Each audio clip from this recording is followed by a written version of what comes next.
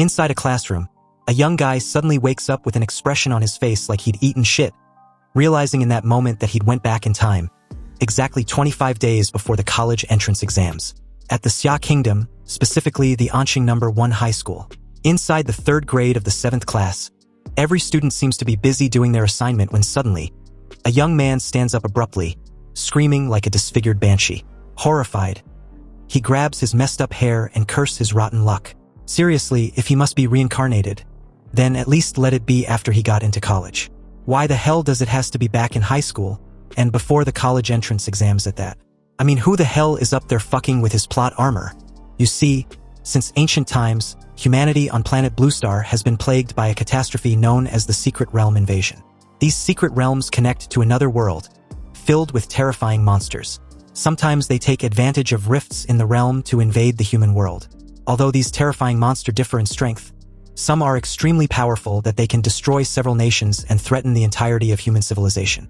To fight back, humanity developed a beast gene system, injecting beast genes to awaken a monster template and unlock genetic talents.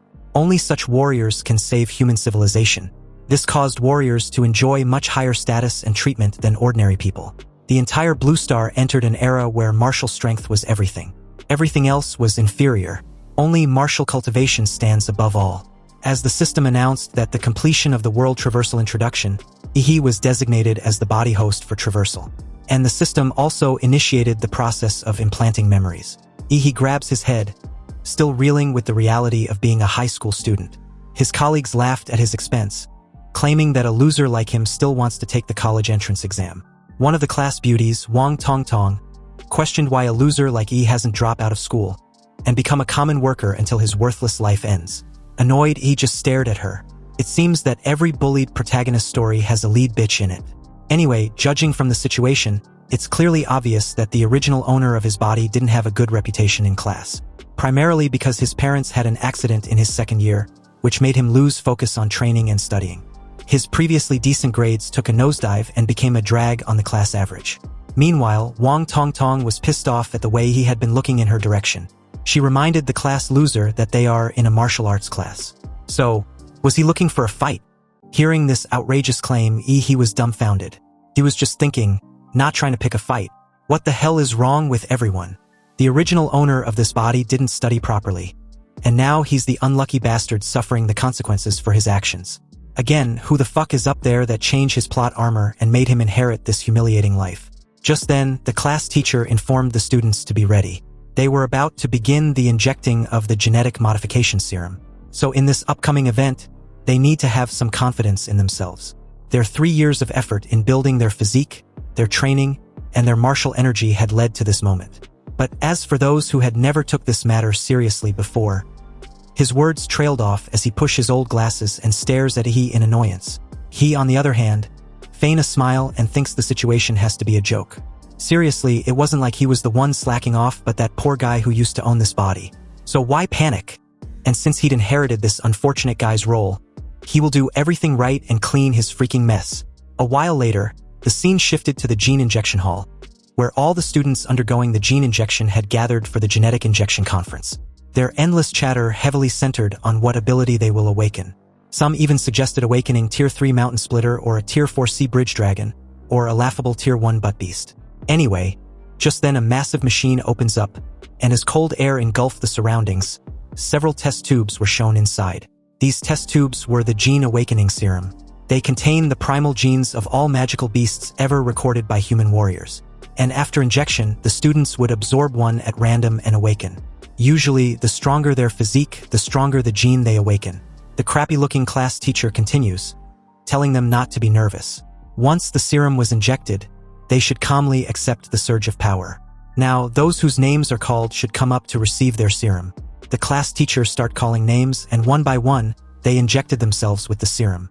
After injecting themselves with the serum, apparently their teacher's advice was horseshit because they suddenly started screaming in pain or pleasure like they were having an orgasm or some shit. He saw this, knew exactly what he was in for, but immediately bit the bullet and injected himself with the serum, expecting to undergo a similar process like the rest. But nothing. With his eyes opened wide, he remained speechless as the class teacher approached him with a skeptical look on his face. You don't seem to have changed much, he questioned. Clueless as to why, he replied that he might have gotten a fake dose. Wang Tongtong mocked and laughed at him as she approached, stating the obvious that he seemed to have not awakened anything at all. She poked his irritated face and continued, commenting that a warrior who hadn't awakened was like a bird without wings. So, isn't he royally doomed? After all, this suits him just fine, right? Now he doesn't have to be a warrior. As Wang Tongtong continued her teasing session, yapping like a chatterbox, he found her to be extremely annoying. After all, she was also the one leading the bullying against the original owner of the body. Unexpectedly, this immense emotion suddenly burst out a strange feeling inside him. The system also detects this and informed him that he'd acquired an infinite monster template, displaying his current growth status. It had his name as the host, Grady as his overall physique, and a list of his martial skills, which was the 9th student basic chi technique, the blocking palm, and the iron body technique. Wang Tongtong saw this sudden action and questioned what the loser was doing. If he hadn't awakened, then he should stop pretending already. He even tried to warn her to stay away, but this blockhead bitch never listens. And now it was too late anyway. His body shakes violently, his eyes glowing with an immense power. Then unexpectedly, this immense power burst forth in the form of a raging beast so enormous and powerful that Wang Tongtong, who had been close to him, was trashed across the room like a freaking rag doll. However, she was not the only one, even though she suffered the full force of Ihi's awakened power. All the students around had a similar experience. This unexpected display of power immediately garnered the attention of the top awakeners, Miss Lu and Li Xinyuan. The system notified Ihi of awakening an A-rank template, the Mad Flame Daimola. The bloodline abilities are the Scorching Breath, the Molten Pulse, and the Spore Absorption. His advanced form is the Flame Lord, also Daimola, but it will unlock when template compatibility reaches 100%. Currently, he was at 3%. As Ihi comes to terms with this information, he wondered if this power could be the golden finger the system had gave him. His impression on the students had suddenly undergone a complete 180 the moment they realized the loser of the class might have awakened something monstrous. His aura managed to blow almost everyone away, especially Wang Tongtong, who had awakened a second-tier magic beast, the Flaming Lizard. Wang Tongtong was knocked out cold, drooling all over like an infant. He apologized to everyone, stating that he'd made quite a scene awakening. Well, no shit. Nonetheless, he did warn everyone to step back, but no one listened. Anyway, who would have thought the loser of the class would make most of his classmates bow and acknowledge his monstrous potential? They were practically kissing the floor at this moment. But just then, the PA system announced that all the awakened third-year students must now proceed to the testing building to examine what kind of magical beast gene they have awakened and to test their martial arts level. At the Gene Breakthrough Detection Device, which tests the subject's magical beast gene and martial level, all the third-year students gathered to test their magical beast gene and martial level. As the holographic screen displayed every awakened information the moment they're examined, the current student on display was Li Xinyuan. He awakened a third-tier magical beast bloodline, the Swift Spine Bug. Some students commented on his lucky break. After all, he was just an average student in their class before awakening. But now, he was probably the #1 student with a strong bloodline. Strong bloodlines are really unfair. Another student, Chu Zhou, lived up to his title of being the top student of the grade. Not only was he a level 9 martial apprentice, but he even awakened the top-tier bloodline among tier 3 bloodlines, the Ice Demon Dragon. It seems this time around, the champion of Anqing City will be him. Next was Miss Lu, who was also a level 9 martial apprentice, and had awakened a stage 4 rare bloodline, the Nether Sparrow. A well-deserved ability for the top scorer of the province. If a stage 4 bloodline beast appeared in its true form, then it could destroy most of a city. Warriors would be as weak as ants before these beasts, and only grandmasters can resist them. In that moment, he noticed something peculiar. Everyone's awakened beast templates were all classified as stage 3 or stage 4. So why was his classified as A class? Just then, it was his turn to be examined, but the moment he turned towards the test tube chamber, the crowd of students were staring at him with dreamy eyes, believing he was going to be someone important one day. The girls even wanted to have his children right then and there. He knew this world really revolved around martial power, but seeing it firsthand, and directed at him, he walked into the test tube chamber with an aura of superiority and confidence. The crowd cheered him on like crazed fans. With such an insane aura after awakening, his level must be the highest with probably a huge breakthrough. Li Xinyuan just watched with a serious expression, finally noticing Ihi's name. He acknowledged him to be someone to look forward to. Unexpectedly, what happened after was absolutely mind-boggling. Because Ihi's data only showed basic information, a stage 3 with an unknown beast bloodline. Seeing this, A brief silence ensues as everyone tried to make sense of what they were witnessing, their surprise and shock evident. But the moment apprehension sank in, the guys laughed at Ihi like the mad joker, while the girls cringe in disgust and embarrassment for ever entertaining the idea of being with such a person. Meanwhile, Ihi calmly walked out of the test tube chamber, expecting this result. Inwardly, he knew. His martial power and beast bloodline are unique and probably immeasurable. His system template also wasn't detected, but it triggered the prompt for the infinite monster template. His template rank might be different from the rest, but this also means as long as he meets the conditions, he can draw monster templates infinitely. With this, Ihi aims to become the king of monsters. So, later that day, the awakening ceremony ended and classes was over, but inside the class teacher's office, the old guy wondered why he suddenly wants a break to study and come back for the college entrance exam. Did he honestly think he would believe that a student such as him will actually study at home? He tells him he really wants to improve. He knows he has fallen too far behind, so he has to go through special training now. If he follows everyone else's pace, then there's no hope for him. Just then, his class teacher tells him he knows this. If he wants to become a warrior, the only way is to go to college. Beijing University was something that was not easy to get into, so he should be preparing a lot. He knows he had awakened his bloodline, but his foundation was too weak. So there was no way he will pass the entrance exams with this strategy. But there was no rush. He should prepare to repeat the year and try again next year if he fails. However, he ignores this. He states that he was desperate to learn. He might not understand, especially since he awakened a powerful bloodline.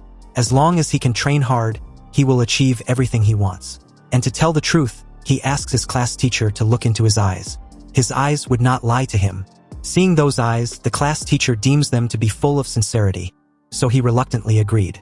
But if he fails, he will be coming back to study under him to repeat the year for next year. A while later, Ihi arrives at the Anqing Warrior Center. Upon entering the center, Ihi, already aware that his parents' house was mortgaged for about 600,000 yen, and with the compensation for their accident over 1 million, he now has enough money to be heading to the main city. But to improve his power now, he has two options. One is to level up as a warrior, but the other way is to increase the contract rate with Tamura's model. And according to the data of the Infinite Monster template, each template starts with only 1 point of compatibility. But Tamura clearly has 3 compatibility points. What Ihi doesn't understand was where did the last 2 points come from? And for that, there was only one answer. The Tamura model absorbed the power of the genetic awakening serum and gained 2 accounting points. This proves that the serum basically related to the genes in this world may be improving its model abilities. Instead of training to death as a warrior, he could be spending money to increase his compatibility. This strategy, if he's being honest, will be much better and suits him perfectly. Anyway, he needed to hurry up and buy some genetic enhancement serum. However, the moment Ihi passes by the identification card checkpoint and entered the building, he experienced the biggest shock of his life. His eyes widened in surprise. In front of him were warriors with various awakened bloodlines, the overwhelming presence of their genes clearly evident. But what was surprising was that everyone in there had already awakened their lineage. After awakening the Mad Flame Tamura, Ihi obtained a unique sensory ability, the magnetic field of life. Since Tamura may be sensing vital signs emitted by creatures through the release of his vital magnetic field, he may be clearly feeling the chi and blood of the warriors burning them, as if it were a furnace inside them. And along with the roars of their beast bloodlines as warriors or monsters, he can no longer suppress the fighting desire within him. After all, the Mad Tamura is the king of beasts in their world, destined to conquer all life on the planet. But unfortunately, he was just a rookie at the moment, so he can only suppress Tamura's fighting bloodline for now. When he gets stronger, he will show the whole world the meaning of being the king of beasts. Suddenly, someone grabbed him by the shoulder from behind and called out to him. This person turns out to be a baddie who advised Ihi to not peek at people so casually like he intends to challenge them. He was a bit startled upon realizing this, so he apologized. She replied that it was fine. After all, it seems Ihi probably just awakened his monster gene, so not being able to control his powers was normal. But what brings him to the warrior's center? She questioned. He calmly replies that he was there to buy genetic medicine. But the place was huge and he can't seem to find his way. Could you help me out? Sure, but why are you already using genetic medicine at this stage? He asked if there was something wrong with that. Not really. She smiled and continued. It's just that gene medicine isn't cheap and can easily cause resistance, making it less effective over time. If you want to maximize the effect, warriors usually wait until their bloodline reaches the bottleneck before using it. He then asked how much one gene potion cost. At Ihi's current stage, he can only use the solid-type beginner potion, and it costs around 400,000 yen. This price tag scared the young king of beasts shitless. It was way too expensive for a broke guy such as himself. Even if he used all his savings, he couldn't afford 5. But he still needed to buy it, so he wanted to know if the lady knew anyone who could get him the potion at a discount. The lady, who happens to be a good person, ends up giving Ihi a business card. It was a recommendation from a veteran warrior so he could get a really good discount if everything goes his way. He thanked her and took his leave. If fate allows it, they would likely meet again. After clearing out his account, he heads to a warrior's weapon shop. And after his insane spending, it was already nightfall when he got home. Inside his apartment, Ihi began his upgrade. He took those injections and was under immense pain. He could feel his bones shuddering and blood boiling as his compatibility increases from 3% to 4%, then to 7%. His overall stats also increased from 8 to 10, then from 10 to 15, which was the armed rank 7. When he was done, he crouched on the floor, completely exhausted. So this is what leveling up feels like, he stated breathlessly. However, with each shot of gene potion, Ihi's physique improved. By the final one, it only increased a little. It seems that as his body strengthens, further base mutations become harder and harder to trigger. Nonetheless, his current development was not bad at all. In just a few minutes, he gained what others work 3 years for. And this was just using his base physical stats. If he activates the Daimola's bloodline power, then maybe he really does have a shot at being the top scorer in the exam. This is just too incredible. If cheat mode can't beat the geniuses, then this cheat is way too weak. Next, it seems he has to depart to the secret realm. For context, the secret realm rifts are ranked from S-class to E-class. The higher the ranks, the stronger the beasts inside. Beasts in S-class realms are completely uncontrollable by humans.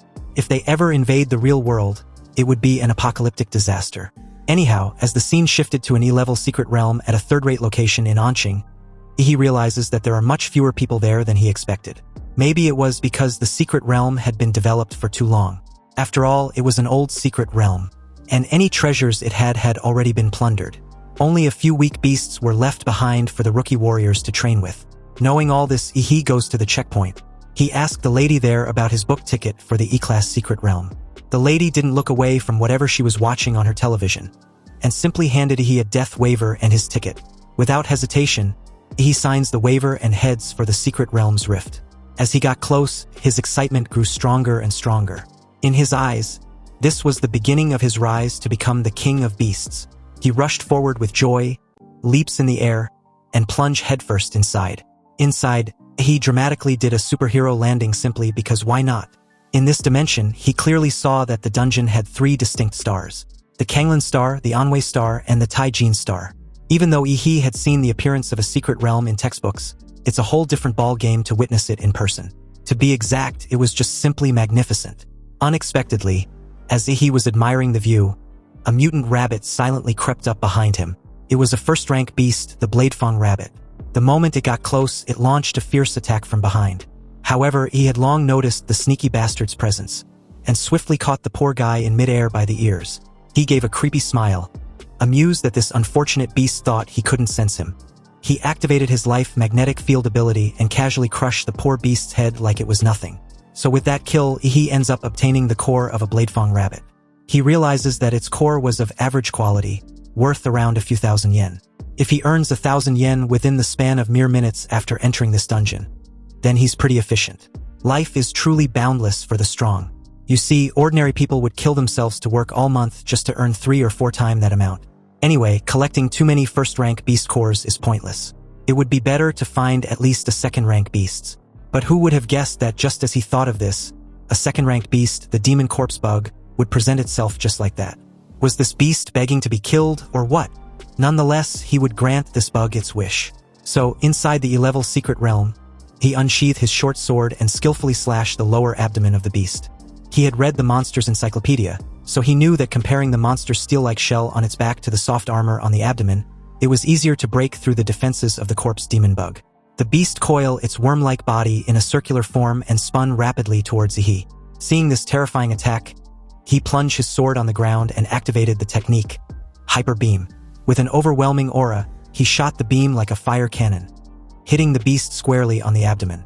However, this wasn't enough to kill it, and in retaliation, it also shot out several spinning discs from its mouth.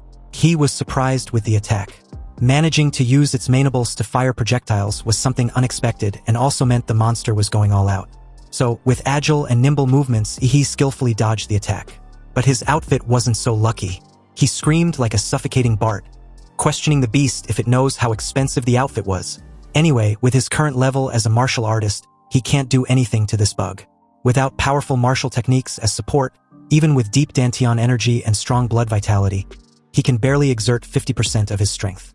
And that's mainly because the original owner of the body was such an academic failure. Nonetheless, he has no choice but to cheat. Done with this fight, he activated his Mad Demola, the Emperor Demon's bloodline, empowering his physique from 15 to 21. His arms managed to transform into a beast form, with lethal claws and impregnable skin. As the demon corpse bug launched forward with its wide-open mouth with razor-sharp teeth, he leaped into its mouth. And the moment he was swallowed whole, he starts tearing the beast from the inside. The monster bellowed excessively until he pierced its skin and came out from its lower abdomen. It died immediately after.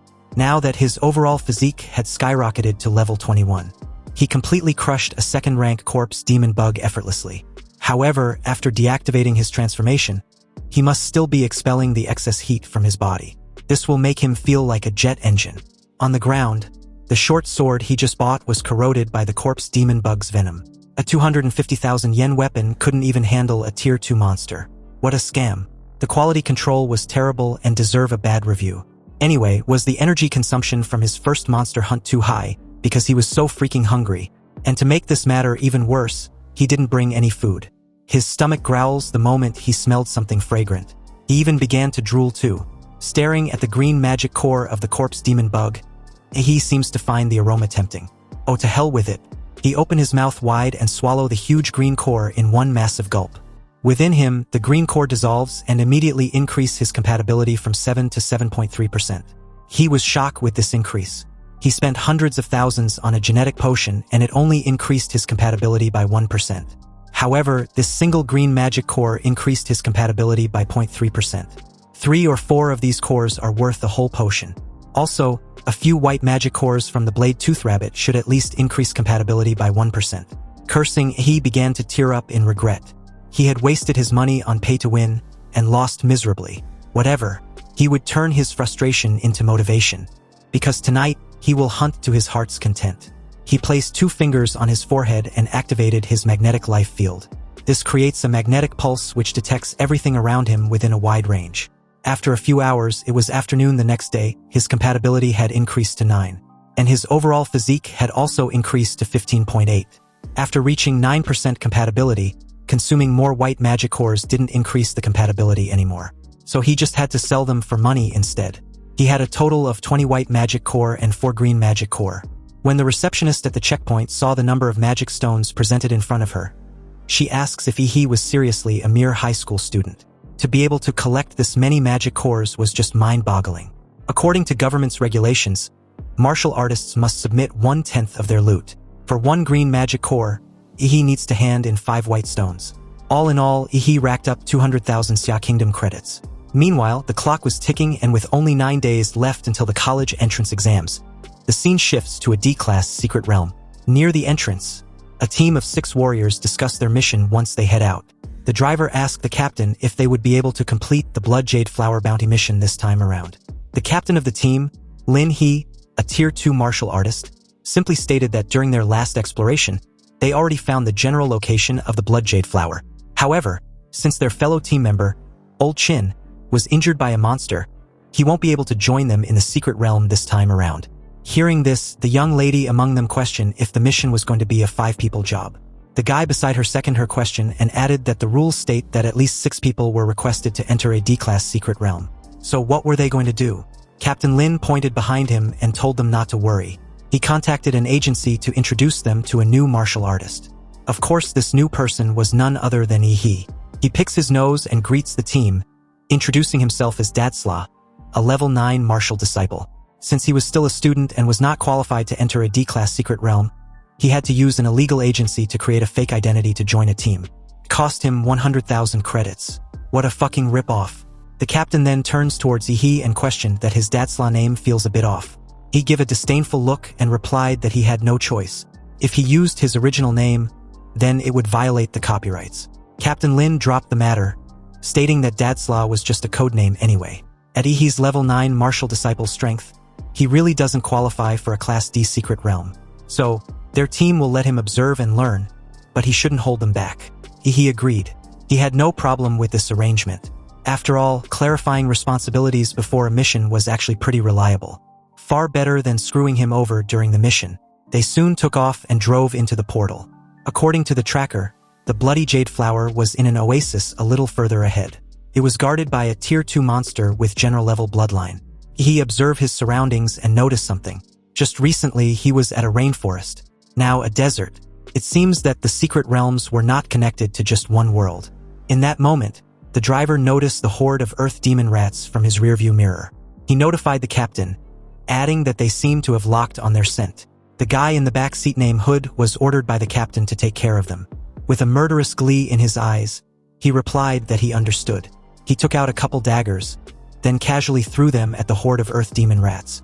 The moment the daggers pierced the earth demon rats, they exploded. The team casually proceeds forward without any further interference. Mr. Hood nonchalantly stared ahead, inwardly feeling full of himself. He, on the other hand, just stared at the guy. Mr. Hood infused martial energy into his throwing dart, which exploded like a bomb upon impact. Seems this guy is ruthless. Shortly after, the group arrived at their destination. They got out of the car and walked the remaining distance on foot. He, like a true rookie, casually asked why they weren't driving. There was still some distance to the oasis. Captain Lin replied that the monsters in the oasis were highly sensitive, so the sound of an off-road engine would definitely alert them. Anyway, to distribute tasks while walking, Captain Lin tells Xiao Xia to throw the stun grenade later to lure the beast out. Xiao Wu and Hood would set up the traps. Old Lu would provide suppressive fire, and Lin He would handle the front line. Oh, and for Godzilla, he would stay still and watch. Fine by me, he answered, already bored. So, just like that, the strategy was put in play. The stun grenade contains high-level monster pheromones, making some beasts think their territory was being invaded. This will obviously attract them. Almost immediately, a Tier 2 Earth Dragon appears, roaring fiercely like a crazed animal. Seeing this, Captain Lin reminded Ihi to be careful because the monster was heading their way. Meanwhile, elsewhere, a silhouette of a mysterious guy appears at the site where Mr. Hood eliminated the horde of earth demon rats. He casually picked a dagger up and licked the blade with a sadistic glee. Back at the oasis, Captain Lin imbued his sword with martial energy and skillfully decapitated the earth dragon. The moment he landed, Xiao Xia and Xiao Wu rushed to his side, questioning if he was okay. Captain Lin sheathed his sword and replied that he was okay. They should proceed forward as planned. But in that very moment, a massive paw suddenly loomed dangerously over its target, Captain Lin. His teammates warned him to watch out, but it was too late. The dying creature planned on taking the captain along with it. Unexpectedly, he exerted a considerable effort in his legs and leaped high in the air. In the air, he spared no effort, unleashing a terrifying hyper beam at the beast. With his current level and strength, the poor creature stood no chance. If it wasn't dead before, it was super dead now. Everyone was stunned with Ihi's sudden display of martial prowess. After all, he was just a mere martial novice, yet he had the power to shake a Tier 2 beast. Seriously, what an incredible punch. Xiao Xia, Xiao Wu, and even the captain began to fawn over him. He just casually basked in all the attention and simply acted like it wasn't a big deal. Captain Lin then thanked him for saving him. With the death of the Earth Dragon, Old Lu pulled out its soul essence and called out to the captain to take a look. Everyone's attention shifted to the great harvest they've gotten, which, to be honest, looks like a large fruit. Xiao Wu was surprised that the soul essence was worth that much. Of course, the captain stated and added that it could also greatly improve a warrior's template. It was a close call this time around, but he believes they would be able to defeat the dragon and find the blood jade flower. But in a surprising and unexpected turn of events, his lower abdomen was suddenly pierced from behind by a sharp dagger. The shady backstabbing weasel was none other than Mr. Hood. He told the captain that there was no point in thinking of such things now, he was going to die, and soon his entire team will follow. The group was shocked with this betrayal and questioned Mr. Hood what he was doing. Mr. Hood made a massive leap backward the moment the captain swung his fist behind him. He landed beside Huapeng, the bulky guy from earlier. Huapeng simply replied the group that Mr. Hood was doing what he was always meant to do, which was to strike it rich. The team was furious with the sudden appearance of Huapeng, so he questioned Xiao Wu if they know Huapeng personally. Xiao Wu informed Yi that Huapeng robs martial artists of their loot they find in the dungeons. And recently, he had set his eyes on them.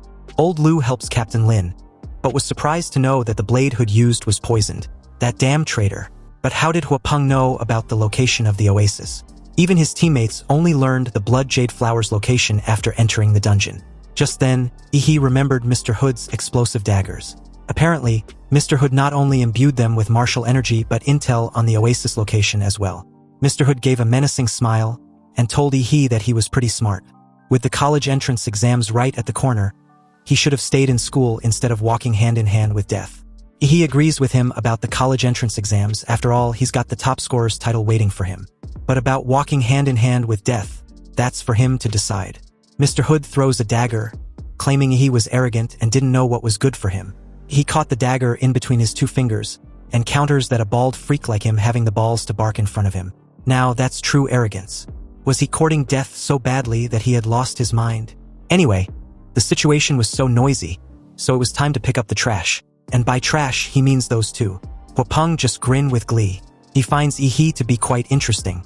He then orders Mr. Hood to take care of Yi. To be exact, he wants his head. At that command, Mr. Hood grabs numerous daggers and throws them toward Yi within a fraction of a second. Knowing full well of the explosive nature of the daggers, he roared, and the mere shockwave of the roar shattered the explosive daggers. The next moment, Mr. Hood, known as Huda, disappeared from Yi's line of sight and appeared directly above him. The team warned Yi to be careful the moment Huda's martial technique, the mountain splitter, was locked on him.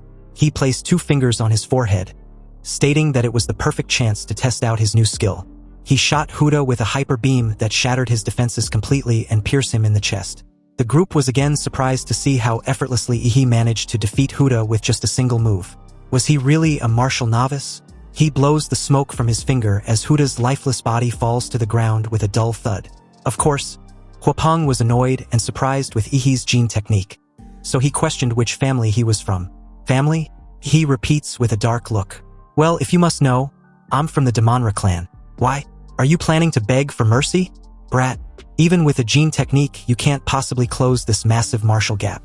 With a massive bear-like roar, Huapeng activated his Tyrant Terror Black Bear bloodline, his already massive size growing 1,000 times over. As his imposing figure looms over Yi, he activated his Peak Shaker martial technique. He bend lower, and with his hyper beam, aims at Huapeng's legs. The mountain beast of a man roared in pain the moment he was shot at. The moment he closed his hands into one massive fist and slams down on Yi, he was already above him in the air. Huapeng immediately leaps in the air as Yi comments about how second-tier martial artists are really something else.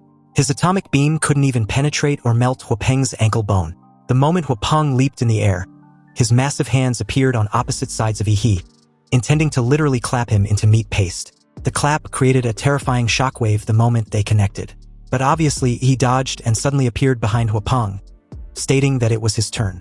Huapeng's eyes widened the moment Yi activated another technique, the core-fused mountain-crushing fist. His hands grew in size and was imbued with martial energy. With this, numerous fists rained down on Huapeng like a tsunami. Huapeng was done for and could not even dodge a single blow. As the dust settles, he, with steaming fists, stood tall over Huapeng's body. The idiot's body was raided with countless blows. Not even his face was spared. The group stared at the scene with wide eyes, speechless at the sight. As Huapeng's disfigured face came to view, he painfully states that Yi's gene technique emits toxic gas. It was so despicable. A wicked martial artist like him will definitely be punished. He curses Yi with this fate. With an overwhelming aura, he glared at the idiot and presented him with another core-fused mountain-crushing fist. With people cursing him left, right, sideways, and center, their curses will just keep piling up and Huapeng's own will only have to wait in line. So, who the hell was he supposed to be again? The scene shifted and just like that, 9 days had passed, and the college entrance exams was about to begin in full swing. The event was taking place at the Central Sports Stadium of An City. The host of the event welcomed everyone, mainly the students. The year's General Higher Martial Arts School enrollment was about to begin, so he would like to wish everyone good luck in the competition. The college entrance exams adopts a competition system. Candidates will compete in pairs, and the winners will advance to the next round. The exams will last for 3 days with the first 2 mainly centered on additions. The students who advances will take the exams on the 3rd day. Each student will fight 3 matches in the additions, and the students who get promoted successfully will compete all the way until the top scorer of this year's college entrance examination is selected. To each student, the prospects you carry on your back are the future of humanity. So please, show your true potential during this examination for both yourself and humanity. So with that, the host officially announced the beginning of the event. In Arena 1, it was a fight between two male candidates. In Arena 4, the fight was between a male and a female fighter. But as the scene pans to Arena 6, the female candidate was missing an opponent. Apparently, the opposing candidate hadn't arrived yet. The host took a look at the list of contestants and found out that Arena 6 was a duel between Wang Tongtong and Yi He, both from Ant City No. 1 Middle School. But only Wang Tongtong was in the arena. According to the rules, if Yi He still doesn't show up after the competition begins, he will be considered as a forfeit. In the arena, Wang Tongtong stood there, smug and satisfied. She knew the Gene Conference made her lose face, a shame she'll carry for life. She was planning to humiliate Yi He with her flaming lizard, but that pathetic fool was hiding and didn't even have the balls to show up. How disappointing, the audience murmured. How pathetic. He's too scared to even show up for the college entrance exams? He's probably hiding at home, trembling. Someone like him shouldn't even be in high school. He should just go sweep the streets. At that moment, the referee blew his whistle and announced that the time was up. And City's first high school, Yi He. But before he could finish speaking, the crowd suddenly felt a powerful presence approaching from above. They all looked up and were shocked to see something heading towards Arena 6 like a meteor. Wait, is that a person? What kind of immense power could allow someone to fly like that? Just as the audience below were debating, the person suddenly landed in the arena, and the immense force caused the entire platform to shake. When the dust cleared, Wang Tongtong was still confused. But in the next moment, a foot was seconds away from warming her face. Wang Tongtong could not dodge and was immediately kicked off the arena. He watched the annoying bitch knocked out cold for the second time and muttered about his close timing. He almost had to wait and come back next year. With Wang Tongtong out of the arena, unconscious, the host loudly announced Yi He as the winner. Hearing this, Yi He scoffed at how easy it was to defeat his previous bully. The audience was amazed at what they had just witnessed, and immediately began shouting and praising Yi He for his martial prowess. One kick and his opponent was done. Also, the way he entered the arena was so cool. Is this what they call a kick from the heavens? At that moment, the system displayed that Yi He's total physique was at 226, and his compatibility was 20%. This sick fucker couldn't help but feel smug. This was all thanks to Captain Lin, who gave him the blood jade fruit. Although it took some time to improve his physique, he can relax and enjoy what's about to happen. After defeating Wang Tongtong, Yi He continued his winning streak. First, it was against a guy from Ant City's No. 4 Middle School, Long Tao. Then against another from the same middle school. 3 matches, 3 wins. And each one ended with a single kick with no hesitation. The audience went wild, shouting like crazed fans, and even named Yi He as the one-kick Superman. As expected, the host announced Yi He from Ant City's first high school as the winner of 3 matches in a row with just 1 strike. And with that, he had advanced to the 3rd round. In the stands, a crowd gathered around Yi He, asking for his contact information. Some even recommended their own schools, and reporters asked him about his dream university. Upon hearing these questions, Yi He's eyes flashed with a proud yet creepy smile. He confidently replied that he was aiming for Huadu University. Hearing this, the crowd around him suddenly dispersed, deeming him to be too arrogant. He sighed helplessly. They didn't believe in him, and he couldn't blame them. Huadu University was the best martial arts college in Xia Kingdom, one of the top 5 in the world, a holy land for all warriors. Cities like Ant City only allow the top students to enter that sacred place. But that's fine. Martial artists are judged by their strength. He couldn't wait to see the look on their faces once he wins first place. At that moment, the examiners noticed Yi He's performance and approached him, asking for a retest of his martial level. After a quick scan, the examiner was shocked. He exclaimed that half a month ago, Yi He was just a level 3 martial disciple, but now he had reached level 9. Upon further investigation, they found out that Yi He had frequently visited E-Tier's secret realms after leaving school. So they asked him why he ventured into such dangerous places right before the college entrance exams. He casually explained that it was to find himself. His father left him a message before he passed away. If Yi He wants to surpass humanity, then he has to stop being afraid of death and become courageous and strong. So he had been entering secret realms, battling and breaking through his genetic locks. The examiners froze when he heard the mentioning of breaking through genetic locks. He needed to report this right away. As the examiners rushed off, he couldn't help but feel like he had somehow become a subject of intense scrutiny. Inside the waiting room, Ihi took out his phone and was surprised at the amount of live streams being conducted on the streets as interviews for parents and friends of the examinees. Sadly, there was no one who came to cheer for him personally. He was just an orphan that no one cared about. Unbeknownst to him, his class teacher was fiercely cheering for him in the comfort of his home. He stepped onto the arena once again, and this time around, his opponent was Luo Xian from the city's third high. He was a martial disciple level 8 with the bloodline of a rare second-tier monster, and both of his parents were warriors. He looked at Luo Xian with boredom and motioned for him to make the first move. Luo Xian, feeling belittled, couldn't help but feel some anger rising within him. He immediately activated his bloodline and used his martial skill, Dashing Lightning Claw, to accelerate to his top speed. His heart beat like a supercar engine, and as he ran, his body accelerated again and again. His sharp claws aimed at Ihi's throat. Luo Xian's martial skill cut through the air like a bolt of lightning, creating sparks with a sonic boom. His attack could even kill a martial disciple of the 9th level if he made contact. However, he never expected that as his arm came near his opponent's throat, he would effortlessly grab it. He casually stated that Luo Xian's momentum was quite good, but he was far from the collision force of Huapeng. Luo Xian, shocked, scared and sweating bullets, begged for mercy. Without hesitation, Ihi delivered a palm strike to Luo Xian's head, and the immense force knocked Luo Xian out cold right on the spot. He then arrogantly asked for a decent opponent.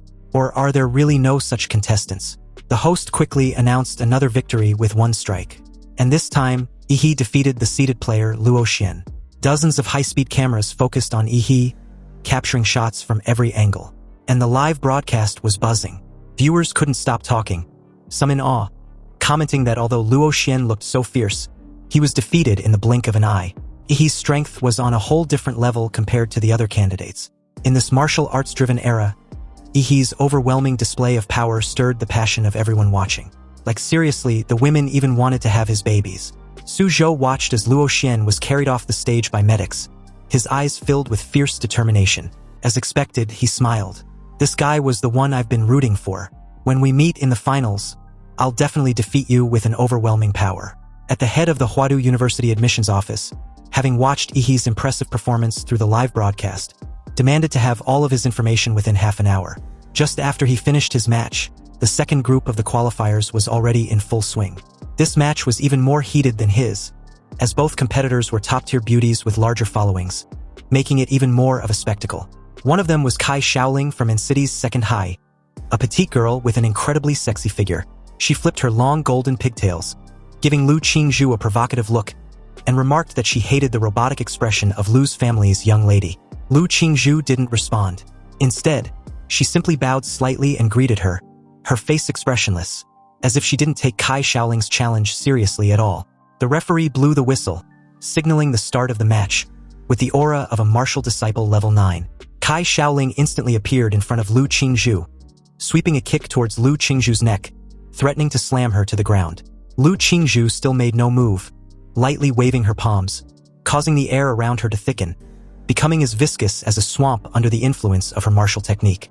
When Kai Shaoling's kick met the air in front of Lu Qingzhu, she felt as though her leg, which could tear through military-grade steel, had instead sunk into soft cotton. Under the diminishing effects, even the high-speed cameras could only capture Kai Shaoling's white leg moving in slow motion, visibly decelerating. Kai Shaoling, furious at Lu Qingzhu's immovable expression, intensified her attack. She cloaked her body in martial energy, minimizing air resistance, and blurred her form into a shadow as she circled Lu Qingzhu, waiting for the right moment to strike a palm to Lu Qingzhu's side. But as her palm neared Lu Qingzhu's waist by just 3 inches, it suddenly couldn't get any closer. Realizing she had fallen into a trap, Kai Shaoling tried to retract her hand, but the air in front of her exploded with unimaginable suction, preventing her from pulling back. At that moment, Lu Qingzhu made her first move, extending her slender fingers, which now shimmered with a jade-like light. The warriors watching the livestream had their eyes widen as they recognized the move, the Hunyuan jade finger from the Xianhuang martial technique. To see a student about to take the high school entrance exams mastering the Xianhuang technique was astonishing. Such martial talent didn't need to be proven through exams. This alone could guarantee a direct admission to Huadu University. Standing close to Lu Qingzhu, Kai Shaoling could feel the terrifying energy from the jade finger, realizing that if she didn't pull out her trump card now, it would be her last chance. Without hesitation, she activated her bloodline, Shadow Tiger King. A massive shockwave exploded from her body, shattering the air around her. Lu Qingzhu, however, didn't choose to withstand the blow. She lightly tapped the ground with her foot, her body swiftly sliding a dozen meters to create some distance. The examiners in the stands held their breath, eyes fixed on Kai Shaoling, amazed. A king-level bloodline is hard to control, and the Shadow Tiger King is known for its brutal power. This girl's future is boundless. The awakening of the Shadow Tiger King's bloodline placed a heavy burden on Kai Shaoling's body. She exhaled hot air and struggled to speak to Lu Qingzhu, challenging her to display the Phantom Crow bloodline. Lu Qingzhu, ever the woman of few words, spoke her first line since the battle began. "This is enough." Kai Shaoling, completely enraged, shouted, "Do you think anyone below a warrior can challenge me?" Her body moved like a vicious tiger, her fierce blood energy coiling into a torrent behind her, her palms slashing through the air toward Lu Qingzhu. Facing the brutal strike, Lu Qingzhu softened the blow with grace, her hands moving like she was playing a piano, the invisible threads of her technique gradually reducing Kai Shaoling's force until it disappeared entirely. Kai Shaoling's attack failed, and she immediately drew on her immense blood energy, dispelling the invisible threads around Lu Qingzhu. With her small body in midair, she kicked again. Seeing this, Lu Qingzhu activated the Xianhuang technique once more, the Hunyuan Jade Finger. The jade-colored tip of her finger collided with Kai Shaoling's fierce kick, and the two powerful techniques clashed, shattering the specially made arena beneath their feet. The arena erupted in a cloud of dust. Tens of thousands of spectators watched with bated breath, waiting for the final victor. As the dust cleared, Kai Shaoling was the first to appear. She was covered in dirt, stumbling a few steps before collapsing to the ground from exhaustion. Lu Qingzhu, however, stood like an ethereal fairy, her hair slightly disheveled but otherwise pristine and composed. With just his martial skills, he completely dominated Kai Shaoling, who also had a martial disciple level 9 and a king level bloodline. Lu Qingzhu's powerful display instantly exploded the live broadcast room. Viewers were amazed by Lu Qingzhu's strength. Some even claimed she was the top scorer from its city, while others leaked that Lu Qingzhu had awakened the 4th-tier bloodline of the Phantom Crow, a talent so rare that most warriors would be unable to defeat her. After Lu Qingzhu's battle, the rest of the matches, though still exciting, seemed dull in comparison. After several rounds of elimination, the final 8 were decided. From N-City First High, it was Yi He, Lu Qingzhu, and Chu Zhou, 2 from N-City Second High, and 3 from N-City Qingfeng Private High. The finals of the top 8 were about to begin, and Yi He stepped up first to draw lots. He drew in Lot A, and as a tall, muscular giant glanced at him, he revealed his own draw, which was also from Lot A. "It seems like we're set to face off." His name was Shen Guan from Qingfeng Private High. He simply nodded and introduced himself. Shen Guan informed Yi He that they were the second match, so they should watch the first match together. He looked simple and straightforward, with hands as big as fans, pointing toward the big screen above the arena. The first match was Luo Shi from Qingfeng Private High versus Chu Zhou from N-City First High. Shen Guan casually started chatting with Yi He, stating that Luo was incredibly talented, and a repeat student who was specifically aiming for Huadi University this year. He had great mastery over his bloodline awakening, but still stood no chance against Chu Zhou. "Chu Zhou, he's from your school, and City's First High, right? So you must know him." At that moment, the host announced the first winner of the top 8 qualifiers, Chu Zhou from N-City First High. The principal of Qingfeng Private High heard the news and cursed angrily, "Damn, we lost right at the start." At this point, he asked calmly, "How does Luo Shi compare to him?" Shen Guan smiled and replied that he was a martial arts president at Qingfeng Private High's senior year level. Honestly, in terms of combat, his 2 teammates combined couldn't even match him. Then, he suddenly turned his gaze toward Yi He and stated calmly that if he's being honest, he thinks Yi He will be his biggest rival in this exam. Shen Guan had always had an extremely sensitive sense, and he feels that Yi He is like a dormant volcano with a beast hidden inside him. He points to the arena and motioned for them to go on stage. It was their turn. So with that, Yi He and Shen Guan face off in the arena. The host announced the second match of the top 8 qualifiers, Shen Guan from Qingfeng Private High and Yi He from N-City First High. As the competition for the top 8 to 4 in N-City's college entrance exams enters its peak, the fist of Shen Guan collided with Yi He's fist in an explosive impact, sending debris flying, and the solid platform under their feet exploded, forming a huge deep pit. With a reverberating boom, the sound pierced the audience's eardrums as a massive shockwave blinded their direct line of sight. Guan sneered excitedly the moment he managed to counter his attack with strength comparable to his own, or maybe even higher. And although he was having a nosebleed, there was no anger on his face, but ecstasy. He'd finally found an opponent who could compete with him in strength, and this truly excited the shit out of him. He also figured out that his nosebleed must be an ability of Ihi's bloodline. It was truly mysterious to be able to directly target an opponent's cells for destruction. But no matter, he knows how to deal with this trivial challenge. He stared at Guan with a calculative look. Guan managed to use his martial energy to create a barrier around his body, shielding himself from Ihi's nuclear radiation. His eyes glowed in delight as Guan commended his martial art. It was truly amazing. He was really a monster not to be trifled with. So in this case, he will also show him his martial arts which had been passed down from generation to generation in his Shin family. Guan activated his family's martial techniques, the Shape Wolf Fist, and followed it up with the Deer Peak. With swiftness and lethality like the venomous snake, and a defense-piercing effect comparable to the antlers of a stag, Guan's double fist moved as fast as lightning, rendering Ihi immobilized and unable to dodge. The double fist shattered Ihi's defenses and hit him squarely in the lower abdomen.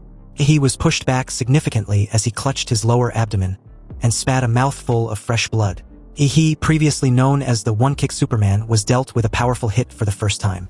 Anyway, before he could allow himself a brief moment of respite, Guan was upon him with another powerful technique, the Bear Crash. You see, Guan's attacks are not simply physical attacks, but he had integrated his martial energy into his body, causing double the damage.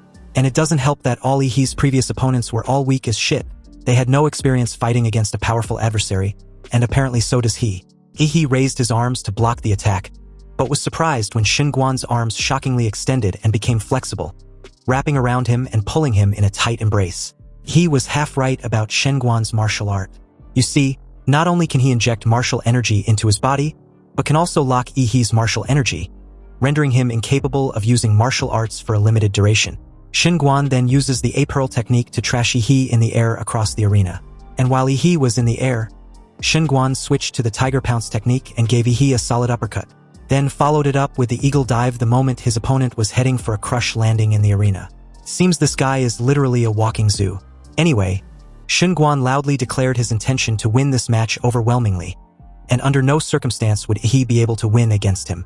He dives headfirst into Ihi, and shatters the arena in a bright and devastating crash as debris flew everywhere. Guan crossed his arms and laughed with satisfaction, believing he had won. With this overwhelming and relentless barrage of attacks, Guan believes he had no chance to fight back. He's definitely got the match in the bag. The medical staff outside the venue even readied themselves to move onto the arena, because the Shape Wolf Fist combination techniques the champion of Qingfeng Private High had just used would have killed even an ordinary martial artist. As the dust gradually settles, the host, clearly a dimwit and just an entertainer, was in the process of declaring Guan as the winner when suddenly, the supposed winner in question felt a terrifying presence behind him.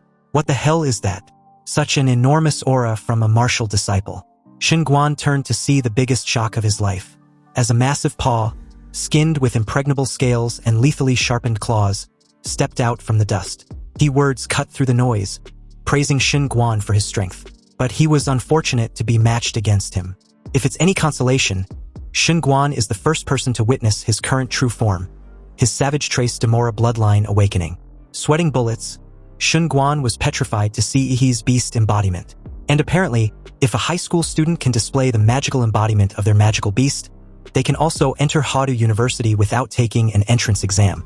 The host announced that he didn't expect that in the small city of Anqing, apart from Lu Qingzhu, a martial arts genius, there was also a bloodline genius. To think that Ihi's bloodline awakening was at such an overwhelming level was truly terrifying. For context, each examiner had been equipped with a monitoring headphone to monitor candidates and a range of factors inside and outside the examination room and arena. However, each examiner, especially the white-beard old guy, saw Ihi's nuclear radiation value and his eyes bulge out like they were being pulled out from their sockets. As anyone might have guessed, Ihi nuclear radiation was off the charts, sitting at 9999999. Seeing this level of nuclear radiation, the examiners were left with no choice but to immediately wrap the arena with martial energy to prevent nuclear leakage. And amidst the crowded audience, Ihi's bloodline was the center of discussion. They find it to be cool and fascinating, but no one knows what the bloodline of his magical awakened beast. What's even more shocking to them was that there was no record of his awakened bloodline in N's #1 middle school. Seriously, how could such a powerful monster be unknown? Anyway, surprising enough, he heard all these discussions due to his heightened senses and was not surprised. After all, it seems that there was no creature like Demora on planet Bluestar, so it's of no wonder that no one had heard of it. Anyhow, back to Xinguan, he was currently having a nosebleed again. So it seems that his martial energy, acting as a shield, was no longer sufficient to block Yihee's nuclear energy. With this in mind, Xinguan intended to end the fight since he couldn't drag it out for long. He also activated his bloodline awakening, the Golden Star Ape Demon, which encased his body with martial energy and increased his physique and overall stats. He even grew in size. He activated his Formwill Fist technique, the Snake Strike, and went on the offensive. Seeing this, he countered the attack with a strike of his own, which was a terrifying and definitely a powerful offensive attack, the Mountain Arresting Fist. But from an objective point of view, it seems like an upgrade version of Hyper Beam. Anyway, Xinguan's entire left arm was disabled, but if he hadn't released the force of the attack in time, his entire arm would have been completely shattered beyond recovery. Xinguan realized he was making such a big fuss before when he never went all out, but now that he knows he's being slapped in the face. And speaking of Yihee, this fucker was fully immersed in the fight that he'd foregone any reservation he had. He told a dominated Xinguan that he was outstanding. But unfortunately, this is as far as he can go. This current outcome cannot be changed. Seeing the activation of Xinguan's bloodline awakened, the host announced in delight that in the second match of the 8-4 of this year's college entrance exams, the Third Order King bloodline had appeared, and his opponent on the other side was actually an unknown powerful bloodline of a magical beast, which was obviously rare to see. Xinguan took on a stance and calmed himself. He needed to assess his current predicament with a level head. After Yihee's bloodline awakened, his strength is simply unfathomable, so a direct confrontation was not advisable, since he is no longer able to suppress his martial energy. Now he can only retreat in order to advance when an opening presents itself. On the other hand, he made a mad dash towards the big guy, informing him not to be distracted. But the moment Yihee got close to Xinguan, the big guy made a tactical retreat and at the same time, activated his Formwill Fist, the Snake Strike. His arm became flexible and moved like a snake, wrapping around Yihee's left hand. With his left hand temporarily restrained, Yihee, surprised and distracted for a fraction of a second, saw Xinguan use this narrow opening to swiftly move behind him. Xinguan informed Yihee that he's unable to budge him as he expected. However, his aim was to reposition behind him all along. And now that he had, Xinguan leaped high in the air and suddenly stumped down on Yihee with a force comparable to the weight of 1,000 tons. Although the pressure would have immobilized any other candidate, Yihee swiftly dodged the bone-crushing stump with ease. Again, Xinguan made another tactical retreat with two massive leaps backwards the moment his attack failed. Believing he'd put enough distance between himself and Yihee, Xinguan looked up at his opponent and was surprised to see that Yihee was casually watching him the whole time with his arm folded. Releasing his terrifying aura, Yihee announced that it was his turn to attack. The moment he raised his right foot, he was upon Xinguan with another mountain arresting fist. Xinguan surprisingly got on his knees the moment Yihee was about to strike, and admitted defeat. He respectfully surrendered, leaving Yihee speechless. He was shocked with this outcome. He was all fired up, ready for his turn, but Xinguan was surrendering now. What is he going to do now that he's all riled up? Damn, this is so uncomfortable.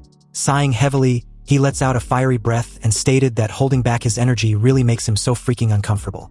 Nonetheless, according to the rules, once one party surrenders, the other party has no right to attack. The host declared Yihee as the winner, and the crowd cheered excitedly like crazed fans, claiming he was awesome and cool. In the comments section on almost all media platforms, Yihee and Xinguan's match was the trending topic of discussion.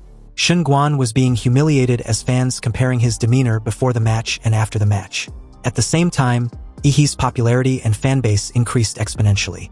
A chat group was even established by his fans with full video of his matches in the college entrance exams.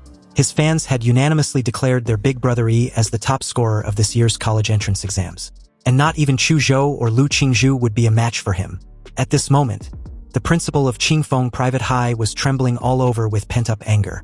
After all, he'd placed all his hopes on Xinguan the moment Luosher lost.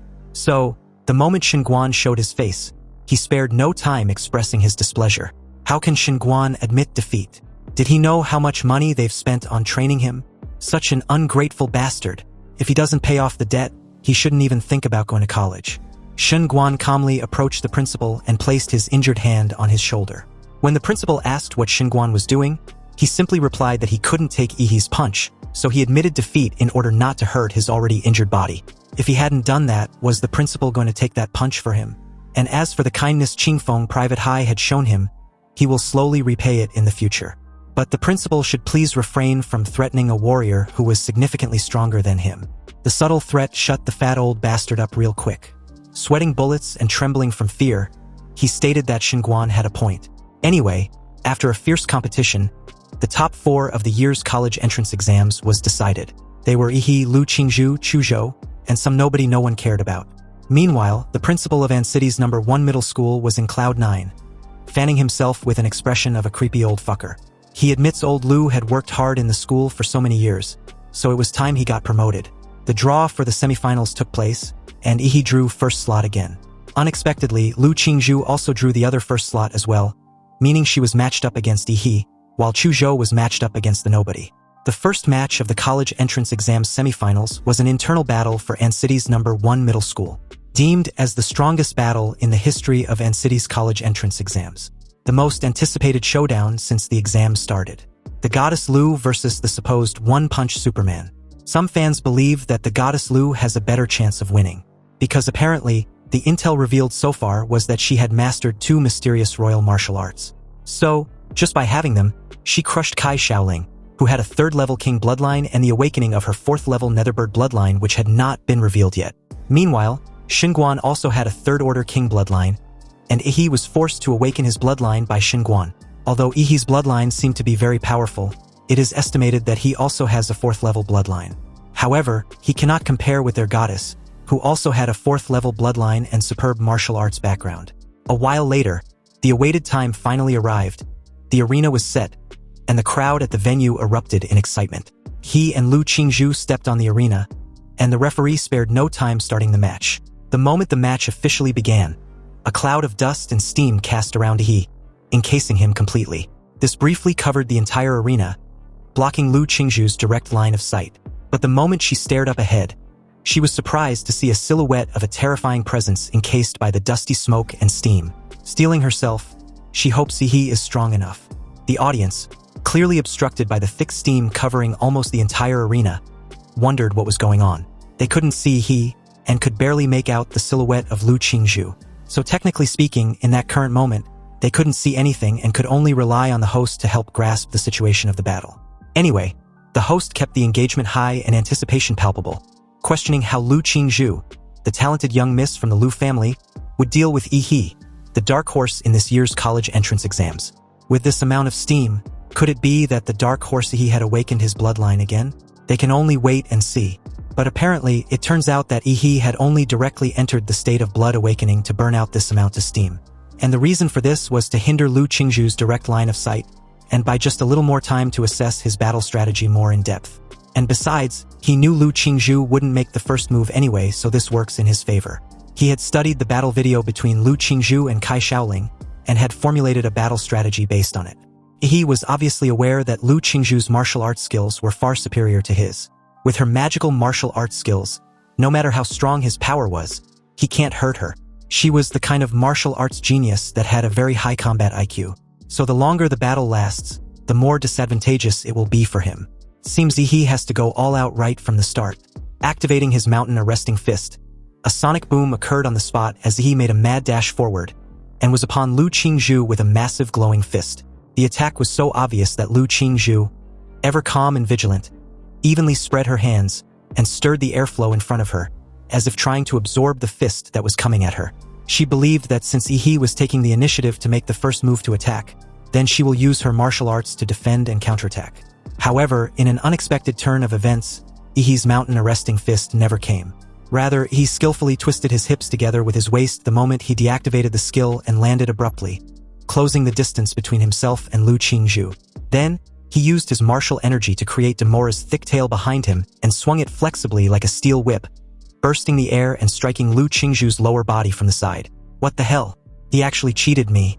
In all her years fighting since she was a child, Lu Qingzhu had never encountered an opponent who had clearly committed to using a fist to strike, but changes abruptly and ended up using a steel whip. You see, when masters fight, changes often occur within a few critical seconds. Now, Lu Qingzhu's rhythm was disrupted, so she backflipped a couple times to put some distance between herself and Yi. However, Yi was not going to waste such a good opportunity when his opponent had clearly lost her rhythm.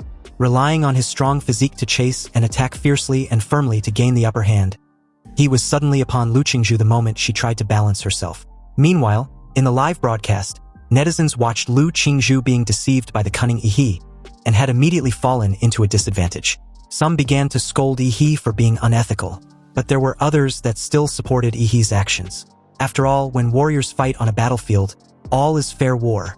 Anyway, Yi's pursuit was too fierce and relentless, leaving no chance for Lu Qingzhu to escape at all.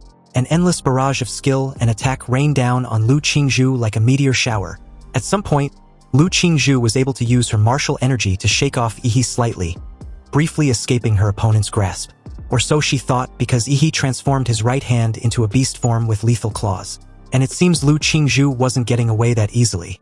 Suddenly, the dark, impregnable claws of Yi was directly imbued with martial energy as it tore through the air. Fortunately for Lu Qingzhu, she was able to sense this. She skillfully flipped back horizontally in the air just in time to avoid being swept by the projected claws imbued with martial energy. They even exploded behind her the moment she gracefully landed. And of course, her dear classmate was upon her again, giving her no room of respite. The two were right back where they started. He on offensive, releasing an endless barrage of attacks, and Lu Qingzhu on the defensive, blocking one wave of attack after another.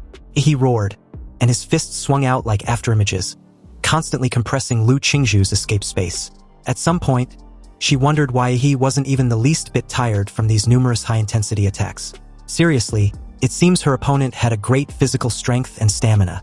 You see, Lu Qingzhu had mastered two mysterious royal martial arts, one of which was the defensive Lu family secret art, the floating shadow, and the other was the Hunyuan Jade Finger, which was more offensive. If she could use either of these techniques, she would be able to escape from Yi's onslaught. But it was as if Yi was aware of this and wasn't even giving her any chance to do so at all. And from the looks of things, she won't be able to hold on for much longer before she falls off the arena, thereby losing by eviction. Lu Qingzhu had a cool and pretty face on the surface, but inwardly, she was already sweating from anxiety. Also, forced into a corner, she was left with no choice but to use her trump card. He immediately sensed a sudden shift as Lu Qingzhu activated her bloodline awakening, the Nether Bird. At that very moment, Yi, who was about to punch Lu Qingzhu, quickly retracted his fist and retreated. The reason was the dark purple sparks that came out of Lu Qingzhu's body. With a loud and sharp cry of a bird, he saw Lu Qingzhu soaring into the sky, and the Demora's blood flowing in his body began to boil, as if he felt the provocation of another creature at a very high level of life. Plump dark purple wings had grew on Lu Qingzhu's back, and under the light, the wings sparkled with colorful light. The dark purple wings did not need to flap because the wind element automatically lifted Lu Qingzhu into the air. Her amethyst-like pupils stared directly below at the dark blue demon on the arena, and the air suddenly seemed to be sparking with the fighting spirit of the two. The host loudly and enthusiastically announced that although Lu Qingzhu was still far from mastering the true form of her bloodline, she was able to develop the most important organ of her bloodline, the wings of the Nether Bird. For the first time, the Nether Bird can be seen on full display by none other than our genius beauty Lu Qingzhu. Subsequently, the live broadcast platform lit up at this moment as comment kept pouring in like a tidal wave. After her bloodline awakened, Lu Qingzhu stretched out her slender jade finger and pointed at Yi as her fingertips began to turn a transparent jade color. In a cold tone, Lu Qingzhu declared for Yi to be careful, because she can't control her strength in this awakened form. Really? Yi replied excitedly from below. I'm glad you said that because up until now, I have only exerted about 50% of my strength. So I guess I can finally go all out. Don't disappoint me. Accompanied by a strong wind that swept across the entire arena, Lu Qingzhu was behind Yi in an instant like a bolt of lightning. He even smelled a faint and beautiful fragrance before he even registered Lu Qingzhu's presence behind him. Lu Qingzhu activated her mysterious royal martial art, the Hunyuan Jade Finger. He immediately turned and activated his atomic blast fist. A crystal blue light shone on his fist, and this was the skill Yi used to combine Demora's atomic reaction ability with martial arts. The elegant jade fingertips collided with the ferocious blue magic fist, and a massive energy reaction occurred where the two touched. Then, following a huge explosion of light and heat, the audience were blinded by the bright impact and the strong gush of wind. In the arena, the two, on the other hand, were also blown away by the turbulent airflow at the same time. Lu Qingzhu's dark purple wings flapped, and the wind elements automatically gathered together, offsetting the impact of being blown away by the airflow. Lu Qingzhu used this force to break through the smoke and dust, and was about to head straight for Yi when she suddenly felt a fatal threat. Shocked and surprised, her pupils suddenly shrank, because on opposite end of the arena, a sudden protruding vertebrae had appeared on Yi's back, and immediately began to lit up one after another in a dazzling sequence. Every time a vertebra lit up, it meant that a horrible atomic reaction was beginning to occur, and was gradually gathering at a single point in Yi's mouth. The immediate space around Yi was heavily charged with atomic energy, as blue thunderous sparks emitted on his protruding vertebrae like lightning, illuminating the massive stadium with a blue glow. In that very moment, instead of the immeasurable nuclear radiation being leaked everywhere like previously, it was rather controlled and gathering rapidly in the mouth of the undisputed king of all monsters. Lu Qingzhu was momentarily frozen in place the moment she felt this enormous energy fluctuation aimed directly at her. This was not good, and to make matters even worse, it was impossible to completely dodge this impending attack. And it seems the radiation around Yi was too massive to get close. Leaving the airspace of the stadium was not an option either, since it counts as stepping off the arena. The audience wondered what was going on as the host announced excitedly that apparently, Yi's magical beast form looks to be gathering power, and the protruding spine on his back also seems to be where this huge stored power was generating from, and was finally being transmitted to his mouth bit by bit.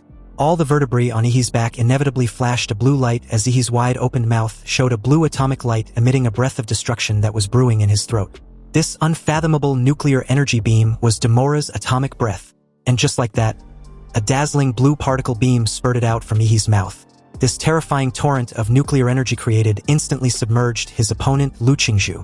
Already feeling the fatal threat of the nuclear attack, Lu Qingzhu still chose to bore the full force of it, or to be exact, angle majority of the energy away from her. She decisively folded her wings, wrapping herself tightly and activating her latent ability Awakening. Suddenly, the blood power of the nether bird was stimulated by Lu Qingzhu in the very moment of life and death, and the countless dark purple feathers sparkled and reflected light like crystals. This was the nether bird's feather deflection. The blue particle beam collided with the dark purple feathers, and like being refracted by a mirror, a thick condensed beam was refracted by the countless feathers into several small rays of light and reflected out. The light was centered on the dark badminton transformed by Lu Qingzhu, reflecting in all directions, and had already shot out of the arena. The examiners wanted to stop it, but it was too late. The audience saw this and was immediately washed in horror. They dreaded their fate because there was no way they could survive the numerous reflected beams. Fortunately for them, in that precise moment, a golden martial energy enveloped the entire arena, and all the beams that was directed outside the arena disappeared as if it was digested the moment it came into contact with the golden martial energy. This power act of neutralizing the countless beams was from City's mayor, Huang Qing. The audience and examiners wanted to greet the mayor, but he gave them a stern look to signal them not to do so. He told everyone to watch carefully. The strongest champion in the history of City will be born today. With enthusiasm, the host announced to the audience that they were fortunate to be protected by Mayor Huang, and with his presence, they can be assured that nothing unexpected like what just happened would repeat. Anyway, after about what seemed like 15 seconds, the atomic breath finally ended. Thick smoke was coming out of Yi's mouth and back like a steam engine, and his eyes were fixed on the girl in front of him who looked somewhat miserable. Lu Qingzhu spat out a mouthful of fresh blood. Her two dark purple wings had melted after reflecting the atomic breath to the limit. If she had not used Vanity and Shadow in time to dissipate the remaining energy impact to the surroundings, she might not have been able to withstand Yi's attack. It's a pity that the bloodline of the Netherbird's true form was too difficult to control, so she hadn't unlocked its core attribute abilities yet. Otherwise, she wouldn't have had such a hard time facing that energy beam just now. You see, from the moment Lu Qingzhu was born, the Lu family had placed high hopes on her. Under the expectations of her family, Lu Qingzhu had to fight in one battle after another to establish her reputation as the eldest daughter of the Lu family. Although outsiders praised her genius and strength, she was not keen on these titles. Maybe she herself didn't even know why she was fighting, or even that she wanted to fight. She felt that it was meaningless to compare herself with others. She just followed her mother's expectations and moved forward silently, always giving outsiders the impression of being aloof and difficult to approach, but in fact she is just simply socially anxious. And the cold and expressionless demeanor is just a protective front for her social phobia. Anyhow, mentally and physically, she was so tired and drained, But based on the current situation of the battle, this could be about the extent of it if she plays her cards right. And no one would be the wiser. After all, with such a strong opponent, it's only natural that she couldn't win, right? Lu Qingzhu thought of this, and immediately prepared herself to pretend to admit defeat after a few more moves with Yi. She came in front of Yi and slapped his chest with a palm, inwardly begging him to hurry up and defeat her already. She knew Yi was smart enough to be able to seize the flaw she was showing. Unexpectedly, Yi didn't make any move and took her palm strike head-on. Lu Qingzhu's big beautiful eyes widened with great confusion in them. She wondered why he didn't dodge like he obviously should, but rather lowered his gaze and just stared coldly at her. Classmate Lu Qingzhu, Yi spoke calmly. Why don't you have the fighting spirit? I felt you were a little absent-minded since the start of the battle. Lu Qingzhu was surprised by this. She never expected that Yi would reject her subtle offer. He continued, his tone cold and clipped. Lu Qingzhu, have you ever looked me in the face? Because if you had, even once, you would have seen instantly that I'd always intended on winning this title fairly and squarely. He suddenly swung his fist, imbued with martial energy, downwards, and the wind from his fists whistled. In desperation, Lu Qingzhu used her arms to block her face and mobilize the airflow, trying to block Yi's fist. But in that moment, all the airflow mobilized by her was torn apart by her opponent. And although her arms protected her face, the punch still managed to connect with the lower section of her face. He called her out on her earlier move and warned her to better start facing him seriously. If she cherished her face, that is. You see, he didn't just throw that one punch and call it a day. He pounced on Lu Qingzhu and began raining punches on her face wildly, furiously urging her to start getting serious. Lu Qingzhu, on the other hand, protected her face with her arms, looking extremely embarrassed. She felt extremely wronged, recalling how she had never been beaten like this since she was a child. And now she's been dunked on the ground in front of hundreds of thousands of live viewers, with punches raining down on her head endlessly. She clearly wanted to give Yi the victory, so why was he still provoking her, trying to force her to fight seriously? You see, everybody has a bottom line, and Lu Qingzhu had tried her best not to lose control, but she finally reached her limit to what she could tolerate after being punched in the face. She roared like a phoenix rising from the ashes, calling Yi an asshole for hitting a girl in the face. Her eyes turned red, and an extremely powerful martial energy burst out, knocking Yi back a couple steps. When the scene shifted to Yi, the fucker looked extremely pleased. That's more like it, he coldly murmured. If the eldest daughter of the Lu family doesn't want to be hit in the face again, then she needs to get serious. There was a strong fighting spirit in Yi's eyes. As the king of monsters, his innate desire was to conquer other monsters. He wanted to let other monsters know that even if they try their best, they will inevitably submit to him in terms of strength. Lu Qingzhu's eyes were red, and the sudden burst of power was her activating the Lu family's forbidden martial arts secret technique, the blood ignition. It can increase the purity of the user's blood in a short period of time, squeeze out the maximum potential of the user, and increase the user's strength dramatically. However, this secret technique has too many side effects and should not be used until it's the last resort. This also means that Lu Qingzhu was starting to fight for her life. Ashes flew all over the sky, and a huge pair of dark purple wings spread out, stirring up a howling wind. There were strange patterns that had spread on Lu Qingzhu's pretty face, and the tail feathers behind her were swayed like an imperial robe as the shrill cries of the bird in her body echoed in all directions. Lu Qingzhu had also unexpectedly entered the true form of the nether bird, and after her true bloodline awakening, she looked radiant and confident, staring at Yi from above.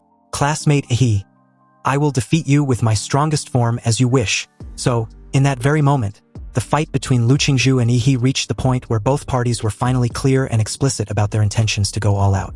All the expectations from her family and everything that goes with it, such as her reputation as the eldest daughter of the Lu family, any lingering doubts, and all the expectation of affirming her status of being the strongest student in this year in city's college entrance exams faded at this moment. Lu Qingzhu was ultimately resolved, and her only focus was on defeating Yi. On the other hand, Yi, finally successful in pushing Lu Qingzhu to fight seriously and revealing her strongest form, was satisfied with this outcome. From below, he stared at Lu Qingzhu's radiant and dazzling nether bird's magical beast form with excitement. Now that his opponent's true form was revealed, the battle was eventually getting interesting. And since it had finally come to this, he won't be negligent either. He will also reveal his true form. Suddenly, the martial energy of Yi attached with his atomic reaction energy enveloped his whole body as blue flaming lights and thunderous sparks surrounded him. Shortly after, his entire body was skinned with impregnable scales radiating with a terrifying energy, radioactive energy to be precise. This was Ihi's physical skill that combines Demora's template with his hard qigong, named the Nuclear Light Combat Body. Accompanied with a sudden explosive boom, the energy gathered under Ihi's feet made a deafening sound as he was propelled into the sky. This huge energy explosion pushed Ihi straight towards Lu Qingzhu like a missile. But this sudden display of engagement did not faze Lu Qingzhu at all. She just watched Ihi with an eerie calm. Then, she flapped her wings, mobilizing the surrounding air currents to gather into a hurricane. This hurricane, known as the Tearing Hurricane, was attached with the netherworld energy which had the property of devouring any form of energy. The Tearing Hurricane enveloped the entire space, crushing the base of the arena to pieces. He showed no fear at all, and dived directly into the netherworld hurricane like a torpedo. For context, diving headfirst into the Tearing Hurricane was tantamount to nothing short than a suicide, especially for a martial art disciple. The moment Ihi entered the Tearing Hurricane, he activated his atomic fist and produced a blasting punch. A massive blue energy explosion tore through the hurricane, breaking through the dust and rushing towards Lu Qingzhu in an unstoppable manner. Seeing this, Lu Qingzhu tapped into the explosive power of her netherworld bloodline and activated the cry of the nether bird. The strange patterns on her face instantly turned red and purple, becoming as hot as a branding iron. Lu Qingzhu endured this pain and opened her mouth towards Ihi. Then, visible sound waves distorted the air and swept over. Ihi's figure was drowned by these sonic waves, and the atomic energy in his body began to flicker like a flame. You see, if Ihi's legendary Demora bloodline wasn't high enough, his internal organs would have directly been torn into pieces by the aura of the nether bird's sound waves. Obviously, Ihi would eventually die by the attack. "Do you think you're the only one who can scream?" he questioned, almost amused, his eyes sparkling with a blue atomic glow. And just like that, he opened his mouth, and beams of blue light lit up on the vertebrae behind him, one after another. The atomic energy reacted violently, and this terrifying aura spread out. This sequence was familiar and could only lead to one outcome, Demora's atomic breath. Only this time, however, it was at the maximum power output. Seeing this, Lu Qingzhu also felt the pressure but was not overwhelmed like previously. There was determination in her beautiful eyes. Already accustomed with this move, she neither backed down nor tried to use her strongest defense. Rather, she decided to use the strongest defensive move in her family, deeming the strongest offense as the best defense. Placing her middle and index finger on her forehead, a familiar jade color shimmered brightly on the tip of her fingers. It was evident at this point that Lu Qingzhu wants to confront Yi head-on. In that moment, a dazzling blue light beam rushed straight towards Lu Qingzhu with the force that broke through the clouds. You see, the outcome with this move will decide the winner of this battle, because after using the maximum power of the atomic breath, no atomic reaction will be able to take place in Ihi's body for the time being. On the other end, Lu Qingzhu, who had already given up on any defense and released her strongest means of attack, the Shenhuang martial arts Hunyuan Jade Finger, superimposed with the power of the Nether Sparrow bloodline, the Netherworld Bloodthorn, produced an explosive and matching counterattack. The jade-colored fingertips gathered purple-red destructive energy, and Lu Qingzhu pointed at the incoming atomic breath light column. The dark purple wings behind her also provided her with all the impact force to split the atomic breath light column forward. The two destructive attacks headed towards each other with a head-on collision imminent. But at this moment outside the arena, everyone watched with anticipation as the host announced excitedly that the kind of collision of power released was not something the two warriors can control. The examiners knew the severity of the collision and immediately maxed the barrier around the arena with martial energy. On the other hand, the mayor wasn't pleased with Lu Qingzhu's battle strategy of using an offensive attack to counterattack Yihi's atomic breath. In his eyes, no matter which of these two geniuses had an accident, it would be a loss for the entire Anqing and even the Xia Kingdom, so he decided to intervene. Not to stop the match, but rather to make sure neither Yihi nor Lu Qingzhu ends up as collateral damage. They've proven to be too important for their city to suffer any irreparable damage. Activating his genetic earth magic, the divine leyline wall, the earth trembled, and three thick high walls blessed with his martial energy rose up in an instant, blocking the atomic breath and netherworld blood thorn. The next moment, the stone wall collapsed and dazzling colorful light flooded everything. So as the dazzling energy explosion drowned everything, the martial arts shields released by the examiners together were all crumbling under the impact of this energy. Dust and smoke filled the entire arena and covered a huge portion of the stadium. Witnessing the aftermath of the collision, the audience realized that if the mayor hadn't intervened, most of them would have been collateral damage. Anyway, speaking of the mayor, the guy just stared at the smoke-filled arena with a solemn expression. You see, although he had just released 3 divine leyline walls in time to slow down the full-strength attack of Yi and Lu Qingzhu, his preparation time was too hasty, so the 3 divine leyline walls were not as strong as usual. In the end, they were smashed one after another from both sides, causing Yi's atomic breath and Lu Qingzhu's netherworld bloodthorn to inevitably collide with each other. You see, if anything goes wrong with either of these 2 people, even if he resigns as the mayor, he will not be able to quell the public's anger. In the hearts of the Xia people, a martial arts genius had the same appeal as a top star. Anyhow, at this moment inside the arena, a slender hand came to view as fresh blood drips onto the floor continuously. This hand obviously belongs to Lu Qingzhu, who had her entire left arm severely burned and messed up. She looked very miserable, crouching on the ground with her wings utterly burnt off. The martial power of her magical beast's true body had also been exhausted, so no more transformation for the time being. But even after all this, Lu Qingzhu didn't want to give up. She urged on, trying to will herself to still continue fighting. And just as she was about to get up, he came out from the dusty smoke, his sudden presence towering over her crouching form. If you don't get rid of the nuclear radiation in your body, you will be crippled in the future. Lu Qingzhu was silent for a moment. She recalled vividly that her move clearly hit her opponent, but why was Yi unharmed in any significant way? She finally spoke after a brief silence, wanting to know why he kept pushing her. She didn't even want to fight him to this extent, so why did Yi have to force her to fight seriously? Yi squatted down and looked at her directly in the eye. Do you really not want to fight me? Or are you just being rebellious and not wanting to admit your competitive spirit? When you were fighting so hard just now, I could feel your desire to win. Lu Qingzhu was speechless when she heard this, but when she thought things over during her recollection of the battle, she realized that Yi was right. She was thinking about defeating him just moments ago. That's why she even gave up on defending and used all her strength to attack. But then she suddenly wondered what was wrong with her. She obviously hated fighting and wanted to lose to Yi as soon as possible. But when she was fighting just a while ago, she felt it, a shift, an exhilarating feeling of fighting not for anyone but just for herself. Her wondering thoughts were cut short as Yi placed a hand on her left shoulder. This unexpected contact suddenly made Lu Qingzhu blush like a cherry tomato. He informed her of the reason she lost decisively.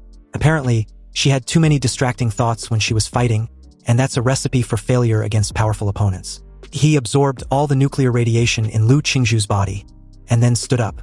As she stared at her healed arm in confusion, he gave her a side comment, stating that she was still the strongest opponent he had ever met.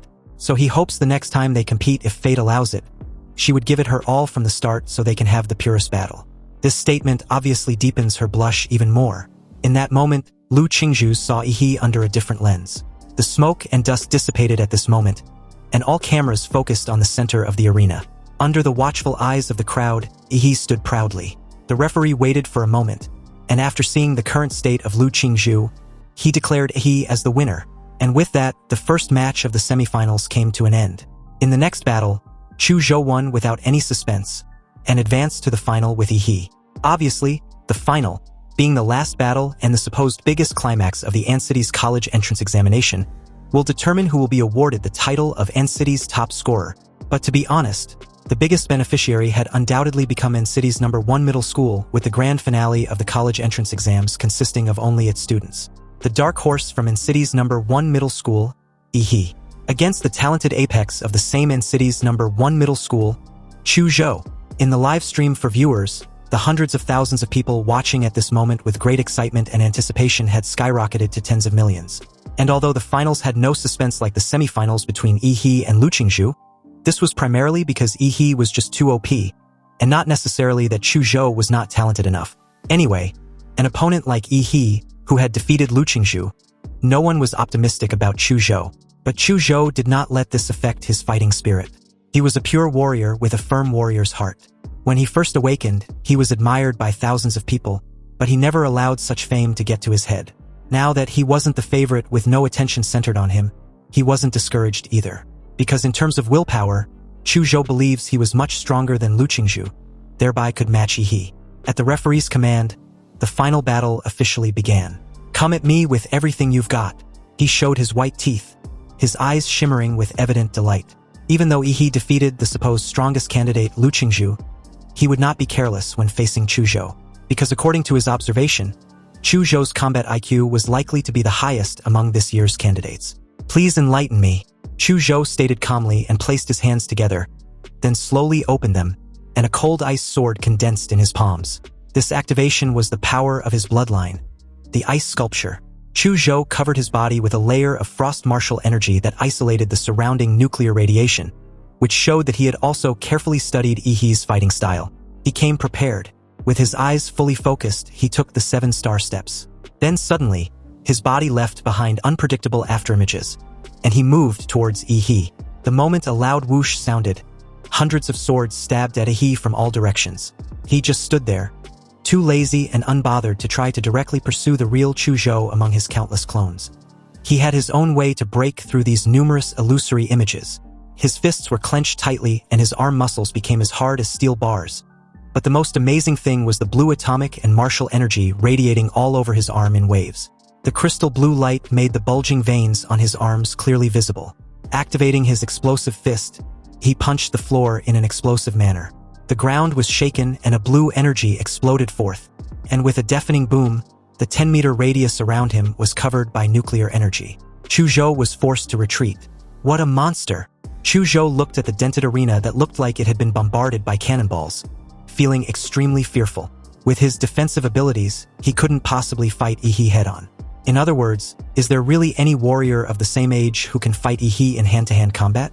Even Shen Guan, the monster of Qingfeng Private High who specialized in physical strength, had no choice but to admit defeat and surrender when facing Yi whose bloodline had awakened. At this moment, Chu Zhou decided to use his long-ranged attack to consume Yi since he couldn't fight him in a close combat. Chu Zhou activated his bloodline awakening, the Ice Element Dragon. Dragon scales as crystal clear as ice grew out of Chu Zhou's body. His eyes turned into golden vertical pupils, and a pair of obsidian-like horns grew out of his head.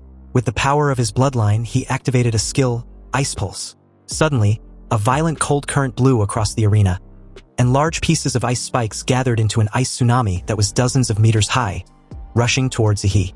You see, the Ice Dragon status among the third-tier magical beasts is not as high as the king-level bloodlines of the Shadow Tiger King and the Venus Ape Demon. But in Chu Zhou's hands, it is even stronger than the blood power of Kai Shaoling and Shen Guan. The audience and examiners were surprised. With this strong bloodline power, a wave of ice submerged the entire arena, and the entire stadium, which was shrouded in the hot summer sun, suddenly dropped to below zero temperature. The live stream that had just been constantly displaying how awesome Yi was, suddenly became completely silent, and his haters cheered excitedly, claiming Chu Zhou to be so handsome and condemning Yi as the devil.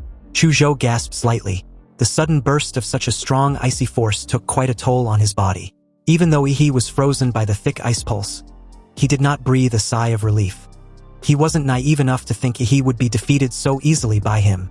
But at this moment, a barrage of comments suddenly floated across the live stream the moment the iceberg started to melt, and Yi's wide-open mouth showed a blue atomic light emitting a breath of destruction that was brewing in his throat. Then the next moment, a bright blue beam of energy penetrated the iceberg and shot straight towards Chu Zhou. Chu Zhou, who had been on guard the whole time, was shocked with widened eyes. He couldn't believe how it was possible for Yi to break through such thick icebergs so easily and quickly. He instantly pushed himself away and manipulated the ground to raise an icicle imbue with martial energy to serve as a barrier. When the blue energy beam hit the thick icicle, a deafening explosion occurred. But luckily enough, Yi activated his atomic breath mainly to break out the iceberg he was trapped in, so it wasn't nearly enough as the previous instances. Nonetheless, it's too exaggerated. Yi's abilities were truly the most dangerous anyone had ever invigilated. Nuclear radiations, nuclear explosions, nuclear lasers. Can a high school graduate really handle all these abilities? The melted ice was evaporated by the high-energy heat from Yi's body as he took a step forward, clad in his usual nuclear light battle body. The atomic reaction in Yi's body accelerated, and his body was covered with a layer of dazzling blue flames. Any ice vaporized into mist when it approached within 5 meters of him.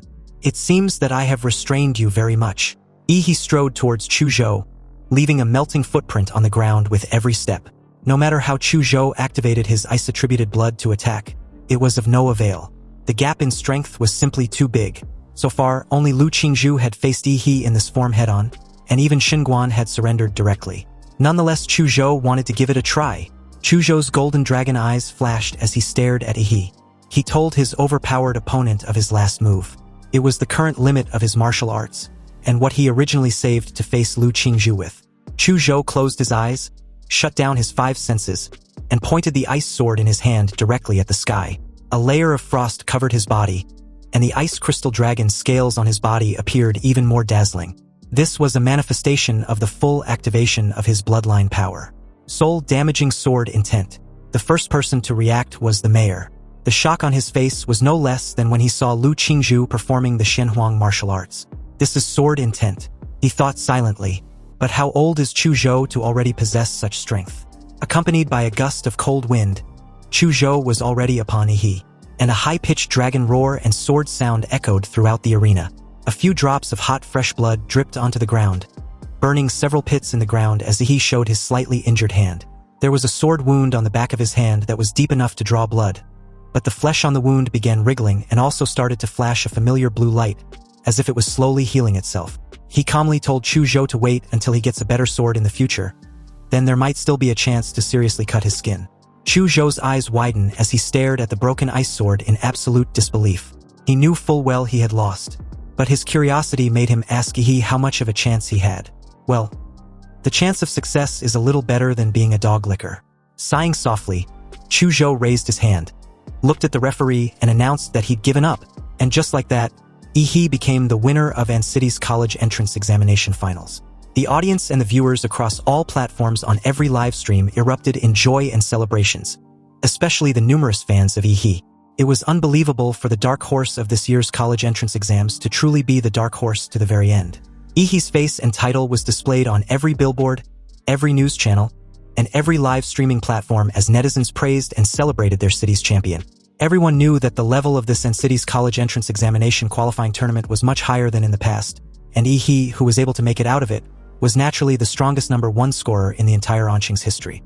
No one will be able to surpass him in the future. Back at the stadium, the audience chanted Yi's name repeatedly as the mayor joined him on stage. The host also quickly got on the stage and announced with bated breath. To all the viewers who followed the 24th college entrance examination in Anqing on site and through the live broadcast, after 3 days of bloody battles, our Anqing city's top scorer in the college entrance examination has finally been born. He is Yi from An City's number 1 middle school. Student Yi, I heard that your strength is the result of catching up from behind and accumulating strength over time. Now that you have won the top spot, do you have anything to say? He was beyond stupefied. He thought the host was indeed a cultured person. He can even describe his cheating in such a subtle way. First of all, I want to thank my teacher. He was the one who did not give up on me and encouraged me when I was at my lowest point. That's what gave me the fighting spirit. At this moment elsewhere, the head teacher who was watching Yi's speech through the live broadcast began to shed tears, thinking that he was really unworthy of Yi's praise. He was really derelict in his duty by not noticing this monster until just before the college entrance exams. Anyway, the moment Yi was about to continue, a lean, middle-aged man suddenly appeared in the audience and waved his hands excessively in front of Yi. But realizing Yi had no intention of acknowledging his presence, he raised his hands in the air and made the number 2 million. The middle-aged man lip-synced, and he turned out to be the principal of An City's number 1 middle school, who wanted Yi to promote their school. His reward was a 2 million scholarship. This changed the attitude of the money-hungry hyena real quick. Also, I want to thank my alma mater and my principal. Without his wise leadership, we wouldn't be here. Yi originally didn't know what to say, but after seeing the principal's clear instructions, he suddenly understood how to finish the award speech. Finally, I want to thank myself. Without my hard work and wisdom, I would never be as glorious as I am today. Seriously, this bastard didn't even feel the least bit embarrassed when he spout those lies. Unexpectedly, in that very moment, the system also congratulated him for winning the title of champion. He will be rewarded with a random template ability. His eyes widened. It turns out that this template also had an achievement system. He wanted to check his new template ability right away, but he also knew the awards ceremony was going on, and with tens of thousands of eyes staring at him, he would have no way of studying it carefully. It seems he could only wait until later. After that, the mayor gave a summary and announced how smoothly the college entrance examination was held and how it ended successfully. But the moment he left the arena, passing through the stadium's corridor and heading towards the entrance, a swarm of reporters, like a cackle of crazed hyenas, rushed him with cameras of all kinds as soon as he passed through the open door. Student Yi, do you feel any pressure in winning the first prize? How did you grow so fast in just half a year? Are you going to Huadu University? He screamed desperately for the reporters to stop chasing him. He had to pee. But a sleazy-looking guy made his way beside him and shoved his phone in his face. Smirking. Student Yi, quick question. Between Lu Qingzhu and Kai Shaoling, who's prettier? Or do you prefer Xinguan? Or maybe Chu Zhou? He said nothing and bolted even faster. He didn't have time to waste with these reporters and their weird fan service interviews. After finally ditching the frenzy media, he made his way inside an empty basketball court, his eyes full of excitement with this new system's development. Seriously, who would have known that Yi was not limited to just one template, but more can be drawn through the system rewards? This is just too freaking insane. Just then, a man in a black windbreaker came to him and interrupted his amazing reverie. Student Yi, congratulations on winning the top spot. He jolted in surprise, wondering if the guy was a reporter. The man took off his hat in a respectful gesture and smiled knowingly. Don't get me wrong, I'm not a reporter. I'm from the imperial capital, so let's talk about something more classified, something like the issue of genetic lock. He immediately became nervous when he heard this. He knew that he hadn't unlocked any so-called genetic lock. All his abilities came from the monster template. Did this guy know of his abilities? Who exactly was he? As Yi remained silent, the guy then asked if he'd heard of the term genetic lock from his father. He replied calmly that he had. You see, according to the memory from the original host, this is indeed the case. But from the little memory he obtained after the traversal, that term had only come up once from his supposedly ordinary father.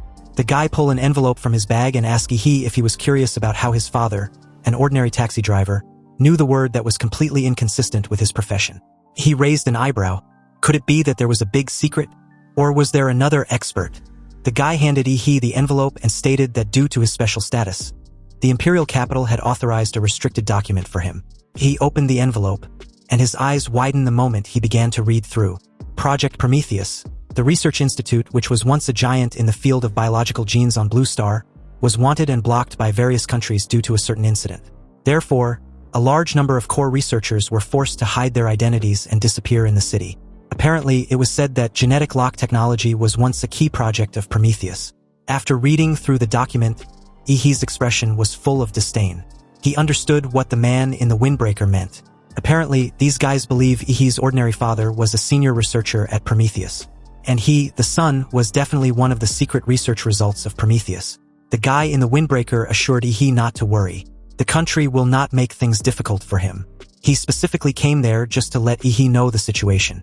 After all, as the person involved, he had the right to know. The guy clearly feared Yi might panic and do something reckless. As a key prospect in the cultivation program of the country, his safety was their top priority from here on out. He just stared at the guy, deadpan. Seriously, if he tells this guy that he was calmer than even him right now, would he believe him? Then his attitude suddenly shifted, feeling all smug like he's been burdened with an enormous duty rather than an enormous convenience. Damn, it's so annoying being famous and important these days, isn't it? When one becomes famous, they get more attention and invite more trouble. Society was really all about status. Anyway, with that, the guy took his leave first and left the basketball court. The moment the guy left, this shameless money-hungry hyena rubbed his hands in delight. Now that he had made a lot of money in this college entrance exams, everything seems to be heading in the right direction. Not only did he get a ticket to Huadu University, but he also received a $2 million scholarship from the principal and an additional $800,000 bonus. However, the most important thing was of course being able to draw a new template ability. Although he knew that a template as powerful as the legendary Madflame Demora was hard to come by, he still looked forward to the new template. He spared no time initializing the beginning of his new template ability. A swirling dark purple vortex appeared in front of him, and the roars of countless monsters were heard from it, like a cursed void full of ancient beasts. He stared in awe, slack-jawed. A moment later, he understood what template he had drawn the second the result appeared. A chaotic sound of footsteps shook the earth as a D-rank Colossus-type humanoid template came to view, with its bloodline ability being giantification. A 60-meter colossal titan with an ultra-heated steam. Its evolutionary path was an immutable humanoid and the current compatibility was 1%. He wasn't particularly pleased when he read through the colossal humanoid template, simply because it paled in comparison to Demora's A-rank template. But then his eyes widened as a realization hit him like a thunderclap. You see, it just might be possible that the abilities between templates can be superimposed. So if the colossal humanoid template was superimposed with Demora's template, what would be the result? Holy shit, the implication was too incredible to even imagine. But one thing was clear, he wouldn't just be on top of all monsters but the true undisputed king of every monster in existence. And the first real hybrid. Meanwhile, as the scene shifted elsewhere inside a dimly lit villa with an auspicious setting, we're introduced to Hualong, a massive-looking guy who is currently on the phone with someone who happens to be a business friend of his.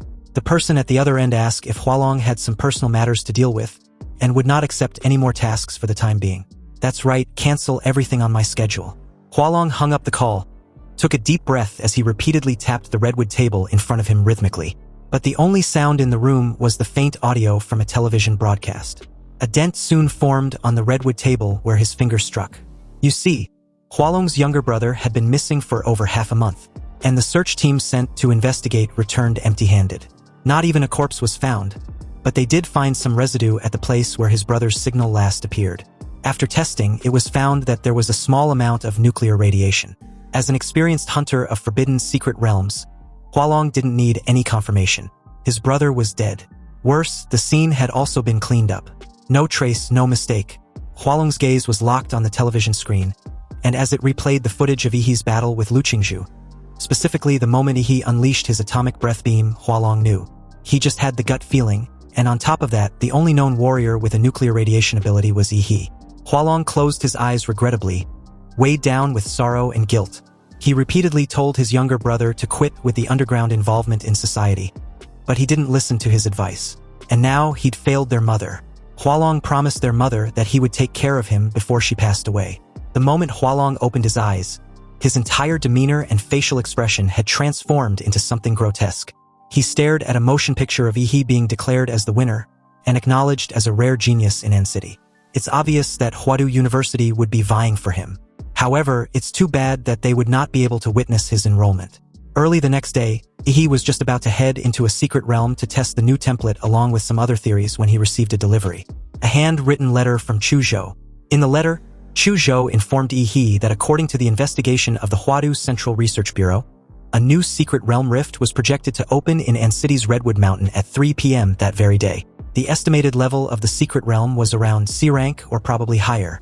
Chu Zhou plans to join the warriors who plan to explore the new secret realm, and was asking if Yihee would like a team-up. Yihee's first reaction after reading the letter was not about the new secret realm, but rather at the absurdity of using a letter as a means of communication. Seriously, what era was Chu Zhou freaking in? Could that weird fucker also be a time traveler?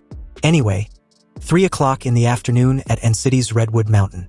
The once sparsely populated Mangrove Mountain finally welcomed the most visitors it's ever had in its history. Thousands of warriors had gathered at the Mangrove Mountain, including many powerful warriors and organizations with a long-standing reputation. Even helicopters and troops have been stationed there to prevent any accidental conflicts. The new secret realm means unpredictable dangers, but it also means that everything is undeveloped. It's also filled with rumors of getting rich overnight or opportunities for low-level warriors to soar to the sky. At the base of the mountain, he met up with Chu Zhou, who now had a sword hanging around his waist. Chu Zhou noticed immediately that Yihee had grown stronger again. He gave a creepy smile, annoyed and also surprised at this insight. He didn't expect Chu Zhou to have such a keen sense. After all, he had just used some of his prize money to buy several gene serums and managed to increase the compatibility of the colossal humanoid template to 35%. Sure, it's just a D-rank monster template, but it has its advantages and grows faster, which can produce results quickly. The two chatted casually as they waited for the rift to open. Curious, he asked Chu Zhou which university he applied for. Chu Zhou's mood seems to be a little off, but he still replied that he applied for Huadu University. He had noticed this but chose not to pry. He simply stated that they might still end up as classmates in the future. In that very moment, the crowd erupted in excitement, announcing that the secret realm was opening. A gap about several dozen meters long appeared on the mountainside of Redwood Mountain, with a galaxy-like fluid flowing inside. Suddenly, a sharp scream came from the spatial rift, and the next moment, a ferocious monster bird with 3 heads and dark and purple feathers forced its way halfway out of the rift. This was undoubtedly a high-tier monster. Relying on its incredible advantage in the air, it grabbed the first position to rush out of the secret realm. But unfortunately, it was greeted by thousands of fully armed warriors. The warriors let out a battle roar that shook the mountains and forests, not caring at all about the 3-headed strange bird stuck in front of them as they all rushed forward aggressively. The 3-headed strange bird looked in horror at the thousands of warriors rushing towards it like crazy. The poor bird tried to drill back in, but embarrassingly, it was stuck. Within a few seconds, its huge body was trampled into mud by the warriors. He and Chuzhou followed behind a large group of warriors and also passed through the rift in the secret realm. And as for that three-headed strange bird, both its body and magic core were hacked to pieces. It was a tragic death. Inside the Redwood Mountains secret realm, everyone was greeted by a jaw-dropping sight. It was an extremely exaggerated forest of giant colorful trees. Each tree was nearly 100 meters high. A dozen people may not be able to hug a tree, and the warriors under the trees were no different from ants. A thick metallic stench of blood rushed into Ihi's nose. Then he saw that a small tide of beasts had already gathered in front of the rift in the secret realm. It seems a few distance away from the entrance of the rift would undoubtedly become the first battlefield between the mini-beast tide and the arriving warriors. Without a moment of hesitation, the warriors rushed forward. Their roars and wails gathered together to play a cruel and bloody symphony of war. You see, the reason why the warriors resisted the beast tide in front of the secret realm instead of dispersing to look for treasures was because of a law enacted by the state. Warriors have the right to freely explore the secret realm, and also have the obligation to resist the beast tide in the secret realm for their planet Blue Star. If a warrior ignores the beast tide and causes the beast tide to flood into reality and cause casualties among the people, his warrior status will be revoked and he will be brought to a military court. For a warrior, the greater the ability, the greater the responsibility. He and Chuzhou also joined the ranks to fight against the beast tide. Chuzhou activated his bloodline and released a large stream of ice to freeze the feet of the monsters in front, hindering their movement. Although the ice would soon be shattered by the monsters and break free, it still successfully hindered their actions for a few seconds. Many warriors seized the opportunity and rushed forward to kill the frozen monsters. Unexpectedly, a beast tried to ambush Chuzhou from behind, but in that split second, the poor bastard was hit with an atomic fist and instantly melted into a meat paste.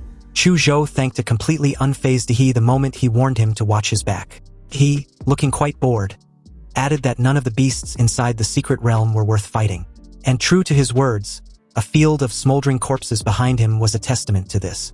Witnessing such an absolutely terrifying, grotesque scene, Chuzhou was stunned. He had already wiped out so many monsters effortlessly while he and the other warriors were carefully holding the line. This was undoubtedly the results of his nuclear radiation. It was hard to resist and silent. The most terrifying thing is that it will directly attack the cells of living things. On the battlefield, He, the human-shaped nuclear pollution source, can finally release radiation without restraint. There were constant wailing sounds coming from the herd of beasts. They opened their bloody mouths wide and tried to get close to He, but before they got a few meters closer, their flesh and blood melted and they collapsed to the ground, wailing weakly. Even if a few monsters forcibly break through the nuclear radiation network, they will only face Ihi's more ferocious atomic blasting fist. If a monster wants to attack in the air, it will be greeted by the dazzling atomic breath that symbolizes destruction. The only difference between a monster dying from these two moves and one dying from nuclear radiation is that it dies more quickly without having to endure the pain of slow withering. He was just absolutely terrifying. He was like the god of death on the battlefield. Wherever he goes, life within that vicinity begin to rot and die. His fighting style even made the rest of the warriors extremely frightened. They secretly felt lucky that Ihi was one of them. He, on the other hand, looked at the magic cores that could not even fill several bags, and couldn't help but smile, revealing the joy of a farmer's good harvest. But that smile frightened the surrounding warriors even more, and they felt goosebumps all over their bodies. Without counting Ihi's various moves derived from atomic reactions, not many warriors would want to make an enemy of him just with his deadly nuclear radiation field. In other battlefields not far away, the warriors who were fighting with monsters looked back and found the others behind resting leisurely. A curious warrior cursed in amazement, wondering why the fight behind them ended so quickly. Was there a high-level warrior among them? No, another calmly replied. Obviously, among them was Ancity's top scorer in the college entrance exams. The top scorer in the college entrance exams? Isn't that a martial artist? How could a martial artist possibly kill so many monsters? Apparently, the curious warrior missed the live broadcast of the college entrance exams, deeming it uninteresting. Seriously, what was so special about a fight between high school students? Hearing this, the other called him a foolish idiot, because that high school student can effortlessly beat 10 of him. You see, a beast tide can be formed because there were several lord-level monsters leading them. As long as these lord-level monsters were beheaded, the beast tide will disperse. Currently, about 10 high-level warriors had joined forces to go deep into the beast tide to search for lord-level monsters and carry out a decapitation operation. As for the other monsters in the beast tide, although their average strength was weaker, Their numbers were endless. As the battle dragged on endlessly, the warriors began to show signs of fatigue, so they decided to drive the monsters towards their champion. It's unclear who came up with this idea, but the warriors quickly reached a strategy to use Ihi's nuclear radiation field to fight against the beast tide. More and more magical beasts were led to Ihi's location, including some high-level magical beasts with extremely terrifying strength. He did not need to take the initiative to attack. He just needed to stay under the protection of the warriors and continuously release lethal amount of nuclear radiation to attack the beast tide. As for the nuclear radiation that managed to breach the martial energy of the warriors and accidentally made contact, Ihi easily absorbed them. With Ihi as the core on the battlefield, every warrior in his vicinity gathered around him, and together, they resisted the invading monsters. And although there were also some highly intelligent beasts among the tide, they discovered Ihi's peculiarity and could only guide other monsters to attack continuously in an effort to overwhelm their enemy. For a moment, the fighting intensity on the battlefield escalated rapidly, and it was unknown how long this intense battle lasted, until a flare flashed in the air, signaling the successful decapitation operation of the leaders of the beast tide. The eyes of the warriors, which had been numb from fighting, finally lit up. They won, and the beast tide was beginning to retreat. On the other side of the battlefield, Chu Zhou, who had been forced into a desperate situation a while back, finally wiped the sweat on his face in exhaustion. Chu Zhou breathed a sigh of relief. He knew that the fight against the first wave of beasts in the Redwood Mountain secret realm had been won. The beast tide retreated, and the thousands of warriors that had originally gathered were now reduced to just over 800 people. Those who survived were covered in blood, and many were left disabled, ending their path as warriors. This is the life of a warrior, enjoying glory and unfathomable danger, and never knowing which will come first. He walked towards Chu Zhou carrying several large sacks on his back. His relaxed look was very conspicuous among the warriors after the battle. He asked Chu Zhou if he knew how he can transport all his goods. You see, during the beast's tide retreat, he slowly came to the side of each magical beast that died of nuclear radiation and dug out their magic cores.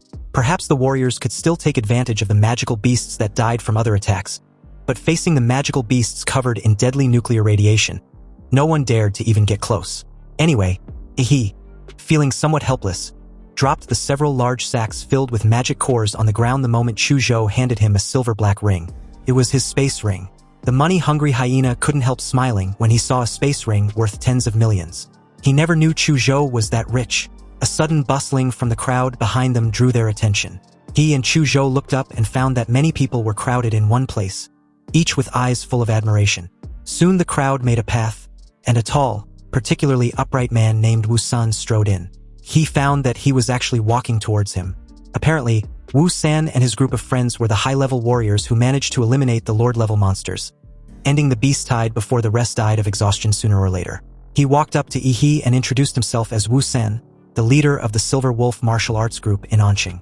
He had just heard of Ihi's heroic performance from the members of the group, and was wondering if Ihi would like to join them. Joining the Silver Wolf martial arts group will not affect Ihi's college education, but will allow him to enjoy various subsidies and benefits. Wu San was even willing to sign an S-level group membership contract with Ihi. Wu San's words made the surrounding warriors extremely envious of Ihi. On planet Blue Star, warriors can apply to the Warrior Association to form a martial arts group. The group will receive sponsorship from various companies, which will be converted into activity funds for the group and various subsidies for the members.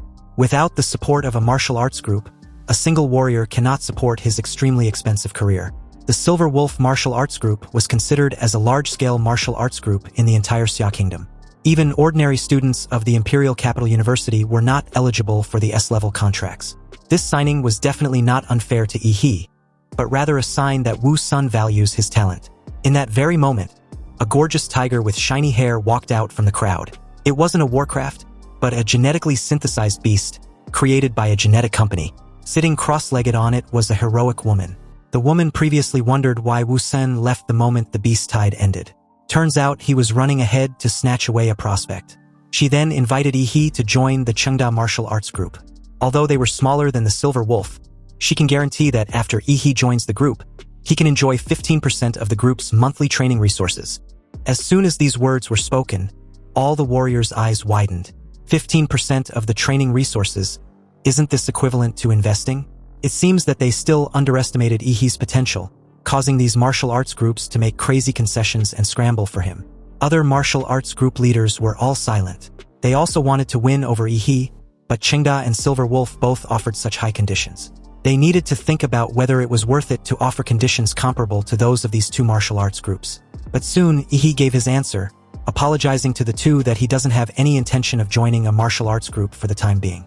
Wu Sen and his companions were not surprised by this answer. After all, with Yi's level, he would be extremely outstanding even if he wasn't placed in a top martial arts group.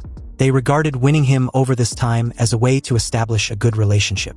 Several people came forward and extended the same courtesy. And after a few brief greetings, they all left. During this period, Chu Zhou was also invited by Wu San and others.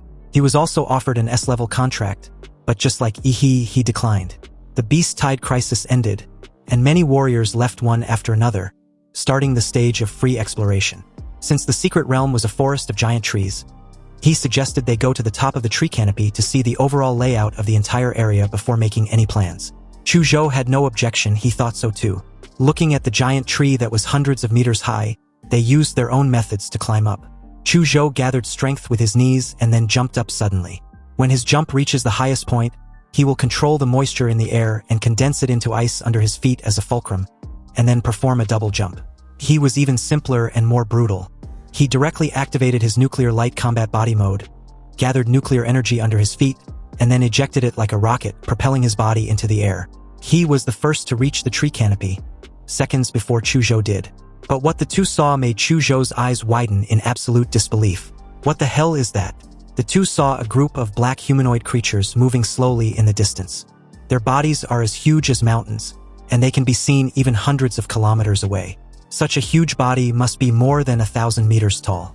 It's really hard to imagine. Hearing this, he disagrees. It is not difficult to imagine that they were still young.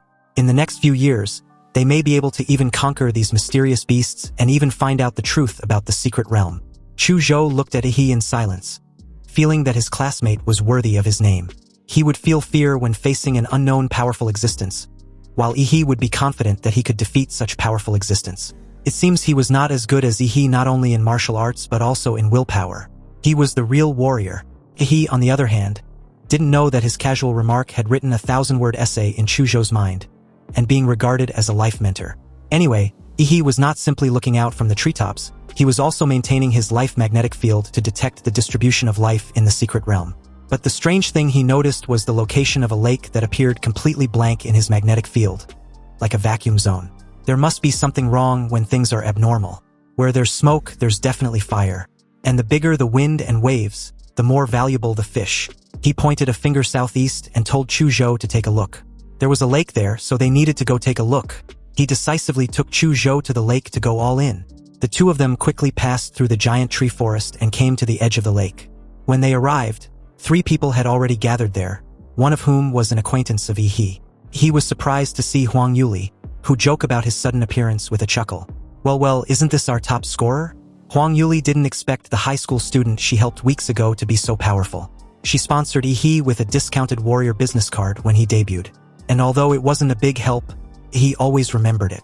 The teammate beside her, a tattooed bald guy, also joked when he found out Yuli knew the little top scorer of An City.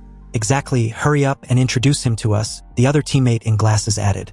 After all, this top scorer was quite impressive when he was fighting against the Beast Tide a while ago.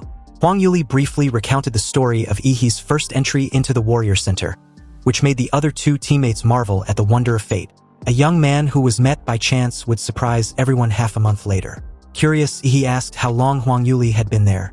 She replied that they just arrived not long ago, and 2 of her teammates who were good at swimming went down to the lake to explore the way. But just as Huang Yuli finished saying this, a figure rushed to the surface of the water. He was a teammate of Huang Yuli and the others. Yu Yang said to everyone with evident excitement, "Jackpot! We've hit the jackpot, guys, we're gonna be rich." Hearing this, Huang Yuli asked Yu Yang to explain what he just said more clearly. How did they strike it big? Yu Yang explained that there's a ruin under the lake. Upon hearing this, the entire team, especially Huang Yuli, was extremely excited. But with the exception of Yi, everyone understood what Yu Yang had just explained. He nudged Chu Zhou's arm and asked him to explain. In the secret realm, there are some mysterious buildings that are suspected to be left by a civilization in the secret world. They were collectively called ruins by experts. The ruins contain technologies or artifacts left behind by a civilization in the secret realm. Chu Zhou paused, and then continued. It is said that the theoretical basis of our modern human martial arts and many genetic technologies come from these ruins. Perhaps Yu Yang was too excited, because he realized that two outsiders, Yi and Chu Zhou, were also present after he told his teammates this information. Yu Yang secretly regretted having leaked the news without surveying his surroundings. He immediately stared at the two with hostile eyes. Chu Zhou sensed the murderous intent as Yu Yang placed a hand on the sword at his waist. People die for money every day, so it is not uncommon for them to kill each other in front of ruins where interests are important. Anyway, just as Yu Yang was about to engage, Huang Yuli angrily shouted, stopping the idiot. He placed an elbow on Chu Zhou's shoulder as the two stared at Yu Yang with a mocking look. Huang Yuli explained that Yi and Chu Zhou were the first and second in City's college entrance exams. Their strength far exceeds that of most ordinary warriors, so it would be better to have them join for the raid. This made Yu Yang ask how they were going to divide the spoils. Hearing this, he was unbothered. As external aid, the two of them will be allocated according to their effort. The more they contribute, the more loot they get. Yu Yang's eyes flickered, and seeing that the remaining two teammates agreed, he didn't say anything more. After all, he was in an extraordinary position now and was destined to be a big shot in the future, so it was better not to make enemies with him if possible. Finally, Yu Yang led the way as everyone followed him into the lake. Relying on a warrior's powerful lung capacity, the six of them dived 30 meters to the bottom of the lake. Yu Yang found the mark left before and led everyone to a cave at the bottom of the lake. There was a hidden secret passage in the cave. When everyone surfaced from the water, they found themselves in an underground cave. After Yu Yang got ashore, he muttered in confusion. This is really strange. Where is that guy Li Wei? Wasn't he asked to stay here? Maybe he found some treasure and left first. The tattooed guy stated a little angrily, obviously thinking that Li Wei was very unfair. Yu Yang took out the walkie-talkie and called Li Wei several times, but there was no response. Yu Yang had a bad feeling that something had happened. But then Huang Yuli asked calmly, after you guys came to this underground cave, did you explore whether there are any signs of monster activities? No, Yu Yang replied. Li Wei and I released all the monster bait bombs, but not a single monster hair appeared. The other female teammate was shaken. This underground cave seems very dangerous, and Li Wei was also missing. Maybe they shouldn't continue exploring. This annoyed Yu Yang, who shouted in response. We must explore. If we dare not take the wealth and glory in front of us, then we will be low-level warriors all our lives. Those who are afraid of death should get out now while they still can. Due to this, no one present withdrew, and even the female teammate who had just proposed the withdrawal remained silent. As Yu Yang said, if the mountain of gold was right in front of them, it would be against human nature not to grab it. In that case, the group proceed forward. Yu Yang led the way for everyone. Because of Li Wei's loss of contact, the group was now very silent, always on guard against possible dangers. Yu Yang took out an ultraviolet flashlight and shone it on the ground. The marks he and Li Wei had left in advance were clearly visible under the ultraviolet flashlight. The group gradually went deeper into the underground cave, and the road became narrower and narrower until only one person could pass through. He walked in the narrow tunnel with his eyes flickering. He turned his head to meet Chu Zhou's eyes and began to speak in lip language. Chu Zhou, something is wrong. Yeah, I noticed too, the time doesn't match. They both noticed something was wrong because it was so obvious. Huang Yuli said that their team had just arrived at the lake not long ago, about 10 minutes at most. But Yu Yang and Li Wei were able to find this cave at the bottom of such a huge lake, and through the underground cave, they found such a hidden route leading to the ruins. It's just like having a map perspective in a game. Perhaps the temptation of the news about the ruins was too great, or perhaps the parties involved are confused while the bystanders can see more clearly.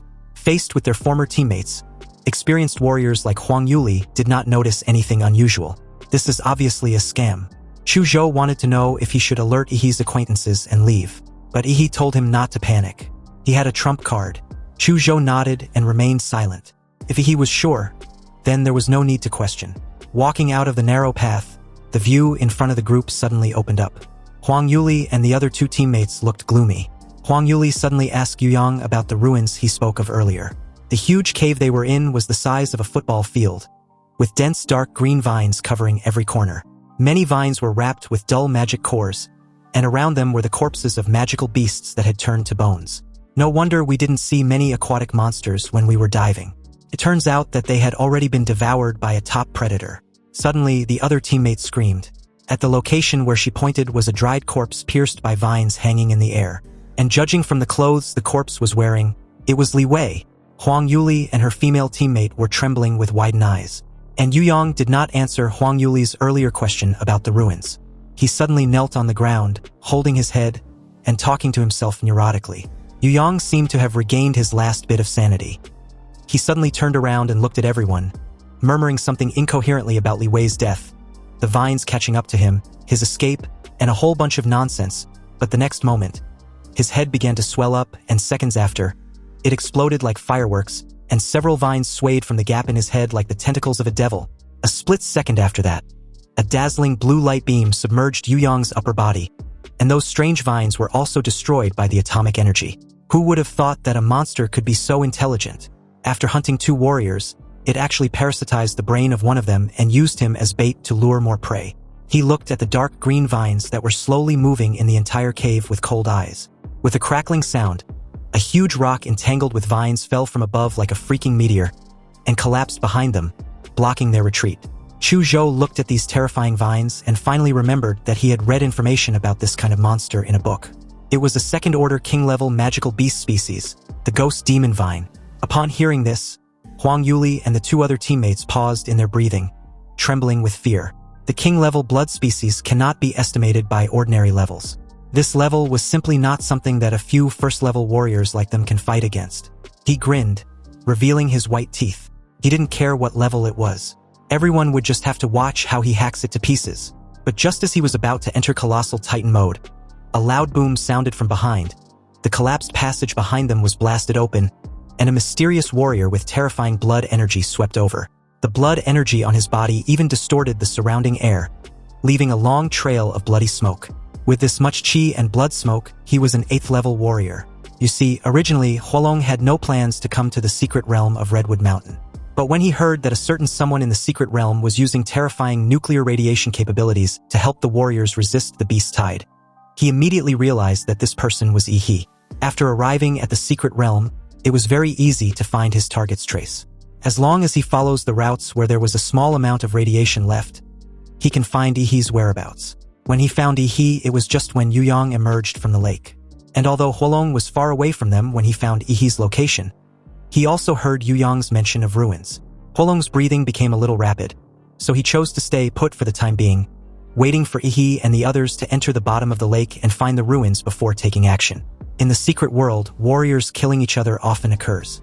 And because it was difficult to obtain evidence, the government often turns a blind eye. So this was the perfect opportunity to kill his brother's murderer and City's top scorer without worrying about the Xia Kingdom's retribution. If he can take some valuable items from the ruins with him, then he will definitely flee to a country that is strong enough to shelter him if trouble arrives. Huolong concealed his breathing and followed the group into the underground cave. But unexpectedly, they destroyed the narrow tunnel as soon as they went in, blocking Huolong's way forward. Huolong's heart sank, and his first reaction was that he had been exposed. Huolong believed he noticed his presence, even though he stopped his heartbeat, breathing, and other states and fell into a state of suspended animation. He really underestimated Yi, and Yi was worthy of being the one who can force his younger brother into a desperate situation. He, on the other hand, had just noticed Huolong's presence, and was even confused that the mysterious 8th-level warrior was in search of him. Why was this freaking uncle pining for him? He didn't even know the guy. He just rushed in all of a sudden and monologued some gibberish like they knew each other. The strange thing was that he seemed to feel that this mysterious warrior glanced at him with resentment. But it must be an illusion, right? Huolong directly burst out with the blood and energy of an 8th-level warrior, and had already broken through the collapsed tunnel, bulldozing his way out and declaring that he should prepare to die. Huolong launched in Yi's direction, his roar like the sound of thunder. In the air, he soon realized that something was wrong. The supposed ruins in front of him was clearly the cave of a powerful monster. You see, the demonic vine hunts its prey based on its life breath. And at this moment, Huolong's life breath was the strongest, so he became the demonic vine's primary target. A thunderous boom sounded, and the entire cave at the bottom of the lake was shaking as if there was an earthquake. Countless vines shattered the rock layers and rushed towards Huolong. Huolong looked at Yi unwillingly. Cursing, Huolong questioned Yi if this was also his plan. Huolong's path towards Yi was blocked, and he could only resist the attack of the demonic vine. After all, it was a king-level blood species, Even if it was only the second level, it could still cause a veteran warrior like him to fall. The ghost demon vine raised wave after wave of demon vines, trying to kill Huolong. But Huolong's punches and kicks were like artillery shells, and countless vines close to him were blown into pieces, with their juice spilling onto the ground. Although it seemed that Huolong had the upper hand, the greatest characteristic of the demon vine was that it absorbed qi, blood, and martial arts and released nerve toxins. Huolong could feel that his condition was declining, while the demonic vine was growing endlessly. If the battle lasted a long time, he would definitely be defeated there. Huang Yuli, clearly alarmed, informed the group that the cave was about to collapse because of the fight. But she was immediately told to get out of the way. A dark blue rough skin had grown on Ihi's body, with crystal blue light flowing through the cracks on his skin.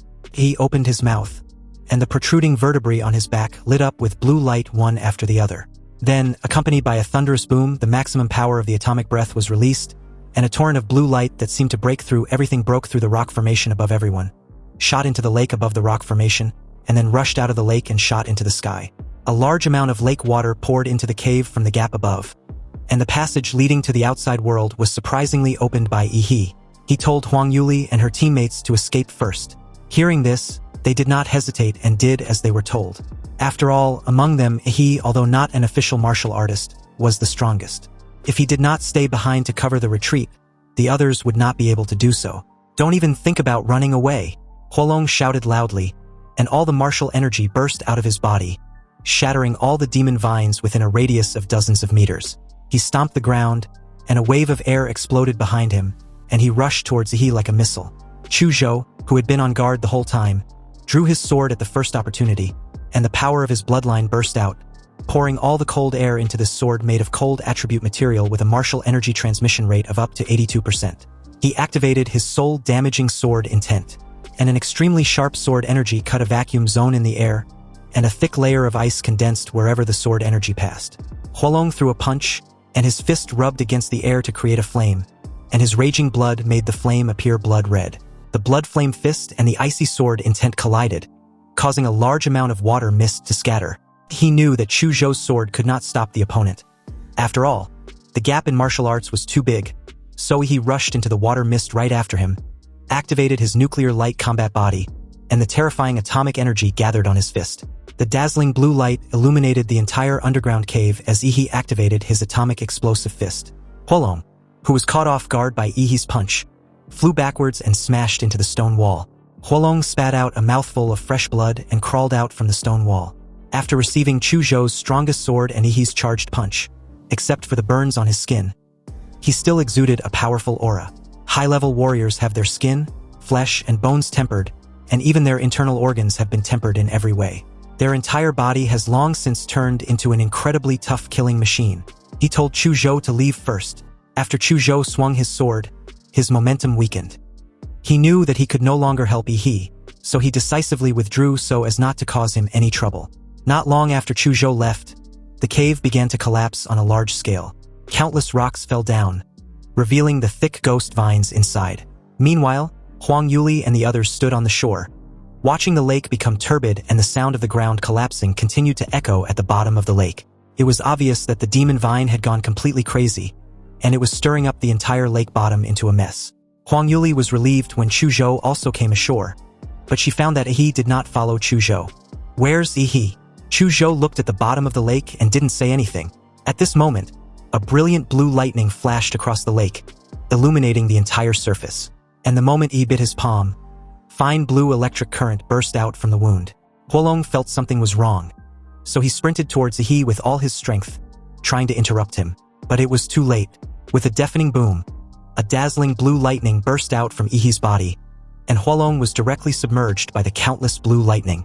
His muscles, which were as hard as an alloy, began to carbonize the moment they touched the lightning. Similar to an Attack on Titan transformation type shit, every Titan transformer transforms by biting their palm. And during the transformation, huge energy will burst out of their body, usually released in the form of lightning. Since the Colossal Titan was the largest after transformation, the energy released by the transformer was also the largest during the process.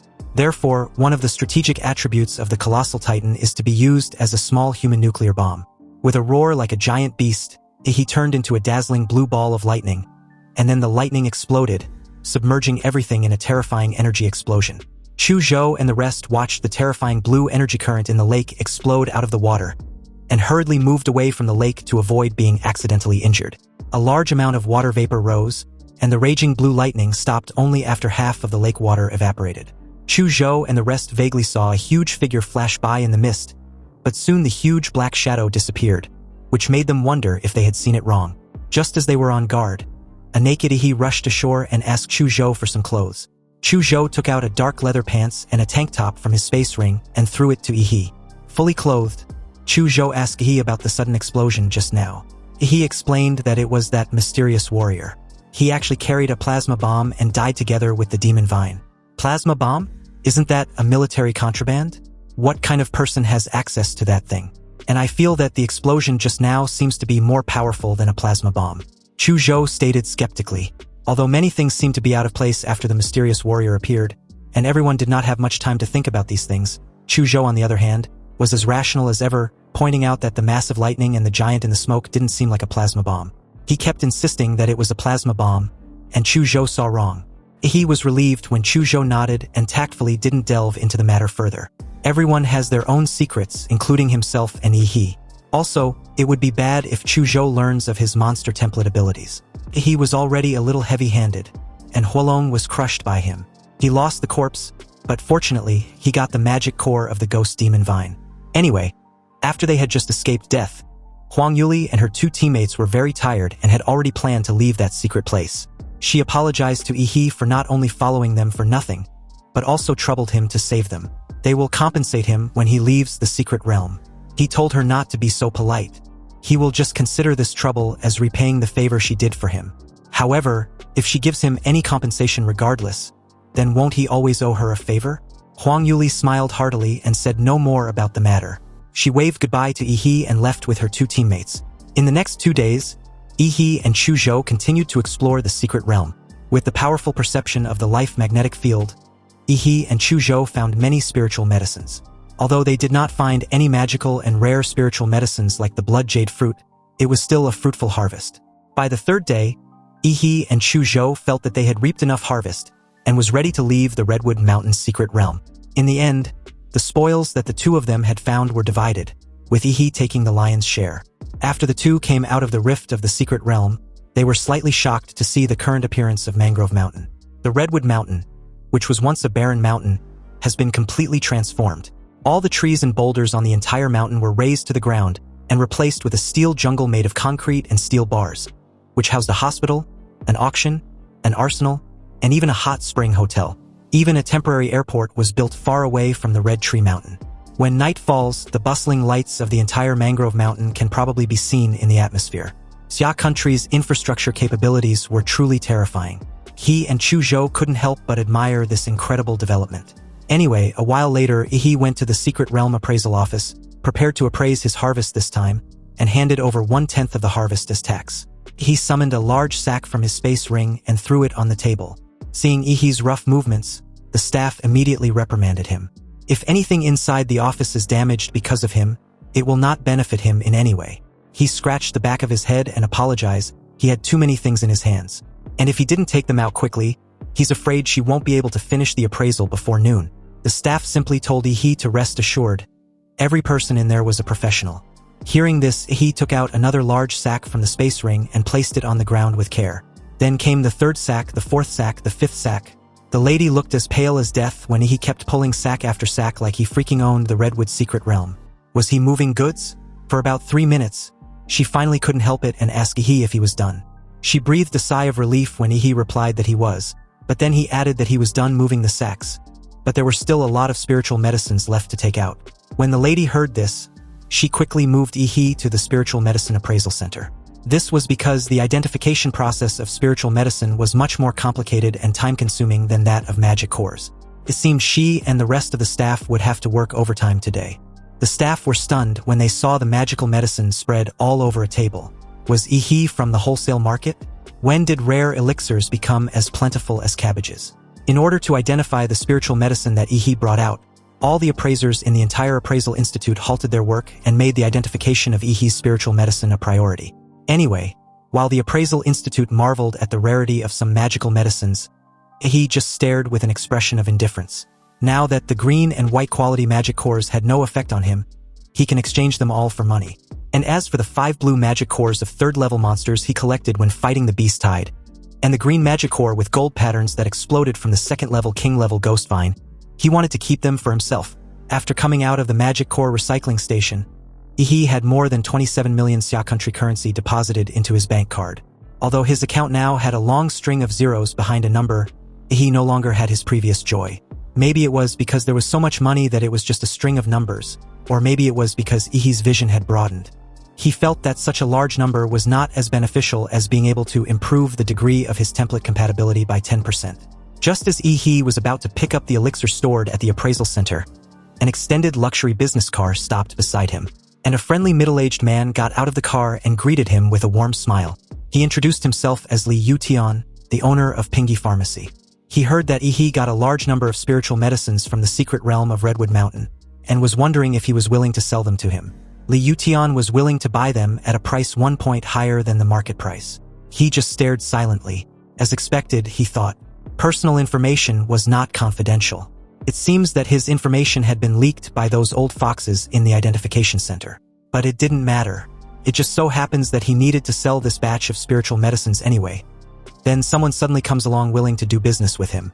This definitely spares him the trip of running around for potential buyers. The deal went smoothly, and as the owner of Pingy Pharmacy was leaving, he happily handed over a contract. Those who didn't know would have thought that it was him, the pharmacy owner, who was begging for purchase. Of course, this was indeed the case. The reason why Li Yutian was willing to suffer a loss and give profits to Ihi was because of the young man's talent in finding a large number of elixirs in one raid. As a businessman, Li Yutian keenly sensed that Ihi was exceptional. He wanted to take this opportunity to establish a long-term relationship with Ihi, and perhaps he would be able to purchase rare and large quantities of goods from him in the future. With a large sum of money added to the bank card, Ihi also faced a new difficulty. All this money still couldn't compare to improving 10% of his personal strength. The genetic potions generally available on the market, and the white magic and green magic cores also give almost no improvement. Thinking of this, he couldn't help but sigh. It turned out that the template had a picky appetite, more so than himself, the host. Ihi wanted to get a higher-level genetic medicine, but unfortunately that kind of thing was subject to purchase restrictions, and his current status did not even allow him to have the privilege to purchase it. If Ihi wants to improve the degree of compatibility, he must get another rare treasure like the blood jade fruit, but that kind of thing was in short supply and there was no place to spend money even if he wants to buy it. But suddenly, his eyes lit up when a realization occurred to him. There was another way to improve his strength. And this was none other than martial arts techniques. In the college entrance examination, he was able to defeat Lu Qingzhu and the others, relying entirely on the powerful abilities of Demora's template. However, in terms of martial arts, he was no match for those martial arts masters. He only had the upper hand because of the powerful bloodline abilities. After realizing this, Ihi thought of the only person he knew who had the best social connections around and could help him obtain advanced martial arts, Principal Lao Deng. With this realization, he immediately bolted in the direction of An City's number 1 middle school. At the principal's office, Principal Lao Deng poured Ihi a cup of hot tea, massaged his shoulders, and stated that he didn't expect his champion to still come back to visit his alma mater. With his experience, this old fucker naturally saw that Ihi had something to ask for. He happily took out a bottle of white wine, in which was soaked a rare ginseng elixir. This was the medicinal wine he had just obtained from Li Yutian, the boss of Pingy Pharmacy. According to him, no middle-aged person could refuse this bottle of treasure that could invigorate blood circulation, strengthen his yang, and maintain health. When the principal saw this, his eyes lit up like stars. It seems our top scorer was indeed a good student who is not only good in character and academics, but also respect his elders as well. He told the principal that it was his duty to honor his elders. That was the reason for his gift, a fine traditional virtue of their Xia country. The principal said no more as Ihi handed his gift over. The moment he did, he knew it was his opportunity to speak frankly. He asked the principal if he had any connections. He wants to learn martial arts.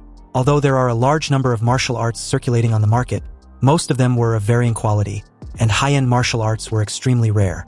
There are only 2 ways for a warrior to obtain more powerful martial arts. First, within the university, students of the school can redeem it through contribution points. The second type is the martial arts passed down within the warrior family, such as the Lu family's secret techniques, which was a martial art that only the core members of the family or outsiders who have made special contributions to the family can learn. This is why Lu Qingzhu, Chu Zhou and even Yi He, the top scorer, had been stuck at the peak of martial arts apprentices and had not been promoted to warriors. It obviously couldn't be because of lack of talent. And it wasn't because of lack of physical foundation either. After all, in terms of physique alone, these 3 top-notch martial art apprentices were better than many martial artists. This is because all the training methods for martial artists to become warriors can only be learned in college. The country does not allow civilians to control the methods of promotion to martial artists. Only college students can become real warriors.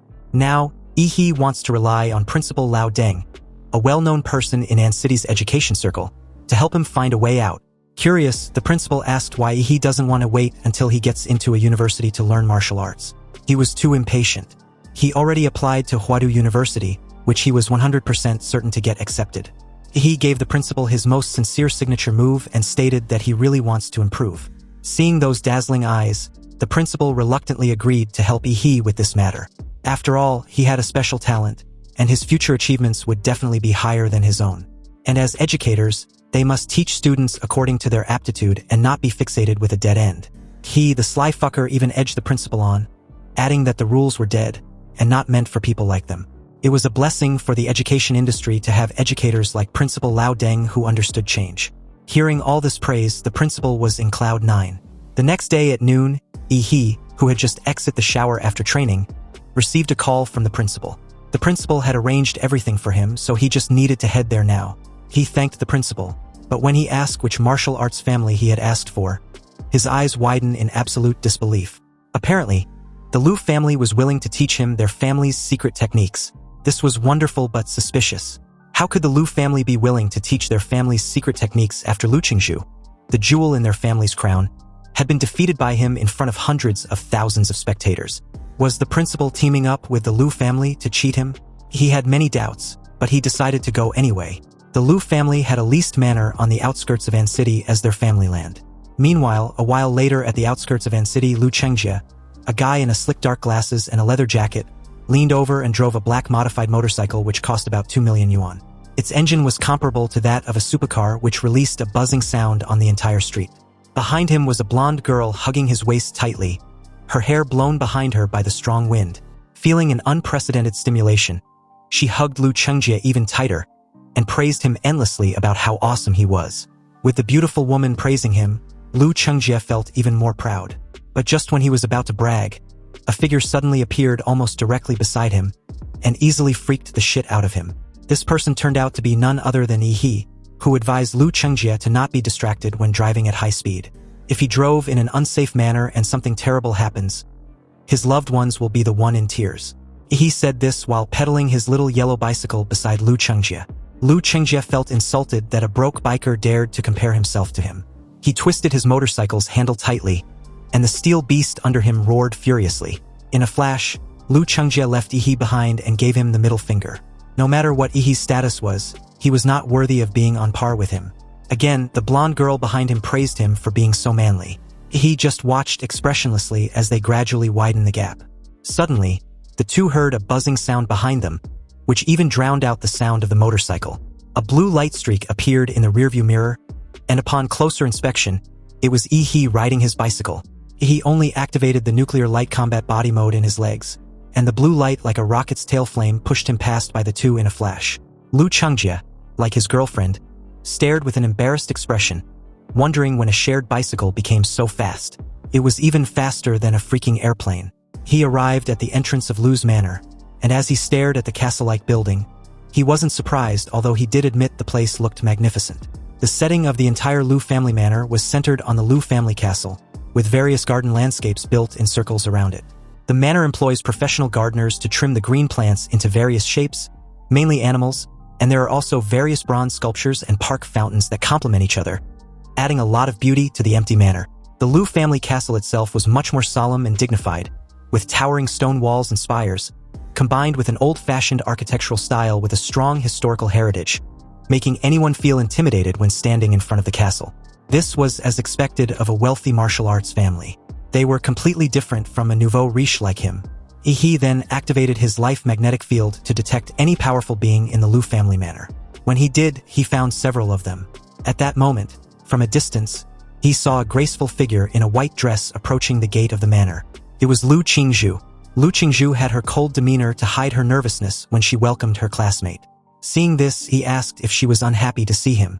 Lu Qingzhu lowered her head and replied that that wasn't the case. Then that means you're happy to see me? He was amused.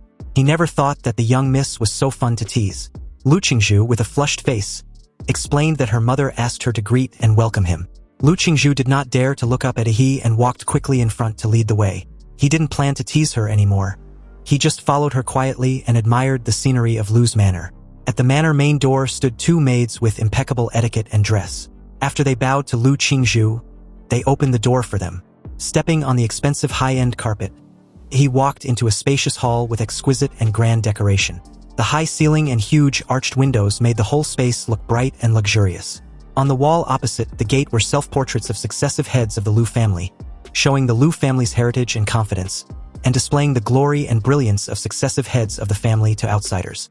Lu Qingzhu raised her head and announced to her mother that he had arrived. The crisp sound of high heels clicking on the floor was heard.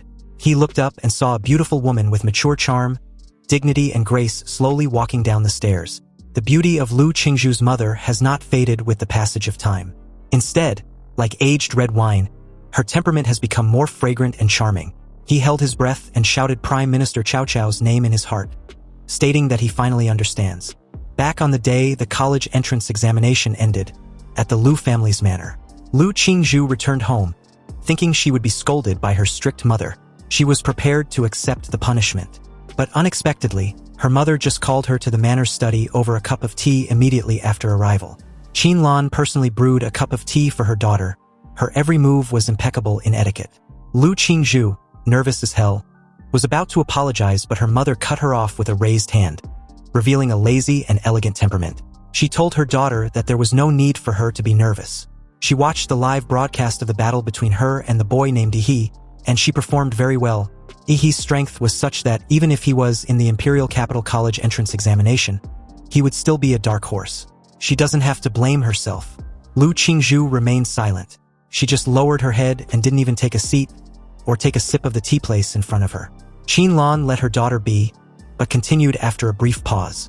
In your generation, you are the only one who can shoulder the heavy responsibility of the Lu family. Your younger brother's ability is limited and he cannot inherit the Lu family. But you are a girl after all, and you are so beautiful. Qin Lan raised Lu Qingzhu's beautiful face. Your father passed away early, and now our Lu family has no master to back us up. So our family power has no choice but to retreat to this small city of Anqing. If a big family asks for a marriage alliance with you, we have no right to refuse. This also means that the Lu family will be annexed, and the century-old foundation will be handed over to others. He seems like a very good boy, with outstanding talent, a simple family background, and a bright future. From what I have observed, he is definitely not an ambitious person. I want to pair the two of you together. What do you think? Lu Qingzhu's eyes widened at the thought of this, and her mother looked directly into her eyes with her aggressive phoenix eyes. But before Lu Qingzhu could say anything, Qin Lan added that she didn't have to answer now, but should just try to get along with Yi first. Back to the present, Qin Lan walked down the stairs and officially welcomed Yi to the Lu family. He greeted politely with a serious expression, trying hard to suppress the wayward thoughts that emerged in his mind. He presented a gift, but Qin Lan just stared expressionlessly. I heard from Principal Lao Deng that you want to learn some advanced martial arts. He replied that she was correct. Without hesitation, Qin Lan added that her daughter will show him the way. He was a little surprised. He didn't expect Qin Lan to be so generous. Qin Lan walked down the remaining stairs, took the gift but didn't even bother to look or know what it was. She simply stated that her daughter will take Yi to the Lu family's martial arts pavilion. Since the martial arts in the pavilion were not allowed to be taken out, he will only have 1 day to study inside. There were 3 sets of Shenhuang martial arts deep in the martial arts pavilion. Whether Yi can learn them depends on his ability. When Yi heard that he could also learn Shenhuang martial arts, he was once again surprised. He thought that learning some slightly more advanced martial arts would be enough, but he didn't expect Qin Lan to give him the right to learn the Shenhuang martial arts. He didn't know whether to say that Principal Lao Deng had a lot of face, or that Qin Lan was too generous, or was investing in him. After all, there are so many benefits, it can't be without reason. Nonetheless, the cake was already in front of him, and he couldn't refuse to eat it. Even if there was a knife hidden in the cake, he had to lick the cream clean first. Got it, madam. Then he would like to thank the Lu family. He thanked the Lu family instead of Qin Lan herself. The meaning of this could be very different. It meant that Yi had made a promise to the Lu family. If the Lu family needs him in the future, he will fulfill his promise. Qinlan was very satisfied with Yi's clever answer, and the more she looked at Yi, the more she liked him. Yi, on the other hand, saw the way Qinlan suddenly looked at him and felt like he'd done something wrong. After saying goodbye to Qinlan, Lu Qingzhu took Yi out of the manor to a very long corridor to the martial arts pavilion. On the way, the two were alone together again, and Lu Qingzhu couldn't help but remember the subtle look her mother gave her. He, completely oblivious to this, discovered that Lu Qingzhu seemed to have become even more shy. Lu Qingzhu, why do I feel like you're trying to avoid me? Lu Qingzhu denies this, but when he suddenly walked quickly to her side and met her eyes, Lu Qingzhu panicked like a frightened deer and hurriedly took a half step back. You see, Lu Qingzhu had never been so close to a boy before, but in that brief moment, she could even feel his warm breath on her right cheek, which made her lovely face suddenly heats up, carrying no trace of the coldness of the flower on the mountain top that she once was. She asked why he was getting so close. He followed Lu Qingzhu and came to an underground stone chamber. In front of them was an ancient, thick, and rough surface of a large stone door. He could feel that the material of these stones was definitely not ordinary. Seeing Yi's curiosity, Lu Qingzhu took the initiative to explain. The stone door was made of the power transformation stone, a special stone excavated from the secret realm. It can dissolve the attack power of the Xuanwu master level without breaking. Of course, when Yi heard this, he asked whether he can punch it. Lu Qingzhu didn't expect Yi to say such a strange thing after hearing of the power transformation stone. Shouldn't Yi be marveling at the magic of this stone? The moment she told Yi he could try, he clenched his fists, and with every cell in his body violently generating atomic energy. The familiar dazzling blue light covered the fist. Seeing this, Lu Qingzhu's pretty face sank, recalling the horrible memories about that blue glowing punching technique, and simply turned her head away. With a reverberating boom, the fist tore through the air and slammed into the stone wall. The violent air wave blew Lu Qingzhu's white skirt to the side. Unexpectedly, the blue energy impact did not explode. Instead, it was completely absorbed by the stone wall and turned into ripples on the water, dissolving in circles, unscathed. He clearly felt his strongest and fiercest punch, but the moment it touched the stone wall, it was like punching the sea and sinking into a quagmire. More than 90% of the power was absorbed. It was rare to see he also experiencing moments of failure, and Lu Qingzhu found this funny. She covered the corners of her mouth, which had curled up subconsciously. She opened the stone wall, welcoming Yi inside. With brisk steps, Yi entered the Lu family's martial arts pavilion. All the martial arts inside were displayed in the form of copies on shelves. They looked like they were arranged in rows, which was dazzling and impressive. Lu Qingzhu explained that the martial arts inside were divided into body movement, defense, horizontal training, swordsmanship, and a lot more. If Yi wants to learn any of them, he should just use an ID card to access it. Lu Qingzhu handed Yi a black and gold card. He then asked of the Shenhuang martial arts. They were in the small stone chamber at the deepest part of the martial arts pavilion. She replied calmly. Also, he needs to swipe his card to enter. But you won't be able to comprehend the Shenhuang martial arts in just one day. You can only learn the basics at most, she continued, pointing a finger towards something else. I think that my mother giving you access to Shenhuang martial arts may not necessarily be good for you. I can pick out a few martial arts books for you that are second only to Shenhuang martial arts and suitable for you. Hearing this, he couldn't help teasing her again. Are you thinking for my sake? Due to this teasing session, Lu Qingzhu didn't want to talk to this classmate of hers anymore. He assured her not to worry her pretty little head. He knows what he wants. If he wants to learn something, he naturally has to learn the strongest one. So, if the Shenhuang martial arts were placed in front of him and he doesn't have the courage to learn it, then shouldn't he just go home and continue to work hard on the template compatibility? Moreover, Qinlan opened up the learning rights of Shenhuang martial arts for him, which was both an investment and a test. If he couldn't pass this level or didn't dare to take the risk, he would probably never have the chance to be invited to Lu's manor again. Seeing Yi's persistence, Lu Qingzhu said no more. You see, the secret room that stores Shenhuang martial arts was even more secure. So the kind of black-quality power-transforming stone of extremely rare was used. And in order to raise the materials for building this black power-transforming stone wall, Lu Qingzhu's great-grandfather's generation has been collecting them. Lu Qingzhu spoke more frequently, which was unusual. She obviously seemed to be very proud of the history of her family. The black stone door opened, and 3 safes appeared in front of Yi. Each safe was strong enough to withstand tank bombardment. Once the wrong password was entered 5 times, the original copy of the Shenhuang martial arts inside would be automatically destroyed. Yi saw the names of two familiar martial arts, Floating Shadow and Hunyuan Jade Finger, which were exactly the two that Lu Qingzhu mastered. The name of the third Xianhuang martial art was the Devil in the Flesh, and Yi has never seen Lu Qingzhu use it. Lu Qingzhu explained that the way to learn Xianhuang martial arts was not to watch, but to feel the martial rhyme left by the creator. If Yi can't feel it, or his martial artist's attributes conflict with the martial rhyme, he can't start practicing her family's Xianhuang martial arts. In short, the Xianhuang martial arts were alive. And it was not the martial artist who chose the martial arts, but the martial arts that choose the martial artist. After Lu Qingzhu's explanation, he understood why Lu Qingzhu did not use the third Xianhuang martial art in the college entrance examination. It wasn't a talent problem, but a conflict of attributes. How can a beautiful girl like Lu Qingzhu be compatible with the rough martial arts called the Devil in the Flesh? But Yi, on the other hand, was very suitable for this direct and violent Xianhuang martial arts. He chose the Devil in the Flesh. Lu Qingzhu cracked the code for him, and the safe opened, revealing a bronze statue of a muscular and ferocious man. The whole statue was lifelike, and every muscle was vivid. He discovered that in the gaps between the statue's muscles, there were evil ghosts wailing and crying. This statue of a virile man who was supposed to suppress ghosts displayed the murderous aura to the fullest. After the statue appeared, he seemed to hear the wailing of evil ghosts. It seems the Xianhuang martial arts was not a book, but a statue. Not only statues, but also paintings or utensils. Basically anything can be the carrier of martial rhyme. This is one of the mysterious arts of the martial master. Lu Qingzhu continued yearningly. Only martial masters can condense the martial arts rhythm and attach it to objects to pass on the mantle to future generations.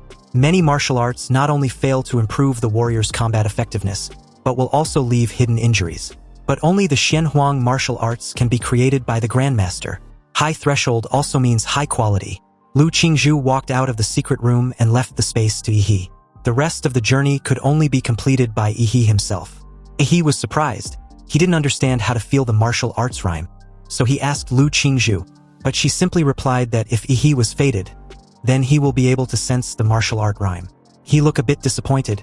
He even felt that Lu Qingzhu was withholding any insight on her experience as a form of revenge. Anyway, since it's preordained by fate, he decided to take a nap to wait. He lay down and fell asleep without saying a word, which made Lu Qingzhu, who was observing Yi through the surveillance camera, speechless. Although sleeping in front of the Wuyun carrier is also a method, she thought he would try more, such as dripping blood or kneeling and meditating, but she didn't expect him to fall asleep directly. When he opened his eyes again, he found himself in a dilapidated temple, with cobwebs all over the place and dust all over the floor. Even the angry-faced Buddha on the throne had a broken arm. Is this what's called the sensing the martial rhyme? Apparently, he had entered the world of the martial rhyme of the third Xianhuang martial arts, but he could not feel any martial energy, and even the atomic reaction of Demora's template could not be activated. It was as if he had returned to the weak form of an ordinary person. Luckily, his monster system template was still there. It detected that the host's consciousness was in a special space.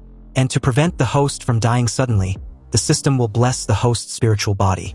Suddenly, a domineering and ferocious voice entered Yi's ears from above. Only a real man can inherit my martial arts. Otherwise, I would rather let it rot in the ground. Boy, prove to me that you are a real man made of iron. At some point, a ferocious man as big as a wild bear sat on the only remaining arm of the angry bodhisattva. He stared at Yi with his wild eyes like a wolf. He raised his head and stared slack-jawed at the mysterious man, who looked exactly like the statue. When the thunderstorm comes, there will be hundreds of ghosts roaming at night.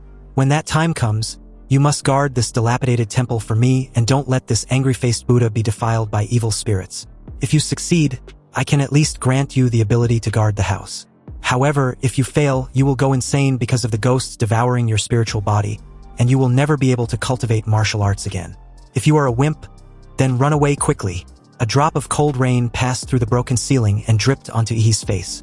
He came to his senses and found that the vicious man sitting on the arm of the angry-faced bodhisattva had disappeared. And the rain also means the trial has begun. The rain was getting heavier and heavier, and the world outside was pitch black with only the howling wind. He could feel countless malicious eyes spying on him. He found a rusty and broken sword from behind the throne of the angry bodhisattva. He held the sword, and each of them blocked the entrance of the ruined temple with a sword. The pale thunder illuminated Yi's face.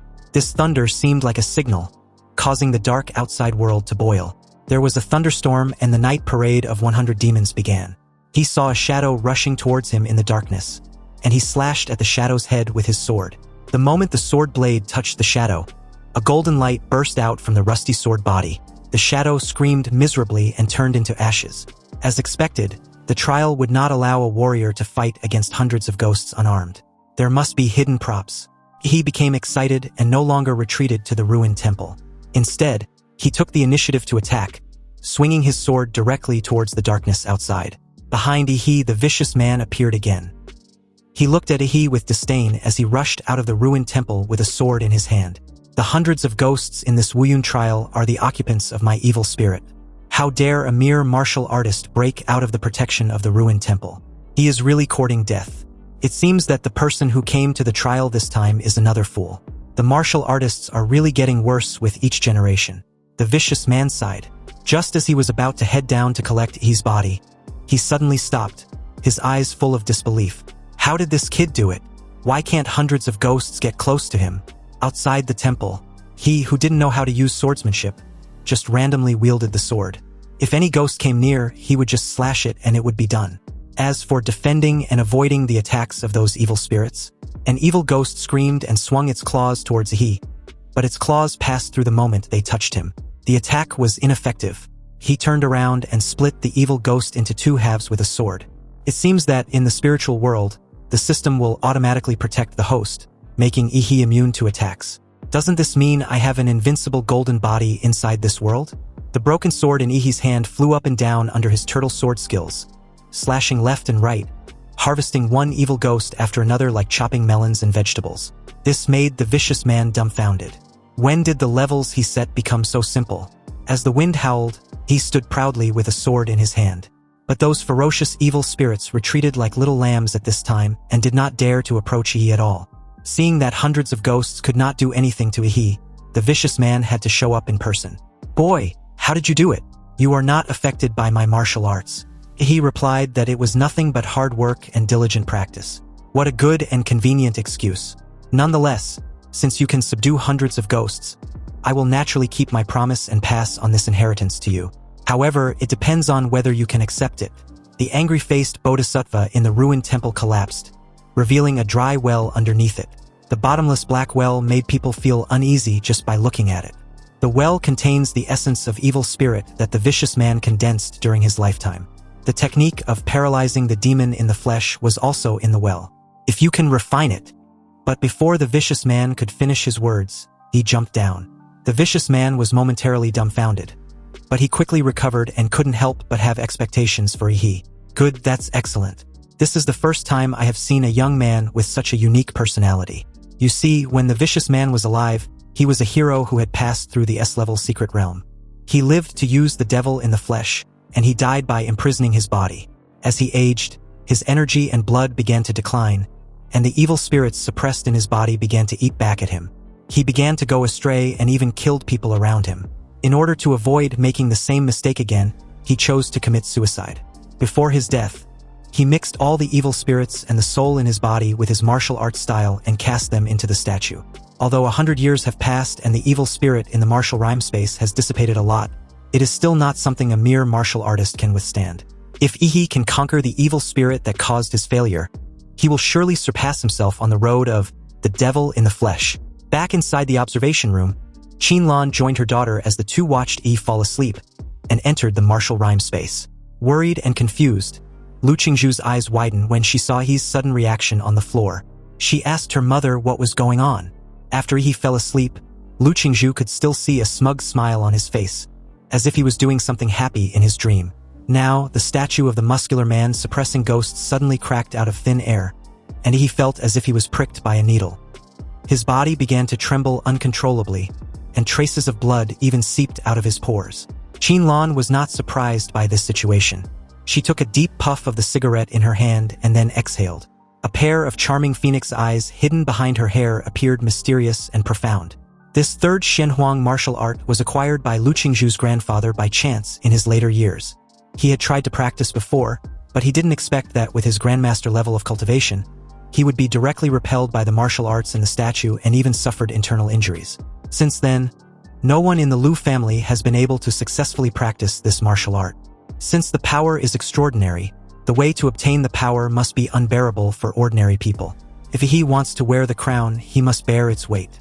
And since he has chosen to accept the power of this martial art, then Qinlan stopped short when she looked at the surveillance footage, and her confident eyes, which seemed to be able to calculate everything, showed a rare moment of confusion. She saw that he was awake, and not just awake, the fucker was even stretching and looked like he had slept comfortably. Lu Qingzhu subconsciously looked at Qinlan with a nervous smile.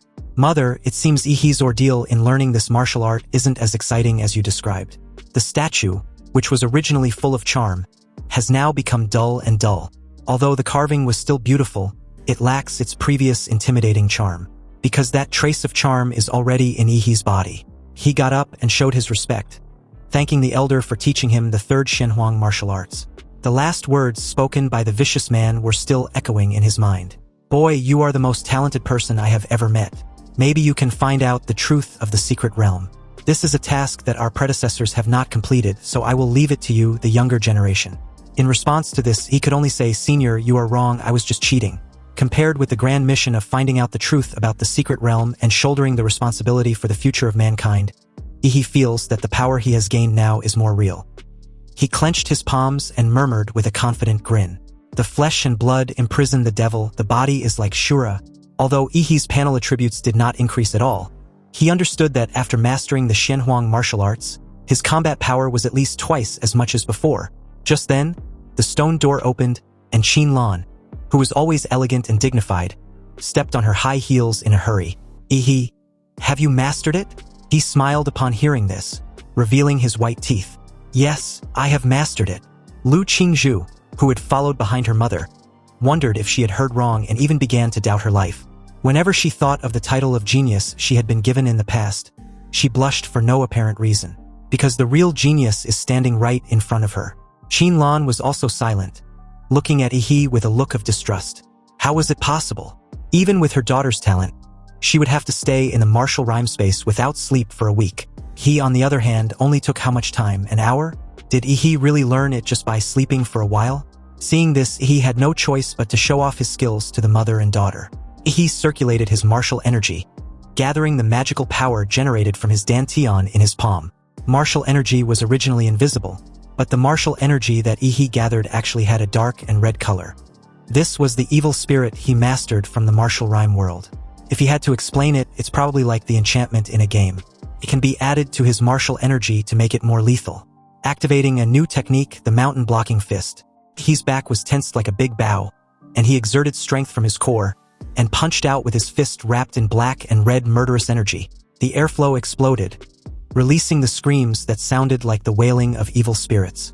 The pupils of Lu Qingzhu, a martial arts genius, shrank slightly. She could feel the extremely high purity from the punch and the strong aftershock.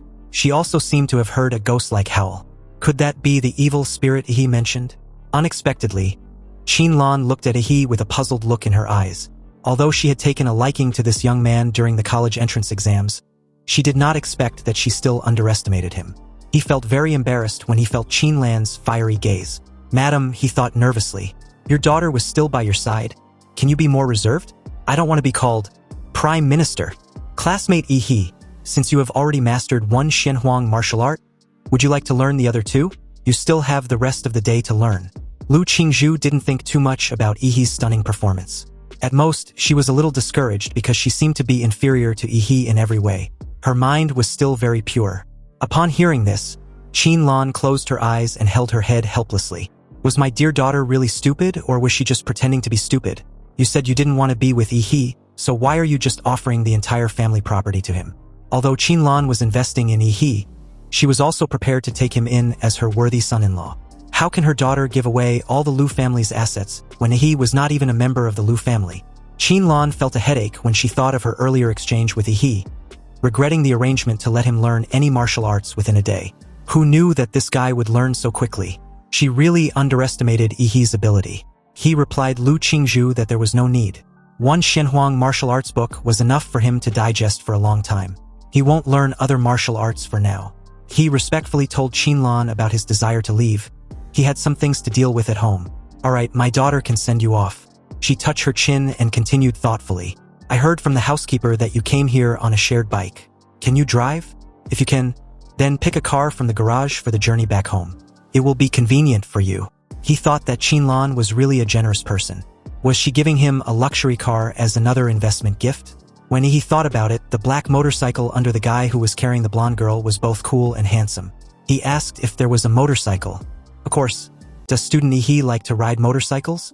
It seems you have the same hobby as my troublesome son. I wish my son could be as good as you.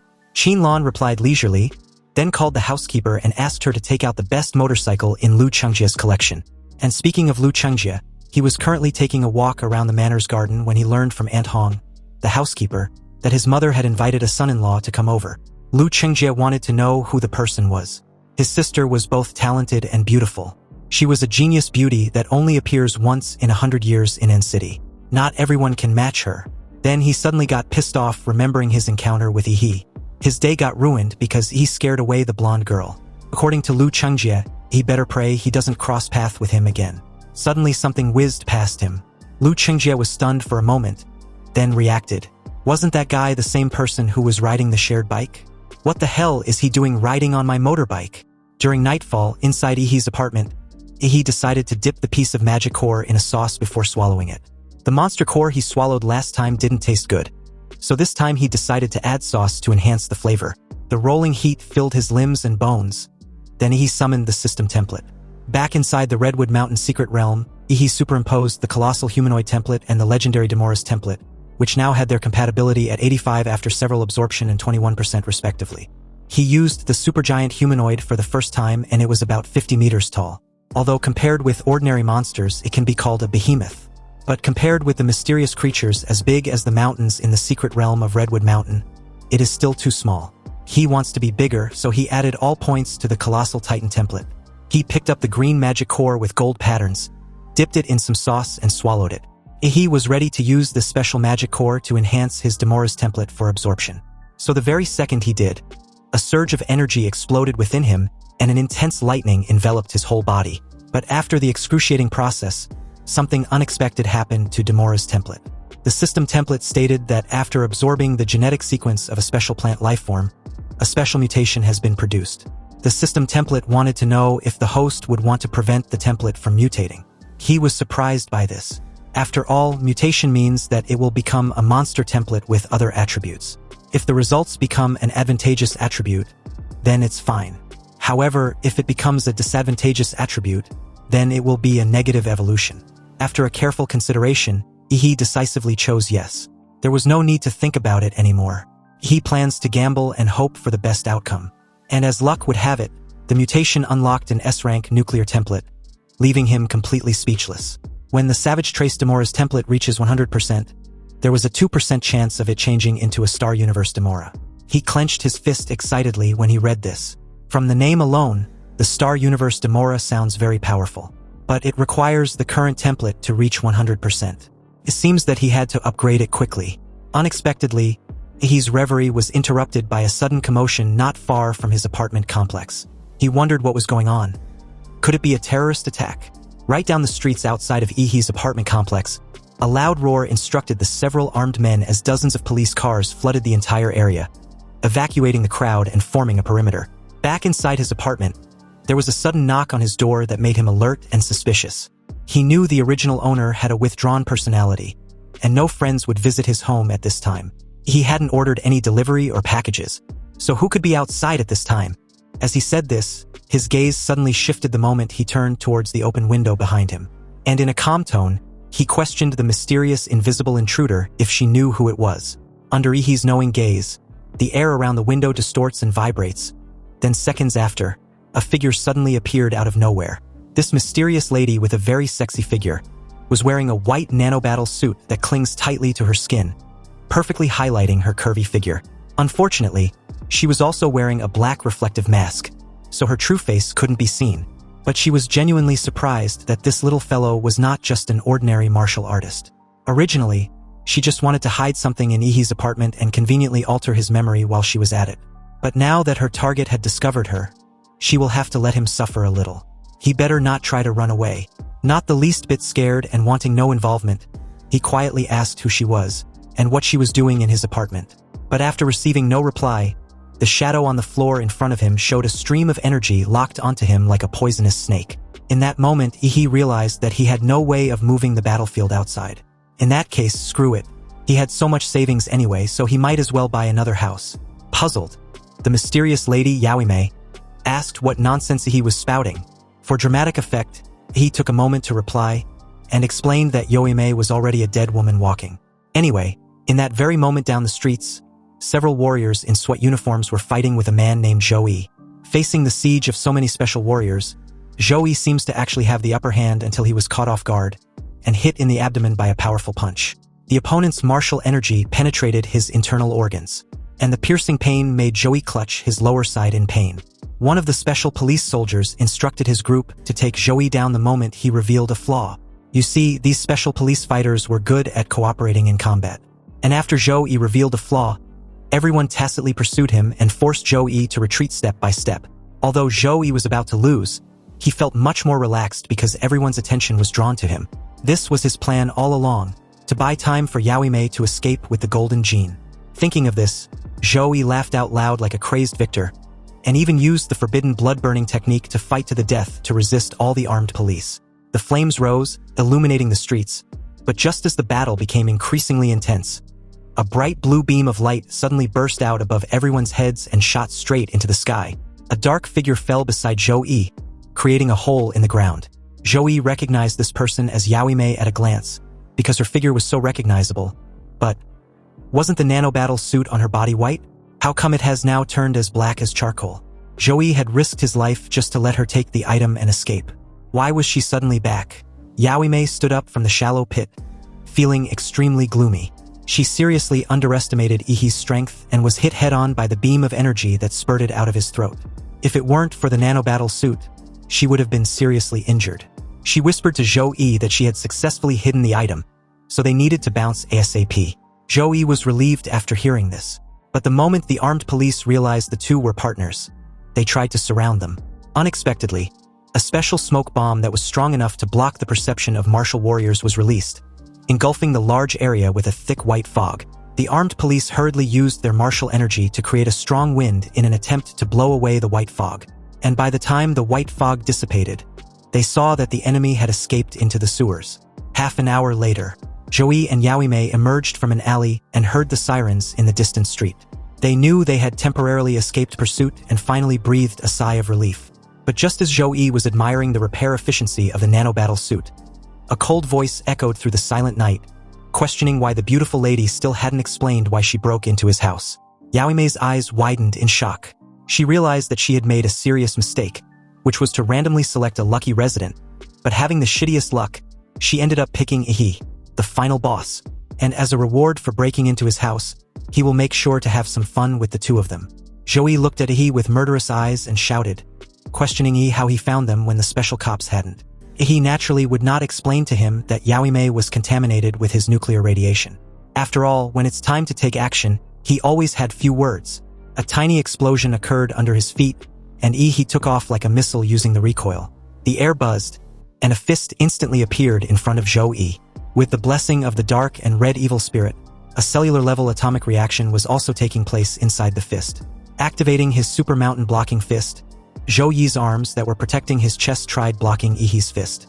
But the dark and red energy lightning burst out, blasting Zhou's tough skin like it was nothing. The moment this huge force hit him, he spat a mouth full of fresh blood. Zhou felt as if he was hit by a train and was directly thrown into the air. His flying body smashed into the concrete wall behind him as dust flew wildly in the air. Yaoime couldn't help but gasp when she saw her brother being knocked flying. A 6th-rank martial warrior was actually severely injured by a punch from a young boy whose martial energy fluctuations were that of a martial arts apprentice. Whose master's disciple was he? Zhou struggled to even get up as he grinned brightly at Yaoime. He replied that he was the disciple of Emperor Guangla. Yaoime had never heard of Emperor Guangla, and she didn't expect a small city like Anqing to have hidden masters. Zhou interrupted at this moment, telling he not to get too cocky. He had just experienced a fierce battle and used a forbidden technique that burned his blood. Now his energy and blood were declining, and his strength was probably less than 70% of what it used to be. Nonetheless, He was not someone a mere martial apprentice like he can handle, although he doesn't know which master's genius disciple he was. Geniuses had always died early since ancient times because they are all too arrogant and inflexible. Joey activated his 5 steps to form and stomped his foot heavily on the ground. His soles dug deep into the cold, hard floor as he took 5 steps forward. With each step, Joey's momentum would rise to a higher level, and the surging blood and energy gathered behind him turned into a blood and energy smoke. Under the dimly lit night sky, Joey's skin was stained with a layer of steel-like silver color, and a thick-looking silver horn grew on his forehead. This was the true form of his bloodline, the iron-crowned rhino. Seeing Joey trying to fight to the death, Ihi's face twisted into a menacing smile, and the cells in his body began to undergo nuclear fusion. Now that's more like it. However, the next second, Yaoime, believing she was the true attacker, and thought Ihi would never expect her to use the stealth ability of her nanobattle suit to attack him from behind, launched forward. But in the air, she was shot and hit in the abdomen with an atomic beam from Ihi without even looking behind. She was blasted away as Ihi casually warned her to stay out of his way. Seeing his companion's sneak attack fail, Joey was annoyed that his useless sister couldn't even succeed in a simple ambush. He roared and rushed towards Ihi like a runaway train. He also experienced a miniature explosion under his feet, which propelled him straight towards Joey. When the two fists collided, the air shook into distorted ripples visible to the naked eye. The atomic energy lightning blessed by Ihi's evil spirit struck Joey's silver skin, leaving only dark marks, not even a flesh wound. He was shocked that Joey's defense ability had increased to an astonishing degree. But Joey just gave a menacing grin. His iron-crowned rhinoceros true demon beast form can easily withstand even tank bombardment. What does Ihi have that can break through his defense? Also, not only had his defense power increased, but the attack power had surged even more. He tried to create some distance, but the moment Joey saw this, he didn't miss this opportunity and approached Ihi again in a close combat. Joey's eyes were still filled with ecstasy, and the spontaneous pleasure of being able to kill a genius did not hinder his fighting acumen. Although he had the upper hand, he also clearly remembered the blue beam of light that severely injured Yaoime. And as the scene pans to a broader view, the head-on collision never came. You see, the very moment Joey approached, he suddenly disappeared. Joey was unsure of what just happened, but he was sure that no matter how arrogant Ihi was, he still wouldn't be able to match his iron-crowned rhino. But where did that brat disappear to? He knew he wasn't dead because his attack never landed. A sudden explosion of blue lightning behind him made him turn. However, when he raised his head and saw a 30-meter-tall giant partially obscured in a mist, with a pair of dark blue eyes staring at him, he naturally felt a sense of awe and fear. You see, Joey was too close to move away and was engulfed by the terrifying blue sparks. The blue plasma energy ball enveloped an area of dozens of meters, evaporating everything. Fortunately, they were in a deserted urban area full of unfinished buildings and there were almost no people. After the explosion, white water vapor rose. And although Joey was in a mess, he successfully blocked Ihi's self-explosion just now. The silver skin on his body became a little dull, which was a sign of overdrawn blood power. If he was not a warrior good at defense, he might have died in the explosion just now. At this moment, Joey suddenly felt a sense of being spied on. He was still stunned for a moment, staring at such a strange and terrifying giant. Is this a monster? Where did he come from? Could it be that little brat transformed? At this moment, the giant moved, and a large hand with exposed flesh, fascia, and burning blue blood flowing in its veins pushed aside the mist to grab Joey directly. Joey's body, which had experienced countless battles, felt the threat and jumped up, dodging as if by muscle memory. But the giant's other fist had already broken through the mist and was heading towards him.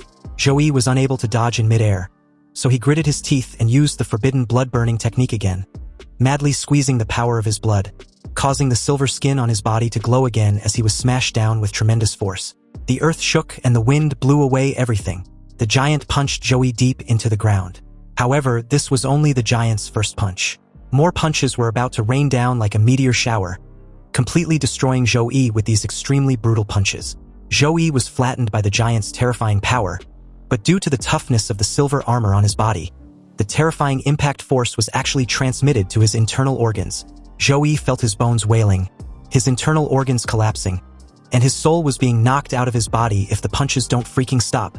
Meanwhile, on Ihi's system panel, he could see a string of data indicating that his colossal giant overall physical fitness had risen from 23.8 to 29.4. Yaoime, who was struggling to get up, trembled all over when she saw this scene. Zhou, a dignified 6th-rank warrior, was actually being beaten like a sandbag in front of a giant who seemed to be Yi. Yao Mei felt extremely stupid at this moment. Seriously, why the hell did she provoke such a monster? She couldn't let her companion die just like that. She had a brief contact with Yi, but he still managed to track them down through some means. So even if she abandoned Zhou, she would not be able to escape from Yi's clutches. She can only fight to the death. While Zhou was resisting the giant's punches, Yao Mei rushed to the top of a tall building and jumped down holding a thin yellow thread in her hand, her eyes fully focused. She came to the giant's throat, and with the molecular yellow line pulled from the nanosuit which had enough strength to cut through high-grade alloys, she immediately wrapped it several times around the giant's throat. Although the giant in front of her, who was suspected to have been transformed by Yi through some kind of genetic technique, was powerful, but the weaknesses of the human body must not have changed. There was a flash of blood, and to Yao Mei's surprise, the giant did not resist at all and let her cut his throat. A large amount of burning blood gushed out like a fountain, forming a small pool of blood on the ground. Yao Mei got up and let out a sigh of relief, believing it was over. She looked into the giant's dark blue pupils, which were bigger than a lantern, and there seemed to be a teasing expression in there. The giant opened his mouth and a blue light of destruction brewed in his throat. The humming sound of gradually increasing energy sounded in Yao Mei's ears, and the last image in her memory was an endless expanse of brilliant blue beam. Then accompanied with a thunderous boom, the atomic breath engulfed Yao Mei's slender body, then penetrated a building, leaving a brilliant blue mark in the air. After the exhalation ended, what's left of the giant's head, together with the huge body with exposed muscle fibers, emitted an enormous amounts of hot air like a steam engine and gradually disappeared in the endless heat. He walked out of what's left of the giant's head. The flesh and blood threads that were stuck on his body also emitted a large amount of hot air. With his hands leisurely in his pockets, he stared down at Zhou indifferently, who was currently covered in blood. It was Zhou's turn to take a permanent nap. Zhou slowly raised his head, coughing and trembling helplessly. He opened his mouth and spat out a mouthful of fresh blood at Yi. He was truly a monster. He simply replied that it was only fair that those who kill should be prepared to be killed. Both of them heard the sound of sirens approaching in the distance. Yi's fight just now was so loud that the patrolling police had definitely been noticed. But just when he was about to finish off Zhou, the already dying bastard wanted to drag Yi with him. He told Yi that Yao Mei, the woman he just killed, hid something in his room. It's called the Golden Gene, and it now belongs to Yi, along with all the troubles it carries. He should run because he will face endless pursuit. The fucker had to have the last laugh, promising to be waiting for Yi in hell. This annoyed Yi. He raised his foot and bashed Zhou's head in the concrete wall, putting an end to his nonsense. And about running away, when has he ever done such a thing? With the cops nearing the site, he efficiently dealt with Zhou's body, turned around and disappeared into the night. Not long after his departure, the cops arrived and witnessed the charred streets that looked like they had been bombed, especially the huge hole in the building that was created by Yi's atomic breath. He returned home not long after. He sent a message to Qinlan first, inquiring how the police questioning went. Qinlan replied that everything was fine at present. Things has been a bit unstable recently, so Yi should just stay calm and wait until Huadu University starts. He told Aunt Qin not to worry. She knows him, and he was the most well-behaved person ever. Good thing he gave Aunt Qin a heads up in advance. Otherwise, with his signature-level nuclear blast, the cops definitely wouldn't have overlooked him after the fact. After chatting with Qinlan, Yi found the golden gene that Zhou mentioned in the room. It was a sealed silver cylindrical can with a company logo on it, which is a black eagle with its wings spread. But the eagle's wings have no flesh and blood, only skeletons. Yi knew this logo as the symbol of Laserbird, a giant in the biotechnology field. And according to Zhou, the golden gene is a masterpiece of genetic engineering created by Laserbird after it inherited part of Prometheus' biological research legacy. What made Yi unable to help but complain was that the security team hired by Laserbird to guard the golden gene actually committed embezzlement. The two stole the golden gene and got hunted during their escape. Now, they managed to dump the whole mess on him. He tried opening the sealed silver cylindrical can, but the damn thing wouldn't budge. Putting the matter of the golden gene aside for the moment, he looked at the living room, which could no longer be called that, and felt a headache. Looks like it was time to move. He needs to find a hotel to crash for the night. A month had passed since that incident, and as the scene shifts, we're introduced to the only B-level secret realm in An City, the Swan Lake. At this moment, somewhere inside the inner region of this B-level secret realm, A team with an average strength not less than a 5th-level martial warrior successfully surrounded and suppressed a 3rd high-level blood wolf monster. Just as the team captain cut open the monster's belly and took out the magic core, a sudden ominous sound reverberated from a nearby distance and immediately alarmed the entire team. With a trembling voice, the female redhead of the team called out her captain and pointed out the obvious. Something was wrong. From this distance, the trees collapsed, and footsteps of numerous monsters sounded like rolling thunder, crushing everything that stood in their way into pieces. These endless monsters filled the horizon, with no end in sight. On the head of a crocodile-type monster that was larger than a mountain, there was a throne made of bones, and countless skulls were gathered into well-crated hill, serving as the base of the throne. It's common knowledge that monsters didn't leave any bones after they die, so these bones can only be the remains of high-level warriors. Anyway, on this ostentatious throne of bones, a black ape was sitting lazily with its legs crossed like a human, its eyes half closed as if it was sleeping. But even when it was sleeping, the strange phenomenon of heaven and earth above its head proved its nobility and power. There were dark clouds with crackling thunder overhead, and in the center was this ferocious black ape on his imposing yet terrifying throne. This was a strange phenomenon between heaven and earth that only a dominant-level monster could impose. As the entire team bolted in the opposite direction in terror, the captain, not caring about the magic core he and his teammates had hunted so hard for, urgently stated about the need to notify the army. An overlord-level monster had been spotted leading a massive beast tide, about to invade An City, and it's almost impossible to resist, let alone survive it. The country must deploy grandmasters and senior grandmasters immediately to support.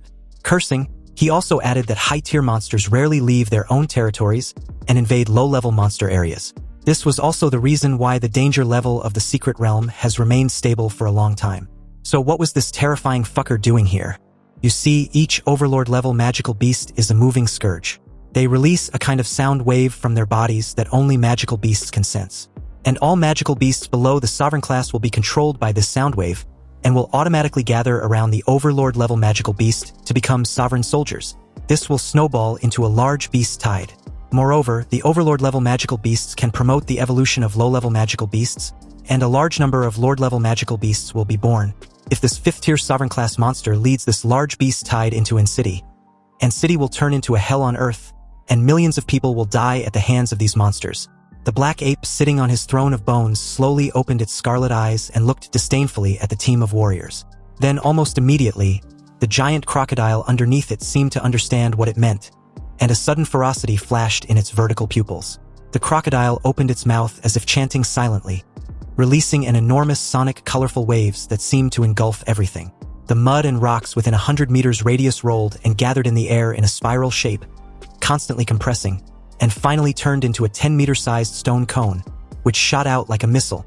The air wave exploded, and an entire mountaintop was pierced through by these stone cones.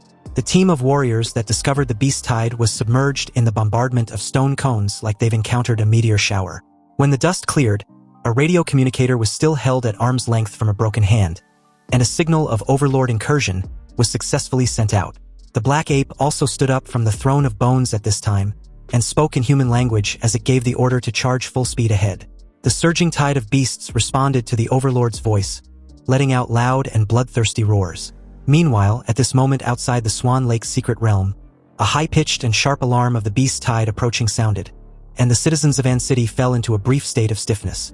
The citizens knew what this meant, but they had only heard about the beast invasion in a certain country or place in the news. When the beast invasion came upon them, they all felt a sense of unreality and even wondered if they were dreaming. But soon, the mayor's voice was heard over the city's radio. A massive beast tide from the B-level secret realm of Swan Lake is about to invade An City. This incursion is expected to break through and reach the city in 20 minutes. Currently, the army has been transferred to the front line to resist the beast tide. The mayor called on all warriors in An City to come to support. This broadcast completely awakened the citizens. Countless people wanted to drive, take high-speed trains or planes to escape from An City, throwing the entire city in chaos. Armed police were deployed to maintain order, and government agencies operated at full capacity to stabilize the people's hearts and order An City to the greatest extent possible. As for the means of transportation to escape An City, currently only students and children can take it. They were the hope of the future. If An City really falls, then every future in the city will be placed on them. When these children grow up, They will avenge their hometown and the souls of their mothers and fathers. Inside the mayor's office, Mayor Huang Qing frowned after he'd made one phone call after another, trying to buy more time for N-City. And the moment his secretary rushed into his office with an update, he asked if she had finished the reinforcements request, which cities were willing to send troops. The secretary's face was gloomy when she replied that it wasn't just N-City encountering a large-scale incursion. There have been beast invasion warnings in many places across the country, and they were now unable to take care of themselves. And the fortunate cities that were not experiencing beast incursions had started building fortifications to guard against the possible beast disasters. With a slightly trembling voice, the mayor then asked of the imperial capital. He wanted to know if any Grandmaster warrior or above was sent over to support them. Even just one will do. But that seemed like a pipe dream because an S-level secret realm has appeared in Guanshan City, the neighboring city of the imperial capital. All warriors in the imperial capital were deployed to Guanshan City to curb the expansion of the S-level secret realm. Mayor Huang slumped in his chair. His keen political sense made him realize that the entire Xia kingdom was caught in a huge net. This beast-tide attack was not an accident but a premeditated one. But soon he stood up again. Nearly pushing towards 50 years, Huang Qing showed the resolute look he had in his youth. They have no time to waste. The battle to defend N-City had already begun, and they can only rely on themselves. Meanwhile, in the Chu Zhou family's training ground, he and Chu Zhou were having a sparring session. Chu Zhou now understood that any so-called temptation was meaningless in front of He, and only by trying his best could he make him take things seriously. However, it seems his best was still not enough. He gave Chu Zhou a bright smile as he punched him in the chest. Chu Zhou quickly condensed ice armor on his chest for defense, but he still underestimated the power of this punch. The fist hit the ice armor, and the extremely cold ice that was several decimeters thick was torn and shattered by the evil magic fangs attached to the fist the moment Chu Zhou was forcefully pushed back. He praised Chu Zhou for being able to withstand his punch. Chu Zhou could feel the mystery of that evil spirit, which was definitely not something that could be cultivated through ordinary martial arts. He asked He when he learned Shenhuang martial arts. About a month ago, so I'm still rough around the edges, he replied. But he'd finally understood the essence of the demon in the flesh, which was centered on evil spirits. Every time he goes through a tough battle and slaughters the opponent, his own evil spirit can simulate the slaughtered person. Just as He and Chu Zhou were resuming their battle, an alarm of a beast invasion suddenly sounded outside. The expression on their faces changed at the same time because they knew something terrible was going to happen. They also received a message on their mobile phones, informing them that all college preparatory students in N-City had priority to leave. They were to go to N-City's airport and take planes B-521 and B-753, or go to the high-speed railway and take the high-speed train A-423 to evacuate immediately. He questioned Chu Zhou if he was thinking of leaving. Chu Zhou replied with a suggestion of his own. He believes that with He's talent, he should run rather than staying to defend N-City. Unbeknownst to Chu Zhou, he was already getting excited thinking about the beast invasion. The fucker was even giving off his creepy smile like the titan he was. He told Chu Zhou that he talks too much. Since when did he become this sentimental? If he was staying, then there was only one thing left to focus on. The scene shifts to the Lu family's manor. And just as Lu Qingzhu was about to go out, she found Qin Lan blocking her path. Lu Qingzhu wanted to go and support the fight against the beast tide. But her mother's only priority was her well-being. If she heads out to fight in the beast invasion, how confident was she to return alive and intact or even at all? There are about 30,000 warriors in N-City. Even if they include the old and weak retired warriors and the warriors who volunteered to join the war, there are less than 50,000 of them. This number of people was like a small sailboat in front of a large beast tide.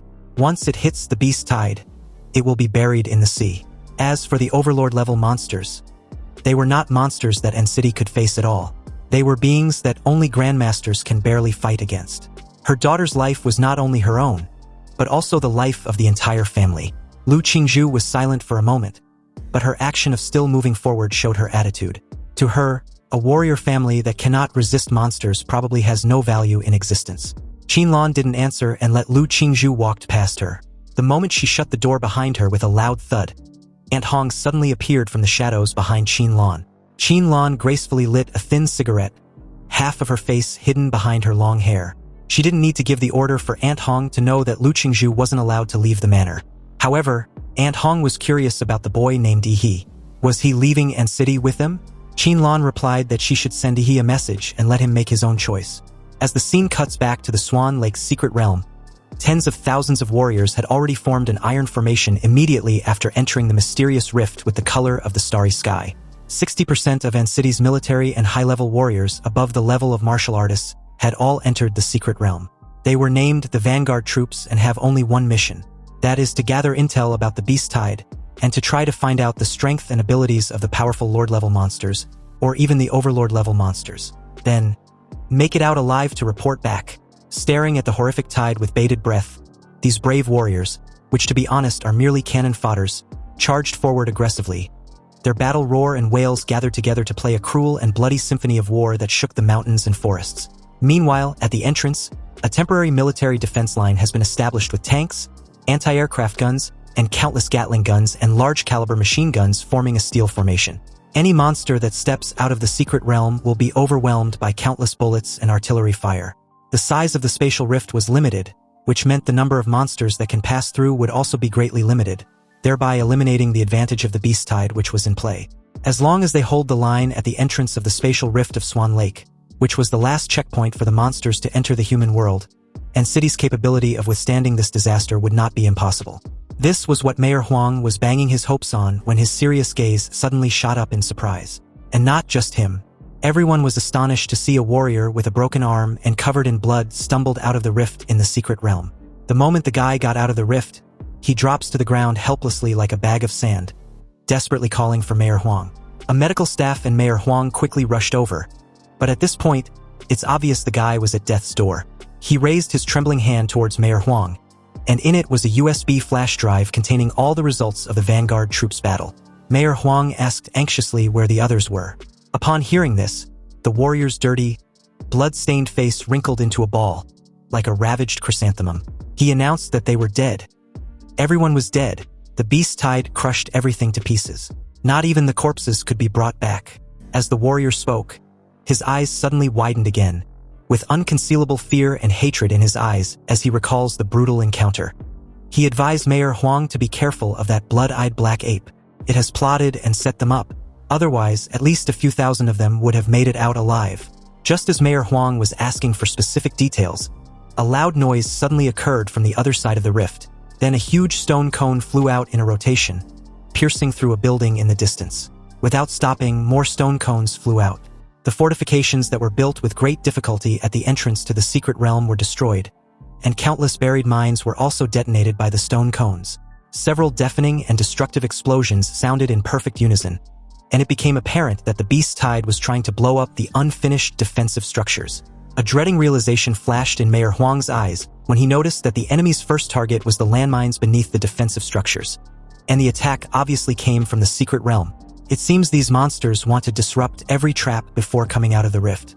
Cursing, Mayor Huang loudly issued the order to fire towards the spatial rift in the secret realm. The tanks and anti-aircraft guns in the rear opened fire, and the flames that shot up into the sky submerged the rift in the secret realm, while the stone cone attacks on that side never stopped. Mayor Huang's expression was solemn. Instead of sending out the beasts, these monsters use long-range attacks to consume their strength first. Since when do monsters use military tactics like humans? At this moment, the words of the dead warrior echoed in his ears. The Overlord-level magical beast had indeed plotted against them, otherwise at least a few thousand of Vanguard troops would have gotten out alive. Huang Qing clenched his fists. Damn them all! Damn that blood-eyed black ape beast! Another round of stone spikes broke through the artillery encirclement and flew over with the air wave. The tank troops in the rear were prepared in advance and moved away, allowing the stone spike to hit the ground. A soldier who was on defense suddenly heard some strange sounds coming from the stone cone fragments behind him. A giant rat with membranous wings suddenly emerged from the rubble and bit off the soldier's head. This cruel and bizarre scene was played out in countless places on the battlefield. The stone cones were actually used as projection cabins for warcraft. They flew out of the cracks in the secret realm through the stone cones and were directly dropped to the rear of the battlefield to cause destruction. Mayor Huang warned everyone to be careful. The enemy's attacks were strategic and should be intercepted before they land. Damn it! Don't let those stone spikes fall. Stop them immediately. The missiles began to intercept the stone cones, but this resulted in a decrease in the firepower attacking the secret realm. The tank troops fell into a brief chaos, and the warrior troops began to provide support, but the monsters had no desire to fight. They quickly hid and fled, focusing on destroying various military equipment, causing the gunpowder network surrounding the cracks in the secret realm to be sharply reduced. In the secret realm, the blood-red pupils of the black ape revealed a very cunning human-like expression. In a condescending demeanor, this ugly fucker knew time was almost up and relish every second of it. In a few moments, the humans would no longer be able to resist his beast tide. So, in a commanding tone, it ordered its soldiers to flatten the humans and their piece of land until there was nothing left standing. A white-haired giant gorilla king of lord level, with the size of a small building, rushed out first, and the group of beasts behind it followed closely, all charging towards the rift in the secret realm. A bone-chilling roar resounded through the sky, and the white-haired giant gorilla king, together with an overwhelming magical beasts, rushed out despite the bombardment of several shells, pounded his ground with his fists, and howled to the sky. With the white-haired giant ape king attracting firepower, the large number of magical beasts took advantage of this fact, quickly drilled out of the rift in the secret realm, and fled in all directions. Meanwhile, on the rooftop of a tall building, he looked at the battlefield below and realized that humans were beginning to lose control of the situation. After today, he wondered what will become of N City. He looked at the once prosperous city and sighed. Although he had only traveled here for a few months, he had grown fond of N City and would not allow a bunch of fucking monsters to destroy the good life he fought to build. Without thinking anymore, he roared and jumped directly from the tall building, running vertically downwards with his feet on the wall of the building. While running, tough dark skin appeared over his body as he decisively charged into the battlefield in Demora's form. And with that, the scene shifted to elsewhere within the city. Luo Xian activated his Thunder Kick martial arts and kicked a monster in the abdomen, cracking it. Its eyeballs were even squeezed out by the impact. Another warrior praised Luo Xian for taking 5 beasts down already. He then took the opportunity to rush forward and dig open the monster's body, taking out the magic core to prevent it from healing itself. Luo Xian couldn't help but smile as he waved off the praise. The next moment, a hideous head of a beast was thrown in front of Luo Xian. Then a petite figure walked over, placed a foot on the monster's severed head and teased Luo Xian for showing off after just killing low-level monsters. The petite figure was none other than Kai Shaoling. She continued her teasing session with a smile, adding that if Luo Xian was seriously calling himself the number 1 in An City's third high, then he was a joke. Luo Xian wanted to refute her, but also knew he probably couldn't beat her if it comes down to it. So in order not to embarrass himself, he could only be angry for a while. Suddenly, everyone felt the temperature drop sharply, and even white frost appeared on the ground. A lonely and cold young man with impeccable styled hair despite his battles walked over.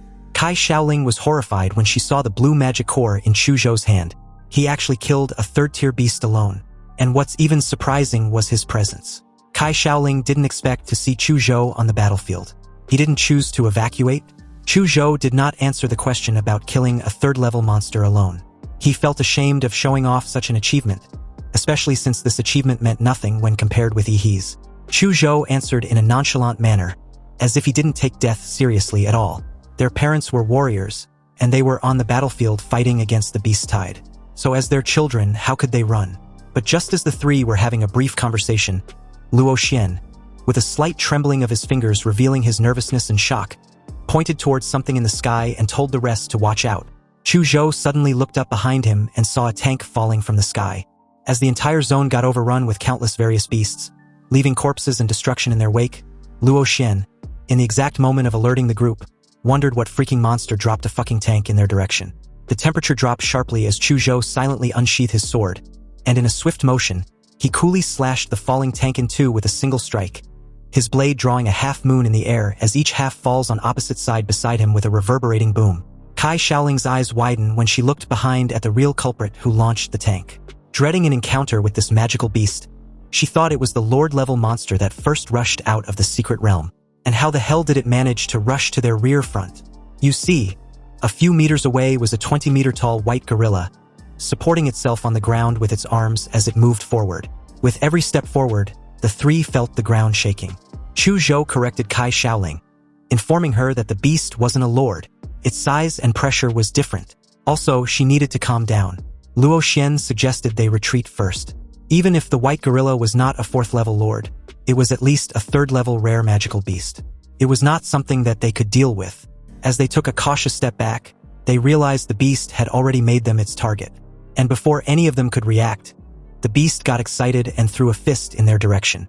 With the force capable of trashing a tank, the three knew a single punch could unalive them in an instant.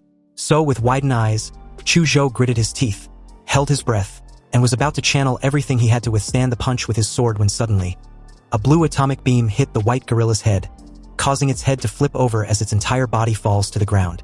The white gorilla stretched out his big hand and wanted to slap the figure away, but his huge palm was firmly held by the other party's much smaller palm, unable to move. He gave off a sinister look and told the beast to open its mouth. It was time for its dental care. Seeing Ihi's menacing expression, the white gorilla's scarlet pupils widened upon realizing that it was royally fucked. He stepped on the white gorilla's jaw and pried its mouth open with great force. A dazzling stream of blue light burst out from Ihi's mouth and directly hit the white gorilla's fragile mouth. Black smoke spread out with the smell of burnt barbecue. The white gorilla struggled desperately, but in just a few seconds, its head and torso got melted by Ihi's atomic breath. Kai Shaoling and Luo Xian looked at the familiar blue light, then looked towards Chuzhou as if to confirm. Their stunned expressions seemed to be asking if it was really Ihi. Chuzhou looked at Ihi's back as he stood on the massive corpse of the white gorilla. He told the two not to be nervous, it was indeed Ihi. And with him on the battlefield, there was a chance Sin City might just survive this disaster. Maybe this was what was called a sense of security. He had no intention of reminiscing with Chuzhou and the others. He had to go and support other battle fronts. Performing an atomic reaction on the soles of his feet, he bent his knees and took off in an ostentatious fashion. He flew dozens of meters into the air, and while in mid-air, his next step was to find the area with the most clustered magical beasts. He activated his life magnetic field. And just like that, the scene shifted to his next location on the battlefield, which was one of the defense points closest to the rift in the secret realm. Under the impact of countless monsters, it was already crumbling. The martial warriors at the highest level of martial arts cultivation at that front had died of exhaustion. But the remaining warriors and even ordinary soldiers had no plan to evacuate. Even if they had to die to the last drop of blood, they would never hand over their stronghold to the monsters. A mammoth-like monster resisted the concentrated bombardment of the tanks, accelerated and rushed in, knocking down the high walls of the stronghold. The monsters behind it swarmed in like a tide. The soldiers threw away their guns, took out their swords and fought the beasts together with the warriors. Even if they had to sacrifice themselves, they had to delay the beasts for a second to create a chance for the warriors to kill them. Faced with the mammoth monster that was not afraid of artillery fire, the warriors directly chose the simplest yet most brutal human wave tactic. They pounced on the mammoth monster like ants, and even if they were squeezed into meat paste, they had to cause it some injuries. Although the direction of the battlefield was always determined by the contest between high-level warriors and high-level monsters, ordinary warriors and even ordinary people were determined to fight in this cruel world. At least they can hold on until the human strong warriors arrive and turn the situation around. Suddenly, a large number of dark and red magic shadows appeared on the battlefield. They did not attack humans, but interfered with the beasts. Countless monsters were confused by these dark and red magic shadows, allowing the warriors to seize the opportunity to kill them successfully. Just when the warriors were wondering where these demonic shadows were, a brilliant blue light stream hit the mammoth monster. The mammoth monster, which had been resisting the artillery fire silently, let out a painful wail for the first time. When the atomic breath ended, the mammoth monster's huge body collapsed onto the ground, and its invulnerable skin and flesh actually melted to form a burnt blood mark deep enough to see the bone. As the remaining low-level monsters could do nothing but stare at the incoming threat with evident hostility, Ihi activated a new skill named Thunderfang Cleave. He created a blue explosive airflow under his feet and plunged downward like a missile. A sonic boom sounded as Ihi tore through the sky and crashed into the monsters below with a destructive power so massive that not a single beast in that vicinity survived. Meanwhile, on other battlefronts elsewhere, the warriors were dumbfounded when they saw the beasts temporarily giving up on besieging their stronghold and were moving towards a location. What was going on? A female warrior informed the rest that it was because of their city's top scorer, Ihi. Reports says he had entered the battlefield, and the beasts were swarming him from every direction. Upon hearing this, the guy realized that the monsters were being called for reinforcements in order to besiege Ihi. And although Ihi might be strong, he was still a kid at the end of the day, and their city's last hope. The guy bolted in Ihi's location, addressing everyone that they can't let Ihi be killed by the hands of those beasts like other masters from the past. They must protect their top scorer at all cost. Meanwhile, as the scene cuts back to Ihi, all the magical beasts within a few dozen meters of him began to lose their flesh and blood, and their bones also began to rot away. Even if they were not dead, they had lost their fighting ability and became lambs to be slaughtered. Ihi had unexpectedly turned into a perfect killing machine, a walking radioactive disaster. His every move was a large-scale energy bombardment, and the atomic reaction in his body, which was equivalent to a controlled nuclear fusion, gave him an endless supply of power and made him never tired. The Beast Tide wanted to kill Ihi by sheer numbers, but this only led to them being slaughtered. Ihi was already at the center of the Beast Tide, and as countless dark and red magic shadows burst out of his body and began to sweep across the beast herd, all the monsters rushed at him from every direction. Activating his atomic breath, the familiar blue light on his body became brighter and brighter, turning him into a small blue sun as he spewed out a torrent of atomic beam from his mouth, piercing through and cutting through all the powerful monsters around him that were not killed by the intense nuclear radiation. Soon, the situation on the battlefield began to reverse, from a tide of beasts attacking human strongholds and humans having no choice but to defend, to humans taking the initiative and chasing the monsters.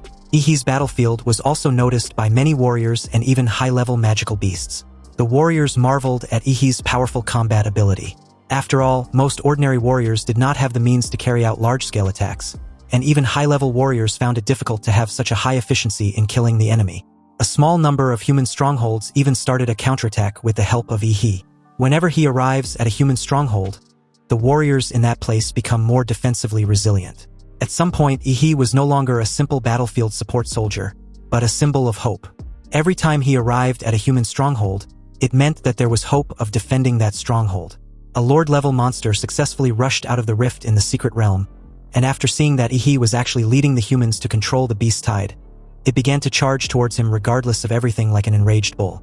And due to the sheer size and strength of the beast, it was difficult for any high-level warrior to even get close to the crazy Lord-level monster when suddenly, out of nowhere, 4 massive stone walls nearly 100 meters high rose from the ground very abruptly, trapping this bull-type Lord-level beast along with 4 other Lord-level monsters inside. Mayor Huang, who currently had the highest combat power in An City, stood high in the sky and was responsible for casting the genetic technique of the Earth Vein Divine Wall. He knew his Earth Vein seal won't stop all the primal beasts, or even be able to hold them indefinitely. Only the decapitation of the Overlord-level beast would seal the deal permanently. But at the moment directly below his figure, the Lord-level bull-type monster madly rammed the Earth Vein Divine Wall. Each collision had a force of hundreds of tons, but the stone wall not only did not move at all, but it was constantly shrinking, as if it wanted to squeeze the Lord-level monsters to death. Unexpectedly, a white-haired ape king stepped on the other Lord-level monsters and jumped suddenly, as if trying to jump out of the stone wall. Mayor Huang clasped his hands together as a golden energy began surging in between his close palms, and was directly aimed at the Lord-level white-haired ape. This golden energy shot out in a massive beam that instantly vaporized the head of the white-haired ape king to dust. The poor bastard had the rest of its massive body inches away from Mayor Huang in midair. This was the power of the Black Tortoise Warrior, which has the ability to suppress the existence of Lord-level monsters. Mayor Huang's strength had exceeded the scope of ordinary creatures, making him the optimum option for fighting the Lord-level beasts. However, just as he was about to descend to deal with the remaining Lord-level monsters, something suddenly burst out from the spatial rift that immediately got his attention. His gaze locked at the huge crocodile's head that had barely squeezed out from the dimensional rift in the secret realm. It was so big that its main body could not pass through the rift at all. A drop of cold sweat broke out on Mayor Huang's forehead. He had learned about this terrifying monster from the information brought back by the Vanguard troops. It was the mount of the Fifth Order Overlord monster, the blood-eyed black ape, the giant mountain crocodile, a 4th-tier lord level of king class, with a towering figure capable of flattening anything in its path. Those missile-like stone cones were also condensed by this giant mountain crocodile using the Earth-attributed bloodline power. The appearance of the Overlord's mount meant that the fucking sovereign-level monkey could no longer hold back. Mayor Huang quickly made his way to the ground, placed his palms on the floor, and as he shook violently, an endless amount of powerful martial energy spread across the earth. This was the activation of his genetic earth magic, the mountain-crushing dominator hammer, commonly known as the rock tsunami. The hard soil and rocks began to soften like water, and the earth's crust in front of him rose hundreds of meters, and then collapsed like a tsunami towards the half-exposed head of the giant mountain crocodile. Facing the collapsing mountain, the giant crocodile flashed contempt in its deep green vertical pupils. As the king of the earth attribute, this was the first time that it encountered a human warrior who chose to fight with the same ability. Under the will of the giant crocodile that sank the mountain, the center of the rock tsunami began to collapse and gather, forming a huge stone ball. The stone ball absorbed the rocks that collapsed around it, causing the mass and volume of the rock tsunami to continue to shrink. But what the giant crocodile didn't notice was that Mayor Huang's figure was hidden in the mud and sand, quietly approaching in front of the enormous bastard. The moment the giant crocodile finally realized the threat and wanted to condense stone armor for defense, it was too late. Using the Xianhuang martial arts technique, the drilling mountain power, Mayor Huang punched out with a powerful spiral of golden energy, which was several times harder than diamond, and broke through the mineral eyelid of the supposedly giant crocodile that sank the mountain, blowing its eyeball apart. Blood spurted out like a fountain as the giant crocodile's howling and anger reverberated throughout the entire city of Anqing. The glass of the surrounding buildings was all shattered, and the earth also responded to this giant enraged mountain crocodile. Sharp stone spikes protruded from the ground within a radius of hundreds of meters, and in the blink of an eye, a huge stone forest was formed.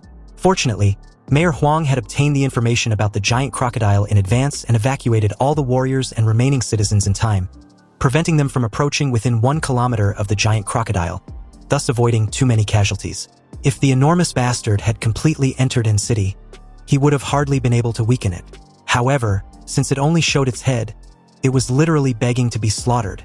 Approaching the enraged fucker in the air, Mayor Huang performed the 1,000 Hands of Guanyin and used several powerful martial arts in a short period of time. The air around him suddenly got filled with flames from his high-speed fists and feet. Mayor Huang attacked the weak point of the giant crocodile with all his strength. Blood spurted from its scales and armor, and the giant beast was soon covered in blood. If it wasn't for the powerful self-healing ability of its magic core, it would probably have been killed by Mayor Huang by now. However, even under this relentless assaults, the monster wasn't down for the count. Pissed off, it counterattacked, planning to catch Mayor Huang off guard. Spires of stones suddenly grew out from its body, aiming to pierce Mayor Huang, who was forced to halt his offense and defend himself. The mountain giant crocodile, now resembling a living mace, had been covered completely in jagged spikes.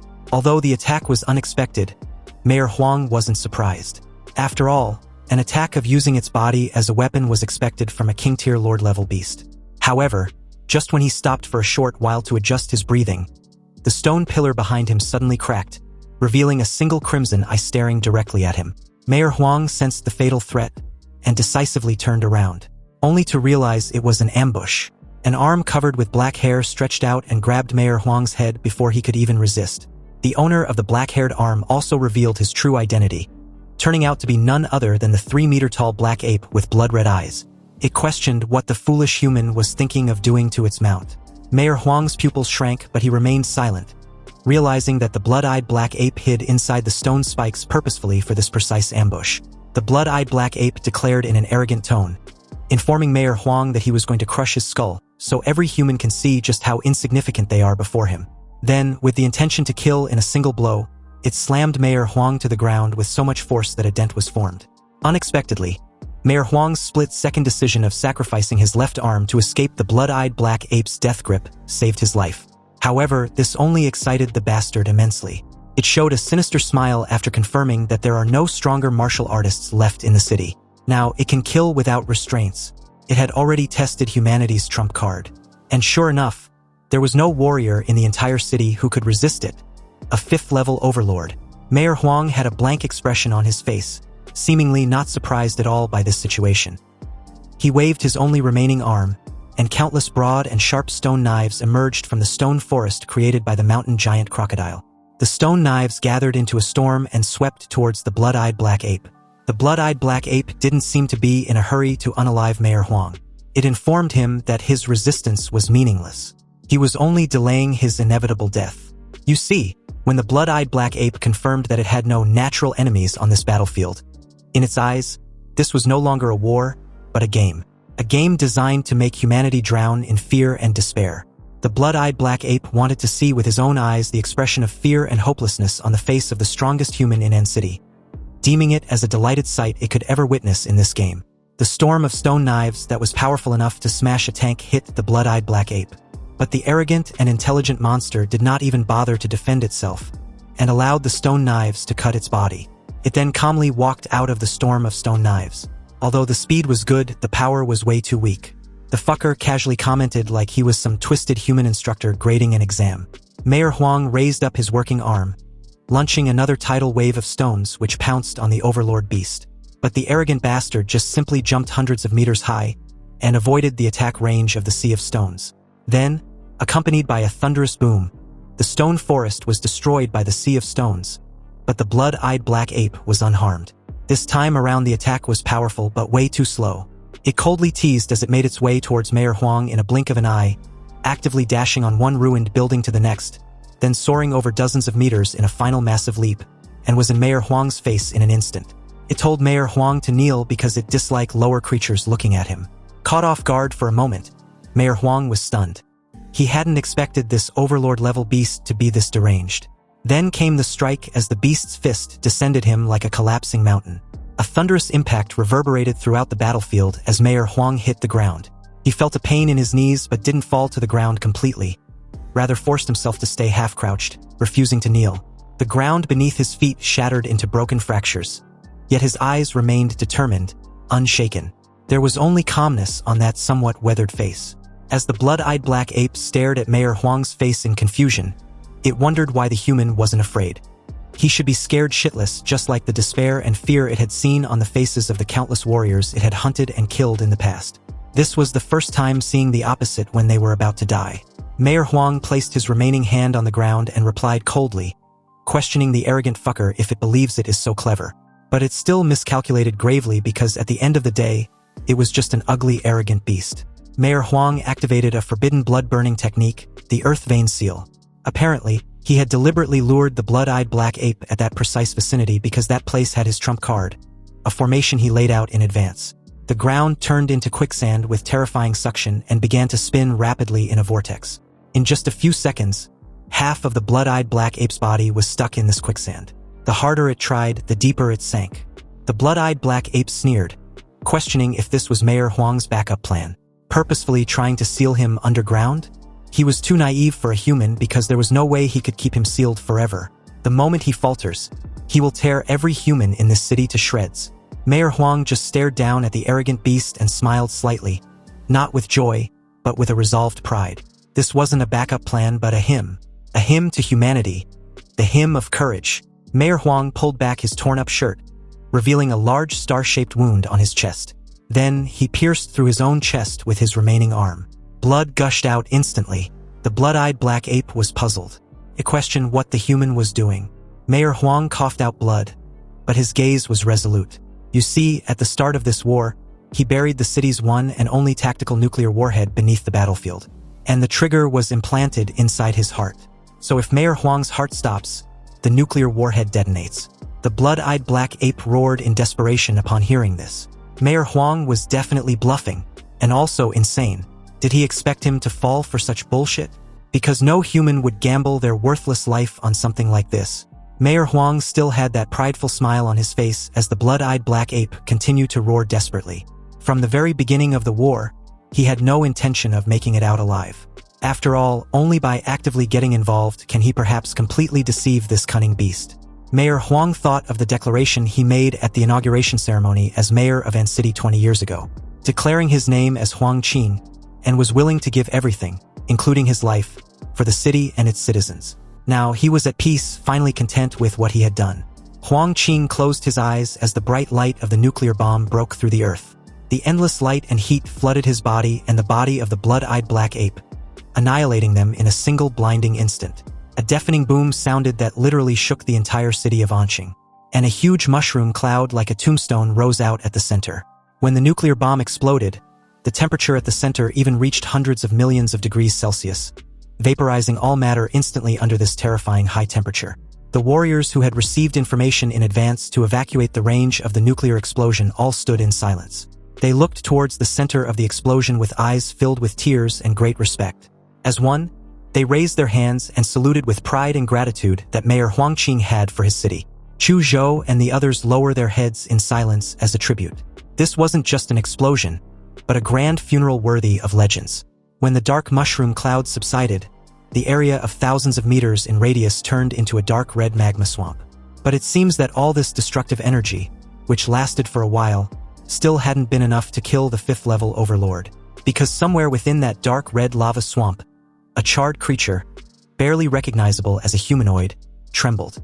Its carbonized flesh had been completely burnt off, revealing the charred bones. The heart of the skeleton, which was a dull orange crystal, suddenly emitted a dazzling golden light as if revitalized. Then, mystic blood threads emanated from the magic core within and directly began to weave along the broken skeleton. After a few seconds, a bloody man was formed. Countless membranes grew on its surface, followed by black hair. A pair of blood-red eyes opened, revealing endless coldness and resentment. And just like that, the blood-eyed black ape was reborn from the ashes, although significantly weaker than its previous self before the explosion. It still can't even believe that it was nearly taken out by that lowly human. As it weakly supported its body, feeling the life energy in its magic core depleting, the brutality in its blood-eyed eyes nearly burst out. For monsters at the Overlord level, ordinary nuclear bomb attacks were too slow and the power was not concentrated, so they cannot cause effective damage to them at all. However, the blood-eyed black ape was trapped by Huang Qing and took the nuclear bomb head-on. The blood-eyed black ape roared, promising to slaughter every last person in An City. It will torture every human to death in the most brutal and unimaginable way possible for the humiliation. The unbearable humiliation of being forced to the brink of death by a human warrior who he could have easily eliminated with a single move. For now, it needed to first go back to the Sin realm of the secret world, the place where it came from. Once it recovers its blood and chi energy, it will return and flatten the entire place to the ground. However, in that very moment, it suddenly felt a strong murderous intent as someone questioned where it thought it was sneaking off to. The blood-eyed black ape looked back and found a young warrior covered in dark scales with blue flames on the back of his body, hovering near him. The blood-eyed black ape looked at the familiar blue light and recognized this person. This was one of the biggest obstacles to his beast invasion, a terrifying human genius. Apparently, after the nuclear explosion, he didn't let down his guard and used his life magnetic field to scan the entire area repeatedly. After numerous attempts, he found a slight fluctuation of life. It's just a shame that he was a little too late because the beast had already reconstructed its body. The moment the cells in Ihi's arms underwent an atomic reaction at maximum power, he spared no time charging at the Overlord level beast. The raging blue flames tore his muscles, exposing them to the air.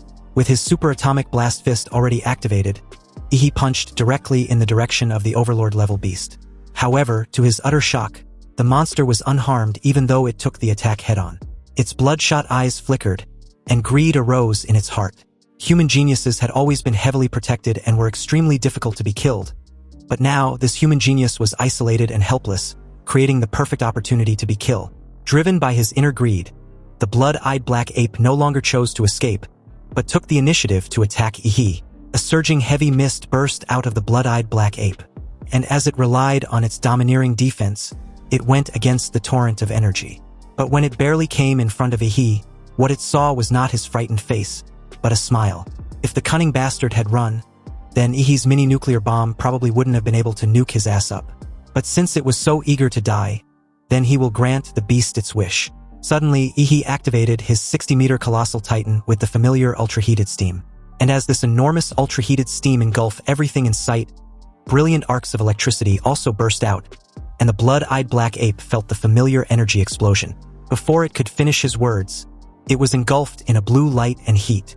The atomic reactor in Ihi's body also underwent a horrific nuclear fission when the superimposed colossal humanoid template and the legendary Demora's template was triggered simultaneously. This created a radiant blue nuclear explosion. And although it was far less powerful than the first nuclear bomb, the familiar destructive feeling was palpable. At several kilometers away, the warriors saw the second nuclear explosion in surprise, and wondered how there was another nuclear bomb so suddenly. Was it another trap set by Mayor Huang Qing? It seems that man really did think of everything. After the small nuclear explosion, the blood-eyed black ape, in a charred state, stood there in the dust, scared shitless. It was visibly shaken as it stared at the terrifying figure in front of it, calling Ihi's hybrid transformation a monster. A demonic figure over 40 meters tall stood out from the dust and smoke. Its skin was as tough and rough as black reefs, with spine spikes exposed with blue fluorescent patterns, and the heavy tail behind it which can destroy a cliff with a slight wave. This was the supergiant humanoid wearing Demora's armor. He spread his long arms, roared to the sky, and declared the majesty of the king. The blood-eyed black ape looked unhappy. Why does Ihi look more like a monster than him? Most Lord-level monsters don't have an aura like Ihi's. He looked at the ant-like black ape with blood-colored eyes and replied that he wasn't anything like the bald monkey. He raised his overwhelming feet as the Overlord beast just stared in panic. He stomped down, creating a cloud of smoke and dust. The blood-eyed black ape, on the other hand, managed to roll out of the range of Ihi's feet. A sound like thunder exploded as Ihi activated the mountain-blocking fist flash strike. His arm, as big as a pillar, was swung with a fierce murderous aura wrapped around it. He mocked the little monkey, declaring that there was no use in running. The arrogant blood-eyed black ape could not accept the ridicule from what he deemed as an inferior life form. It turned around and swung its arm to collide with the fist that was a circle bigger than its entire body. Dark and red lightning exploded, and the blood-eyed black ape was hammered into the earth with a direct beam of atomic energy. Ihi's fist was twisted into a knot by the huge force of the blood-eyed black ape, but with the powerful self-healing ability of the giant form, it recovered in just a few seconds.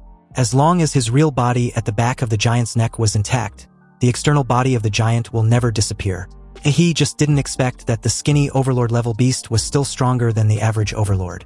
In his giant Demora's form, his overall physical fitness has exceeded the 30-point mark, but he didn't expect that he still couldn't overwhelm the opponent in terms of strength. The blood-eyed black ape looked at Ihi's arm that had healed instantly, and finally gave up on the idea of killing him. It used his full strength in that last strike, and Ihi had already healed it. He definitely can't beat this genius. He can't win. The blood-eyed black ape got up and bolted like its life depended on it. And at this point, it's obvious that it was. He sneered at the blood-eyed black ape, which was no longer charging at him but running away. The filthy beast didn't deserve to stain Mayor Huangqing's sacrifice. The cracks on Ihi's chest glowed blue, and the blue crystal-like spine behind was extremely dazzling. He controlled his body that was over 40 meters long and released a super-large atomic breath. The blue light that was like a divine punishment tore through the air like a sharp knife. Faced with such a large-scale energy bombardment, the blood-eyed black ape had to jump up and down in a ridiculous manner to dodge, but it was no use. The filthy monkey was hit hard by the atomic breath, and as its entire body got smashed into the ground, it suddenly disappeared. He narrowed his eyes, because the cunning beast had actually used the force of the atomic breath to escape underground. It had also gone into a state of suspended animation, pretending to be dead. But pretending to be dead also meant that it was afraid of being discovered. It was in the most serious condition ever after suffering those numerous unprecedented injuries. So this was the best chance to kill it. Ihi tried using his life magnetic field to find the beast's location, but it seems Overlord-level magic beasts can conceal their presence completely. Compared to Mayor Huang's plan that almost killed it, finishing it shouldn't be that challenging even with its skilled concealment. Because any faint traces of life, he can still sense it immediately. This time around, Ihi focused the life magnetic field underground and eventually found the damn monkey's location not far from him. It had swam in the soil like a fish, escaping from Ihi's pursuit. He immediately spurred out an atomic breath which cut through the surface of the earth, and the blood-eyed black ape jumped out of the soil like a fried fish, only to be greeted by another huge fist carrying a terrifying gust of air. The bloodshot eyes of the monster flickered as it cursed inwardly, wondering why this human's perception was so damn disgusting. It had already sensed the entrance to the secret realm not far away, and was hoping that once its energy and blood was recovered, it can devour this young warrior who dared to chase him. The punch sent the sovereign-class monster crashing into the earth upon impact, creating a cloud of dust. He confidently declared to make the Overlord-level beast wish it was dead, adding that it was what the filthy monkey deserved for trying to defile Mayor Huang's sacrifice. However, the sovereign-class monster just scoffed at this, telling the human to not push his luck. He was a vile worm, and if it weren't for that damn mayor's trap, he wouldn't have to endure such humiliation. In its current state, the sovereign-class monster plans on squeezing the magic core of its body to burn out the last bit of energy to drag Ihi to hell. The completely torn-off right arm of the blood-eyed black ape briefly recovered to its peak. And the moment it did, it leaped high in the air and launched at Ihi in one last final and desperate attempt. He raised his fist and countered the attack head-on. The very moment the two fists collided, a terrifying force was created upon impact that literally formed a brief vacuum zone. The burst of black and red electric current was dispersed by the monster's fist, and this terrifying force extended along Ihi's fist to his shoulders and chest. His python-like layers of muscles first collapsed and the bone fragments mixed with blood shattered completely. Ihi's entire arm exploded into bloody mist, and a bloody rain fell on the nuclear explosion wasteland. He even seemed to be injured at this moment, however. He had a mocking smile on his face because the Overlord-level beast had definitely had the worse if the two are compared. After his desperate attack, it was finally at the end of its rope. Squeezing its magic core to temporarily throw a final punch made the monster unable to dodge as it drops to the ground. It was about to be hit head-on by an atomic breath when suddenly, a melodious and eerie song sounded in this empty nuclear wasteland. His dark blue eyes turned blood red in an instant. He felt an extremely sharp pain in his brain, and countless negative emotions surged in his mind. He knew that he was under mental attack, and he used all his strength to mobilize the evil energy in his body to protect his mind. When he eventually came to his senses, he saw that the wasteland that had been destroyed by the nuclear explosion was covered with white and tender arms. Countless slender hands with beautiful proportions sway in the wind like flowers, full of strange beauty. The blood-eyed black ape, which had had almost all of its bones shattered completely by Ihi's superatomic blast fist, was now covered by countless pairs of jade hands. The hands lifted up the charred body of the blood-eyed black ape and carried it backwards like a baton. Ihi's face looked solemn, wondering if there was another high-level monster. He didn't expect that there would be unexpected changes. He waved his hand and tried to grab the blood-eyed black ape, but he felt the giant's entire body pause.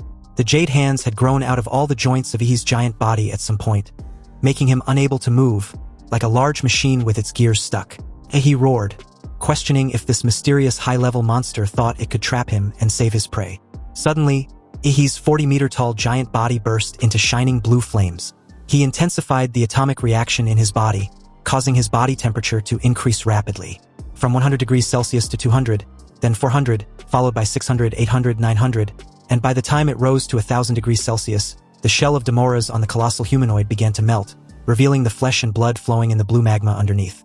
The terrifying temperature caused the ground beneath his feet to start burning with wild, inextinguishable flames.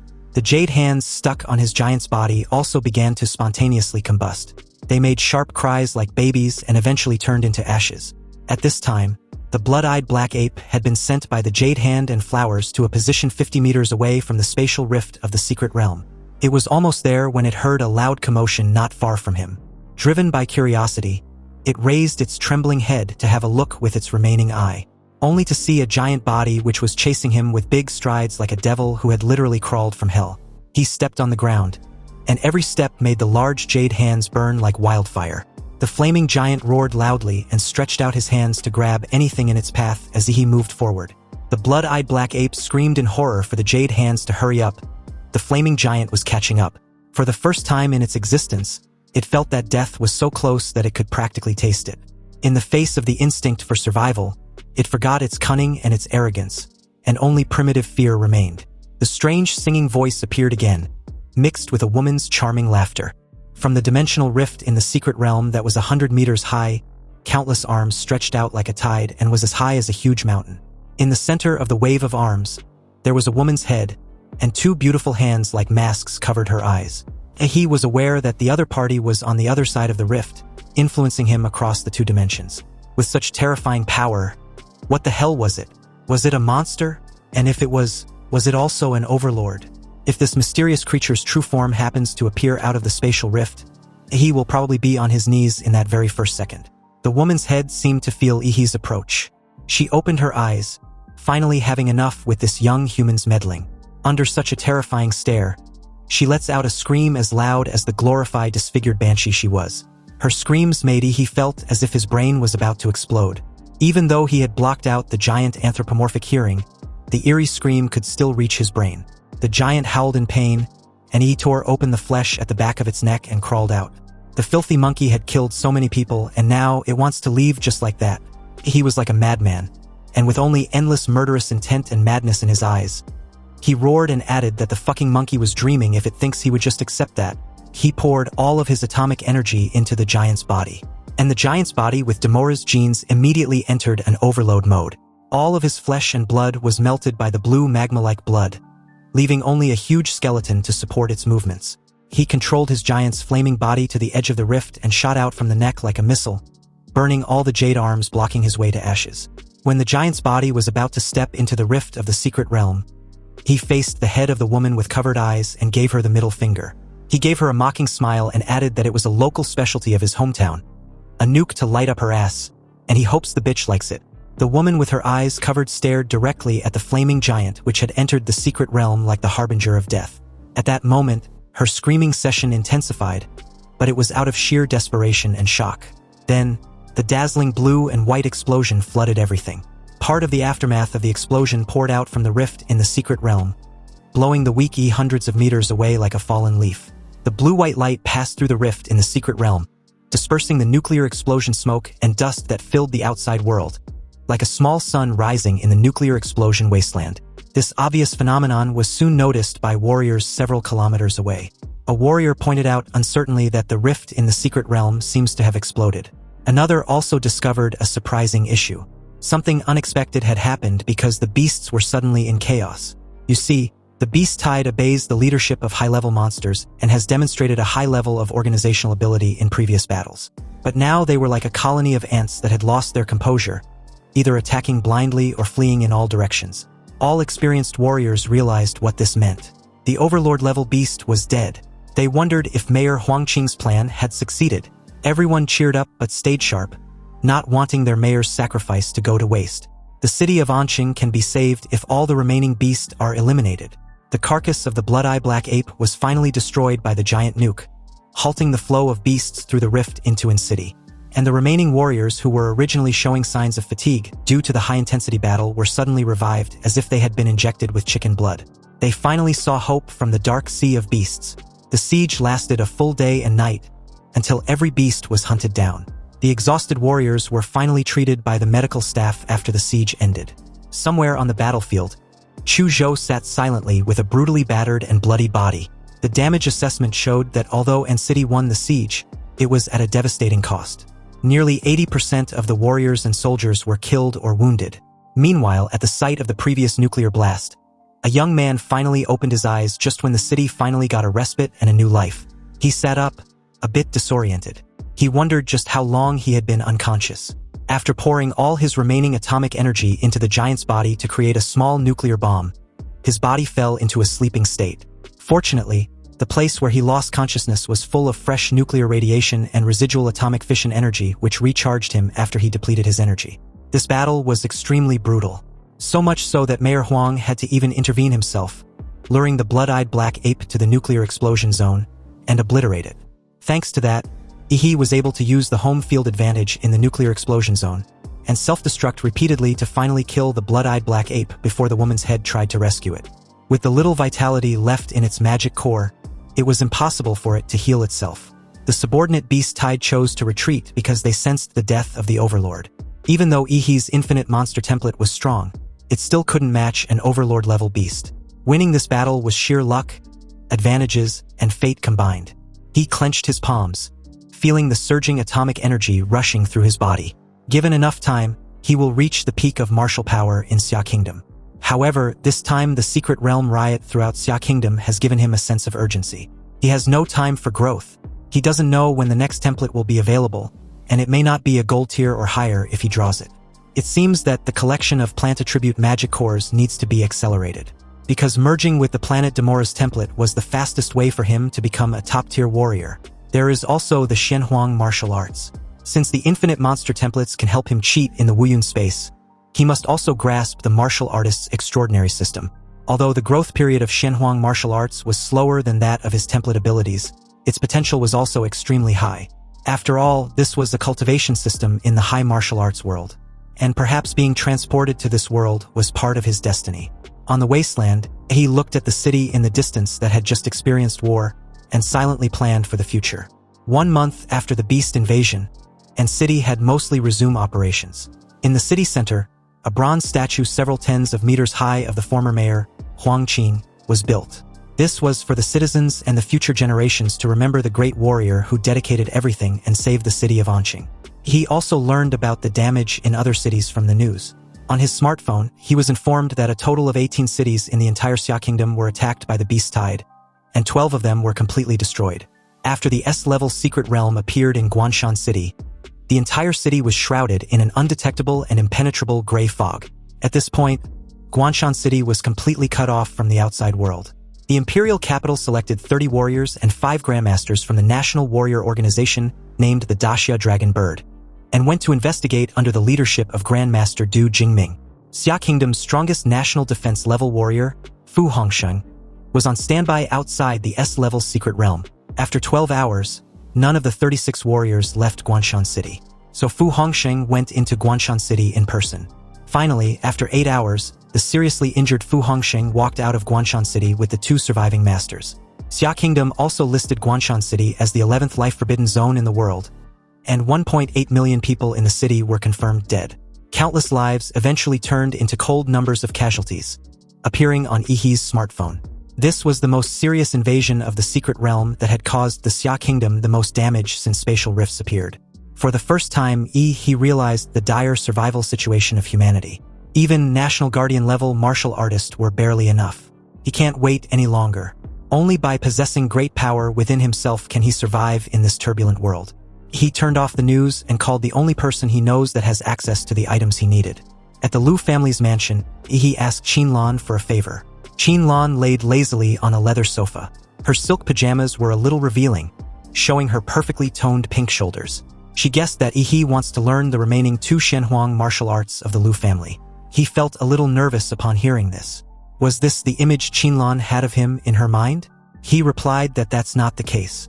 He would like to ask her to help him acquire some high-quality plant attribute magic cores, preferably blue magic cores or even purple lord-level magic cores. Plant-type magical beasts were already rare, and lord-level magic cores were even more precious. He has a really big appetite. Anyway, since he wants these items so much, what can he offer in return? This reply was not a no, so He grew more confident. He stated that at the beginning of each school year at the Imperial Capital University, there's a secret realm assessment for freshmen. He can team up with Lu Qingzhu and help her get first place. When He made this declaration, Qinlan's lazy posture was immediately alert, her gaze becoming sharper. He was underestimating the top talents from other provinces and cities. Her daughter's ability was only above average among the freshmen of the Imperial University in previous years, not even in the upper reaches. Although He had outperformed Lu Qingzhu in the competition, he was still short behind the top geniuses. He gave a sly smile upon hearing this. He boldly stated that Qinlan chose him to revitalize the Liu family, right? He can write an IOU. If he doesn't get first place in the freshman class, he will work like a slave for her in the Liu family and provide for her retirement. Qinlan got up from the leather sofa and made her way towards the window. She agreed to help He just this once. Upon receiving Qinlan's promise, He was temporarily relieved on the other end of the line. And the moment the call ended, he made his way to the city's central hospital to visit Chuzhou. He heard that the battle maniac took 4 battle stimulants in a day, overdrew his body, and was admitted to the ICU. He's fanatical fans, which were mainly young women, came up to him and asked for his autograph the moment he arrived on his sleek black motorcycle. They swamped him excitedly as some requested they add him on Penguin Talk. He was a bit overwhelmed, and if he was being honest, he really didn't expect to be so popular. He politely rejected numerous requests from the fans after signing a few autographs. But he did take some of their many gifts for his friend. When he entered the ward for Chuzhou and Luo Xian, he couldn't hold it in and broke into a fit of laughter.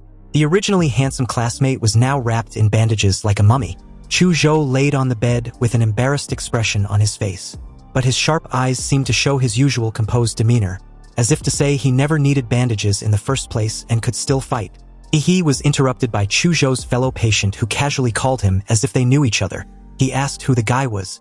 Luo Xian gave an awkward laugh and introduced himself, reminding He that he was his first opponent in the promotion match a few weeks ago. He was genuinely curious as he tried to recall Luo Xian, but was suddenly stopped short after noticing something unexpected. At first glance, Luo Xian might look like he's been dealt a better hand than Chuzhou, but that was far from it. Luo Xian had been hurt badly, and He was truly caught off guard when he noticed his broken leg. Luo Xian reassured He that his leg was not that broken yet, so he shouldn't look at him like he was done for. He can get a limb regeneration surgery. But if that doesn't work, he can also use the latest combat prosthetic limbs launched by Laserbird. As if to prove that he was fine, Luo Xian kicked his broken leg. Luo Xian was a bit speechless when he saw He looking at his broken leg with pity and respect. Although Luo Xian was a little green, he was undoubtedly a real warrior who lost his leg defending in city. He was really admirable. Anyway, Ihi's cell phone rang inside his pocket at this moment. And after taking a quick glance and confirming that it was an unfamiliar phone number, he hung up and marked it as a nuisance call, then blocked the number. The process was smooth, but 10 seconds later his phone rang again. This time, the caller was Principal Lao Deng of An City's No. 1 middle school. He picked up the phone and heard Lao Deng's somewhat anxious and furious voice, questioning why he blocked that important person from the capital. He should unblock him right now. He realized what he had just done and unblocked the number immediately. Moments after doing so, a call came through and a man's voice came from the other end. He introduced himself as Wang Tao, the person in charge of the admissions office of Imperial Capital University. He called to inform He that Huadu University will start school a month early, and a special train will pick him up in 3 days. Did he have any request or disagreement? He replied that he had none and will follow the organization's arrangements. Inwardly, he knew that even if he had any issue or request, he had no power to demand anything.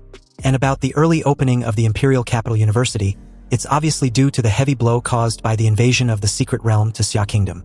This had undoubtedly forced the Imperial Capital University to make some adjustments or reforms. Wang Tao praised him for having a high level of awareness and ended the call. Subsequently, Chu Zhou also received a call from Imperial Capital University, but the caller was not Wang Tao.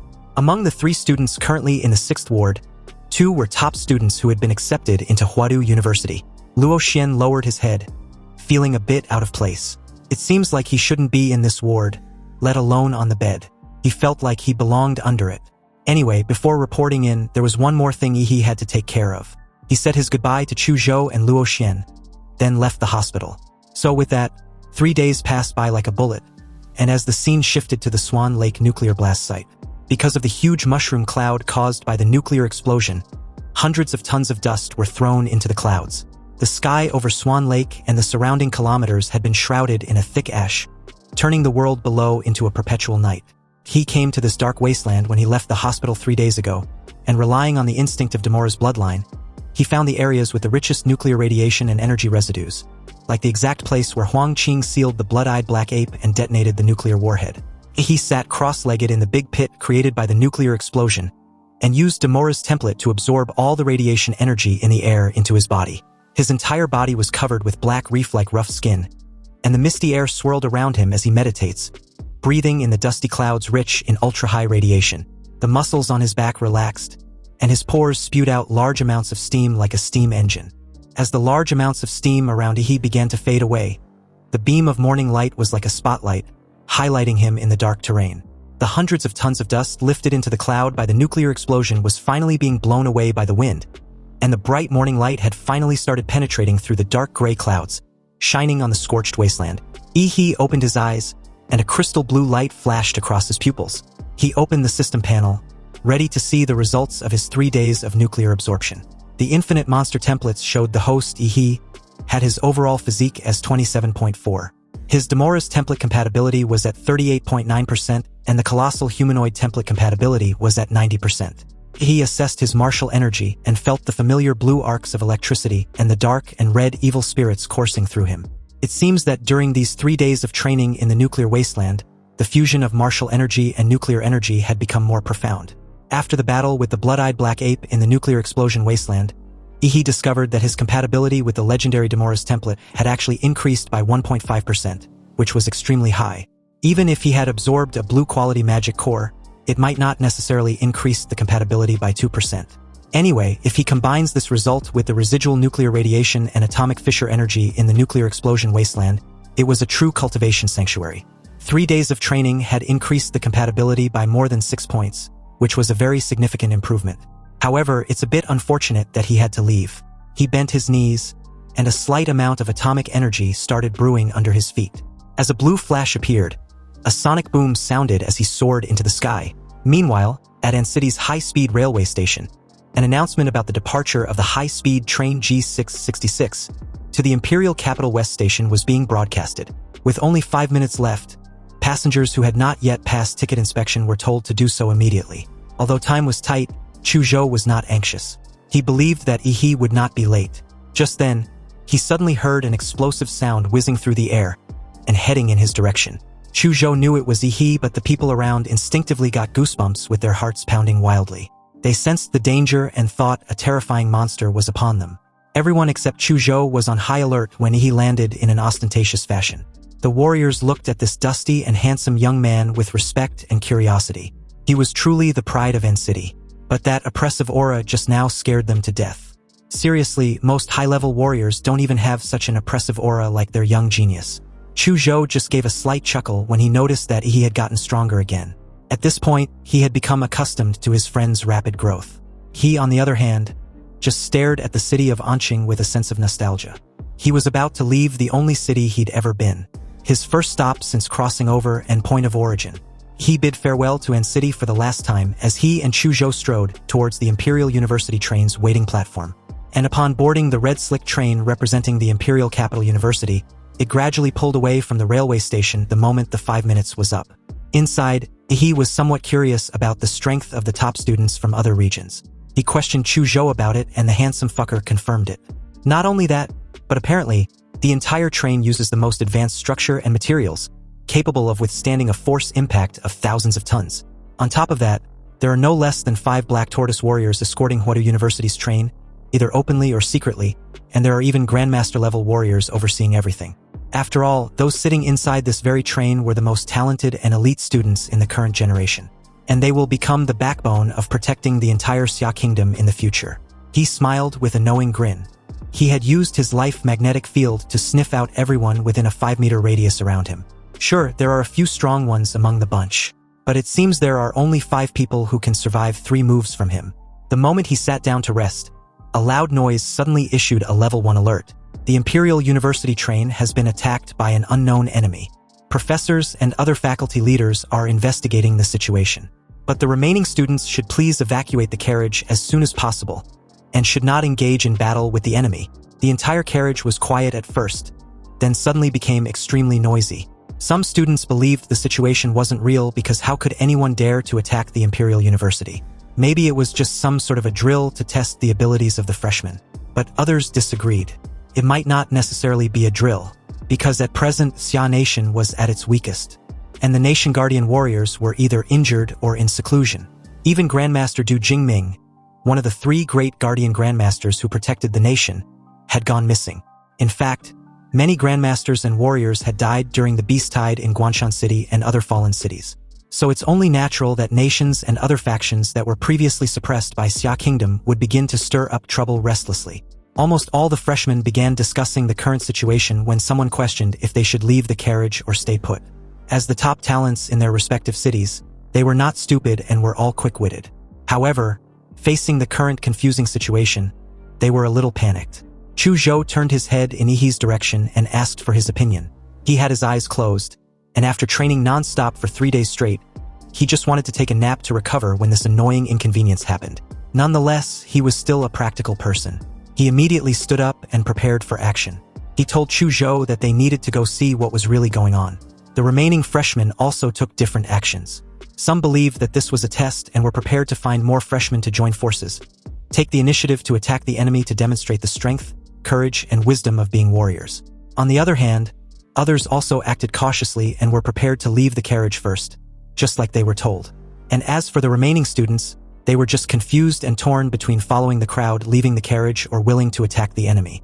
Chu Zhou took his sword and followed Yi. But since their carriage was very far back, they moved from one carriage to the next until they finally met Zhou Jingxian, a terrified freshman covered in blood. He shouted that the enemy had already captured the first 3 carriages. They controlled a special domain which can pull people into an independent space so that the aftermath of the battle wouldn't affect the outside world. There were also terrifying enemies inside who were chasing everyone. The warrior teachers who were protecting them had all been killed or injured. They worked together to send him out of that domain to warn everyone to run quickly. This was not a drill. Zhou Jingxian shouted at the top of his lungs, as many freshmen who originally wanted to go to the front carriage to find out what was going on hesitated for a moment. Suddenly, Yan Zhengxiong, a sturdy young man with fluffy golden hair like a lion with a fierce and domineering, came to view. Everyone turned their gaze in his direction as he asked Zhou Jingxian for evidence to back his claim. Zhou Jingxian just said there was danger ahead, right? He needed to show some proof. A teacher's token or other wounded survivors would suffice. Otherwise, are they supposed to believe he was the only one who got out despite everything he just recounted? Yan Zhengxiong has a close friend in the front carriage, and he was strong enough to compete for the top place among them, the freshmen. So he doesn't believe Zhou Jingxian could make it out while he couldn't.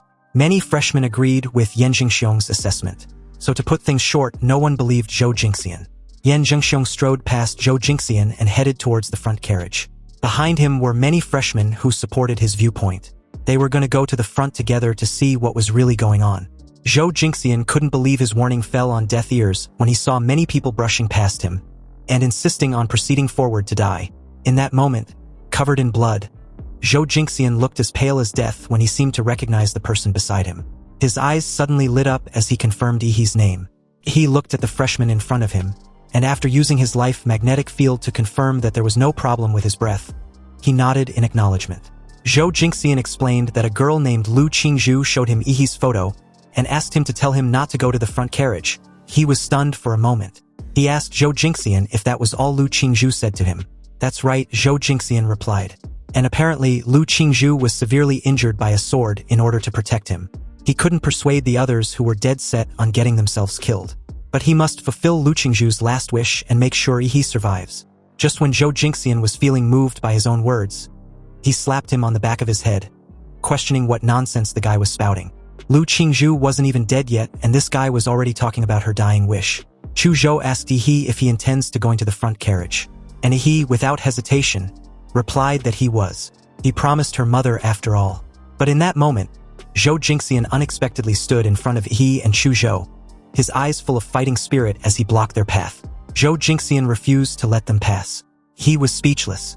Seriously, how did someone as pathetic as Zhou Jingxian manage to even get into the Imperial University? He gave Chu Zhou the go-ahead, and at this command, the number 1 fighter instantly unsheathed his sword and casually slashed out a sword energy. Zhou Jingxian frowned.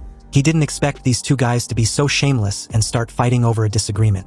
How could such a refined person like Lu Qingzhu know these two brutes? As the top scholar in Huqing, Zhou Jingxian easily dispersed the sword energy. But he soon realized that he was totally out of his league, because a sudden incoming fist hit him in the abdomen seconds after. Even though his eyes caught the fist's shadow, his body was unable to fully react. The pure force of the punch alone made Zhou Jingxian's eyes roll back, and the wound that had finally clotted with blood burst open again. Yi apologized to Zhou Jingxian, who was retching and clutching his abdomen in pain. He was also barely struggling to stay on his feet. But considering that he had good intentions, Yi gave him some blood essence pills and left with Chu Zhou. Lu Qingzhu was injured and they were in a rush to find out what was really going on. They soon arrived at carriage number 4, which was already in chaos. And the door in front connecting to carriage number 3 was wrapped in a layer of hazy purple chaotic color, as if one could enter another world by passing through. Yi picked up a traveling bag and threw it in, but no sound was heard, as if the bag thrown in was swallowed up by silence. Also, his life magnetic field could not even perceived through this layer of hazy color. However, just a while ago, many freshmen walked inside this carriage. It seems like they've already entered. This could be interesting. Yi told Chu Zhou he was heading in before plunging head first inside.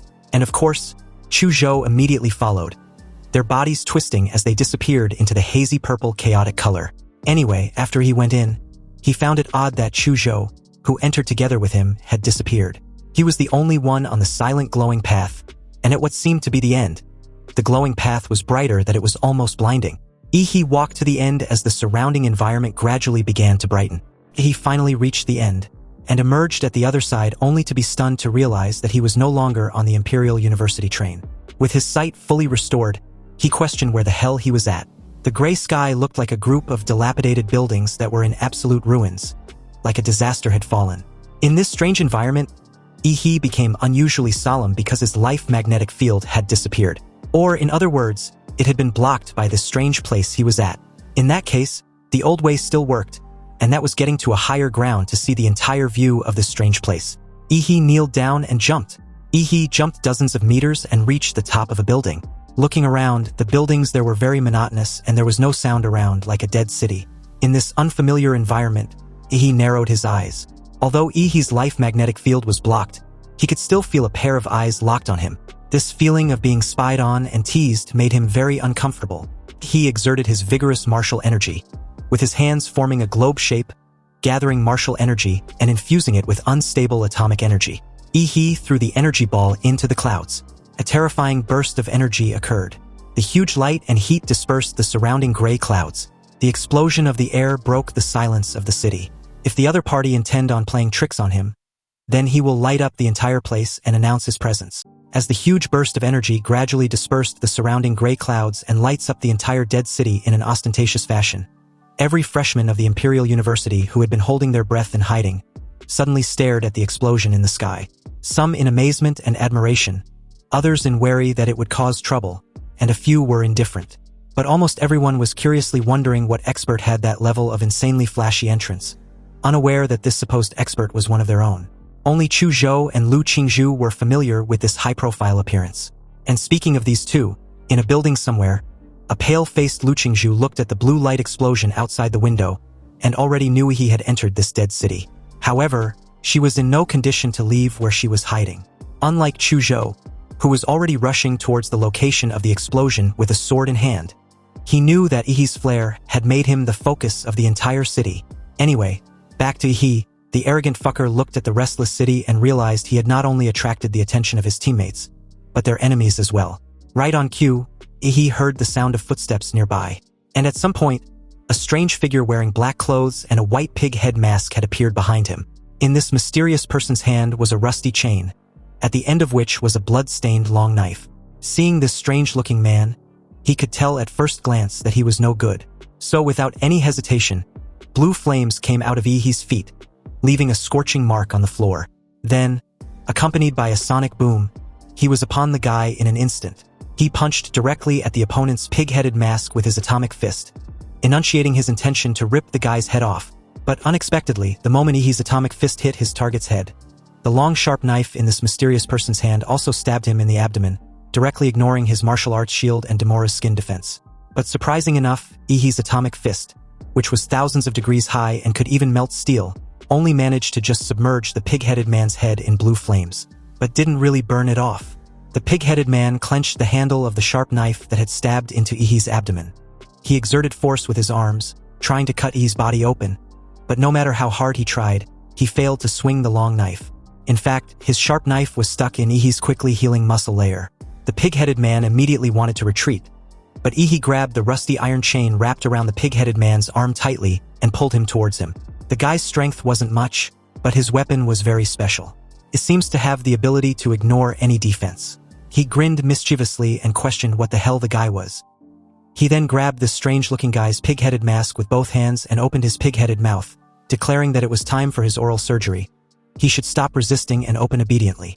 What followed next was a blue beam of high-temperature light gushing out of Ihi's mouth and pouring directly into the guy's pig-headed mask. The pig-headed man struggled violently with his limbs, but no matter what he did, he could not break free from Ihi's firm hold.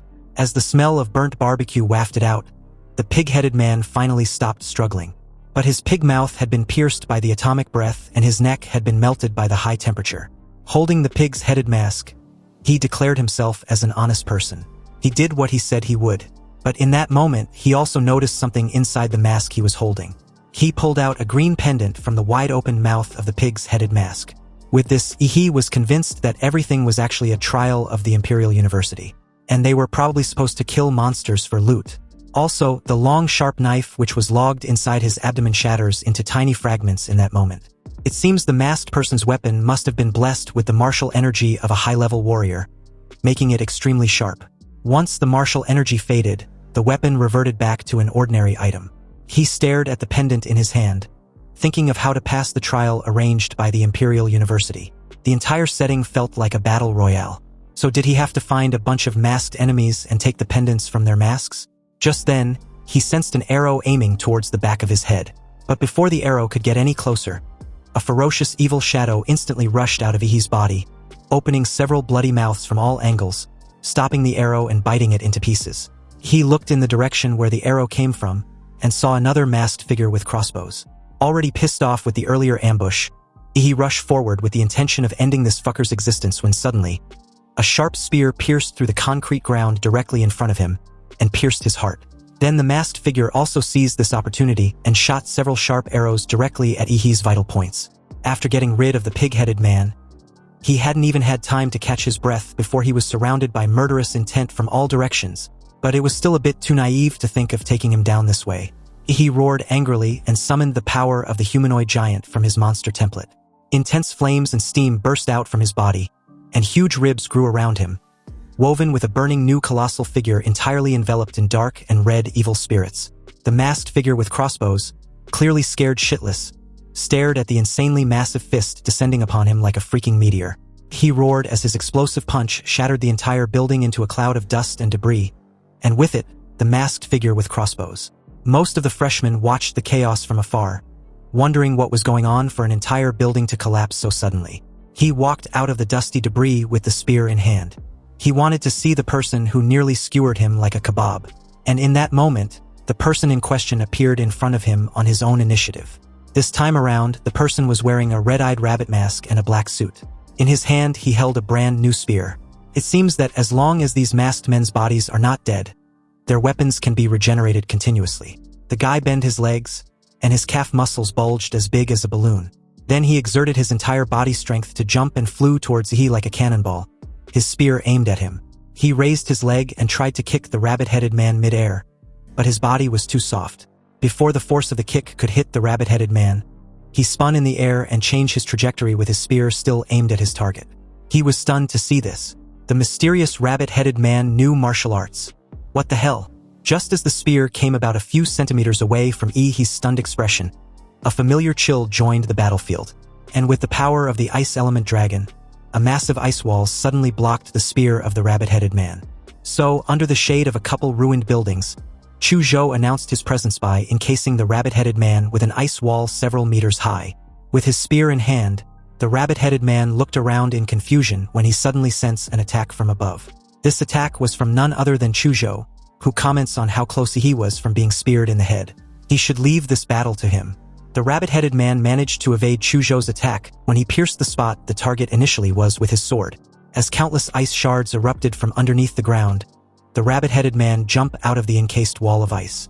And while in the air, it counterattacked with his spear.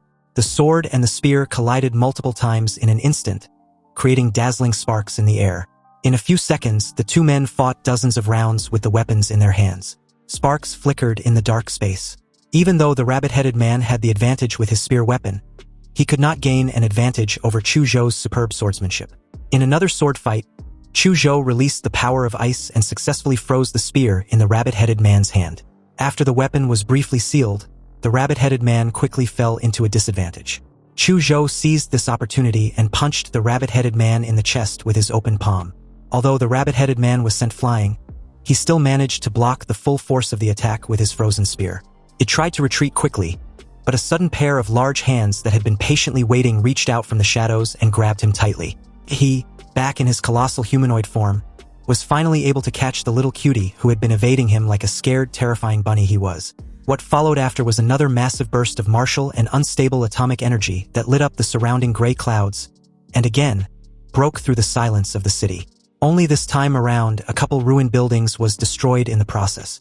Countless freshmen who were attracted by the previous explosion were silently paying attention to any commotion in Yi's direction. Meanwhile, as the scene shifted to a strange urban space a few minutes ago, two freshmen who were in a temporary alliance were hiding in a building not far away. Wondering why there was no movements in Yi's location after his flashy presence, a freshman asked his partner if the guy who barged in so ostentatiously was dead. He must be his partner, a female freshman replied calmly. They had had over a dozen people ambush those masked men, yet none were injured. And on top of that, their weapons could break through any defense. They were simply opponents beyond their current level, and they had no way in dealing with them. That guy who came in blasting skyward and started talking trash was too arrogant. He must be a student from a small city, definitely a local, who got into the Imperial University by sheer luck. A frog in a well and probably full of self-importance. To be honest, the top scholars in big cities were simply not on the same level as those in small cities like them. Also, she heard that Yan Zhengxiong and Ouyang Zhe from Magic City, Lan Yusi from Deep Blue City, and Xin Chan from Liuli Island have already started hunting down the masked men. But she really doesn't know how they did it. The guy was amazed at how insanely strong these freshmen were. But doesn't that imply that the freshman champion would be one of them? The lady disagrees resolutely. Every freshman president have always been a local from the imperial capital. And against those Huadu prodigies, students from other regions of Xia Kingdom were no match, and therefore could not compete at all. The martial arts cultivation resources they have received since childhood are worlds apart. It was in this moment that the two were interrupted by a sudden loud explosive blue beam that lighted up the entire city. The two freshmen looked up at the sky, both stunned, because this exaggerated blue light streaked across the sky, dividing the gray sky into two. The two looked at each other, both confused. What was that powerful beam just now? Was it an electromagnetic cannon? But how could there be an electromagnetic cannon in this city? In another corner of the city, the new students who were actively tracking the animal-masked men also stopped and silently looked at the exaggerated beam of light in the sky. Yan Zhengxiong placed the broadsword in his hand on the ground, and the huge weight caused the blade to pierce a dead horsehead masked man and sink directly into the ground. He kicked the horsehead masked man under his feet and looked at his good friend and the top scholar in Magic City, Ouyang Zhe. Ouyang was wearing a black jacket with a white sweatshirt underneath. At this moment, he was wearing the hood of the sweatshirt and staring at the blue beam of light in the distance that had penetrated the sky. Yan Zhengxiong asked of Ouyang's thoughts on the blue beam. Ouyang answered that the attack method doesn't seem like the masked man style. It's most likely some newcomer's method. New student? Yan Zhengxiong repeated with a slight edge in his tone. You see, apart from those freshmen from the imperial capital, there really wasn't anyone else who could possess such exaggerated power. Yan Zhengxiong truly couldn't comprehend this unexpected development. Yan Zhengxiong suggests they go check it out. After all, they have already collected the pendants of rat, dog, monkey, and horse. Lan Yusi from Deep Blue City has at least one goat pendant. Xin Chan from Liuli Island has at least one snake pendant. And a female freshman named Lu Qingzhu seems to have killed the Minotaur and obtained an ox pendant. If the masked men are really arranged according to the 12 Chinese zodiac, then there are only 5 pendants left. Pig, rabbit, chicken, tiger, and dragon. As for the dragon, it's undoubtedly an absolute monster. Definitely a creature that could kill anyone with one touch. It's obviously a boss that can only be escaped and not fought. As for the remaining pendants, there are definitely a few of them in the mysterious freshman's place where those blue beams were released. Xin Chan and Lan Yusi will most likely be attracted over there as well. Ouyang told Yan Zhengxiong that the game had entered the final round. If they want to win, they had to snatch it from the others. As Ouyang made this bold declaration, half of his face was shrouded in the shadow of his hood, and an obvious flame of ambition flickered in his pupils. Meanwhile, as the scene shifted back to Yi and Chu Zhou, the duo had successfully obtained the rabbit pendant. The rabbit-headed man took the full force of the atomic breath at close range and was vaporized without any resistance, leaving the pendant which remained intact. Seeing the rabbit pendant in Yi's hands, Chu Zhou felt a little confused and asked for clarification, wanting to know what the pendant was. He answered after a brief consideration. Before Chu Zhou arrived, his friend had already killed a guy wearing a pig head mask and got a pendant with a pig shape carved on it from his mask. If he had to guess correctly, this trial should be about collecting all the pendants in the heads of these animals. This made Chu Zhou ask if they were going to proactively hunt for the masked men. Exactly, he answered upon hearing this question. On the rooftop just now, another mysterious figure shot an arrow at him. It must be another masked man. Apparently, the masked figure with crossbows survived and escaped during the chaos. He clearly remembered the exact location where the arrow was shot at him, and he intends on finding the masked figure and settling the score. The two quickly came to where the archer used to be and found no traces of the masked figure with crossbows. But since Yi was hit with his arrow, he can track him with it. After a while of intense tracking and searching the dead city, they came across what looks like a battlefield. It seems someone has already gotten to their target first. Chu Zhou looked at the traces of the fierce battle on the ground, and it seems that the damage was caused by some high-temperature attack which was particularly eye-catching. He touched the scorch marks on the ground, and it was very warm, which meant that the opponent had not gone far. The next moment, Chu Zhou's ice demon dragon bloodline gave rise to a strong hostility. An ice crystal dragon aura automatically appeared on the surface of his body. Chu Zhou clenched his fists tightly and slashed out with a sword in a certain direction based on his instinct. A 10-meter-high ice front rose from the ground and crashed straight into the air somehow, and with it a pained sound from a fellow freshman, Lan Yusi. In a calm yet disappointed tone, she stated that her optical invisibility got detected. Lan Yusi feigned being a delicate girl, and with her pair of blue-purple eyeshadow that particularly highlighted her attractiveness and helplessness. Her demeanor was a far cry from someone with ill intentions, or so it might seem. But for someone caught sneaking around, Lan Yusi didn't seem the least bit threatened when Chu Zhou straight up struck her with his ice element. He also pointed out how anyone who preferred hiding in the shadows were always up to no good. Anyway, before Lan Yusi could reply, another freshman, a guy, with exquisite clothes and gray middle-parted hair appeared out of thin air. The moment he appeared, the temperature around him began to rise rapidly as red flames danced around his hands. He told a cautious Lan Yusi to get out of the way before his palms quickly turned shiny and red like a branding iron. Activating a genetic technique, the Flame Demon Battle Body, Xin Chan slammed his palm against the impressive ice front. Flames flickered in the ice as they shattered into broken fragments, and a large amount of water vapor exploded, quickly filling the entire area. Xin Chen, with a laid-back yet arrogant demeanor, held a pack of cigarette as he teased Lan Yusi for having such a weak optical camouflage. It's no-brainer that she was discovered so easily. He didn't exchange pleasantries and went straight to the point, asking if the two were planning on ambushing them. With an innocent look, Lan Yusi replied before Xin Chan could, stating that he got it wrong. Everything that had just transpired seemed to be a little misunderstanding. They just dealt with a guy wearing a chicken mask and hid only to lure out other masked men. Xinchen, who was standing aside, took out a cigarette as if nothing had happened, rubbed his fingers together and snapped them, then smoothly lit the cigarette with a tiny flame on his fingertip. Really? Then what's this supposed to mean? His hand suddenly grabbed to the side, and a woman who looked exactly like Lan Yusi appeared out of nowhere.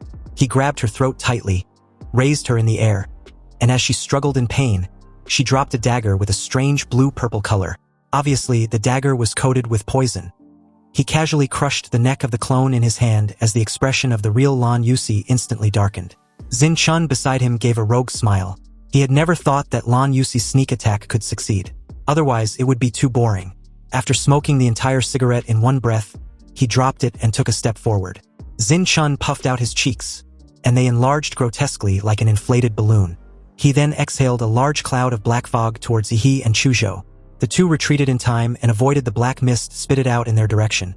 But they didn't expect Lan Yusi to take out a yellow fan with flashing runes and violently fan the black mist. The strong wind blew, causing the black fog to spread rapidly, submerging Yi and Chuzhou. Xinchen rubbed a massive fireball from his fingertips and decided to heat things up. He shot it straight into the black fog. A deafening boom immediately sounded, and with it, the black fog was instantly ignited. The scorching temperature caused the air to twist and turned into a ball of flames. Satisfied, Lan Yusi smiled and covered his face with her fan. So what if their opponents were strong? They were still no match for them. Anyway, just as the creepy-looking bastard raised his eyebrows proudly and gave a sadistic smile, a thunderous clap rang out. He had clapped his hands in the fire cloud, and the incredible shockwave generated directly extinguished the entire cloud of flames. Xinchen's eyes bulged out as he shouted in absolute disbelief. He couldn't comprehend how a simple clap was enough to dispel his fire cloud. Xinchen's incredulous expression suddenly turned into confusion when he saw a fist inches away from rearranging his face. Looking at the incoming fist, his pupils shrank. He wanted to defend or dodge, but compared to that fist, he was too slow. He had activated his mountain-blocking fist and made his way towards him like a torpedo. A reverberating bang sounded as Xinchen's right cheek flattened with half of his face. He instantly turned into a straight line and was trashed away like a ragdoll. Lan Yusi didn't expect Yi's speed and strength to be so terrifying. This kind of physical strength made her feel incredibly powerless. You see, most of the freshmen, including Lan Yusi and Xinchen, currently don't have any skills that can advance them to the warrior rank. When their martial arts cultivation remains at the level of a martial artist apprentice, their physical strength are always blocked by a membrane. Even though the upper limit of the freshmen at the martial arts stage of the Imperial University was higher, there was always a limit. But Yi was nothing like a college freshman because he has the system template. Even if his martial arts skills remain at the 9th level, he can still stack up his physical stats by increasing his template compatibility. Anyway, Lan Yusi didn't know that she would be fighting against an absolute monster, that teaming up with Xinchen wasn't even enough. The suffocating aura alone was enough for her to regret ever facing an opponent she had zero chance of winning. She was about to flee when she felt a sudden coldness at her feet. Lan Yusi immediately realized that something was wrong. She had been so focused on Yi that she forgotten about Chuzhou, who had frozen her feet in place. Lan Yusi waved the wind-attributed magic fan in her hand with all her strength, creating multiple wind blades which shattered the ice underneath her feet. Lan Yusi's light body was quickly lifted up by the wind the very moment she freed herself. But before she could flee, he suddenly grabbed her delicate ankle.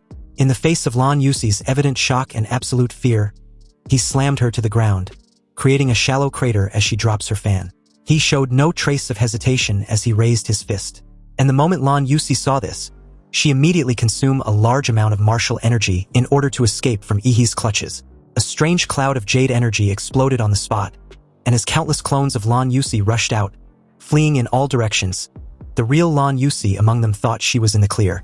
However, when he saw this desperate escape attempt by Lan Yusi, he just smiled with a crazed look. He just activated his Shenhuang martial arts as countless dark and red evil shadows burst out from his body.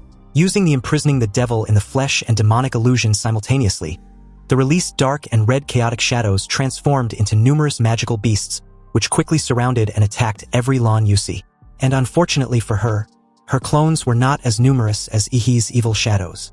Although in terms of strength, her clones could suppress 1 or 2 evil shadows, the number was simply too overwhelming.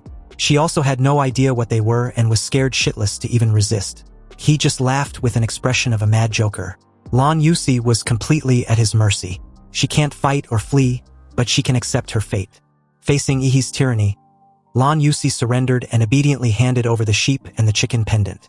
When Ihi also demanded she tells them everything she knows, she decisively sold out her ally and informed Ihi about Zinchen's possession of the snake and the tiger pendant, as well as the abilities he demonstrated in battle. Then she proceeded to inform the two about the relevant information and speculations about Ouyang and Yan Zhengxiong in Magic City. Also, if Ihi wants to win the trial, he must collect all 12 pendants.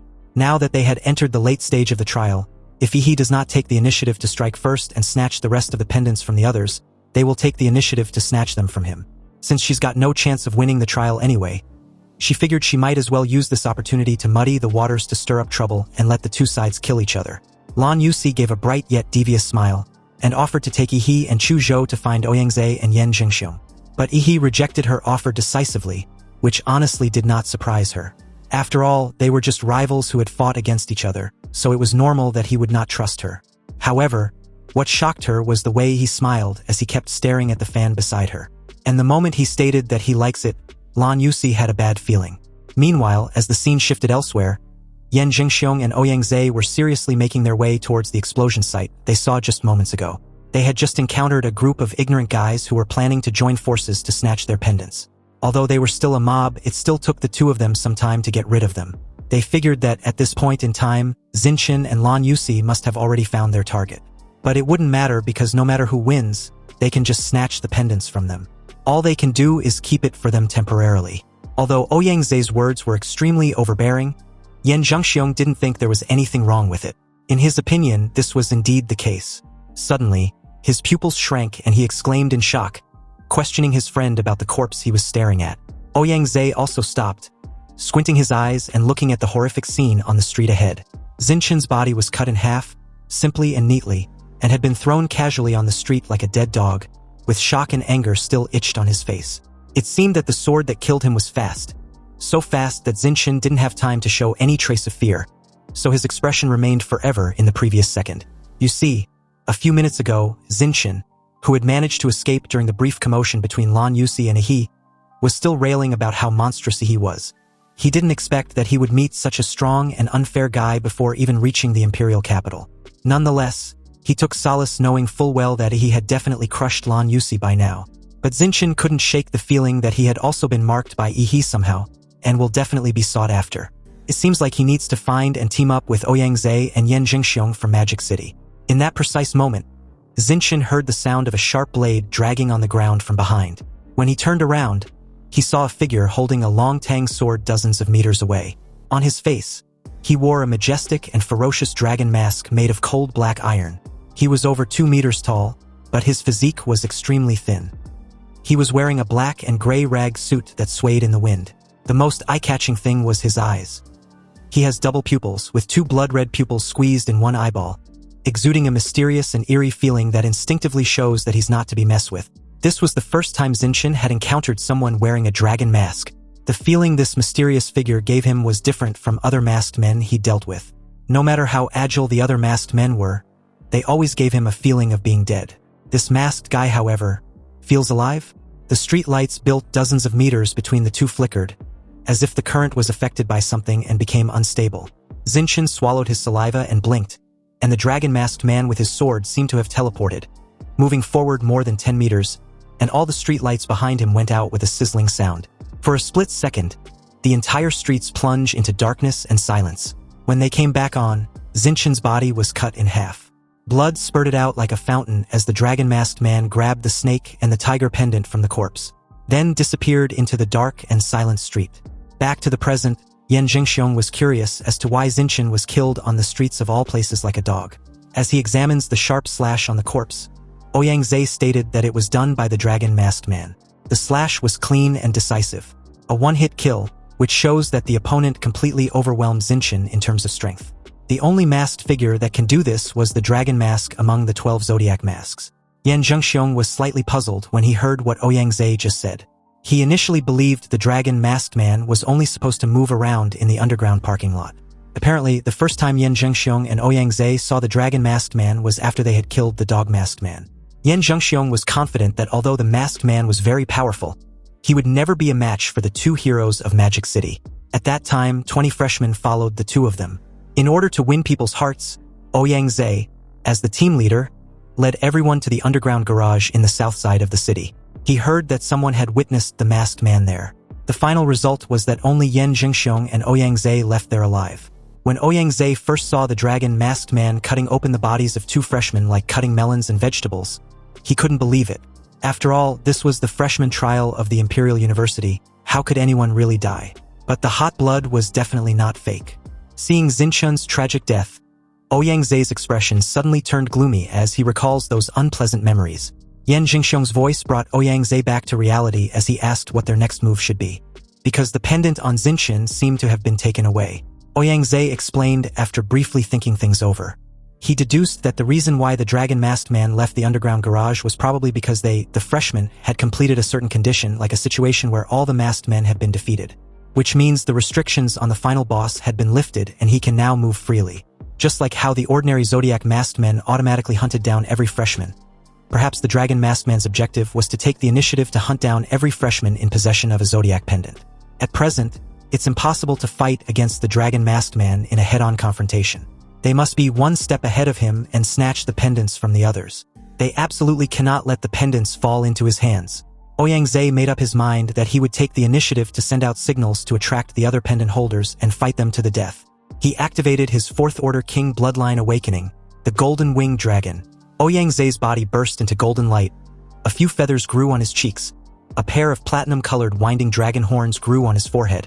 And a pair of domineering golden feathers more than 4 meters wide and mixed with dragon scales spread out.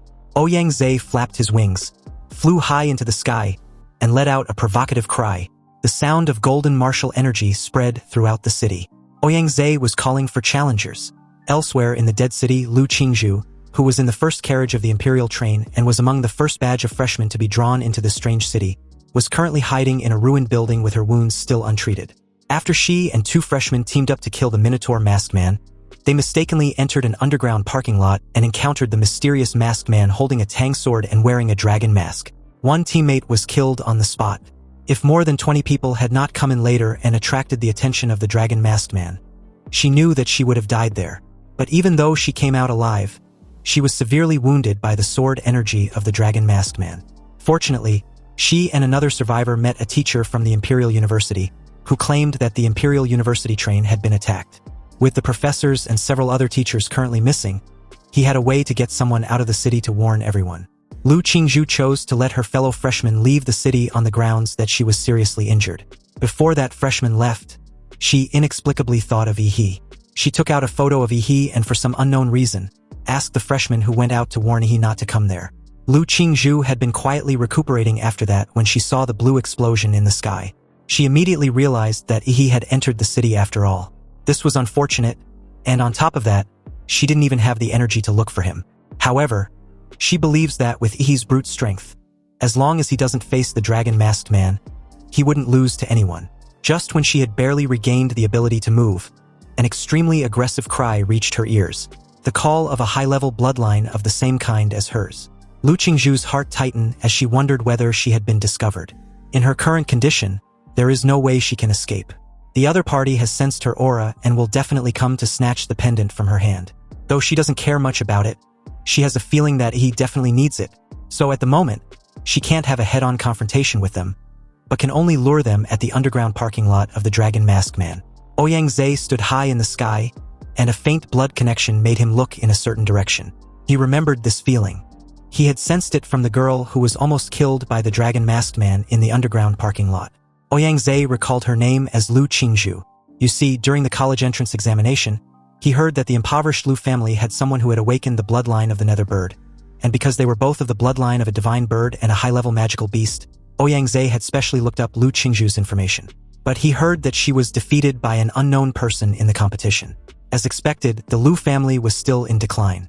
Even with the emergence of a powerful bloodline warrior, they still couldn't change their decline. Lu Qingzhu seems to have the Ox Pendant, which is quite a pleasant surprise. Without waiting for the mysterious freshman and Lan Yusi to come over and challenge him, Ouyang flapped his wings and disappeared on the spot after informing Yan Zhengxiong that he was going to apprehend someone, so he should wait where he was. Ouyang swooped down from the sky at an accelerated speed. And as his golden figure penetrated one floor after the next into the dark underground parking lot, he wantonly released his golden martial energy and pressure, and informed Lu Qingzhu that she couldn't escape. The idea of using the dragon-masked man as a shield was desperate and silly since he was no longer in the underground parking lot. But in that exact moment, a familiar sound of a sharp blade dragging on a concrete floor reached Ouyang ears, causing him to subconsciously break out in a cold sweat. In the darkness ahead, a pair of creepy blood-red pupils were staring at him. Ouyang, who always prided himself on being smart, realized that he had seriously overlooked a glaring problem. The dragon-masked man, also known as Qianlong, should have gone hunting the zodiac pendant bearers who weren't actively avoiding him. However, if he was hunting down pendants bearers with primacy being the place with the most, then he would definitely give priority to this underground parking lot since there were currently 5 zodiac pendants there. And he had 4 on him. His arrogance had only brought nothing but a self-inflicted danger. A sizzling sound was heard as the lights in the underground parking lot began to flicker. And the moment Qianlong's blood-red double pupils shone brightly, Ouyang suddenly felt some sort of dimensional shift. He looked solemnly at the tall and thin figure holding a long knife in front of him. Although Qianlong was so thin, Ouyang could still feel an indescribable sense of oppression. Just facing him alone feels suffocating. He wanted to escape from there, but he couldn't even if he tried. If he'd guessed correctly, Qianlong possesses a special domain that activates when anyone lock eyes with him. So the moment Qianlong looked at him, Ouyang was forcibly pulled into his field domain. Now, he can only leave if certain conditions are met or Qianlong, the caster, is eliminated. He had been so careless to the point that he was being pushed to such dire straits. The reason why he and Yan Zhengxiong were able to escape last time was the 20 other freshmen who unknowingly became their cannon fodder. This time, however, he was alone. All the lights had disappeared, and in the dead silence and darkness of the underground parking lot, Qianlong left an afterimage from where he stood the moment he dashed forward, then followed it up with multiple slashes with his sword. Ouyang immediately flapped his wings in front of him as a shield, and bore the brunt of the cold slashes of the sword on his wings. But within that split moment, Qianlong had already made his way behind him with his sword raised. Ouyang golden pupils widened with a sense of dread. He had a premonition that he would not be able to avoid the next blow and could only brace himself. Elsewhere at this moment, Yan Zhengxiong, who had never seen anyone more arrogant than himself, was unfortunate to have encountered 2 at once. He used his broadsword to block a casual punch from Yi, who stared at him with a lofty look. He questioned Yan Zhengxiong if he was seriously using a global voice server just to provoke everyone in the city. Chu Zhou unsheathed his sword and told Yi to leave Yan Zhengxiong to him. He wants to test his own strength. Yan Zhengxiong was pissed off when he realized he wasn't taken seriously. Did these 2 freshmen believe they've got him? Hence why they've become arrogant. Yan Zhengxiong launched at the 2 with his raised ghost head broadsword, exuding a domineering and ferocious aura like that of a tiger.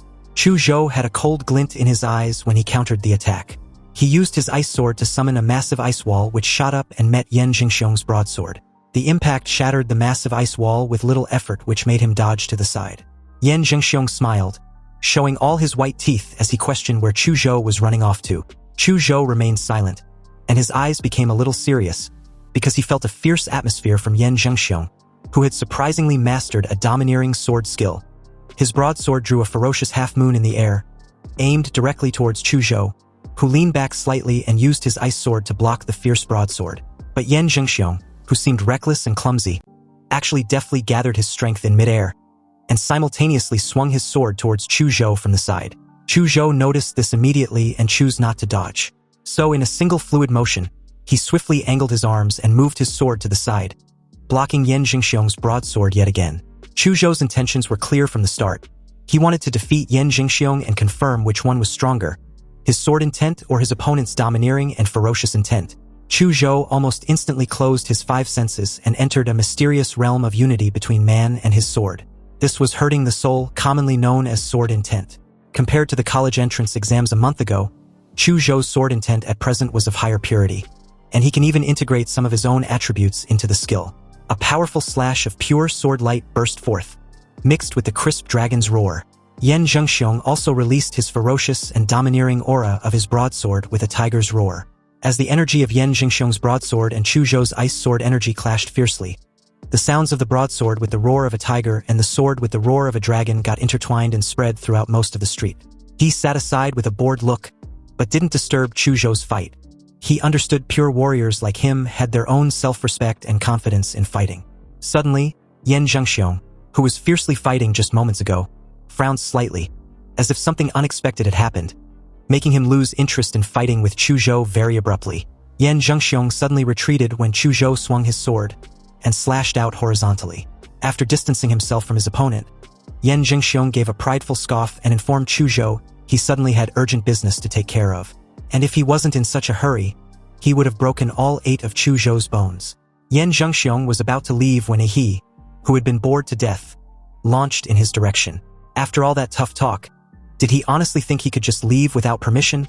Yan Zhengxiong barely caught a glimpse of a black shadow sweeping over with a strong gush of blue flames before he was suddenly struck by a heavy punch. His body got trashed across 3 street lamps in succession.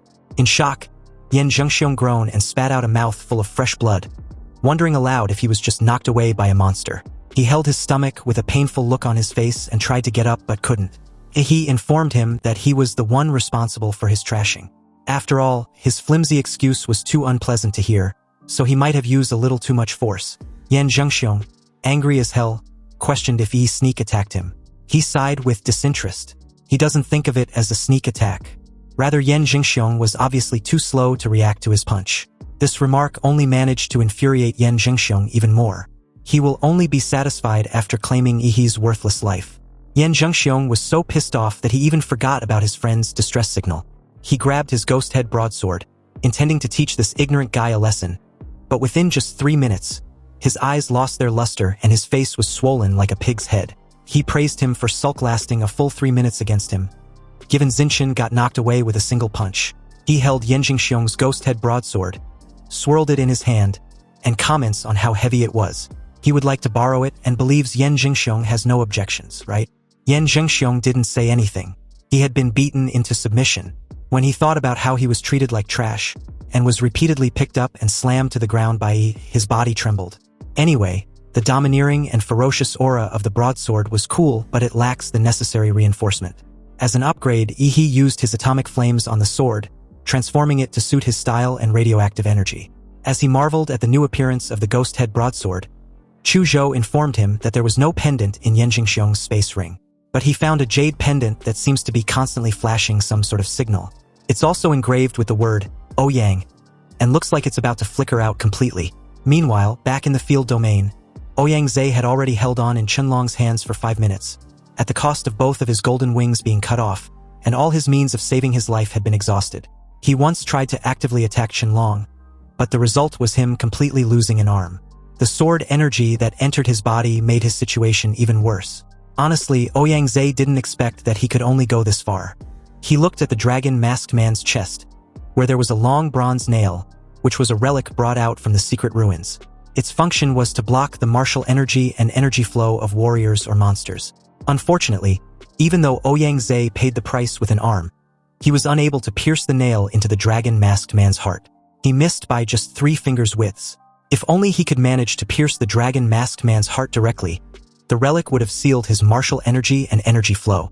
And although it was still possible to weaken Qianlong's martial energy output, reducing his strength by about 30%, for the seriously injured Ouyang Zhe, this would mean that if one blow didn't kill him, he would have to hit him again. He lost the only chance to defeat Qianlong, this damn bug.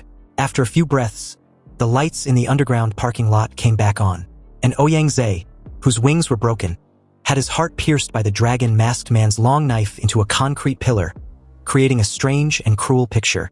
Qianlong casually threw Ouyang Zhe's body aside.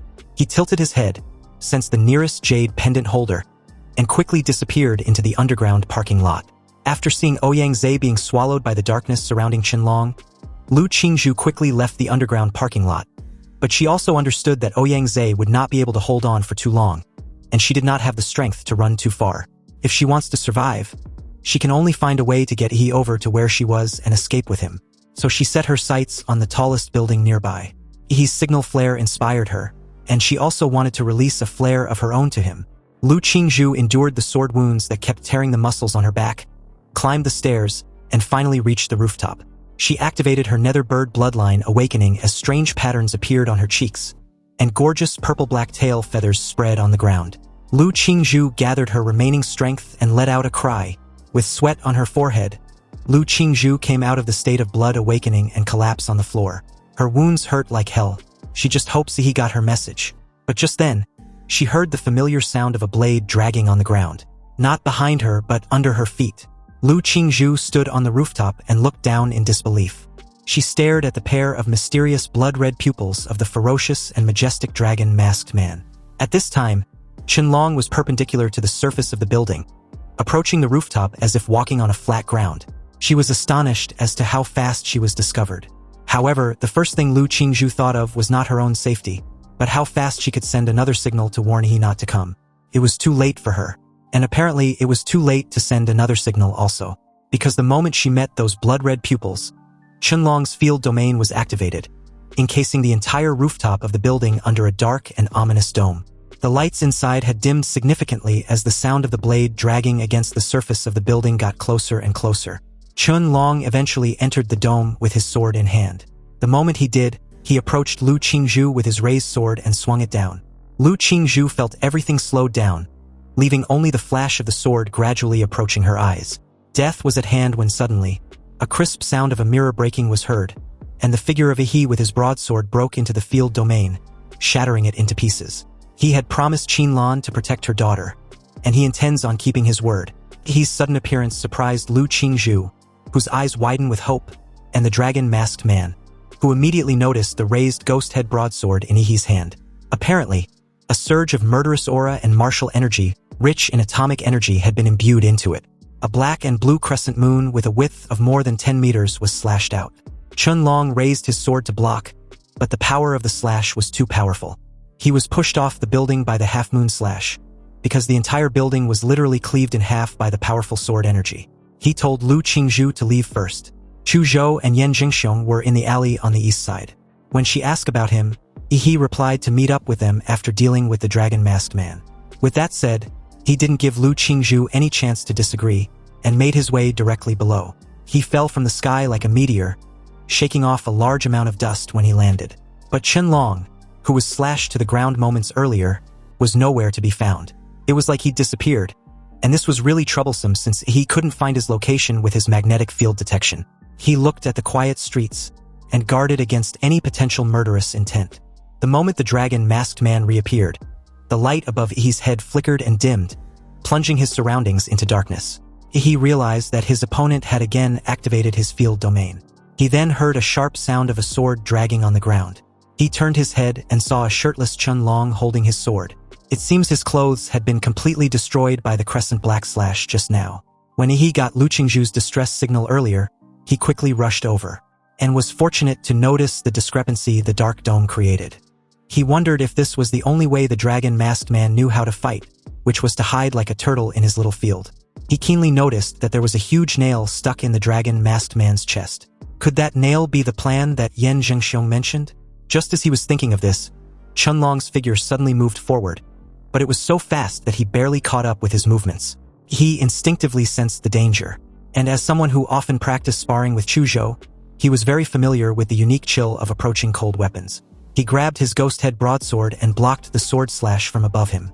Dazzling sparks kept flashing the moment the two swords clash.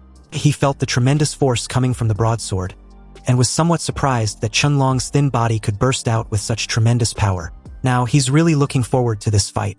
It took less than no time for the battle to become more intense, tearing through everything in their path. A towering building nearby was even sliced into pieces and crushed down with a reverberating boom.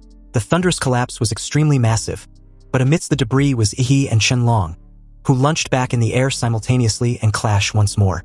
Dozens of fierce exchanges followed, with He mostly at the end of Qianlong's relentless onslaught. But despite this, Qianlong had yet to breach through He's defenses. This got him all riled up as he lets out a thunderous roar that echoed throughout the entire dead city. He gritted his teeth as he blocks yet another massive sword slash. The tremendous energy from Qianlong's long knife even made him do a double take. He was actually impressed. No wonder the dragon-masked man was the final boss of this trial.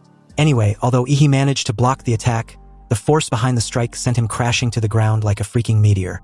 Amidst the dusty debris, a familiar blue light shone brightly, turning the entire battlefield a shade of blue. Then, under Qianlong's chilling gaze, an unparalleled destructive energy brewing in He's throat spouted out in a huge stream of blue light that swept across the entire street.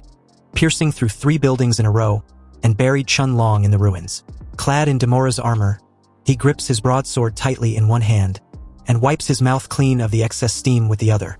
He stared at the ruins and acknowledged Chun-Long's incredible strength. The dragon-masked man is the first worthy opponent he had encountered ever since he came to this world. And it seems the fucker wouldn't be taken down so easily either, which was even better for him. Just as he expected, a hand suddenly grabbed a massive waste stone as Chun-Long rose to his feet. A huge part of his dragon mask was broken into pieces, making his mysterious double pupils more conspicuous the moment half of his face was revealed. Seeing this, he grinned in excitement. "That's more like it," he comments, glad to be right. The supposed invincible boss like the dragon-masked man definitely wasn't going to go down so easily. Chun-Long's figure suddenly blurred as he dashes forward in an instant, leaving afterimages from where he previously stood. His movements and aura no longer the same as before. He braced himself upon seeing this, no longer underestimating the threat Chun-Long possesses. Without interruption, Chun-Long's blade was directly upon Yi as expected. The speed of his sword slash was extremely fast, and the afterimages of his blade intertwined together were as if cutting through the air. Nonetheless, he was still able to block it in time with his broadsword. But the sheer force of the sword strike confirmed what he already suspected. Not only did Chun-Long's speed increase drastically after his mask broke, but his strength also did the same. The moment Chun-Long's blood-red pupils flared slightly with a burst of scarlet light, the ghost-head broadsword in Yi's hand could no longer withstand such a high-intensity slash and broke directly with a loud crack. The sudden break caught Yi completely off guard. But at the exact moment the ghost-head broadsword broke, Chun-Long accelerated and appeared behind Yi in an instant. His sword turned horizontally, as if to stab straight towards Yi's throat and release him of his head. Seeing this, Yi reacted on pure instinct. His jaw clamped down tightly and bit the blade mid-strike. With the blade between his teeth, he stares at Chun-Long with a smug look on his face. He'd finally got this slippery fucker right where he wants him. Chun-Long was startled for a moment. His expression shifted for the first time the moment he saw Yi's dark and blue claws suddenly clamp tightly together into a heavy fist. The next moment, an uppercut with black and red lightning burst out and hit his jaw directly. The air was howling and crackling due to the evil electric arcs. Chun-Long was briefly lifted into the air by the huge force of the fist, and the mask on his face was completely shattered, revealing a strange face with no lips or nose, only eyes. Without giving Chun-Long any chance to recover, he grabbed his wrist, holding his sword with one hand to neutralize his sword slashes, and folded the other into another heavy fist and swung it in rapid succession. Temples, throat, heart, spleen, kidneys, and genitals. The fatal weaknesses of the human body were bombarded by Yi's fists like a hurricane. Also, with the help of Yi's punches, the condensed evil spirit penetrated into Chun-Long's important acupuncture points and meridians, causing deep damage. Chun-Long's meridians were already blocked, and his martial energy was not flowing smoothly because of Ouyang Zhe's bronze nail piercing his body. After being hit in the fatal points by Yi and having his body invaded by evil spirit, Chun-Long started bleeding all over in an instant and his breath also weakened drastically. But even then, he still maintained a strong murderous intent and hostility towards Yi, just like a boss setting in a game data. His restrained hand let go of his sword, then kicked it up with his foot, aimed to stab the tip of the blade straight into Yi's chest. But Yi expected this and was ready as he effortlessly dodged the attack. He sneered, already aware Chun-Long wasn't the type to just die even under this barrage of attacks. But the only chance Chun-Long would have had to kill him was the moment he first arrived. Chun-Long could have taken advantage of the information gap to catch Yi off guard, but only with a 30% chance at best of winning against him, since he definitely wouldn't use his full strength then, and also hadn't at present. With a flip of his palm, a yellow fan engraved with runes appeared in his hand. He roared for the fucker to die, then fanned violently, and a strong whirlwind rose from the ground, sweeping up Chun-Long, who had pounced into the air. The magic fan that was filled with evil spirit was even more powerful than in Lan Yuxi's hand. The dark red wind blades kept cutting at Chun-Long's body, and the suction of the strong wind threw him dozens of meters into the air. Without the leverage of the ground, Chun-Long completely became a sitting duck. He leaped forward, turned into a dazzling blue meteor, and came in front of Chun-Long. The first punch was the atomic blasting punch, which reverberated with a thunderous boom. The violent atomic explosion blew away the nearby buildings after shattering all the glasses. Chun-Long was blown away in the smoke produced by the explosion. With the help of the blue explosion under his feet, he caught up with Chun-Long, who was knocked flying in the air again, and followed up with the second punch, the mountain-blocking fist-black flash. The scene in the sky became extremely one-sided, with Yi following up with one punch after the other like he couldn't get enough. He beat Chenlong from the east side of the city to the west, then directly blasted him against the wall of a building afar. The originally invincible and oppressive Chenlong has now turned into a blood gourd with broken bones, and completely at Yihee's mercy. He was totally unimpressed. After all, wasn't this supposed to be the dragon boss of this trial? He got him all excited and misled him to believe he was powerful, but in the end, he was nothing more than a worm. He approached Chenlong and pried open his fingers that were tightly gripping the hilt of his sword. He took away the sword, and without any hesitation, beheaded Chenlong with it in one swift motion. Chenlong's pair of magical double pupils quickly lost their luster when his head fell to the ground. He collected all the pendants from Chenlong except the ox pendant, which was in Lu Qingzhu's possession. It was time to end this freaking game. Yan Zhengxiong didn't expect Yihee to really do it, to crush Chenlong all the way till the very end, beating him senselessly from one side of the city to the other. When Yihee casually passed by Yan Zhengxiong didn't even dare to look at him directly, and he couldn't dare to mention the issue of Yihee breaking his broadsword. Lu Qingzhu was relieved to see Yihee safe and sound, but she wasn't pleased with his arbitrary behavior. He shouldn't have gone to fight the dragon-masked man alone. Chu Zhou disagrees with Lu Qingzhu. Aside from Yihee, the rest of them would have only gotten in the way. Lu Qingzhu remained silent because she knew Chu Zhou was right. She herself was injured so badly that she couldn't even use her martial arts techniques. If she had gone with Yihee, she would have only distracted him by making him protect her instead of himself. Lu Qingzhu, who had never had the desire to win and fight before meeting Yihee, finally had a genuine desire to become stronger. At the very least, not to hold Yihee back. He questioned what she was thinking about when he suddenly waved a hand in her face. Lu Qingzhu snapped back to her senses, somewhat puzzled as to why he was directly in front of her. Lu Qingzhu's face had already turned a little red when Yihee asked for the ox pendant. She quickly took it out and handed it over. He then took all the pendants in his hands and began to rearrange them in order of the 12 zodiac signs like Chu Zhou suggested. But nothing happened. The group frowned and began to think about which step was wrong. Lu Qingzhu also suggested a way, but in the end nothing changed. Finally, Yan Zhengxiong, who had been silent all this time, suddenly had an idea. According to Yan Zhengxiong, the dragon pendant was not designed as one of the masked hunters, but a hunter who specializes in eliminating pendant holders. So, under normal circumstances, pendant holders probably weren't supposed to use the dragon pendant to clear the trial. The moment Yan Zhengxiong said this, he also took out the dragon pendant from the arrangement. Instantly, the entire city space began to tremble violently, alarming the four worriedly, and the gray fog that filled the sky began to swirl with a golden glow at the center. It shone brightly and illuminated the entire dead city. He felt something and raised his head to look directly at the center of the vortex. What he saw made his eyes widen in shock. A huge platinum pupil emerged from the vortex and was staring directly at them. Anyway, the moment the platinum pupil in the center of the vortex spotted them, he felt a falling sensation like skydiving. The world seemed to be turned upside down, and he actually fell from the ground of the city to the eye in the sky. It was like being thrown into the dark abyss. He opened his eyes again and found himself still sitting on the seat of the Imperial University train, as if everything that had just happened was just a dream. But judging from the reactions of everyone around him, maybe that's not entirely true. A freshman touched his head, gasping for breath, with fear in his eyes. He remembered getting killed by a dragon-headed masked man. Others recalled being in a strange city just moments ago. Almost everyone in the carriage were talking about their experiences, and many of them had not yet recovered from their death experiences when a sudden announcement was issued, informing them to remain calm.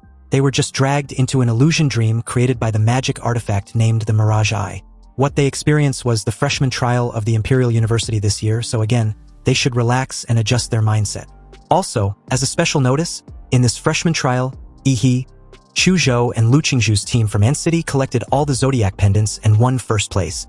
Among them, Yihee performed outstandingly and will receive a special award after admission.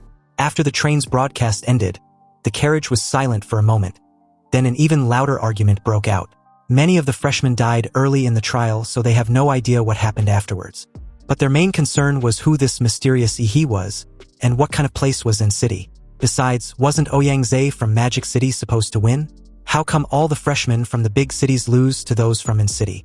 Also, how was it even possible to collect all the pendants when most of them couldn't even defeat a masked man? Some even speculated absurdly that Yihee might be a hidden heir of some elite martial clan. Yihee, who was the center of discussion among his fellow freshmen, sat silently in his seat, as if nothing had anything to do with him. The reason was that the system panel was also congratulating him for defeating all the freshmen in the Emperor's Mirage Eye trial. His reward was a chance to draw a new template. At this point, he had finally concluded that fulfilling special conditions grants these sort of opportunities. As he asked Chu Zhou for a wet wipe to clean his hands thoroughly, he silently prayed for an awesome template.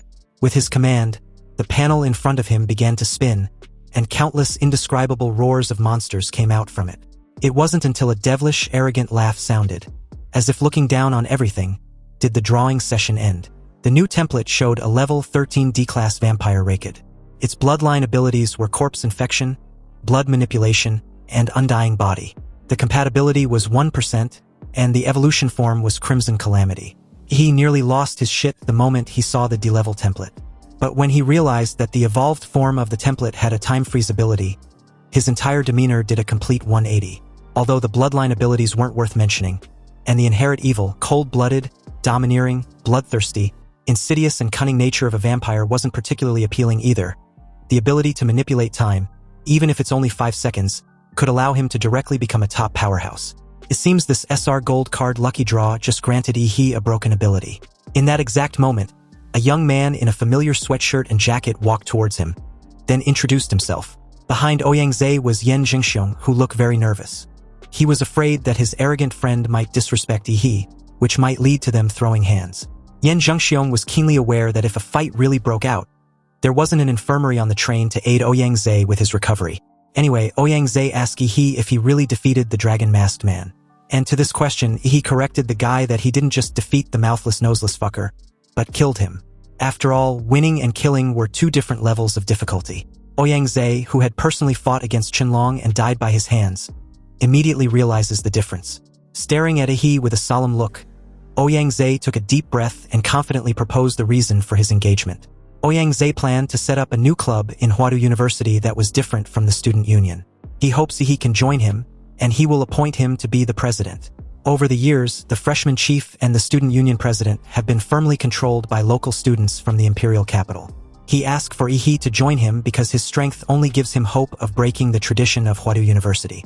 Ouyangze spoke in a loud voice and extended his hand towards Yi, his eyes full of sincerity. The entire carriage fell silent, and all the freshmen watched this scene with bated breath. They felt that this would be the beginning of a legendary organization in Huadu University. This was going to be a historic moment. Unexpectedly, it turned out to be a historic rejection. Yi apologized and stated that he wasn't interested in competing with the student union or setting up an organization. He prefers to be alone. Ouyangze did not show any displeasure at Yi's answer. He just smiled and handed him his business card, adding that his newly founded club would always look forward to working with him. With this rejection, everyone else quietly looked in Yi's direction. Some were puzzled by his solitary presence, others were unhappy with his indifference, and some admired his decisiveness in simply refusing. Only Chu Zhou was indifferent upon hearing Yi's answer. In his opinion, a powerful person like Yi had his own agenda and didn't need to be evaluated by outsiders. The train continued to move forward with no further interruptions, and by the time it arrived at its destination safely, it was already nightfall. Chu Zhou looked out the window and announced that they had arrived. He did the same and was amazed. He had arrived at the city where Xia Kingdom used the most cutting-edge technology, the imperial capital. Neon lights interweave into a colorful light net, and in the distance, towering skyscrapers reach into the sky, as if competing with the stars for brilliance. After the Imperial University train stopped at the Imperial Capital High-Speed Railway Station, Yi and the rest of the freshmen, under the guidance of the Imperial University staff, came to a helipad where a hovercraft was parked.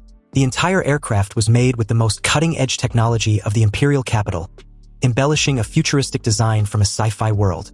The entire freshman was stunned to see such a beauty as their ride to Huadu University from the station.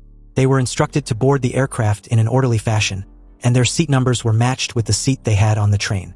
But in that moment, Yi spotted Lu Qingzhu nearby. He rushed over and poked her lower back. The sudden touch made Lu Qingzhu tremble all over, and her ears turned red visibly.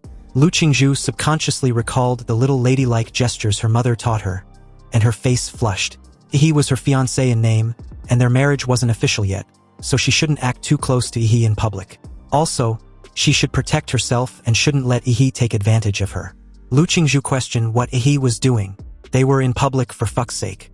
This made the clueless idiot wondered why she was suddenly acting all serious. Anyway, he just wanted to know why they were taking an aircraft when they were already in the city. Hearing this, Lu Qingzhu visibly relaxed and lets out a soft sigh, wondering why her mother betrothed her to a country bumpkin like Yi. She then proceeded to explain that it's because Huadu University was in the sky. He followed her gaze and looked up at the sky with a somewhat puzzled expression, insinuating that he still didn't get it. So the moment the aircraft made its way up in the sky and above the dark clouds, he finally got to see Xia Kingdom's most prestigious university as an aerial city floating above the imperial capital. The night scene of the city had a cyberpunk appearance which slowly unfolded before Ihi's eyes like a flowing painting, with the outlines of high-rise buildings appearing sharper and more three-dimensional under the city's night sky. The entire campus was comparable to 1/4 the size of the imperial capital, and the outside world was always covered by a layer of electromagnetic wave protection net. When the imperial aircraft approached, the protection net automatically recognized its identity and opened a circular hole to allow it to enter smoothly. After entering the city, he clearly felt that his life magnetic field was disturbed, and he could only detect the area within 100 meters around himself. Each student who got off the aircraft received an Imperial University student ID.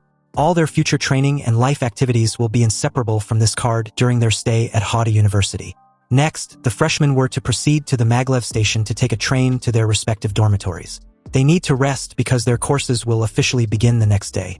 The train passed through the bustling city and came to a skyscraper with hundreds of floors. This was one of the student dormitories of Huadu University, and he, like the country bumpkin he was, made a loud comment about arriving at the highest city in the world. Everyone except Chu Zhou glanced at him with a strange look, wondering where he came from and what he was talking about, or perhaps he was simply not right in the head. But in Chu Zhou's opinion, it was normal for powerful people to have some quirks. Inside one of the many elevators, he learned that Chu Zhou's dormitory was in B7 on the 45th floor, while his was in A3 on the 42nd floor. He said goodbye to Chu Zhou on the 42nd floor and entered his 100 square meter single room. The treatment of students at Huadu University was equivalent to living the dream for Yi.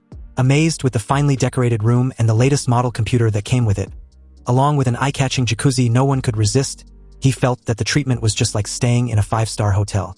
He had never experienced this sort of treatment in his life, so he intended on fully enjoying it. But first, he had to max out the vampire Raikid template. Back on the maglev train, he had figured out how to use the student card. He used his cell phone to scan the unique barcode on the student card and log into the exclusive network of the Imperial University named Huadu Pass. There was an Academy Cities marketplace which was accessible via Huadu Pass and uses learning points as its exclusive digital currency. He converted over 30 million coins into learning points in his account. Immediately upon doing so, he received a message that 322.43 learning points had been credited into his Imperial account. He was secretly shocked because 100,000 Xia country coins could only be exchanged for 1 learning point. This was way too expensive. However, the goods in the Academy Cities market were indeed solid. Many things that were not available on the market can be purchased openly there. This purchasing privilege can be considered a benefit for Huadu University students. He spent 300 learning points in one go and selected several magic cores related to blood attributes. He speculated that magic cores with the same attributes might further improve the compatibility of the template. He purchased just enough to max out the vampire Raikid template, recalling that the colossal humanoid template didn't exceed 10 million to push beyond 90% compatibility. Within 10 minutes, a drone carrying a package arrived outside Yi's window. It thanked him for his purchase and wished him success in his cultivation. It also asked him to leave a 5-star review for the service if he didn't mind. The drone then flew away. Impressed with the quick delivery, Yi opened the package to see 9 blue magic cores and 4 green magic cores. He took less than no time gulping them down, even though eating so much magic cores at once messed with his tummy a little. Anyway, the tremendous energy immediately got converted as the panel's compatibility gradually increased to 100% and unlocked the Crimson Calamity. Yi's overall constitution also increased to 29. Staring at himself in the mirror, he noticed that his skin was now paler, and his fangs had become sharper with blood grooves attached. Once they pierced into a target's flesh, they would start sucking the blood like drinking milk tea. Opening his palm and revealing his visibly long and sharp fingernails, a bold yet crazy idea popped up in Yi's head, and without any hesitation, he pierced his throat with his nails. The pain was excruciating as a large amount of blood gushed out. Then, almost immediately, the wound on his throat healed naturally. The self-healing ability of Yi's vampire bloodline was quite noticeable and pretty impressive. It was also faster than before. However, to Yi, his physical mutations were secondary. What matters most was the new power he just unlocked. He made his way to the built-in training room attached to his dormitory. The structure and building materials of this room was enough to support the physical strength of ordinary martial artists, which was just right for practicing. In the center of the room, he closed his eyes and channeled his martial energy around him. And the moment he opened his eyes, the vampire Raked had appeared in front of him. The vampire Raked, who apparently possesses various abilities to interfere with reality, was instructed by Ihi to land a punch on him. The moment Ihi issued this command, the vampire Raked suddenly spread his wings wide, and the gray cloak around him cocooned itself, transforming into a humanoid creature with a cold face half floating behind him like a shikigami. Just as Ihi raised his arms as a shield and readied himself, the humanoid creature swung its fist and punched Ihi with so much force that it literally knocked the wind out of him. All the bones in Ihi's arms were instantly bent and fractured. A loud bang sounded as his body got trashed backwards and smashed heavily against the wall. With his arms completely destroyed, he slowly got up, coughed up a few blood, and smiled with satisfaction. The strength behind that punch was at least twice his normal level, which was not bad. Now, the next was the time stop. With Ihi as the center, a gray spherical area began to unfold. All areas covered by the gray field lost their color and turned into black and white, as if the movement of light had also stopped. The timer immediately started: 1 second, 2 seconds, 3 seconds, 4 seconds. When it reached the 5th second, the gray area became unstable, but Ihi wanted to keep going. On the 5.1 second mark, he began to sweat all over and his eyes instantly turned bloodshot. The timer moved from the 5.1 second mark to 5.2, then 5.3 seconds. At this point, Ihi's nose began to bleed, and the blood vessels in his eyeballs broke and bled due to excessive pressure. Due to the excessive consumption of martial power on the 5.5 second mark, the humanoid creature in front of him began to show a translucent and unstable state. The gray time-stop field began to disintegrate, but he still gritted his teeth and persevered. Finally, at 5.7 seconds, the gray area inevitably collapsed. He half knelt on the ground, wiped the blood from his nose, and grinned. He was pleased to learn that the 5 seconds limit was the original owner's limit, not his. Early the next day, he met up with Chuzhou, and the two head out to the freshman assessment gymnasium. On the way, he felt that the sunlight was somewhat glaring that early morning. Having fused with the vampire template, he had inexplicably come to dislike sunlight, even though he won't die from the exposure like a real vampire. Chuzhou asked him if he had checked out the university's new academic reform for this year's freshmen. He replied that he hadn't. He spent the entire night wrestling with the vampire Raked in training and didn't pay attention to anything else. Chuzhou explained that Huadu University had changed its previous classroom-based teaching model and adopted a group mentorship system this freshman year. This means for each academic year, students will study under a main mentor, and during that time, they can also seek guidance from assistant mentors. He then asked if they need to find a mentor. Chuzhou shook his head and stated that Ihi was exempted from this mentor seeking. He held up his phone for Ihi to have a look at the announcement in the freshman group for himself. Apparently, as the collector of all the zodiac pendants, Ihi had the right to directly choose any instructor, and the instructor cannot refuse. Obviously, he didn't give a shit but was rather concerned about how showy the announcement was being posted on the freshman group. When they eventually made it to the athletics hall, there was already a long queue inside. Generally, 3 people entered the assessment room simultaneously for the evaluation. Then the instructors lights up their buttons to make their selection. Seeing this, Ihi waved Chuzhou farewell as he left the gymnasium. Since he can choose any instructor he wants, it didn't matter when he would have his evaluation. He plans to just explore for the meantime because the whole process of picking mentors seems so boring. But the moment he left the gymnasium, he detected a faint smell of blood. He sniffed the air a few more times to be sure, then bolted in a direction to find the source. You see, if it was just an ordinary smell of blood, it wouldn't be surprising. But this smell of blood carries hidden yet ferocious intent, like an undersea current of murder and sin, which actually aroused the evil spirit in his body. He was naturally attracted by this scent. He followed the smell, bypassed the streets and alleys, walked on the small paths where the crowd had gradually become sparse, and saw the source of the scent. He stared at a cute little girl in front of him, who was eating a sweet potato like a harmless kitten. Such a cute little girl was really the source of that evil aura? He must be mistaken, right? At this moment, the little girl, with her icy hair combed into a bun, suddenly turned in Ihi's direction. Her big golden crimson eyes stared at him curiously before asking if he'd practiced the devil in the flesh technique. He grabbed his chin with a puzzled look. The white-haired lowly in front of him looked like a child, but acted like a grumpy elder, and also referred to him as a kid. He answered with a question of his own, wanting to know how this little stranger knew that. She replied that she was the one who helped Xiaohu perfect that martial art. Upon hearing this, Yi thought of the ferocious man in the Wuyun space who kept calling him boy. With her hands on her hips, the little white-haired loli proudly proceeded to explain that Lu Chenghu was her disciple over 90 years ago. He was stunned and thought she was messing with him. Sure, the lifespan of martial artists can surpass normal human limits to the point that grandmasters can still maintain their prime in their 80s and 90s. But in that moment, he was seriously wondering what the deal was with this little brat who still smelled like baby milk. You see, for warriors who practiced certain advanced martial arts techniques, it was not impossible to adjust their bone structure to the size of a child.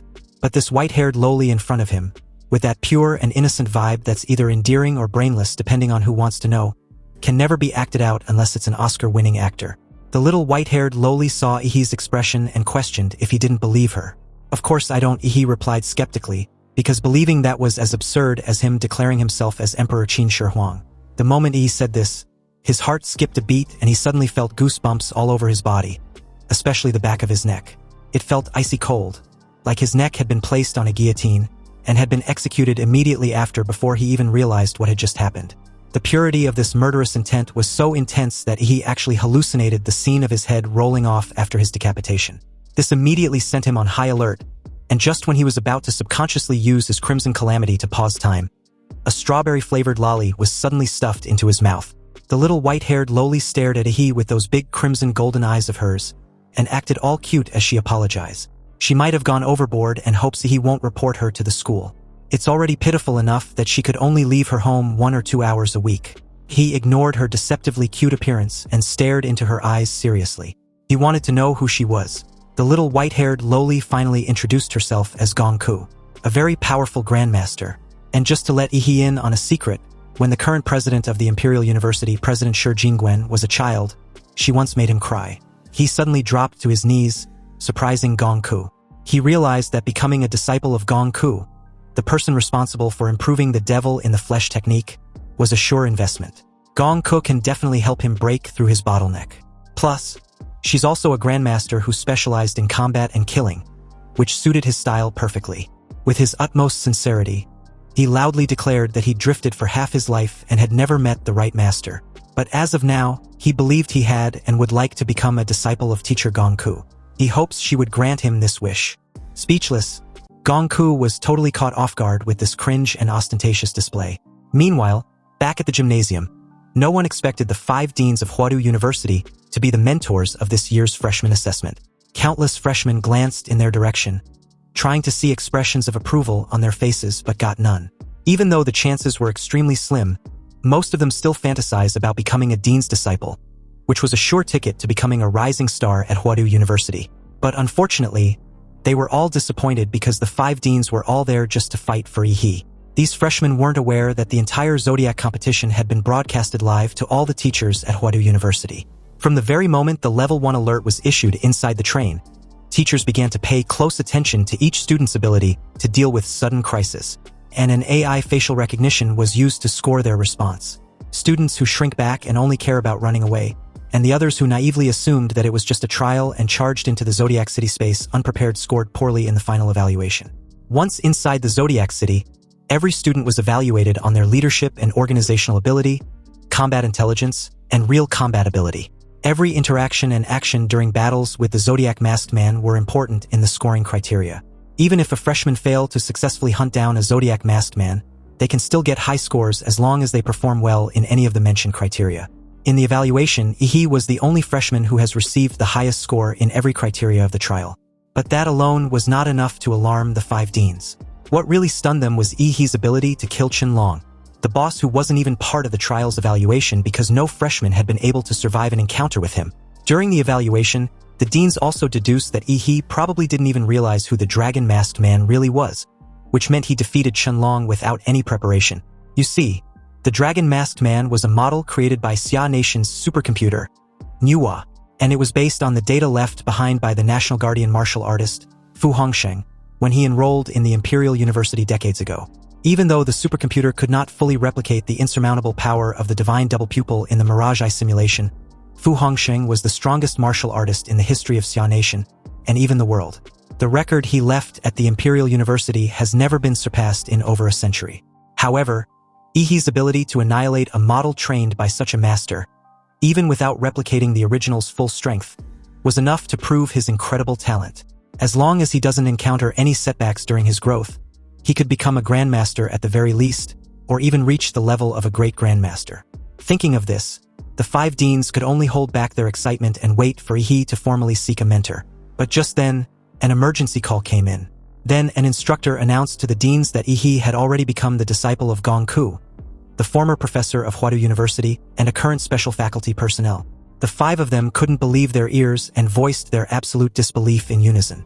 Anyway, back to the 2 in question a few moments ago, Ihi had unceremoniously grabbed on Gongku, refusing to let go unless she recognized him as her disciple. He had always been shameless, and if it weren't for the fact that the lowly in front of him was already 100 years old, he would, at the very least, be in jail for 3 years due to his brazen behavior of kneeling before a lowly in broad daylight. Anyway, Gongku wasn't having it. She wasn't in search of any disciple. And besides, she had already been expelled from the Imperial University. Hearing this, he had no choice but to use his Ultramax pleading trump card. He promised to find a way to let Gongku regain her freedom within 2 years if she accepts him as her disciple. This shameless fucker couldn't even hide his devious grin the moment Gongku's eyes suddenly lit up in agreement. But before the 2 could make it officially known to the entire university, 5 powerful auras approached them rapidly. Yup, the 5 bunch of busybodies showed up to covertly impede on this master-disciple union. The dean of the School of Mechanics and Magical Equipment anxiously reiterated Gongku's promise to not interact with students during her release period. Also, with her current mental state, she wasn't suited to teach anyone. The dean of the School of Human Body and Physical Training nodded in agreement, and even pleaded for Gongku to just go home. Gongku, already used to these 5 busybodies all show but no substance attitude, agreed to go home as suggested. However, she was taking her new disciple with her. She asked for Ihi's name and told him to follow her. Although for unknown reasons, Gongku's appearance and behavior were that of a teenager, her strength was very likely to be one of the strongest in the entire Imperial University. So regardless of her current status and condition, she was still technically a viable mentor candidate. Ihi followed Gongku inside the Imperial University Research Institute, a building that looked like a tilted Rubik's Cube. Gongku swiped his card all the way to the depths of the Research Institute, and finally found a secret elevator leading to an underground facility. Inside the high-speed falling elevator, he wanted to know why her teacher lived so far away from campus and in secrecy. Gongku explained that she had some issues in the past few decades which had often resulted in hurting others. So the Imperial University settled her under the Research Institute. Fortunately, she had been able to control herself in recent years, which finally granted her the opportunity to stretch her legs occasionally. Oddly enough, Ihi's main takeaway from this clarification was being the first student Gongku had accepted in all these decades. Glancing in Ihi's direction, Gongku finds her new disciple's inexplicable behavior very strange. He had an odd way of thinking since a normal person would be scared shitless of her by now. Sweating bullets, he gave a nervous laugh because apparently, it hadn't even occurred to him that his teacher might kill him by accident. Anyway, when the elevator reached the bottom, what appeared before their eyes was a narrow passage that could only accommodate 1 person at a time. And at the very end was an alloy door with an electronic countdown clock attached above. At this moment, there was only 11 seconds left on the electronic clock. Seizing the last 10 seconds, Gongku bolted for the door, leaving a puzzled Ihi to question why she was in a hurry. Was it because of the countdown timer? Gongku explained that every time she leaves her confinement, the electronic watch would start a countdown, and if she doesn't return within the specified time, an alarm would go off directly at the office of the Imperial University president. Then, she would be hunted down by the entire university forces. He made his way inside after Gongku with just a millisecond to spare. The alloy door behind them closed automatically, and the complex mechanism inside was activated, finally locking it completely. Also, the moment the alloy door closed, a special electromagnetic field was immediately triggered inside the room. He felt it instantly the moment it became difficult for him to gather his martial energy outside his body. This meant that any martial arts techniques inside this confinement had been significantly weakened. To stop her from escaping, President Shi Jingwen and his crew of busybodies built this white-haired lowly's confinement cell, which was unexpectedly large, divided into 3 floors from top to bottom. The top floor was the living room, bedroom, and other living spaces. The second floor was the various video games and entertainment equipment, and the bottom floor, which was also the largest, was the training ground. Of course, everything was layered with high-powered magnetic suppressors to disrupt martial energy, just in case Gongku gets bored enough to break out. Gongku just flopped on her couch and made herself at home as her new disciple looked around the exquisitely decorated room. Various takeouts and the latest game cartridges were scattered all over the floor. It seems that even though Gongku had been imprisoned, as she calls it, she's basically living it up in this luxurious suite like a true empress with everything, including comfort, provided and met according to whatever she might need. It feels more like Huadu University had gotten Gongku enshrined down in this underground luxurious suite. Meanwhile, as the scene shifted to the Imperial University president's office, Shi Jingwen, dressed in a simple Zhongshan suit and a round-framed gold-rimmed glasses, was silently flipping through the materials of the recent meeting of the Imperial University. He doesn't look like a grandmaster standing at the pinnacle of human power, but more like an ordinary scholar. President Shi Jingwen received a phone call, informing him about Gongku accepting Yi as a disciple. Although this choice was unexpected, President Shi Jingwen decided to let Yi be. He reminded the caller to remember the reform goal of the current Imperial University. They weren't seeking to raise a pack of mid-tier talents, but at the very least, a talent which can shoulder the future of the entire Xia Nation and all of humanity. When a true genius appears, their job was to support that person fully and let the individual grow freely. President Shi Jingwen wants Yi to train under Gongku for now, and since the special training camp for local freshmen was nearly over, he would be the whetstone used to sharpen those fledgling blades. The caller understood and ended the call. Subsequently, the computer next to him lit up and a synthesized electronic female voice sounded, informing him that freshman Yi had followed Gongku inside the safe room. At the moment, everything was stable. However, according to their analytical report, Gongku, with her special rank, has a 5% risk of losing control if confined with another person long-term. Yi had an 89.7% chance of not surviving until rescue, and a 95.3% chance of not surviving even after being rescued. Shi Jingwen stood up, made his way to the floor-to-ceiling window overlooking the prosperous imperial capital below the Sky Academy city. His thoughts still on the issue concerning Gongku and Yi. You see, these so-called special-ranked warriors are either death row convicts with powerful strength, or extreme martial artists who are unable to control their strength for various reasons. The country usually restricts their freedom during peacetime, but when Xia Nation encounters a serious crisis, they're deployed to the front line as national-level defense forces. Unaware that Yi initially had no idea about this, Shi Jingwen believes Yi knew about the possibility of him dying when he chose Gongku as his mentor. Because without that kind of readiness to die, how could he walk the path of being a slaughterer? Also, with time running out for Xia Nation, those idiots from the Northern Brighton Federation and the heretical lunatics from the Divine Descent Nation who worship the mystical realm civilization are both getting restless as time passes. The young generation really needs to grow up quickly. The scene cuts back to the confinement room, specifically the training ground on the 3rd underground floor. It was the size of at least 2 basketball courts and was surrounded by special alloy walls on all sides. Gongku expressed how it's been over a decade since she taught anyone. Anyway, they need to start with a sparring match to see how strong Yi was. But before that, Yi wanted to know if his teacher was going to suppress her martial arts cultivation to the apprentice stage to spar with him. Gongku gave a slight chuckle and replied that she'd forgotten to do so, but now that he'd mentioned it, she will suppress it. Gongku began to stretch and twist her arms and waist to warm up. As Yi took on a fighting stance, he recalled the guillotine illusion and hoped he doesn't relive that experience again. The moment he declared that he was ready, Gongku's body suddenly dashed forward and was upon him in an instant, her hand already aimed precisely at his throat. His eyes widened, wondering if this was truly a sparring match, because he'd analyzed at least 5 patterns in that brief moment in which he could dodge the attack, but got nailed in every single one before he could even move. It was as if Gongku was reading him like a book. So in that split second, Yi realized his only choice was to face it head-on. Activating his nuclear light combat body, a deep blue light instantly burst out of Yi's body, increasing his speed to another level. He blocked his throat with one hand and gathered murderous energy with the other to attack the petite figure in front of him. Gongku smiled brightly when she saw Yi wisely using his bloodline awakening to simultaneously boost his speed, defend, and counterattack. But unfortunately for him, she was still even faster. Gongku retracted the attack, then made a move that Yi didn't expect. Her delicate arm, like a python, wrapped bonelessly around Yi's arms. Then her petite figure suddenly jumped onto Yi's back and pulled him hard. A loud gut-wrenching scream was heard as the joints of Yi's wrist, elbows, and shoulders were all dislocated in one go, nearly being ripped apart. If it weren't for the fact that Yi wasn't an ordinary warrior, he would have temporarily lose his combat effectiveness after facing such severe pain. Gongku let go and made a massive leap backward the moment Yi reverted back to his normal form. Completely ignoring his bloodied and bent arms, He stared at his master with a pained smile. She was really not holding back because his bloodline awakening just got knocked back to zero. He's blood seemed to have completely stimulated Gongku's desire to fight.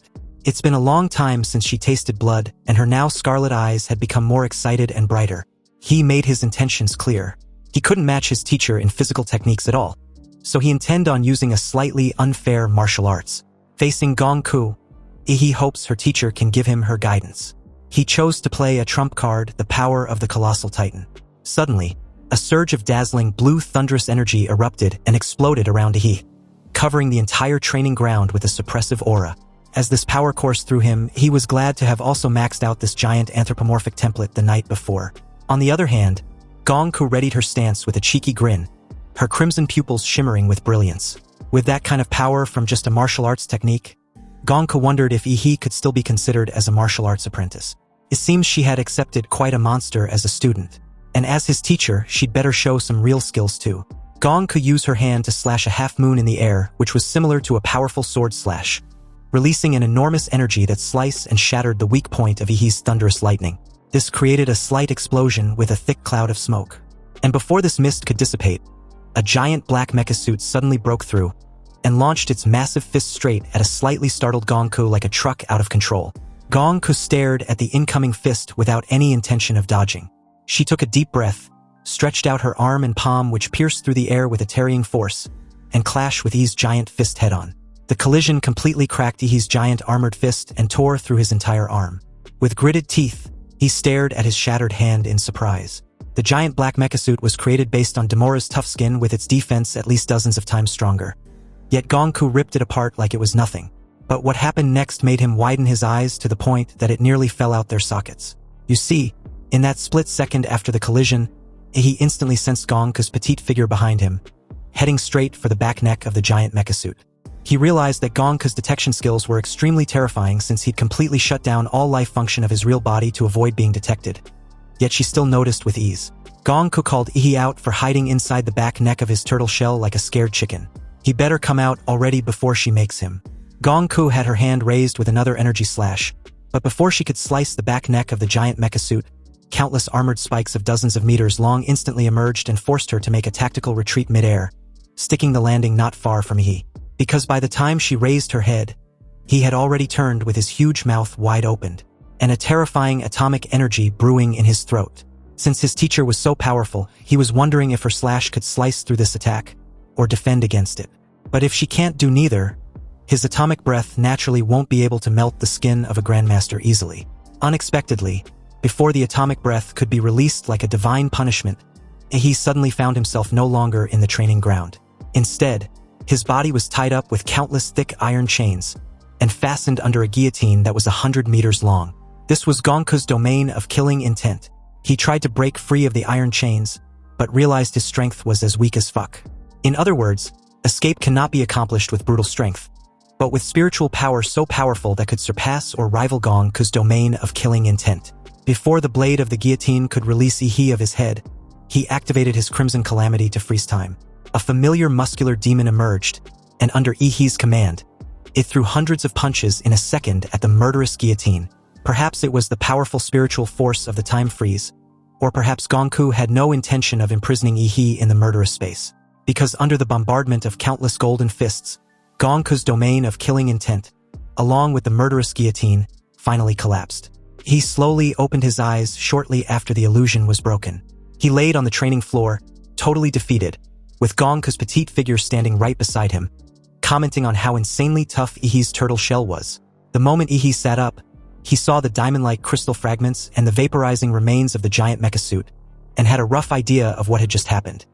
He was probably pulled out from the back of the giant's neck very violently, and the hardened crystals which he had condensed on his body as protection was also destroyed. Anyway, this was definitely not something that could be achieved at the martial arts apprentice stage. Realizing he'd been cheated, he questioned Gongku suspiciously. Gongku pouted and turned her head away from He, denying the accusation. She claimed she defeated her student fair and square without resulting to cheating, but He wasn't buying it. Gongku retracted her earlier claim and stated that she might have used just a tiny bit more force than necessary. After all, she was super strong, so it was quite difficult to hold back perfectly in one or two attacks. Hearing this, he just stared at her dimly without uttering a word. And as the silent stare stretched out, Gongku finally gave in and admitted the truth that she cheated. She also promised not to do it again so he shouldn't be mad. Gongku started to tear up, pleading for he not to leave. She hadn't played with anyone for decades. He felt a little uncomfortable as Gongku began shedding tears like a child, making it hard to even imagine that her age was over a century. He assured her that he wasn't mad, and didn't plan on leaving either. He'd worked so hard to become her disciple, so why would he leave over such a trivial matter? The moment Gongku felt certain that Ihi wasn't leaving, she quickly returned to normal and corrected Ihi that she wasn't crying. Ihi was speechless, but he couldn't fault the little old granny for pulling this sly tactic. Anyway, with that out of the way, Gongku had gotten a basic understanding of Ihi's abilities. Although they're neither on her level nor as good as hers back then, they're still amazing compared to others. He was truly a gifted warrior, and as of now, she can start training him. But she wanted to know what her new disciple truly desired to learn. Without a moment of hesitation, he replied that he wants to learn advanced martial arts techniques. He would also like to know how Gongku managed to slice through the lightning in his humanoid arm. Slashing, as she calls it, was something Gongku explained to be difficult to teach because in order to learn it, he had to get a feel for it after cutting through enough things. He then asked if Gongku can describe the feeling. Gongku explained it to be a shimmering line.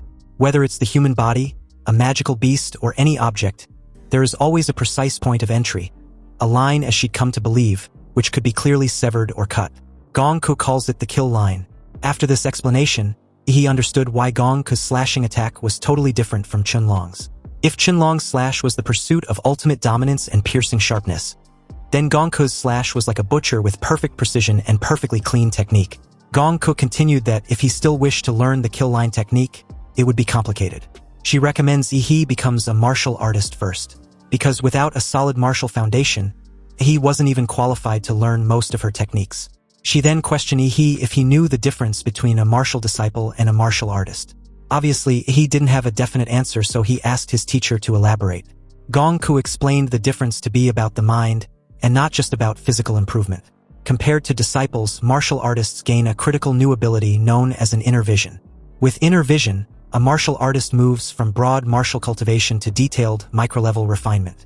Through it, one can see their own meridians, pressure points, and internal organs, then use martial energy to reinforce them, expanding the limits of the physical body.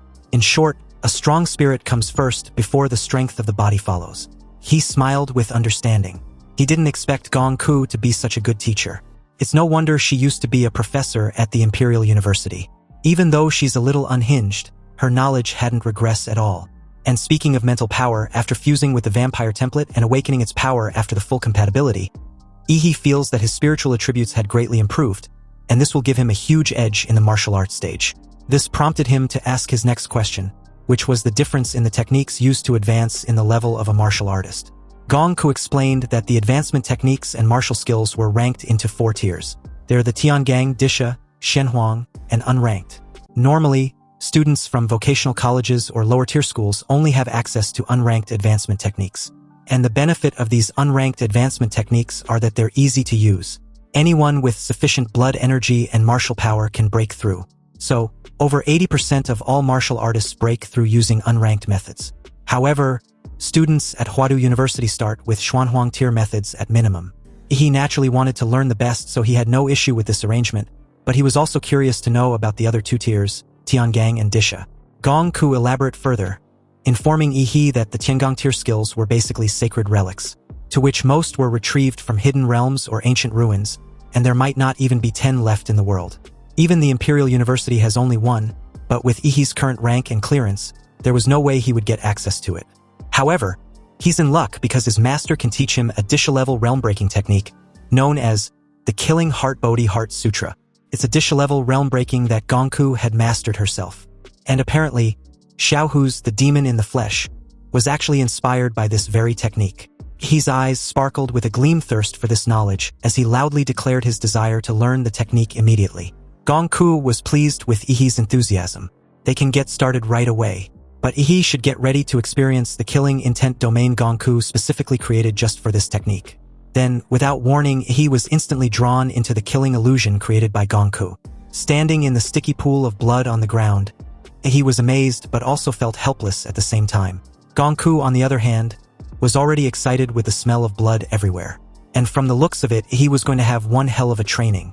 Hours later, the sun and the moon had alternated, and the bright moonlight had broken through the clouds and fallen on the college city. The entire academy city lit up with magnificent lights, announcing the end of the day to the students. Chu Zhou was returning to his dormitory when he saw He in a distance. But just as he walked over to say hello and ask of his first day like he heard from the rumors, he felt a chill on his neck, as if a butcher's knife was placed at the back of his neck. Such a terrifying murderous intent made him subconsciously pull out his ice sword. It took a moment for He to snap back to his senses. And the moment he did, he apologized to Chu Zhou. Chu Zhou was reeling about what he just experienced when He explained that he was a little stressed and just had a reflex reaction. Although He was clean, Chu Zhou could still smell a strong stench of blood. It was as if his friend had just fought his way out of a sea of corpses and blood. Well, this was indeed the case, since the hell he went through just hours ago felt as if he was standing on a mountain of corpses to aura farm like a G. Apparently, inside the illusion realm 10 hours ago, Gonko created countless undead zombies to attack He, and also restricted him to only fight with a sword. He wasn't allowed to use any of his abilities or martial arts techniques. So as the mindless zombies swamped him from all sides, he couldn't help complaining about how he was supposed to kill this many undead with the dull knife of his. Obviously, he didn't understand the reason why he was handicapped to this extent. So his teacher explained the reason was simply to let his body to gradually become familiar with the sensation of his blade tearing through skin and splitting bones. To remember the feeling and train his muscle memory to the point that they can instinctively locate the kill line in a split second and strike as accurately as possible. He, who initially couldn't fathom the point of Gonko's restrictions, finally understood the task and gripped his long knife tightly, then began to slash and slice the countless zombies with renewed focus that could rival the intensity of the sun. He unknowingly immersed himself in this task of killing that his teacher, who was watching him silently, couldn't help but feel amazed. Sure, practicing her dishatir technique inside an illusion realm was actually dangerous, that most martial disciples weren't even qualified to attempt it, but it seems her disciple was different. If He's spiritual power weren't abnormally high, the killing intent alone would have devoured him, turning him into a mentally ill patient or a puppet of killing. At this point, it's no wonder Shi Jingwen calls He the rising star of Huadu University, and Gongku was honestly looking forward to her students' growth in the future. Back to the present, he said his goodbye to Chu Zhou, returned to his dormitory, and took a comfortable hot bath. He was finally making use of the eye-catching jacuzzi after such an exhausting day, deeming it as a fair treat for his dead, tired muscles. Unfortunately, his reverie was cut short as his fiancée buzzed his phone. And on the other end of the line, Lu Qingzhu, who'd always dressed elegantly and properly in public, was now in a yellow cartoon shirt pajamas, sprawled seductively on her bed in a very effortless manner. The moment he picked up the call, wanting to know what's up, Lu Qingzhu rolled onto her stomach, her slender legs like white lotus roots swaying in the air before settling on the bed with her pearly smooth little toes wiggling mischievously. She informed her country bumpkin that her mother had just sent over what he asked for. It was currently in her possession. Qinlan also wanted to thank He for helping her daughter get first place in the freshmen's trial team. Since Huadu University had apartment-style dormitories with no distinction between men and women, He wanted to swing by Lu Qingzhu's dorm apartment to pick up the item later. Lu Qingzhu suddenly felt nervous when she heard He's plan on stopping by. She immediately countered, informing him that there was no need. He shouldn't bother himself coming over when she can just drone it over to him. He agreed to this arrangement since it works in his favor anyway. Then, he changed the topic by asking of her mentor. He wanted to know who her mentor was. Lu Qingzhu's tone was slightly prideful as she drops the name, Dean Bai, and apparently, this dean told her that she was very talented, before accepting her as her student immediately after her assessment evaluation. So in any case, Lu Qingzhu's success of being accepted as a disciple of a dean of Huadu University was something to be proud of. And He didn't want to sully this by revealing how he rejected these 5 deans, including hers, in a row. He thought about it, then decided against it, knowing full well that Lu Qingzhu wouldn't be able to sleep tonight if she knew. He feigned a timely intervention of the call line breaking at his end and ended the call. Anyway, like a bullet, half a semester year passed and the first term of the freshman year was nearing its end. For these freshmen of Huadu University, countless eventful things happened within the semester. For instance, at the beginning of the semester, Ouyangze united the elites from several provinces to form the Dragon Blood Society, which quickly gained influence among the first years. Then, as expected, after the local freshmen finished their special training summer camp and returned to the Imperial University, they clashed with the Dragon Blood Society. The tension gradually escalated, and the members of the Dragon Blood Society began to engage in martial arts competitions with local students in the imperial capital. Naturally, they lost more than they won, and the development of the Dragon Blood Society began to decline. Currently, the most popular first-year student was Xiang Jianhui. Or to be precise, he was the most famous nationwide among freshmen. After all, he was the top scorer in the Imperial Capital's college entrance examination. During the live broadcast of the Imperial Capital College entrance exam, netizens were deeply impressed by his powerful strength. There were even rumors that Fu Hongsheng spoke highly of him, praising him as the next national-level warrior. And as for Yi, who once stood in the spotlight at the beginning of the school year, no one remembered him anymore. After all, he had disappeared from the public eye for more than 3 months. Meanwhile, back at the underground of the Imperial University's Research Institute, Gongke's bare pink feet stepped on a broad-shouldered and broad-backed of her favorite punching bag, instructing him to be quick with his push-ups. You see, every time she steps on Yi's back, she injects pure martial energy she'd personally condensed into his body. This martial energy was laced with Gongke's insights of the killing Heart Bodhi Inner Sutra, which will help Yi strengthen his newly broken-through martial artist stage realm. When the petite lowly teased him of being lucky to feel her delicate little feet on his back, Yi, whose martial energy was sealed, kept doing his push-ups with an expression like that of a constipated person. And speaking of being lucky, seriously, was this petite lowly messing with him right now? Sweating profusely with every push-up, he felt like he was lifting a freaking mountain. And on top of that, Gongke's martial energy felt ticklish as it flows through his body. As Gongke kept teasing him of not being able to hit just 1,000 push-ups, he, who was not willing to be outdone and teased about it later on, gathered his strength and picked up the pace. Realizing her punching bag was still full of fighting spirit, Gongke no longer just stretched out her little feet stepping on Yi's back, but rather jumped repeatedly like she was having a field day, injecting more powerful martial energy to every part of Yi's body. He groaned, swallowed the fishy sweetness in his throat, and endured the torture. Finally, after the 1,000th push-up, Gongke seemed to sense something and quickly jumped off Yi's back. He unexpectedly exploded with a deafening boom, and a large amount of blood mist burst out from his body.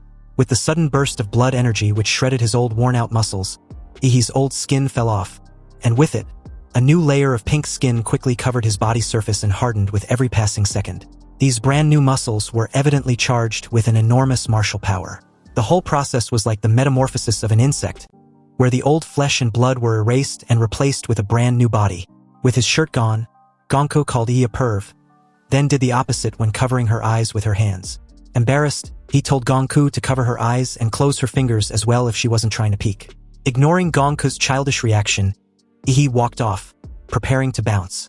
Gongke asked if he was leaving, and Yi replied that he was. He had been holed up with her for 3 months. It was time for him to go out and see the sun. With teary eyes and a pitiful expression, Gongke wanted to know if Yi would come back. He turned his head slightly in her direction and replied that he would. His teacher was terrible at video games, so she needs to practice more before he returns. Playfully, this petty lowly had to have the last laugh as she teases him of playing with her anyways. He made his way outside after the brief farewell. Outside, he took a moment to stare at the marvelous city and bask under the warm sun. It had been 3 months since he'd seen this hot star of gas, and although he disliked sunlight, he still missed it.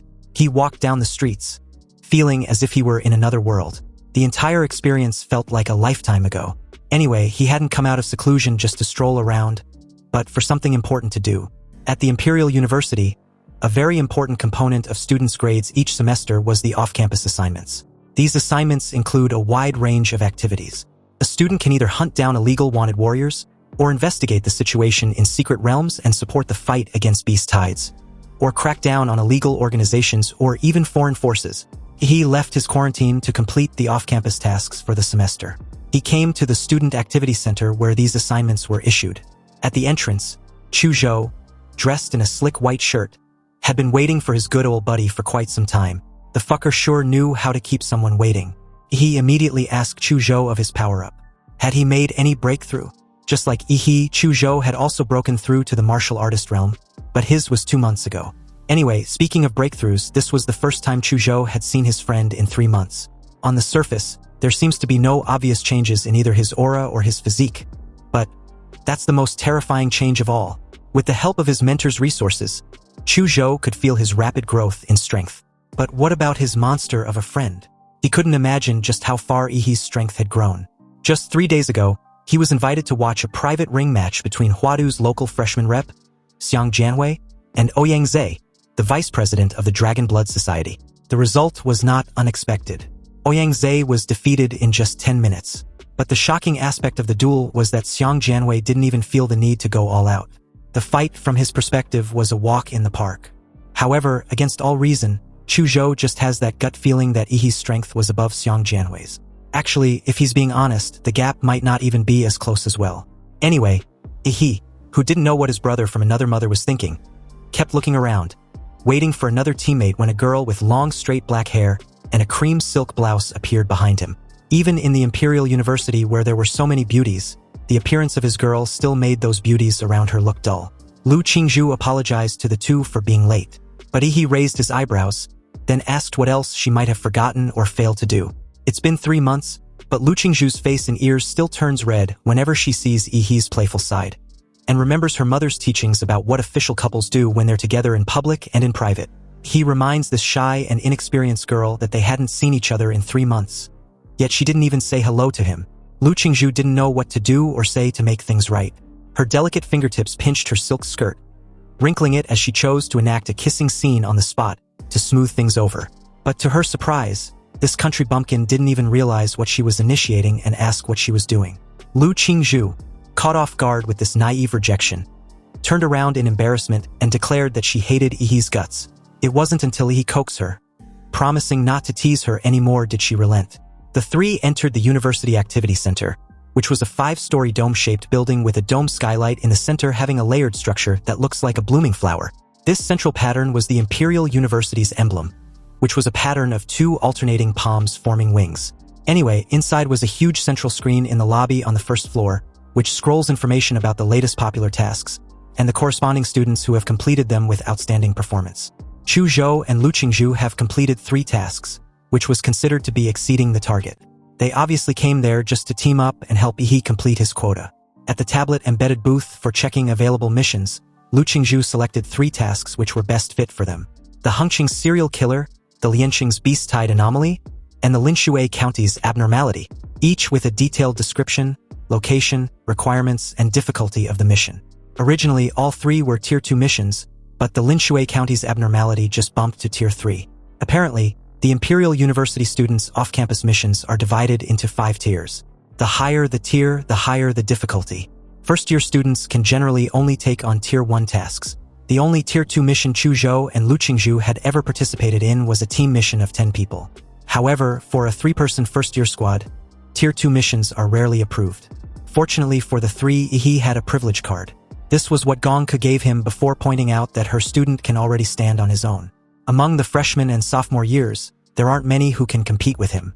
At present, what Yi needed was difficult missions to sharpen his edge. So with the privilege card, he can accept any level of mission within the school. However, he shouldn't just accept Tier 4 or 5 missions at random. The reason was simple. Missions at that level were too complex and varies a lot in fatal repercussions that even Xuanwu-class warriors aren't immune to said risks. To be honest, he really wanted to take a level 4 or 5 mission to try it out, but considering the pressure from his 2 teammates, he gave up. Lu Qingzhu wanted to know where Yi got a privilege card, but her question was coincidentally asked at the same time Chu Zhou asked for his suggestion on the 3 missions. The poor fucker thanked the heavens for Chu Zhou's timely intervention. Anyway, about the 3 missions. Benefits and risks coexist, so there was no need to brainstorm. The first mission is just pure manhunt, and Yi personally believes the efficiency of handling it will be very low. After all, the criminal investigation team was trying to find a cunning rat they have been chasing for months. And the difficulty of this task lies in the tracking, not the killing. The second task was to assist in an investigation, so Yi deduced it to be difficult for them to grow from it. With the Great Xia Dragonbird deployed, they would definitely be struck with trivial tasks, neither on the front line nor reconnaissance. They will never get a chance to take action, and besides, it wasn't their turn to be there anyways. But as for the third task, the 3 of them will be in charge of the entire process. Although there is no safety net which will lead to great variables. The greater the risk, the higher the reward. Also, if they grow up in a greenhouse and are always scared of the danger, then what's the point of being a warrior? He prefers the 3rd mission, and the 2 agreed with his decision. With that settled, the 3 went to the reception area. But the moment they handed in their task selection, the front desk staff nearly went bonkers on their asses. Seriously, what sort of nonsense were going through their heads for them to pick the Linshui County's abnormality, a Tier 3 mission, comprising of only 3 first-year students, They were seriously overestimating themselves. Didn't they see that a second-year team already got wiped out in Linshui County? He had to show his privilege card to end the lady's rant. But she still thought he was lying, so she called the director of the Student Activity Center to expose him. A minute later, she came back, respectfully handed the card back to He, and wished them a victorious fortune without any trace of her previous contempt on her face. Although the three were left dumbfounded, he still took a jab at her for the harsh attitude she showed earlier. As they walked out of the activity center, he told the two to prep their gear while he goes to pick something up before setting off for Linshui County. He went to the College of Mechanics and Magitech Foundry, where a huge building stood in all its glory. This was the forging factory of mechanical and magical equipment of the college. Inside, his identity was easily verified and was granted access. He met with the dean of the School of Mechanics and Magical Equipment, where he requested for the something, as he called it. This was apparently the reward for his first place in the Zodiac Pendant competition. He was there to claim a weapon made of special-grade alloy. An excellent choice he made over picking a set of Disha martial arts. With Gongku, the old monster, as his teacher, he definitely did not lack high-level martial arts to learn. What he lacked was a suitable weapon. After all, the materials of ordinary weapons could not withstand his violent fighting style. Hence why he chose the special alloy, meteorite gold, which has no attributes but has a martial energy conductivity of up to 95%, and was famous for its ultra-toughness. He also requested to use this material to create a saber that perfectly suited his physique and strength. Staring at the top-grade divine blade, he couldn't wait to play with his new weapon. This saber was about 1.2 meters long, with a wide and flat blade. The blade was dark in color, but it has spots that shine like the starry sky, which was the characteristic of meteorite gold. The back of the blade was also covered with dense serrated patterns, which increases its weight and impact, making every swing of the blade produce an amazing power. The handle of the long knife was wrapped with a special non-slip black leather, through which metal threads can be seen. This was also made with meteorite gold to allow the infusion of martial energy without any difficulty. When he drew out the saber and swung it, the air seemed to have been sliced apart. Every swing was accompanied by a whistling sound of wind and a dazzling light, which could make anyone shudder. Everything about the sword was excellent and impressive. The sword didn't feel light or fluttery. The weight was right, and it fits Ihi's hand very well, even though it was customized based on his old measurements 3 months ago. But apparently, the sword could still adapt to his strength after his martial breakthrough. Anyway, this was expected of a swordsmith from the Imperial University. The forger was truly amazing. Upon hearing this, the dean couldn't help nodding along. He even went as far as to dare Gongku not to call him anything less than the godfather of forging. But as Ihi was heading out, the dean implored him not to dare repeat what he said to his teacher. He met up with his teammates at the school gate. Then about an hour later, they arrived at Linshui County, an extremely ordinary small county town with very few warriors due to the absence of secret realms. With capital funds and national resources invested in cities with secret realms, Linshui County looks much more backward and closed off compared to the outside world, with the residents' main means of transportation being old buses, tricycles, and electric vehicles. Anyway, to keep the mission a secret, the three were there as ordinary university students on an internship. Upon arrival, Ihi naturally expanded his life magnetic field for sensing, but he narrowed the range of perception to less than 100 meters. After half a semester at Huadu University, he had already raised Demora's template to 71%, so his life magnetic field was enough to cover the entire county. He was worried their arrival might spook the rats into hiding. If they go into hiding, it would be a pain. After all, when it comes to rat extermination, the trouble lies in the search, not the killing. Chu Zhou suggests they go check the house arranged by the Imperial University. But just as the three were about to traverse to their residence on foot, a tricycle slowly stopped in front of them, offering them a ride.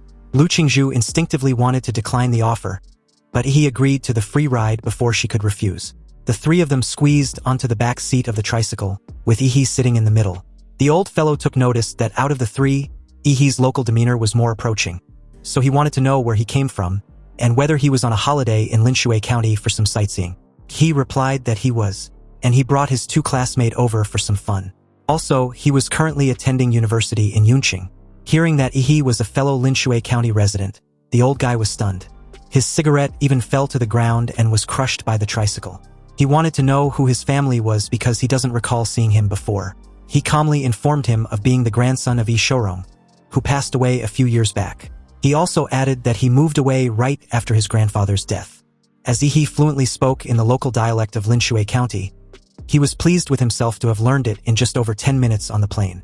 With his current memory, it was extremely easy for him to master the intonation of a dialect in such a short time. Also, the little interaction proved that his cover identity actually exists, and seemed to have fully convinced the old guy, who was currently laughing in sheer delight. He stated that he actually knew Yi Shorong, and was amazed that his grandson still remembered his roots. This meant that Yi's life would be blessed. Soon, they arrived at the old house arranged by the Imperial University, which was also Yi Shorong's old house. He thanked the old guy as they got off the vehicle with their backpacks and suitcase. Interesting enough, the old man reminded Yi that in 2 days, Linshui County's most grand evening party, which was held every 3 years, would be held and he must attend. But if he's too shy and prefer not to leave the house, he would personally come fetch him. He thanked him as he took his leave.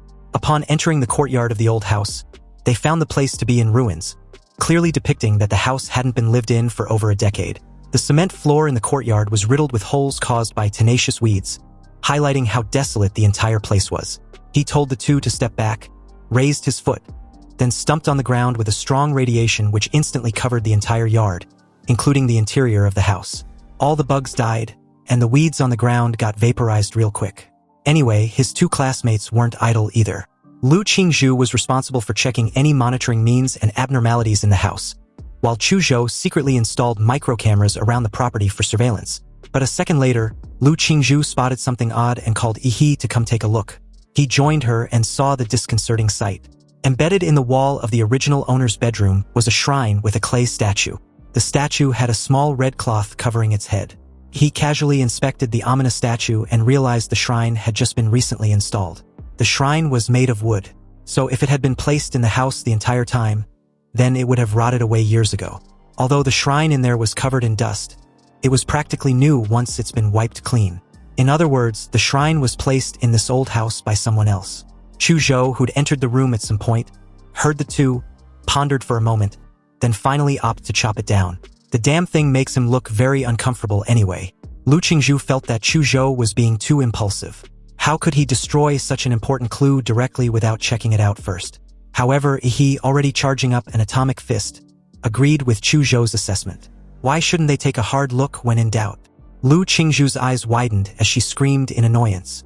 She initially thought Yi would agree with her, but soon realized her battle maniac of a fiancé would always agree with anything that involves fighting and destruction. Lu Qingzhu conceded to a compromise. Before chopping it down, they should at least take a look at what the clay statue looks like underneath its mask. She only managed to lift a corner veil of the clay statue when a warm big hand suddenly grabbed her wrist. You see, just as Lu Qingzhu had just lifted a corner of the clay statue's veil, Yi, who had been training in a killing illusion for 3 months, keenly sensed a hidden, evil and dirty spiritual energy emerging from it. Something was off and he could feel it. He narrowed his eyes and stared at the clay statue suspiciously, then instructed Chu Zhou to cut the filthy thing down.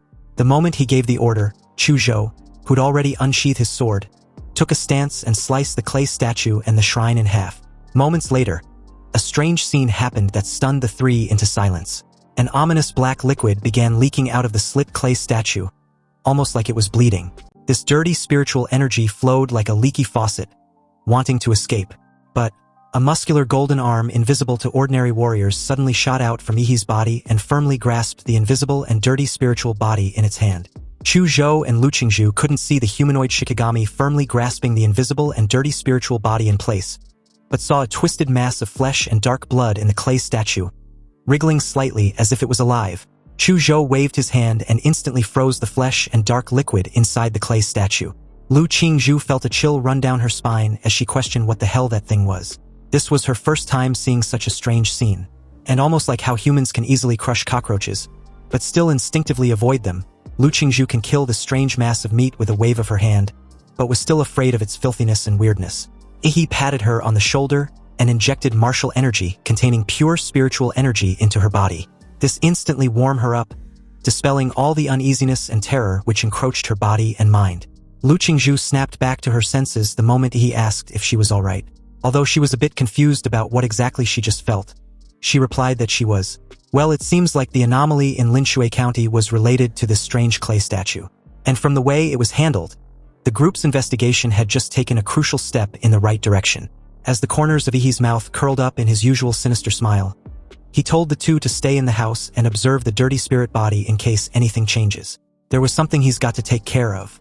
Apparently, he tagged the old guy with a radiation marker. And if his timing was right, it was time to reel the old fucker in. It seems there's no need for the old man to come to get him. He would be going there instead. Meanwhile, at the Linshui County's Jinshan Buddhist Temple, a historical place with 1,000 years of prosperity and magnificence. The Jinshan Buddhist Temple had populated the entire Linshui County with its believers.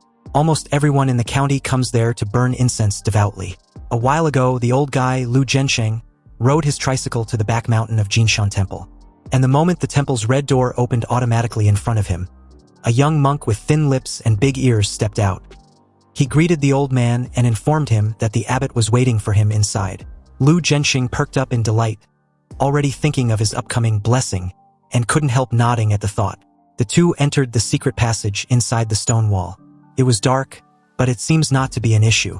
It was as if they were walking in broad daylight. The young monk led Lu Zhensheng through many twists and turns in the complicated secret passage and finally arrived at the destination. About a 22-meter tall, gold-painted, angry-faced bodhisattvas, with 4 arms holding demon-subduing pestles or swords, stood on their left and right, and in front was a vermilion gate with Buddhist scriptures engraved on it. The young monk came to the door, bowed, and informed abbot that the donor, Lu Zhensheng, had reached the blessing standard. He also said he had something to report. Suddenly, a soothing voice rang out, questioning what Lu Zhensheng's intentions were. Why did he visit so suddenly? In that very moment, the young monk's pupils shrank, his face transforming into something grotesque when he sensed the presence of another person. Someone had tailed them to where they were. His terrifying face and body now resembled that of a lizard man, with scales, claws, and all. Lu Zhensheng, who was standing by, immediately knelt on the ground and exclaimed repeatedly, "A god on earth! A god on earth!" Above him, the foot of a black shadow suddenly came to view, then fell from the sky and stepped on the forehead of the monster that the young monk had transformed into. With time slowed to an incredible degree, he stared at the head of the lizard man which he'd just crushed into a meat paste. Luckily, all the filthy splashed contents didn't stain his clothes, because he had been isolated inside a protective field.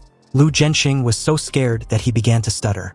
He couldn't comprehend how the young man he met just 2 hours ago was suddenly in front of him. He, on the other hand, didn't even spare the old guy a glance because the 2 angry-faced bodhisattvas in front of him had suddenly started moving, their eyes glowing with a deep shade of red, and their movements like that of a dance. One held a demon-subduing pestle, and the other held a demon-slaying sword. The 2 attacked simultaneously, but he didn't even bother raising his hand. The humanoid Shikigami behind him, however, raised his 2 big muscular hands and bore the full brunt of the attack. In Lu Zhensheng's view, it was like a divine punishment from the angry-faced bodhisattva had automatically stopped in front of he. Meanwhile, the 2 angry-faced bodhisattva began to tremble slightly, because a much greater force was resisting them. One they couldn't see but could clearly feel. With one hand of each of the angry-faced bodhisattvas firmly grasped by Ihi's humanoid Shikigami, they couldn't pull back at all. So they simply gave up trying to pull back their arm and used the remaining 3 arms each, totaling 6 giant weapons, to attack Ihi together. He rubbed the spatial ring on his finger, which shined with a cold light. Then a moment later, he pulled out his starfall cleaver, drawing a lit crescent moon in the air. He calmly unsheathed his sword, and simply swung it in response. Like a hot knife through butter, the 6 weapons shattered into pieces the moment they clashed with the meteorite cleaver.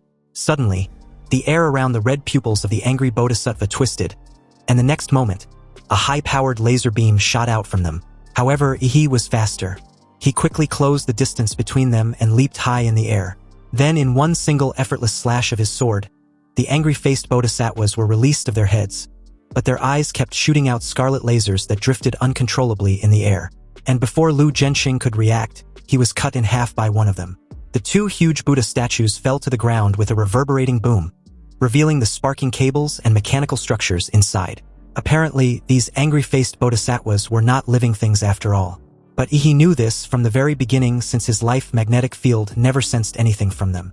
However, what he was more concerned about was how such an advanced technological invention existed in a backward little city like Linshui County. He walked to the massive door, wondering if the answers to his questions were behind it. Anyway, as an uninvited guest, he naturally shouldn't knock in a friendly manner, so he instructed his humanoid Shikigami to punch the door open. But upon doing so, it only left a dent the size of a fist on the door. So in rapid succession, golden fists rained on the vermilion door like a meteor shower. It took less than 3 seconds for the visibly dented and dilapidated door to finally turn into a pile of scraps, crumbling away. He casually walked into the vermilion gate and was surprised to discover that the entire place was actually a huge underground palace. Large vermilion pillars supported the space, and on the walls were hanging lotus lanterns, illuminating the entire underground palace. But the most eye-catching thing was the giant golden-painted Buddha statue about 70 or 80 meters high, located in the center of the underground palace. Such a huge thing would naturally make anyone feel intimidated or amazed. But he wasn't like most people. His voice echoed in the empty underground palace as he casually asked why the host was still hiding like a scared mouse when his guest was already there. He should come out already. It took a moment for an old monk wearing a red robe to walk out from behind the big golden Buddha, his voice sounding extremely helpless. The old monk wanted to know why he was there. After all, their temple bears no grudges with him. Close to the giant golden-painted Buddha statue, the old monk made his way beside he, expecting a reply. He rubbed the spatial ring on his finger, pulled out his starfall cleaver and unsheathed it. Then, drawing a lit crescent moon in the air, he slashed out an energy blade in response. Like a hot knife through butter, the old monk in front of him was directly split in 2 halves, revealing a body of metallic steel beneath the robe. But almost immediately, another old monk appeared behind he, and as he criticized him of committing a serious sin of killing, he, fed up with the ridiculous self-righteous horseshit these old monks were spouting, told him to just shut the fuck up already. But just when he was about to go cleave this bastard also, the entire ground underneath his feet gave way and began to sink, plummeting him about 20 meters in an extremely massive space underneath the underground palace. After landing sturdily in an effortless manner, he took a good look around and deduced the place to be some sort of a sewer system. But the glaring thing was the 18 dark large holes on the surrounding walls. Suddenly, several glowing green eyes began to permeate within them, followed by another ridiculous self-righteous horseshit about the need for he to spend some time with the evil spirits in the 18 levels of hell to control his temper. The next moment, as if a floodgate had been opened, a large group of humanoid monsters gushed out of these 18 extremely large dark holes. They had black gelatinous skin and lizard-like faces, and each one was actually giving off Tier 1 to Tier 2 martial fluctuations. In Ihi's perception from his life magnetic field, the life fluctuations of these humanoid monsters were highly similar, and it seems they were all mass-produced, meaning they were artificial bio-androids. And apparently, the enemy's strategy is to Zerg rush him, which was to eliminate Ihi by overwhelming him with these reptilian cyborgs. With murderous glint in his eyes, he added that the grass on the graves of those who once tried the strategy were now a meter high. Anyway, as a strong murderous aura poured in, the surface of the meteorite blade in his hand glimmered in the dark space, then suddenly turned crimson red the moment he activated the first sword form of the Shenhuang sword technique, the Thousand Lives Cleave. The dense evil energy condensed on the meteoric slash blade extended the blade to 30 meters. All the reptilian cyborgs within Ihi's 30-meter attack range were cleaved in half the moment Ihi used his crescent moon slash. As the green blood in their bodies spurted out like a fountain, the artificial bio-androids who were as densely crowded as an ant colony had no room to hide. They were harvested in one wave like leaks. However, the 18 dark holes still kept pouring in more, even though it kind of seems pointless. Because 10 minutes later he, a bit impressed as to how the temple had so many ugly monsters in its sewage system, stood on the pile of corpses with his long blade dripping with blood. His body still clean and fresh with no sign that he had just led a massacre. Grabbing the decapitated head of the old monk which kept looping its pre-recorded line, he death stared the puppeteer behind the lifeless electronic eyes and called them out. Were they still not going to show themselves? Then right on cue, a stereotypical evil laugh boomed throughout the entire underground space. This mysterious individual acknowledged Ihi's strength, recognizing that they've indeed provoked a formidable enemy this time around, but that's all there's to it. Behind Ihi, a humming sound of gears echoed within the Buddha's body, and soon after, the magnificent Buddha began to move. Hot steam rose from the scars on the Buddha's head. Then the 2 shoulders behind the Buddha opened up, revealing the rocket thrusters inside. As blue flames rose, the Buddha stood up from the lotus platform. Then the Buddhist beads on the Buddha's neck fell off one after another and hung in the air. And judging from the red light in the center of the beads, these were actually all electronic floating cannons. He was shocked by this scene. The giant golden Buddha was actually a freaking mecha. It declared that Ihi was beyond salvation, and for that, he would be sent back to the cycle of reincarnation. The huge Buddha's palm was raised, and the joint at the elbow cracked, revealing the turbo accelerator inside. With a thunderous boom, The Buddha's palm fell down like a collapsing mountain. A sizzling sound soon followed, then a dazzling blue thunder rose from the ground. The Buddha's palm was shrouded in thunderstorms. The gold-painted alloy on the surface turned red and melted visibly to the naked eye, and the delicate structure inside directly collapsed and exploded. The Buddha's built-in AI system detected a terrifying and rapid surge in the energy index and immediately activated an electromagnetic protective wave on its golden surface to prevent further damage to its body. But what happened next made the puppeteers behind the electronic eyes of the Mecha Buddha questioned what was going on. Because a black armored giant which was a head taller than the Buddha suddenly appeared before their eyes. And there wasn't much time to think either because a huge fist hits the Buddha hard on the face. Half of the Buddha's cheek was even cracked, revealing the steel skeleton inside which kept sparking. The giant roared, and with the advantage of being a more agile organism, he grabbed the Buddha's head with his massive hands, pinned it down, and delivered a knee strike with his thigh, where bone nails sprouted from its knees. The big Buddha with a sunken forehead swayed and leaned back. The floating Buddhist beads around its body fired crosswise to form a laser rain, preventing Ihi from further attacking the big Buddha. Dense laser rain bombarded Ihi's giant body, but the light beam, which was powerful enough to penetrate a military armored vehicle, only left a few scorch marks on Ihi's black armor without causing any actual damage at all. A blue light gradually appeared on the giant's body. Then the next moment, this blue energy pulse burst out, and all the electronic Buddhist beads floating cannons were magnetized and scrapped. The chest of the Buddha, which had successfully distanced itself, split open, revealing countless crimson missiles inside. The missiles flew together and all hit the giant's body. The violent explosion made the entire underground palace tremble. When the smoke cleared, the burning giant still stood on the ground.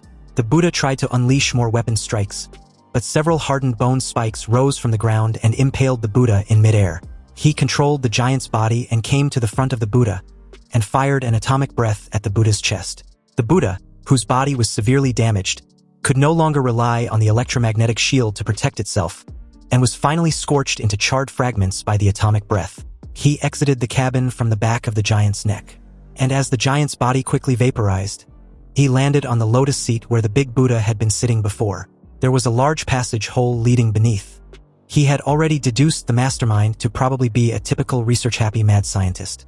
Meanwhile, half an hour ago, in a clean and tidy research institute with a futuristic design, a middle-aged researcher assured the doctor not to worry.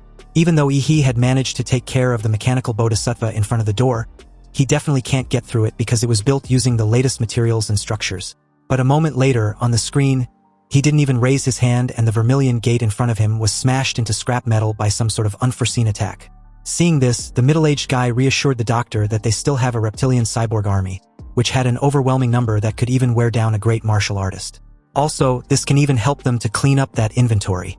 However, after a moment, they fell silent watching Ihi with a 30-meter-long knife, massacring their supposed overwhelming army effortlessly. The guy, with widened eyes underneath his glasses, took a deep breath and reminded the doctor that they still had their trump card. The Mecha Buddha's combat capabilities were specifically designed to target large Lord-level monsters, so it can easily defeat a small warrior. But after some minutes, they again fell silent, watching Yi turn into an even taller giant than the Mecha Buddha, then tearing it apart with his bare hands.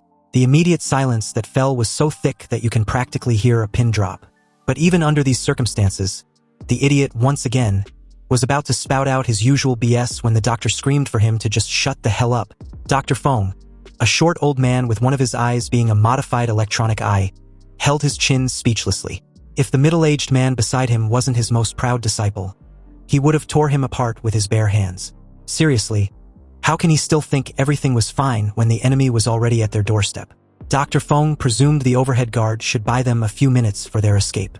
Once they're clear, they'll trigger the self-destruct sequence for this research base. After all, they couldn't let any intel leak out.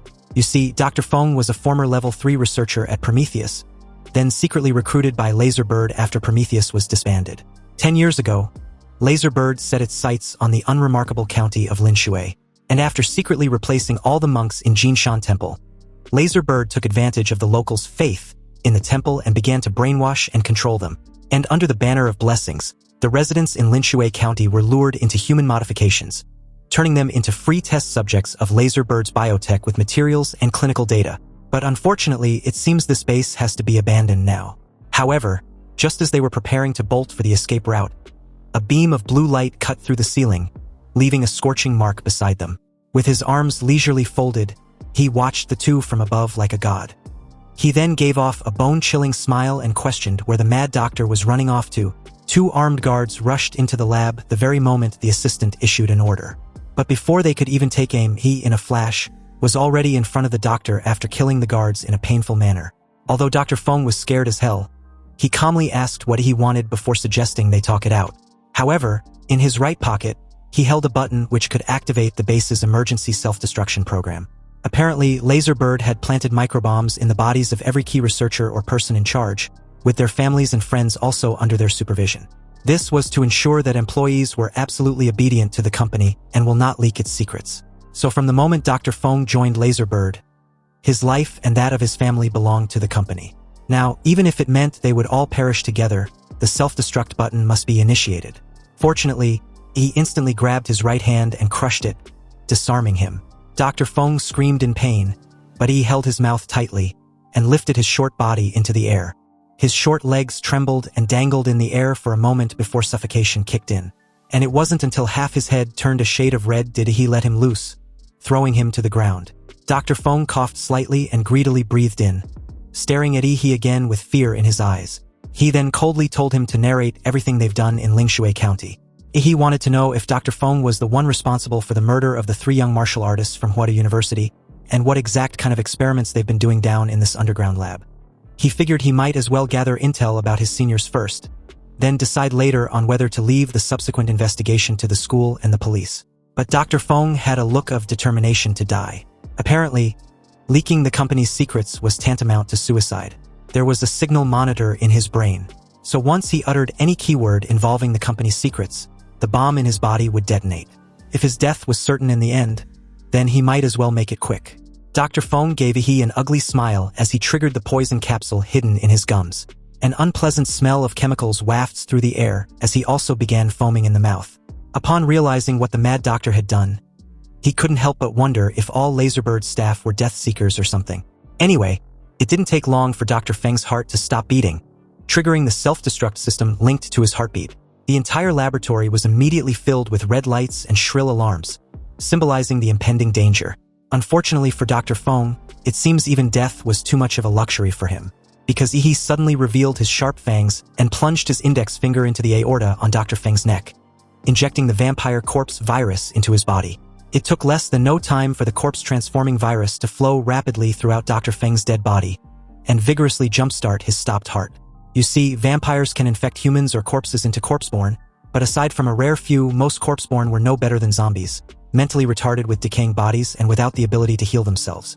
However, Yi's vampire virus had been transformed using his ancestral humanoid power. And with the superposition capabilities between his Titan and vampire ability, Yi can create creatures that perfectly retain their memories and talents from their previous lives. Also, these creatures would have a strong self-healing abilities, wouldn't be afraid of sunlight, and were absolutely obedient to him both mentally and physically. Anyways, the moment Dr. Feng's heart restarted, the self-destruct program of the entire research base was terminated.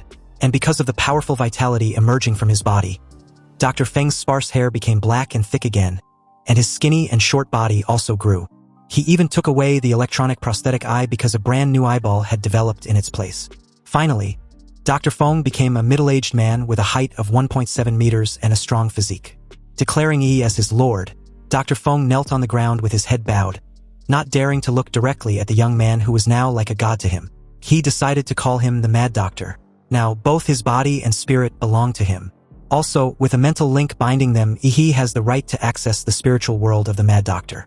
He wanted to see just when Lingshui County was first infiltrated. In March that year, the doctor found out that residents in Lingshui County were becoming more and more sleepy, and the strangest thing was that none of them even noticed this abnormality. Clearly, this phenomenon has begun to affect production, and the entire city was becoming increasingly desolate. But in everyone's eyes, it seems to be as normal as before. The doctor gathered 20 people for the experiment, and found that there was something wrong with their cognition. Eating raw meat, sleeping for 2 or 3 days straight, and worshipping a clay statue that had suddenly appeared in their bedrooms every day was now their daily routine. He started wondering when these abnormal changes began. There was also some sort of numeric puzzle carved on his wrist, and upon figuring out the answer, which was a file code, He logged them into a document on his computer which recorded all his data. Only then did he see the files and realized that the numeric puzzle was actually left by him before the infiltration.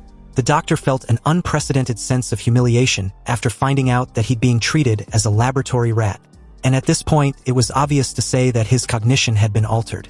He knew that even with his tempered cognition, he would be curious enough to solve the numeric puzzle carved on his own body, and would trust whatever it revealed. The purpose of the files was to inform him about the cannibalism, the hypersomnia, and the eerie clay idols which were the mastermind behind it all, the Divine Descent Nation. He wasn't particularly pleased with the existence of this mysterious Divine Descent Nation, which basically screams a freaking cult, and the cannibalism. The underground lab was Laserbird's secret base, yet this cult quietly infiltrated and seized control. Just like the townsfolk, their cognition were rewritten and made into puppets. It also seems that the 3 Huadu martial artists earlier had already been cannibalized by the doctor, and from the looks of it, Chu Zhou, Lu Qingzhu, and himself were next on the menu. This was the doctor's 8th year since Laserbird took over Linshui County. The underground lab had been fully constructed, and the biochemical transformation technology was basically matured and could be put into assembly line production. It would usher in a new era. In the future, martial artists would be replaced by more efficient and powerful biomen and mechanical creations, just as Prometheus rightfully envisioned. After flagging anomalies and cross-checking timelines, Lingshui's outbreak dates back to February. They first detected it in March and organized experimental investigations. But day by day, the doctor's cognition was subtly rewritten until he was fully assimilated. More than once, he used a researcher's wits to spot logical gaps and briefly restore clarity. But in the end, he couldn't escape the cult's assimilation. The underground lab had also sunk too deep with no way to flee or resist that will. You see, Lingshui's abnormality progresses in 4 stages, which were cannibalism, hypersomnia, idol worship, then mass sleepwalking. Eating human flesh marks the body's alteration under the will's initial mental influence. Hypersomnia was the deeper alteration of the mind. The idol worship was the stage when the mind and body were heavily tainted, essentially incurable. Then mass sleepwalking was when the individual had already become food for that will. The doctor initially thought their illegal human testing was dark enough. But compared to this cult, they were practically civil. They even intend to feed an entire city to that will. The doctor finally identified the agent the cult used to pollute minds and siphon life force. A demon fetus taken from a secret realm ruin. Opening his eyes, he exited the mental link. And according to the doctor's calculations, he now knows the demon fetus would mature in 2 nights, on the exact day of the county's grand triennial gala. It's no coincidence that that tricycle grandpa, Lu Zhenxing, invited him. He practically gave him a crucial intel back then. Thanks to the doctor's investigation report, he now basically understood the cause and effect of the abnormality in Linshui County. And from this point of view, his attack on the underground research base wasn't in vain. But it still belonged to Laserbird. He has already mastered all of the Mad Doctor's memories before his death, including the various secrets of Laserbird and those crazy illegal experiments. Currently, he had no time and energy to waste on this matter. And not to mention that Laserbird was a giant internationally, the fact that it dares to conduct these dark experiments so unscrupulously shows that there is an intricate energy network behind it to back it up. He was not yet in a position of strength to be involved in such trouble. When the time comes, this research base will be handed over to the Imperial University, along with all the troubles that goes with it. However, it seems this mission had an unexpected gain after all, which was the Mad Doctor who had apparently participated in the research and development of the Golden Gene during his lifetime, and he understood the use and efficacy of it. But that's an issue he plans on dealing with once the Linshui County's abnormality was resolved. Although according to the requirements of the Imperial University, students who manage to find out the truth can choose to end the mission, he wants to continue. After all, what he now wants wasn't the mission reward from the Imperial University. This greedy fucker now wants to steal the Divine Descent Nation's prize, the fruit of victory. And as for the doctor, he would hide in Linshui County and find an opportunity to inject He's blood into the water system of the county. In short, they must ensure maximum infection. The crazy doctor's face flushed with excitement the moment he figured out the purpose of his master's blood. He admired He's crazy imagination and bold plan. Apparently, he wants to compete with the demon fetus for believers. By now, the entire Linshui County has entered the 4th stage of contamination, so there was no possibility of reverting them to normal. Sure, converting them was selfish on his part, but after the storm ends, he would try his best to let them return to their previous lives. At the very least, under his control, they won't harm society. After bidding farewell to the crazy doctor, he returned to the old house and reunited with Chu Zhou and Lu Qingzhu. At this time, the two were eating the combat rations they brought along. This already proves they know what food in Linshui County meant. Lu Qingzhu's face changed instantly upon hearing this, like she seemed to have remembered something disgusting. Chu Zhou, on the other hand, was quite calm. Apparently, the two also did some scouting on their own and discovered that the entire townsfolk were eating human flesh. But judging from Yihe's reaction, Chu Zhou guessed Yihe already knew. And the bottom line seems to be the warping of the entire county's cognition, akin to an enslavement by something. He looked at Chu Zhou with new respect. Not bad, this killer boy's guess was almost spot on. He then informed the two about his recent trip to Jinshan Temple, omitting the part about assimilating the crazy doctor and the truth he now knew about Laser Bird. After all, his plan was too crazy, and it wasn't like he could explain his ancestral vampire virus. Even if he believed the silly girl and his little fanboy would support him after knowing the entire truth, there was no need to risk it. Lu Qingzhu's eyes widened. She didn't expect the water in this small county to be so muddy. If an illegal lab had been in Linshui County for all these years, why was the county such a mess? Obviously, the answer was pretty evident. This powerful biotechnology organization had also fallen under the anomaly. At this point, the mission had already surpassed the difficulty of Tier 3. Lu Qingzhu suggested they call the Imperial University for backup. But this only seems to dampen Yihe's mood. Was this silly girl kidding him?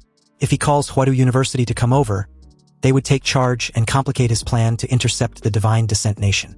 He painted a rosy picture for his two teammates, gaslighting them to relax. The mission just became difficult because it's suddenly gotten weird, but it won't threaten their safety, so there was no need to scare themselves. Besides, if they only think about going back to get help every time they encounter danger, what would they achieve as martial artists?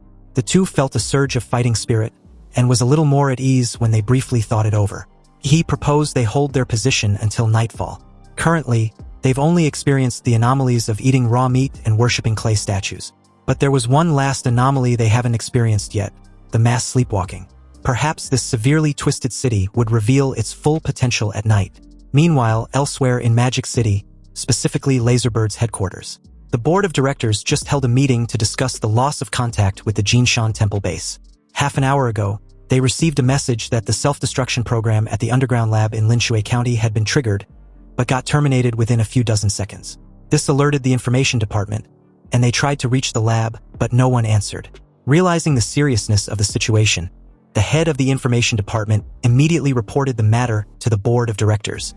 After discussion based on the principle of it is better to kill someone by mistake than to let them go, the board of directors decided to first activate the heart bombs of all researchers in the base to prevent any witnesses from being left alive. Then a special team was dispatched to Linshui County to investigate the specific situation. The scene then shifted back to Linshui County, specifically the central water plant. A sudden explosion was triggered within its quarters that even the mad doctor, who was now effectively immortal, had fallen into a weakened state after losing a vital organ, his heart. Apparently, he had to pull out his entire heart and throw it away the moment he felt the activation of his heart bomb. Anyway, while his heart was slowly regenerating, he sent a message to his lord, informing him that Laserbird had just detonated the bomb in his body. And judging from their mode of operation, a special task squad would arrive in Linshui County soon. He received the message and assured him not to worry. They would continue with the plan. Nightfall immediately plunged the entire county into darkness with no other light source except street lights. Then a train arrives at Linshui County Railway Station, which only 5 passengers got off. At this time, there was no one else at the station except these 5 passengers. An ordinary middle-aged fatty with the alias Catfish observed his surroundings and grinned knowingly. Since the county was so secluded, it's no wonder the company chose it as a black site. Another, a woman with the alias Aries, pulled her suitcase with one hand and held a baby in the other, added that the company has already investigated and found that Dasha's Dragonfinch was not involved in Jinshan Temple base. She wondered who their enemies would be since the company had too many. The rest soon got off the train with their aliases. Bluebird, a young short-haired woman, and beside him was a young guy, Golden Snake. Then there's their captain, Black Lion, another young guy wearing a white striped shirt and glasses who looks no different from an ordinary programmer. Black Lion firmly believes real professionals were just like him, able to blend perfectly into the surrounding environment without being noticed as anything unusual. In the past, he was the king of killers feared by the entire underground world. He issued an order for his team to get moving. They would first destroy all the experimental equipment and materials that can be destroyed. Anyways, after division of labor, Golden Snake and Bluebird dressed as a young couple, were responsible for investigating the situation in Linshui County. Programmer Captain Black Lion, Catfish, and Ares were responsible for investigating the situation in the underground lab. Obviously, this team, which had achieved a 100% mission completion rate in their past missions, had no idea they would suffer their first defeat in this inconspicuous town of Linshui County. And the price of this defeat would be their deaths. Anyway, since Golden Snake and Bluebird were both masters of stealth, they would hide in the darkness of the city and quickly organize the information they see. But upon investigation, the two felt something was seriously wrong with the townsfolk. There were also too few of them, and all the residential buildings were pitch black with eerily quiet streets without even the sound of cats, dogs, or mice. It depicts the true sense of an actual dead city. Golden Snake and Bluebird quietly sneaked into an apartment. But as soon as they went in, they found it to be empty with the shelves and cabinets covered with dust and cobwebs. There was also the stench of a rotten dog's head placed in the kitchen. It's no wonder there are no wild cats and dogs on the streets.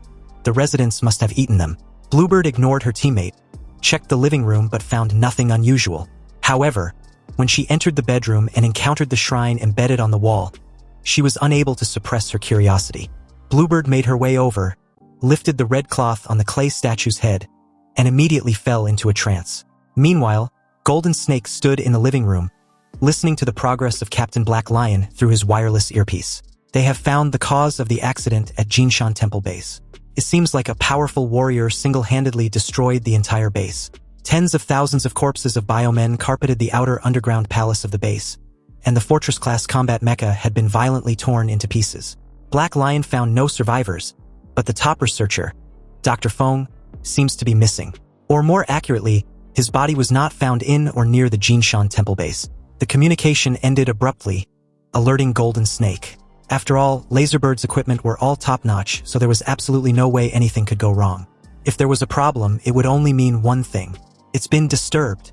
Golden Snake's pupils shrank when he glanced at the window and saw a very strange and bizarre scene. The originally empty streets were suddenly filled with residents in pajamas. Their eyes were closed and they were closing in on their location. It seems the mass sleepwalking had already been set in motion. Realizing they've been exposed, Golden Snake was just about to alert Bluebird when suddenly, a tactical dagger coated with anesthetic stabbed directly into his abdomen, and his acupuncture points was then sealed quickly after. Golden Snake drops to his knees, terrified. He realized that his teammate was under some sort of control, and before losing consciousness, he saw the clay statue in the shrine beside the bed had the same glowing eyes as Bluebird. You see, not long ago, Golden Snake had personally seen a group of statues brought out from the secret ruins, believed to be worshipped gods by the ruined civilization. And among them was the exact replica of the clay statue in front of him, named the Moon Nightmare Baros. Outside, the cold white moon in Linshui County was exceptionally large tonight, illuminating every corner of the night. Under the moonlight, he stood on the top of a clock tower, overlooking the entire city. Perhaps it was the night moon's enormous size, because he felt like his life magnetic field had been jammed easily. Nonetheless, he could smell a strong stench of blood from countless people clustered together southeast from his location. He sent a message to his teammates who were investigating the situation elsewhere. Since the mass sleepwalking was the will eating, he was curious as to how the eating process would look like. But it seems it won't take long for him to find out. Golden Snake opened his eyes after the anesthetic worn off, only to find out he'd been tied to a pillar. And beside him was Bluebird, who'd also been tied to a pillar but was still unconscious. He tried waking her up, but the bitch seems to be taking her sweet-ass time dreaming. A terrified-looking Golden Snake watched the naked crowd surrounding him and tried to reason with them. But these townsfolk were so out of it that it's unclear if they were even human anymore. The creepy part was the crazy smiles on the corners of their mouths. In a sense, people who have been brainwashed past humanity were simply monsters in human skin. No, they may be even more terrifying than monsters. At least monsters fear pain and death. But what do these cult lunatics fear? They're afraid of nothing and have absolutely no reverence for death or life. Suddenly, a bell rang, and as if announcing the arrival of a certain existence, Golden Snake instinctively looked up at the sky, only to see the freaking moon, in all its glory, just a few miles away. It almost seems as if it was about to touch the ground. Suddenly, the sleepwalkers climbed on top of each other, all the way to the clouds like ants climbing a stick, forming a human ladder, connecting heaven and earth. The two pillars with Golden Snake and Bluebird were lifted along with the sleepwalkers. Back at the Linshui County's Jinshan Buddhist Temple, Black Lion suddenly lost contact with Golden Snake and Bluebird for no apparent reason, meaning something went wrong, and it's likely related to the person responsible for wrecking the underground lab. Either way, there's a good chance something major had happened in the city, so they needed to take the initiative and return to the city as soon as possible. The moment the three exited the Buddhist temple, they suddenly felt something and looked up at the sky, only to witness that all the dark clouds over Linshui County had dispersed, and in its place was a huge full moon particularly conspicuous in the clear sky. Was this an illusion? They thought. But why does the moon seem closer to the earth? The next moment, a beam of moonlight visible to the naked eye was projected from the moon in a certain direction of Linshui County like some sort of freaking miracle. Even the knowledgeable Black Lion was speechless when faced with such a bizarre situation. He suddenly felt that the destruction of the underground lab wasn't as simple as the company's top management thought. But no matter what, they must carry out their mission with ruthless determination and efficiency, even if the road ahead was hell. The three immediately went down the mountain from Jinshan Temple and rushed towards the urban area of Linshui County. Their destination was where the moonlight shines. It might be the reason why Golden Snake and Bluebird lost contact. But as Black Lion and his two teammates got closer and closer to their destination, they unexpectedly encountered another team of people. Two martial artists.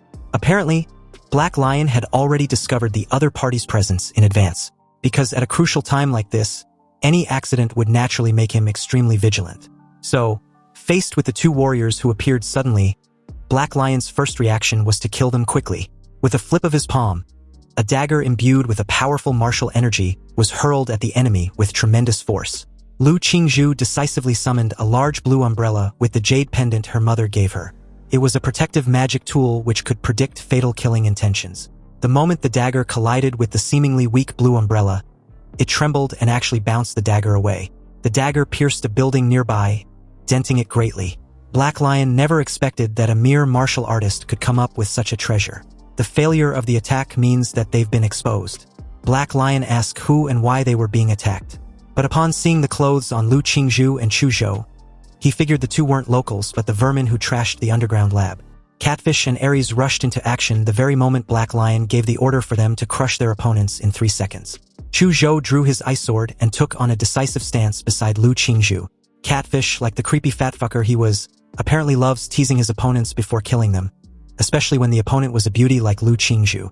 Although it was a shame to kill her just like that, he would make do and enjoy her corpse. Lu Qingzhu felt disgusted as she blocks Catfish's attack and forcefully pushes the creep back. Chu Zhou, on the other hand, summoned a huge ice peak that rose from the ground and rushed straight towards Ares.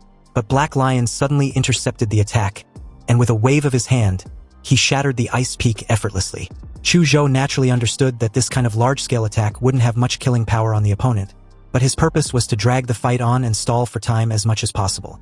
Chu Zhou casually threw down several smoke bombs, specially made to block the opponent's perception and vision, then left the scene with Lu Qingzhu.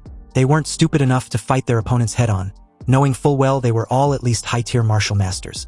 But out of nowhere, Black Lion stealthily made his way to the two with his daggers dangerously close to their throats. And before he could slit their throats, an extremely heavy horse-slaying sword fell from the sky and stabbed directly where he previously stood. Black Lion, a bit surprised for a moment there, curiously asked if Yi was with the two. When Yi boldly declared his intention to kill him, he just scoffed at the absurdity. This young fellow in front of him sure was eager to die. Black Lion decisively used the assassination technique, the Phantom Clones. He transformed his body into 12 afterimages. They all dashed towards Yi, who suddenly counterattacked, using his time freeze ability. The domain of stasis unfolded and the 12 Phantom Clones slowed until they hung motionless in the air. He grinned knowingly. A Grandmaster's body reinforced by martial energy could withstand even tank shells without losing skin. Yet even they could still be killed. The 12 Phantom Clones was indeed clever, and he initially couldn't tell which was the real body. But with time frozen for 5 seconds, he had more than enough time to find the real Black Lion. Evidently, Ihi's time freeze was unique and an unexpected move. Once used, the enemy must die, because under no circumstance should the opponent be able to guess this terrifying ability.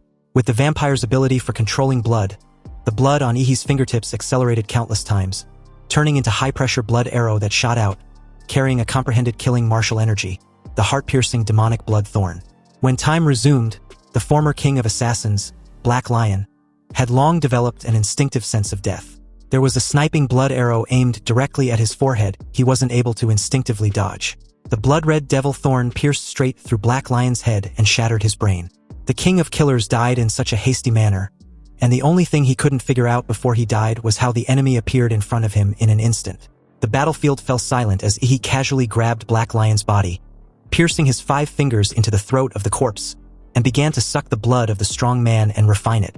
He felt his aura rising to a higher level with every second. The bottleneck that ordinary martial artists needed a lot of resources and time to break through was violently broken by Ihi's powerful blood and energy like a torrent.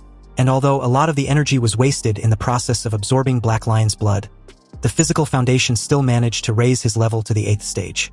No matter how experienced Catfish and Ares were, they were still stunned by the sudden death of Black Lion. And judging from the fluctuations of martial energy, it seems that the one who killed their captain had also drained his blood to cross 2 levels in an instant.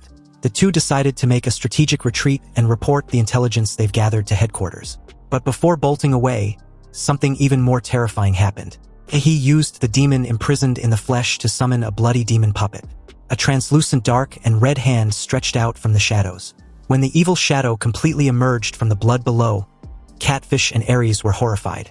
This demonic shadow actually looks exactly like their captain, who had apparently turned into a human corpse. Catfish nearly shit in his pants right then and there. Seriously, what kind of monsters have they provoked? Each one was more terrifying than the last. He even wondered if Ihi was really just a martial artist. Ares, with a serious expression, threw away the baby in her arms. The baby grew rapidly in midair and soon turned into a 3-meter-tall muscular monster. After instructing the monster baby to hold their enemy off, Ares and Catfish separated and fled. Upon seeing this, Ihi also instructed Chuzhou and Lu Qingzhu to cooperate with his demon shadow and deal with the monster baby, while he chased after the 2 martial artists. The moment Ihi left the battlefield, Chuzhou didn't hesitate awakening his bloodline ice-flying dragon shadow. The cold air around him gathered into the shadow of a soaring dragon as the muscle monstrosity let out a furious roar. Its black muscles bulged, glowing with a sinister crimson red. They radiated scorching red heat as its blazing palm strike came crushing down towards Chuzhou. Chuzhou countered with his profound martial art technique, the ice-soaring dragon shadow. Frost gathered on his ice sword, forming a dragon-shaped phantom. And with a casual slash, a massive wave of frozen current surged forth, shaping into a ferocious dragon head intending on swallowing the muscle monstrosity whole. The monster baby roared once more, its scorching muscles colliding with the incoming frozen current, causing a large amount of mist to rise. But unbeknownst to it, a far deadlier strike was hidden within this icy surge. A sword blade hidden in the shadow of the ice dragon suddenly slashed towards the throat of the monster baby. Caught off guard, the muscle monstrosity jerked its head to avoid it, yet half of his cheek was still frozen and shattered by the ice, revealing the alloy skull inside and confirming its bioengineered nature. Chuzhou hadn't expected a creature of such enormous size to react so swiftly. Its agile movements made it so fast that it was upon Chuzhou in an instant. Fortunately for him, he wasn't fighting alone.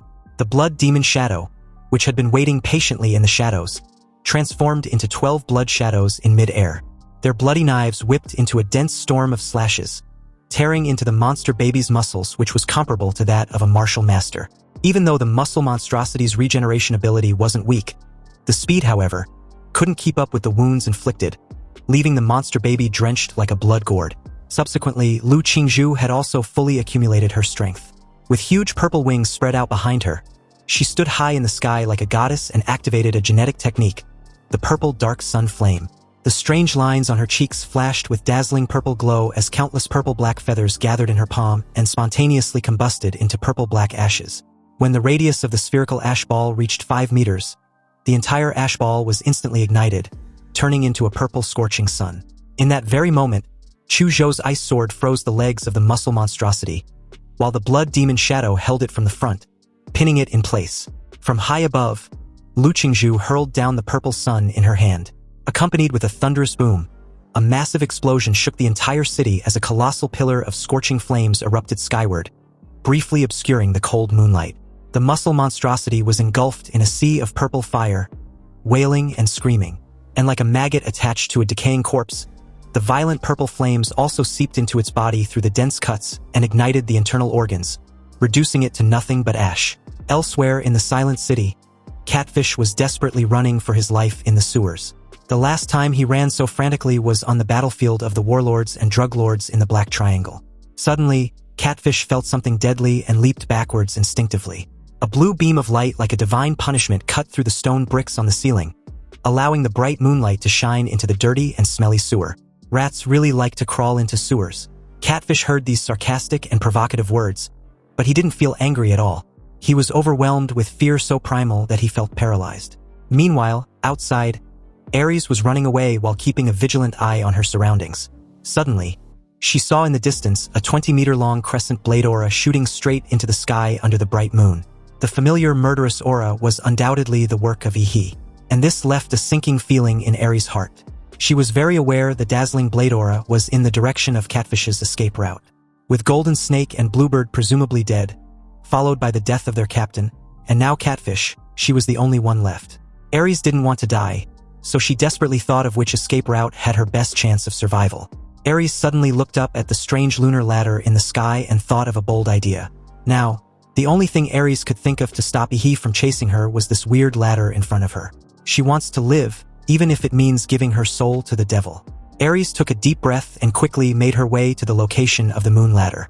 But upon arrival, fear immediately gripped her when she saw the densely packed naked human bodies with creepy peaceful smiles on their faces, forming a bridge connecting heaven and earth. She also found that they were all extremely old, with their skin covered with wrinkles like dry bark. It seemed that while they formed this weird ladder, their vitality had also been taken away by the moonlight. Suddenly, a cold voice came from behind, questioning if she wants to go up there. Scared shitless, Aries turned to see her pursuer holding Catfish's head in one hand and a long sword in the other, approaching her with a murderous aura radiating off in waves. At this point, she no longer cared about anything and climbed up the moon ladder madly. And although the ladder looked very long, she actually climbed it extremely fast and was amazed to see what was on the other end. Aries saw a door with exquisite white jade reliefs. The moment the door suddenly opened with a bright purple glow, Aries fell into a trance and saw her parents inviting her inside. She smiled through her tears and happily walked in, confessing that she'd missed them very much. Meanwhile, the supposed Ihi who suddenly appeared at the bottom of the moon ladder curled up a strange smile after seeing Aries enter through the door. The next moment, he turned into a ray of moonlight and disappeared. Obviously, he wasn't Ihi but a phantom created to force Aries to climb the lunar ladder. The real Ihi, on the other hand, was silently watching the entire scene from afar. He wasn't surprised but intrigued that the moon nightmare Baros used the fear in Aries' heart to create an illusion of him to force her hand. Now that 2 of the assassin team sent by Laserbird had died, and the remaining 3 were probably better off dead, the people from the God-descent Heavenly Kingdom should arrive the next day according to his calculations. Also, with Laserbird's having lost its base and a squad, they would most likely stay put, so there's no off-field factor involved. After all this hard work, the big show was finally about to begin. At dawn, the huge moon finally began to move away from the Earth's surface reluctantly, and the beam of light projected from the moon finally dissipated. The people of Linshui County who formed the human ladder to the moon also returned to the ground. When they weren't bathing in moonlight, they were like dead wood. Their lifeless skin became full again, seemingly returning to normal. But this was just an illusion. Their lost vitality had forever been plundered by the moonlight. They returned to their homes still with their eyes closed, as if nothing had happened. He and his 2 classmates watched this strange scene silently from a distance. Lu Qingzhu was a little worried. The strangeness of this mission has exceeded their imagination, and she wants to know if Ihi really wants to continue. Chu Zhou stared in Ihi's direction, waiting for a reply. He reassured them not to worry. He was very confident in seeing this to the very end. And besides, it wasn't just the 3 of them. They had a powerful ally helping them in secret, but this individual just doesn't want to show himself. Chu Zhou nodded slightly in understanding. In his opinion, he couldn't be just from an ordinary family as shown in his file. There were differences in bloodline among warriors. After all, high-level warriors have already created a gap with other humans in terms of life level. Chu Zhou's own father was a powerful warrior but illegitimate. So he believed that Ihi was either an illegitimate son of a powerful warrior or the young master of a powerful warrior family who was undergoing trials among them. If it was the latter, then Ihi must have a protector around him, which would explain what he meant by allies. Anyway, Ihi delegated a very important task to Lu Qingzhu and Chu Zhou as countless demonic shadows burst out from his body, densely filling the surrounding space with their murderous aura. He wants the 2 to move with his demon shadows and smash the clay statues in every apartment in the city.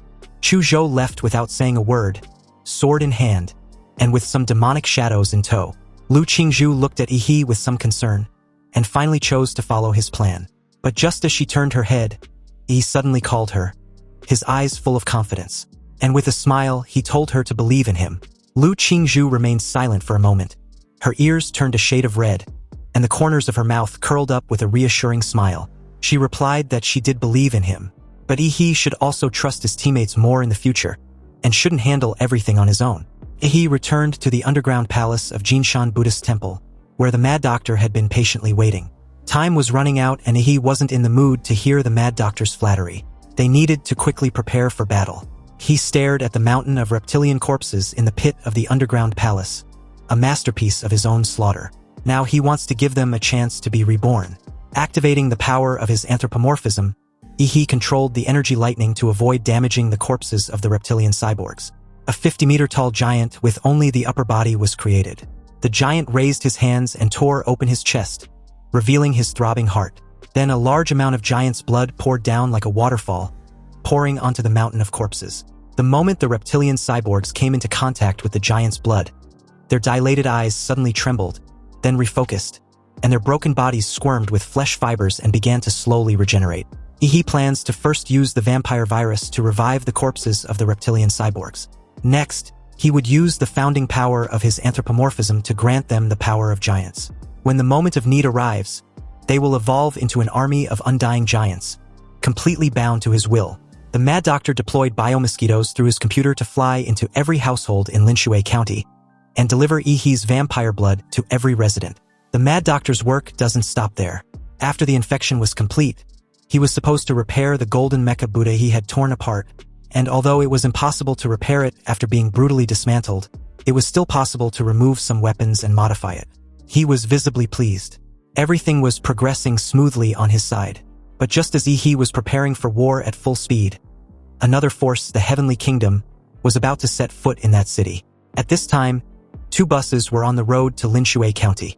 Inside were 53 passengers, each dressed in a holy white robe embroidered with noble golden patterns. They were the believers sent by the Heavenly Kingdom to welcome the birth of the demon fetus. Among them, there is a bishop with the aura of a great martial artist, 2 deputy bishops with the aura of a martial artist, and the remaining 50 people are all at the level of an ordinary martial artist. You see, the God Descent Heavenly Kingdom was originally the human doomsday faction that emerged in society at the beginning of the invasion of the Secret Realm. A group of religious fanatics with no money, no power, and were marginalized by society. It wasn't until a mysterious pope suddenly appeared. He brought terrifying power from the secret ruins to the cult, causing this ragtag group to grow at an extremely terrifying rate. It was renamed the Heavenly Kingdom, and its purpose was to bring the gods in the secret realm into the human world and lead the backward human civilization into the true Heavenly Kingdom. Finally, after agonizing years, Xia Kingdom, which had been the most difficult country to infiltrate in the entire Blue Star, was now about to be part of the Heavenly Kingdom. And in a few hours, the god fetus was about to be conceived. The bishop just stared at Linshui County, which was just ahead. The divine fetus that the archbishop planted 4 years ago was located there also. A believer in a red robe, representing his status as an archdeacon, stated that their archbishop contributed so much to the divine religion, but in the end, he was attacked and killed by the ignorant people of Daxia, and wouldn't get to see the divine fetus he'd worked so hard to plant grow to maturity. This was truly a horrible world of cannibalism. Another added that a good man as steadfast in his faith, as compassionate and kind as the archbishop, ended up with no remains left. The bishop, dressed in a golden robe with red patterns, laments the injustice of fate to good people, and in that instant, his expression changed, and with a look of determination, he boldly declared that they shouldn't let the archbishop's sacrifice be in vain. They can't let this world fall deeper into the abyss at the hands of a group of ignorant people. Otherwise, planet Blue Star would become the second sin zone. The bishop then roared passionately, welcoming the coming of the gods. This was going to be a revolution for their children, and they were going to liberate humanity. All the devout believers were suddenly influenced by the bishop's words. Their faces morphed with fanatical expressions, and their hands raised hectically as they exclaimed repeatedly, "A god on earth, a god on earth." Nightfall soon came and an exaggeratedly large full moon rose, looking creepy as fuck. 2 obviously huge craters and a large row of curved cracks below form a strange visual illusion of a smiling moon. In the dark of the night, the Heavenly Kingdom arrived in Linshui County. At this time, the ladder to the moon has already been built, so it was only waiting for these devout believers to welcome the birth of the moon god. The bishop was really excited. Throughout the history of the divine religion, only 2 divine fetuses have been successfully hatched. Now, it was almost time for him to be recorded in the history of their divine religion. The first of the 2 divine fetuses he mentioned caused global climate anomalies, tsunamis, volcanic eruptions, and related disasters, resulting in the deaths, injuries, and exile of hundreds of millions of people. And this was the result of just 1 minute of this supposed God's activity. When that God appeared, the clear sky turned into a thundering hurricane. Just a minute of his arrival on planet Blue Star was recorded as one of the world's top 10 mysteries to this day. Then there's the second descent, which was not as exaggerated as the first. But after another descended on the Australian continent, he caused fog and undercurrents to rise in the surrounding seas, completely blocking the entire continent. And then, nothing happened. The entire Australian continent lost contact, and that area was now completely blank in satellite reconnaissance. The countries of Blue Star formed coalitions to investigate or attack, both to understand the intentions of the god, and to find out whether the god can be killed. However, the entire Blue Star Alliance could not even break through the sea fog undercurrent. They suffered almost no casualties in this campaign, but could not find a way to break through the sea fog undercurrent. The strangest thing was that, according to all the coalition participants, they lost their way in the sea fog and traveled for 5 whole years. But the rest of the alliance knew that they had only been in there for a few days. However, no one believed the coalition forces were lying out of fear of the gods because scientific testing revealed that they were indeed 5 years older than before entering the sea fog. Since then, the Australian continent has been listed as an S-level life restricted zone, and no one dares to set foot there anymore. Now, the bishop was going to Xia country to welcome the arrival of the third god. 50 believers formed a human flesh magic circle under the moon ladder. They chanted the hymns of the religion loudly and dripped blood on a crystal on the ground that they brought out from the secret ruins. The bishop stepped onto the lunar ladder, chanted with his head down in great piety, and gradually walked towards the strange moon. It wasn't until the bishop saw the magnificently carved moon gate on the moon that he knelt from where he stood, cut his wrists with a golden dagger, and spilled his blood. As if confirming his identity, a hall appeared behind the moon gate. The bishop kept his head down, not daring to look directly at the details of the hall. A voice sounded in his mind, guiding him forward until he found an altar made of moonstone, on which was placed a platinum coffin engraved with the symbol of the cult. The divine fetus that the archbishop had cultivated was among them. Now, after absorbing nutrients from the people of Linshui County for 4 years, the divine fetus was almost matured. Although the divine fetus was cultivated with the inferior life energy and faith power of the people of Linshui County, compared with the 2 divine fetuses in the history of the divine religion that were cultivated with the efforts of an entire country, this was several levels lower and may not be able to carry much divinity. But it was good enough that it can be done. The bishop carefully lifted the platinum coffin, only to find that it was surprisingly light. Nonetheless, he carried it with utmost care and walked out.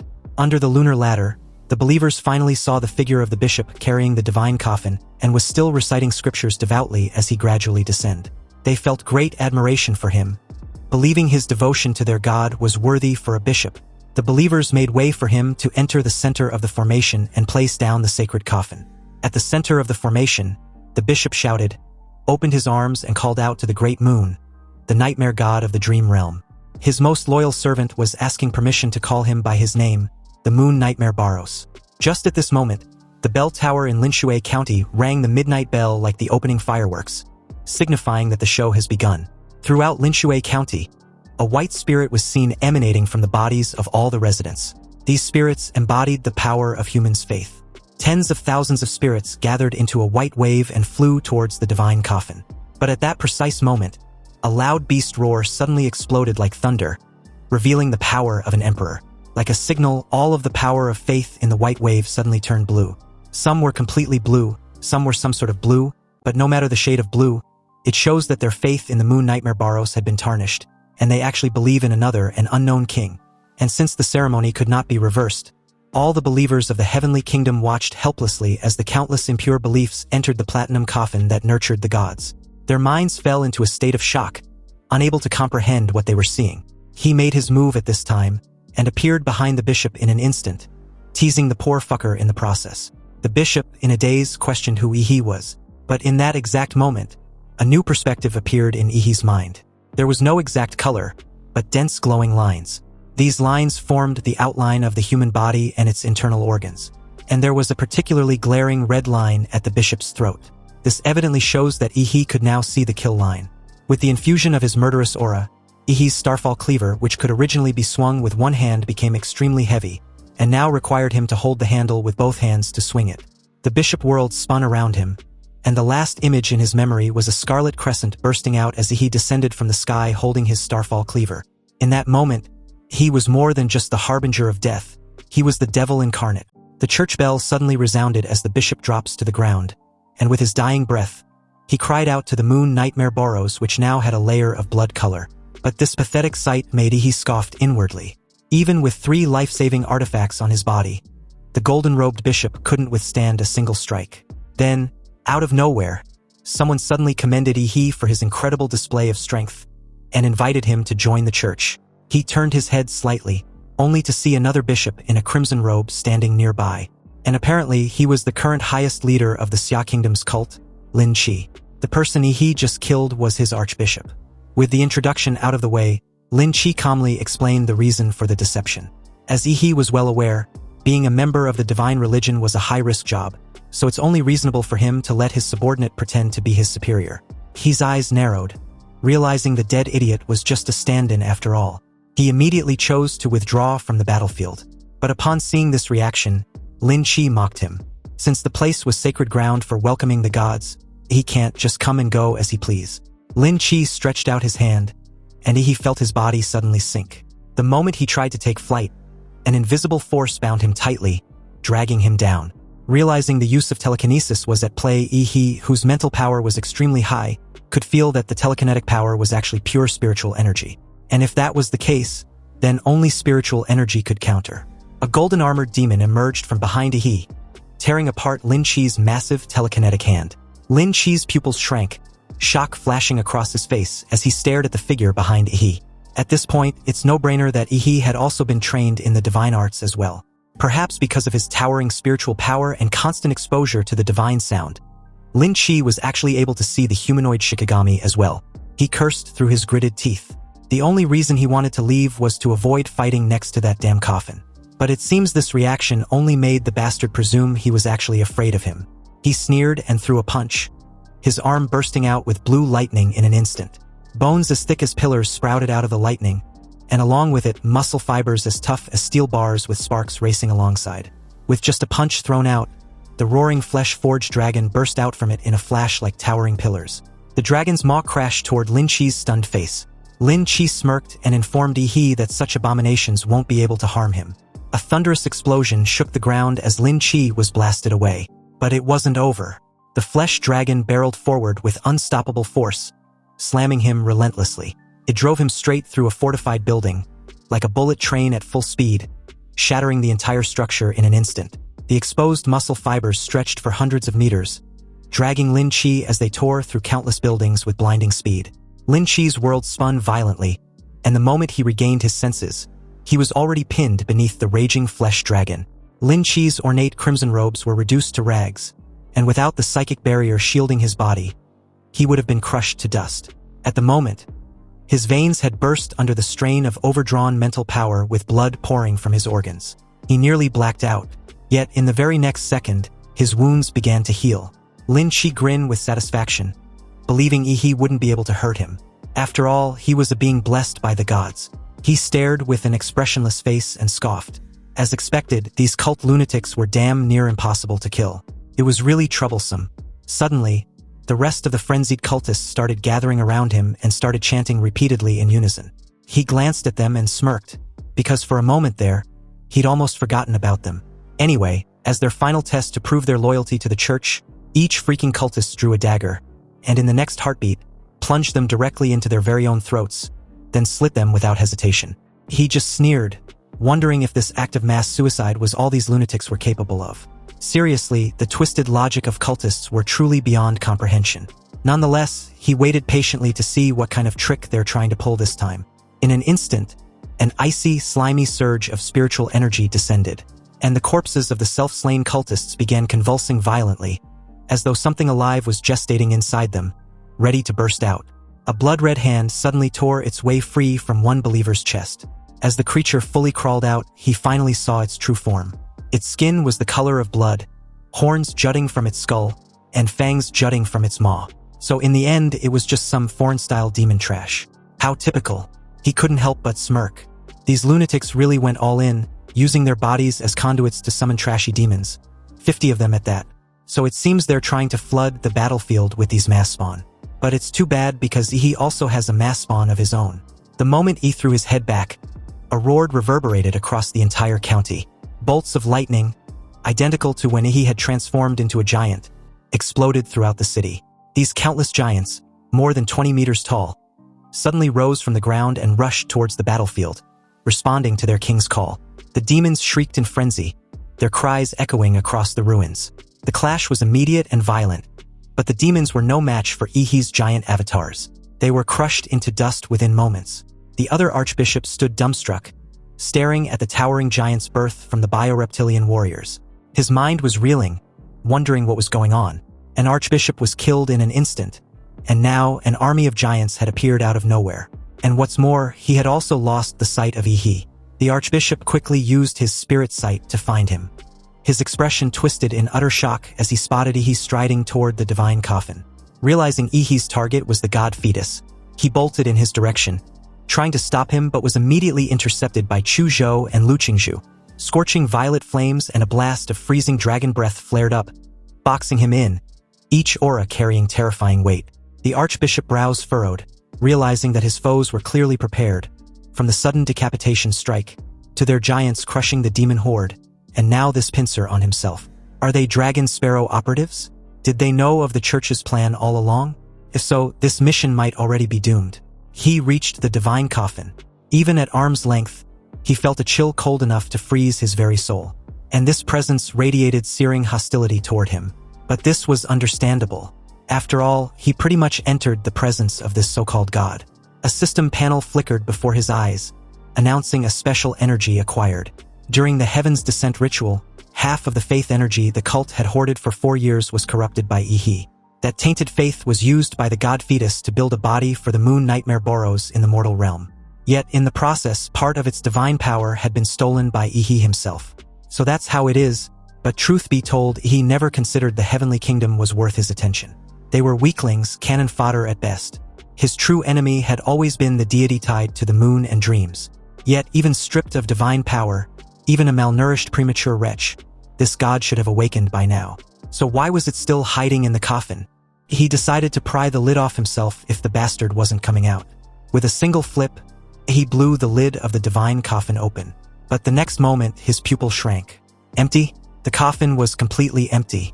What the hell? There was nothing inside.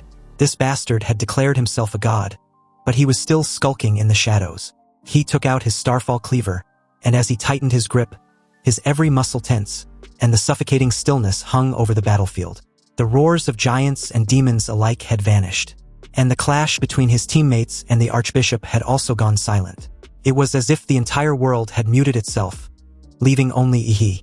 Then a voice echoed out of the void. He turned and stared at the bishop he'd beaten not long ago. He questioned him if he had forgotten his true master, the creepy fucker hanging behind him. Obviously, this was an illusion. He narrowed his eyes. That familiar sensation meant he'd been entranced. But when exactly had he been pushed into that dream? Lin Chi's voice slid into his ear, cold and amused, questioning him to guess when he'd fell asleep. In the real world, the archbishop had successfully summoned a hulking demon, using it to pin Chu Zhou and Lu Qingzhu in place, buying himself a precious moment of respite. He wondered anxiously just how the bishop was faring over at his end. Using his spirit sight, the archbishop turned his attention back to Ihi by the coffin. Almost immediately, he sensed something was seriously wrong. Ihi was clearly under the divine punishment for offending a god. And even worse, he could no longer detect the archbishop's spiritual presence. The thought chilled him. He dared not imagine the rest. Left with no choice, the archbishop decided to reach the divine fetus ASAP. He drew a short blade set with a green gem, a wooded tribute relic, the Xuanwu divine needle. Once it pierced into an enemy, blood thorns would sprout within them and grow outward until the enemy is shredded into a pulp. The archbishop dashed towards Ihi, his decision resolute. He judged Ihi as a sinful soul, deserving the punishment by the gods. The archbishop intended on executing Ihi's filthy flesh himself. However, nearby, Chu Zhou and Lu Qingzhu, pinned by the hulking demon, watched Ihi teetering on the brink, and their faces went white with rage. Chu Zhou's cursed through his gritted teeth, watching the archbishop heading straight for He. He instructed a hesitating Lu Qingzhu to go save He, while he holds the hulky demon back. Chu Zhou unleashed the blood-burning forbidden technique, and in an instant, a surge of massive frost burst forth. The demon which had previously had them subdued suddenly lost its edge. But freezing such a behemoth took almost every ounce of Chu Zhou's martial energy. Yet he still instructed Lu Qingzhu to not hesitate. Their lives weren't worth as much as Yihe's. Lu Qingzhu no longer hesitated, and as she unfurled her wings, she rocketed off to intercept the archbishop. But before leaving, she implored Chu Zhou not to die. However, the tide soon turned because Chu Zhou couldn't hold the beast forever. With a reverberating boom, an unquenchable hellfire vaporized the ice. The 5-meter horned demon shattered its bonds and reared up. It glared down at Chu Zhou with eyes that spewed flame. The hellfire coalesced into a war axe in its grasp. And with a limb thicker than Chu Zhou's entire arm, the demon swung the hellfire war axe. As it came crashing down with brutal force, Chu Zhou had no way to dodge, mainly because his legs had already been badly injured earlier trying to hold the demon. He decided to take it head-on. He roared at the beast, declaring his intention to finish his revenge to the very end. Several ice needles shot into the demon's pressure points. The very moment the bloodline power of Chu Zhou's self-proclaimed powerful family from the imperial capital was activated, a vast martial energy burst out from his exhausted dantian, regenerating his lost vitality. The dragon horns on his head grew longer anew, and his once torn and broken flesh also healed with frosty cold scales. His previously dim dragon eyes were rekindled, and as his momentum rose rapidly, even exceeding his previous peak state, the speed at which his lifespan was consumed also doubled. Chu Zhou raised his hands high, and the invisible martial energy swirled wildly before expanding, converging into a gigantic chi sword tens of meters long, shaking the surrounding space to an explosive roar. The icy chi sword in his hand slammed down fiercely. Though small in stature, the chi sword wielded was like a weapon of a giant, channeling all his killing intent and power into the strike. The demon monster, with its eyes wide in panic, sensed the bone-chilling murderous aura and opened its mouth to unleash a massive flame. But before it could, the overwhelming destructive power and momentum from its opponent enveloped everything in sight. The icy chi sword, formed by activating Chu Zhou's blood-burning forbidden technique, struck down, unleashing an earth-shattering force. But unexpectedly, blazing flames roared fiercely and countered, clashing violently against this overwhelming icy earth-shattering force. The two opposing forces merged and spread throughout the battlefield. Chu Zhou's eyes widened in astonishment, his face slightly pale. He felt something was wrong. The beast roared defiantly as it crouched and braced against the earth-shattering slash. His whole body trembled but remained standing firm. As the scorching red flames and the icy earth-shattering force split the sky in half, Chu Zhou watched the beast gradually breaking through his icy chi sword, and eventually scorched it to pieces with its demonic flames. With his martial energy depleted, Chu Zhou was at loss when a bullet was fired straight from behind, piercing the demon's skull and exiting through its mouth. Blood erupted violently, but before the beast could recover, a series of heavy armor-piercing rounds was fired in succession, piercing the nape, waist, abdomen, back and other relatively vulnerable parts, creating bowl-sized blood holes one after another. The demon monster was mutilated on the spot. Chu Zhou, nearly drained of all energy, deactivated his blood-burning forbidden technique. He glanced around cautiously, wondering if the expert who helped him was the ally he mentioned. The muzzle of the recently fired gun still bore the scorching mark, and its owner was none other than the Mad Doctor. He kept his eye pressed to the tactical scope, still covertly observing the battlefield. Fortunately, he left him armor-piercing bullets which were imbued with his martial energy in advance. Otherwise, it wouldn't have been possible to salvage the situation in time. Initially, the Mad Doctor thought Chu Zhou was the weakest in the team, and never expected him to have such a powerful trump card hidden. After all, with the hierarchy of a warrior being ranked from martial disciple to martial practitioner, then martial master, grand martial master, mystical martial master, sect master, grand sect master, and finally National Guard level, Chu Zhou should be close to breaking through to martial disciple. And from the looks of it, Lu Qingzhu also seems formidable. In the Mad Doctor's eyes, only those with good potential was worthy to assist his lord. And since Chu Zhou made the cut, he decided to send a drone to help him recover his strength. After that, taking down that head demon will be a piece of cake. Immediately, a swarm of drones appeared, filling the sky as they flew toward Chu Zhou. On the other side, the archbishop's face twisted in anger, his eyes full of resentment. Even though his opponents, each younger and weirder than the last, weren't Dragon Sparrow operatives, they managed to counter every obstacle thrown in their way. He wanted to know just who exactly these kids were. A few distance ahead, Chu Zhou and Lu Qingzhu strode confidently towards him, and simply replied that they were just ordinary freshmen from the Imperial University. In that very moment, perhaps sensing the helplessness of its devout believer, the moon deity finally intervened directly as 6 massive coffins made of heavy alloy crashed down from above, striking the ground with an earth-shattering bang. Apparently, the coffins were the moon deity's succor, summoned to confront Chu Zhou and Lu Qingzhu. Each coffin trembled violently as the lids flew open, revealing 6 undead martial warriors exuding a murderous aura. Under the cold silver moonlight, their faces and expressions were identical, with a strange purple glowing eyes, as if controlled by an invisible force. Lu Qingzhu was a bit shaken. She recognized several familiar faces. 3 of them were the missing students from the Imperial University, and one of the remaining 3 was the woman they fought against earlier. Meanwhile, the Archbishop, initially stunned upon seeing the 6 martial corpse warriors, suddenly became ecstatic after sensing the familiar breath of God from them. He delightfully declared that his God was blessing him. Nearby, the Mad Doctor grew worried as he watched the 6 martial corpse warriors advance towards Chu Zhou and Lu Qingzhu. After all, his orders were to protect the 2, especially Lu Qingzhu. She was the primary target of protection. But facing 6 undead with the aura of martial instructors, she was surely doomed. At this moment, the Mad Doctor understood why he previously didn't dispatch the massive army as reinforcement. Their strength was weak, and their lack of intelligence only caused chaos in battle. But the situation had changed now. If reinforcements isn't sent out, the mission would fail, and his own death would be 1,000 times more miserable. Left with no choice, the Mad Doctor, using Yi as a conduit, ordered the giants to join the fray.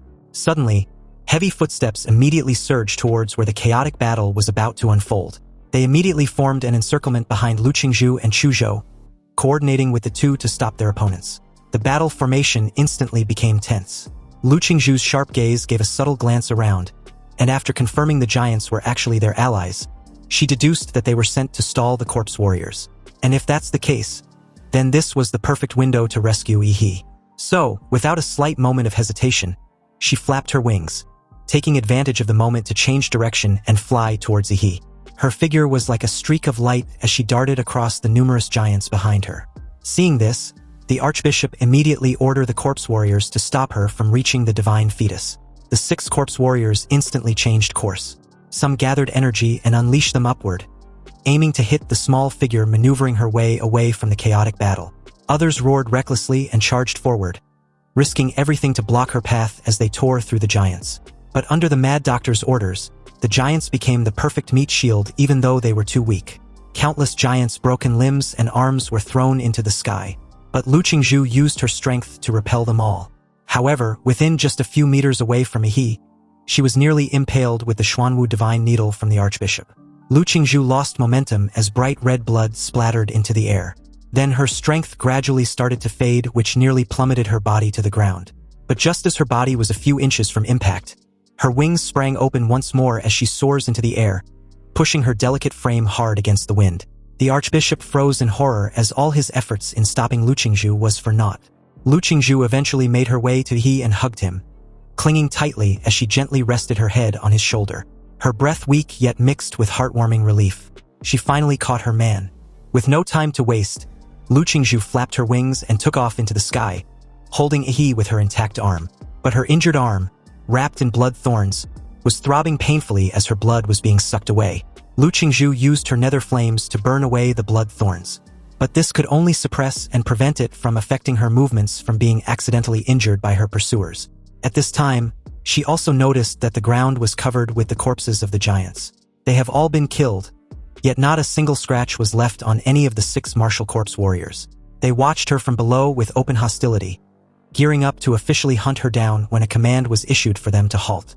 Lu Qingzhu made her decision not to stay any longer and was about to flee with her remaining strength when a voice suddenly resounded in her head, advising her to leave Yi behind. She'd already done all she could, but it wasn't enough. He wouldn't blame her. She should just hand him over. For a moment there, Lu Qingzhu wondered who the mysterious voice belonged to, but upon realizing it was the creepy fucker behind her, a surge of anger flared up within her, and in a defiant tone, she replied that she would never hand her man over. She sucked in a lungful of air, and after telling the moon deity to fuck off, she let a nether cry with every ounce of strength left in her delicate body. she was suddenly hit with a psychic attack. Her head began to hurt so much with all the wails and agony of the souls the moon deity consumed. They were overwhelming and unbearable. But Lu Qingzhu still refused to let go of Yi. Even when her consciousness was fading, all she cared about was preventing Yi from getting hurt. It didn't take long for a completely exhausted Lu Qingzhu to plummet down with Yi like an angel with broken wings. On the ground, the heads of the 6 martial corpse warriors with cold pale skin and glowing eyes as numb as puppets snapped up at the same time. Then, together with their necks, they began to elongate at an extremely creepy and fast rate, turning into moon spears and pressing towards Lu Qingzhu in midair. Lu Qingzhu kept her eyes slightly shut with Yi firmly hugged in her arms. But the expected pain, along with the moon spears and her fall, halted. Everything seemed to have stopped in time. Lu Qingzhu groggily opened her eyes the moment she heard Yi's voice. He apologized for waking up a little late than what she could take. However, staring at Yi, Lu Qingzhu, who was already exhausted to her limit, finally closed her eyes with relief and a bright smile. She simply murmured that it wasn't too late. He encouraged her to rest well while he handled whatever comes next. Meanwhile, back on the ground, the archbishop cursed in disbelief when he saw that he had broken free from the god's illusion. But he immediately assured himself that it didn't matter, because Yi wouldn't be able to deal with 6 moon god apostles at the same time. If they attacked together, there was no possible way he could withstand the siege of 7 martial artists at the same time. Subsequently, Lu Qingzhu suddenly disappeared in Yi's arms, sent to a safe space to rest. And on the 4th second, Yi neutralized the time stop. Below, the archbishop's eyes widened as a bead of sweat trickled down his cheek. His next command was stuck in his throat when he saw a sudden gigantic feet appeared out of nowhere from above. The idiot and the martial corpse warriors were crushed into meat paste, spattered all over the battlefield with no room to resist. He sneered, staring at the scattered corpses at his feet like they were some filthy garbage, not worth his time. Meanwhile, somewhere on the battlefield, Lin Qi was in agony, trembling all over after experiencing so many deaths. He didn't know how many times he had been killed. Headshot, tearing, burning, slicing. Every time he was killed, he could feel the specific pain. And although his willpower was far superior to that of an ordinary person, he was on the verge of a mental collapse due to Yi's endless slaughtering. In Lin Qi's eyes, he was practically a demon that even the gods couldn't punish. Anyway, after an endless torturing and slaughtering, Lin Qi couldn't hold on any longer and kicked Yi out of the illusion space. With teary eyes, he apologized to the moon deity and explained that he didn't have a choice. The moon deity simply instructed him to go lie down in the coffin. Time was running out and he can only complete the vessel using Lin Qi's weak mortal body. In the distance, Yi took less than no time slaughtering any remnants of the moon god's power on the battlefield, especially the 6 moon apostles. Sneering at what's left of their current pathetic state, the disgust in his tone was evident. After all, even with the moon god's power, they were ultimately nothing more than a pile of corpses. Now, all the cultists of this heretical sect had been eradicated, leaving only Lin Qi and the disabled moon god who had never appeared until now. Because in that very moment, he suddenly felt something and looked up at the moon. A figure in a silver-white robe stood in the void, with the eerie big moon behind him. The moonlight shone on him, covering him with a hazy silver light, like a royal robe. The figure had silver-white hair that reached to his shoulders. In terms of facial similarities, he was somewhat similar to Lin Qi, but more three-dimensional and thinner, and he looked very much like a well-polished character. His eyes were like 2 silver moons, revealing the moon's coldness and purity. This pair of cold eyes stared at Yi with full appreciation and recognition. Even though Yi couldn't sense this fucker in the sky, he could tell from his aura that he was incredibly strong. And he was undoubtedly the source of the anomalies in Linshui County, the evil god who plays with hundreds of thousands of lives, and the moon goddess's carrier on Earth, the moon nightmare Boros. Invisible steps appeared under Boros' feet as he stepped on the void and walked towards Yi. The moon behind him even casted a dedicated lunar spotlight that followed his every step. Yi was also covered by a layer of moonlight. When he reacted, the city background around him had disappeared, replaced by an endless void.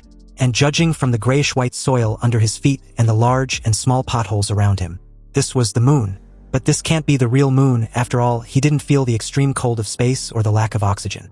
He deduced the entire space to be similar to Gongku's killing intent domain. A domain was different from the illusion that touches the spirit and soul like a certain field covering reality, but the damage caused was real. Therefore, inside a domain, Yi's invincible golden body without system panels was meaningless. When he analyzed his situation, Boros also came down from the void, hovered in front of Ihi's supergiant anthropoid body but kept a distance of about 20 meters. Of course, 20 meters was too close for both sides and was completely meaningless. Barros spoke fluently in Ihi's native tongue, admitting that he actually admired the little troublemaker very much. In a sense, he was the most outstanding human he had ever seen, especially since he not only dared, but actually succeeded in stealing a portion of his divinity. And what's more, his compatibility with him should be over 96%, making him the perfect other half for Barros to complete his human vessel. He, still in the giant's form, stared at Barros skeptically, thinking of ways to prolong their exchange. After all, his plan of stealing Barros' vessel was already completed. What's left now was just to buy some time. Facing Ihi's silence, Barros continued convincingly, stating that he was willing to grant Ihi the right to retain his consciousness after using his mortal body to complete himself. Ihi would be able to step from the mortal realm into the realm of the divine. He might not know how big and vast this world was. Whether it was planet Blue Star or what humans call the secret realm, the Sin domain, Ihi had only glimpsed the tip of the iceberg. His talent was his ticket to a higher level. Barros invited Ihi to join him. He would ascend to the moon and rise above the heavens. Perhaps there were not many humans in the entire Blue Star who can refuse an invitation and a promise from a god. But since he was part of the very few, he directly refused. His voice resonated from the giant's body as he gave the fucker the middle finger. Honestly, he initially thought these mysterious gods were so impressive. But in the end, they were just a group of higher-level intelligent beings. Anyway, since Barros' incomplete form can't threaten Ihi, he first pulled some piece of trash to help complete it, then tried his usual threats and bribes. These were the same old tricks, no different from humans. Seriously, I really overestimated you, he stated mockingly. However, in the face of Ihi's provocation and ridicule, Barros' cold and handsome face did not change at all, and he seemed not to take it to heart.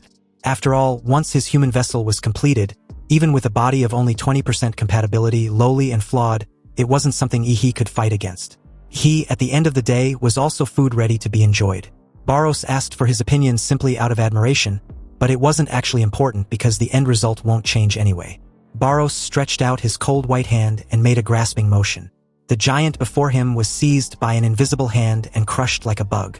Under this extremely terrifying squeeze, the flesh, blood and bones were all crushed into a single mangled mass. Ihi's expression shifted.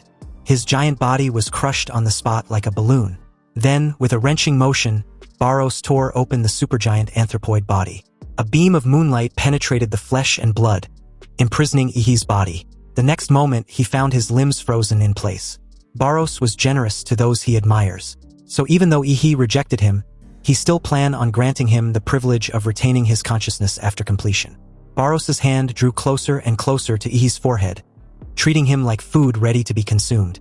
Then, for the first time, a flicker of surprise crossed the moon god's eyes. He couldn't comprehend why he was unable to sense Ihi's consciousness. Baffled, he even repeated the process twice more, but nothing. He laughed mockingly and called the idiot out for finally realizing that he couldn't touch his soul. Even if his body couldn't match Barros in the spiritual plane, he had the support of the system panel.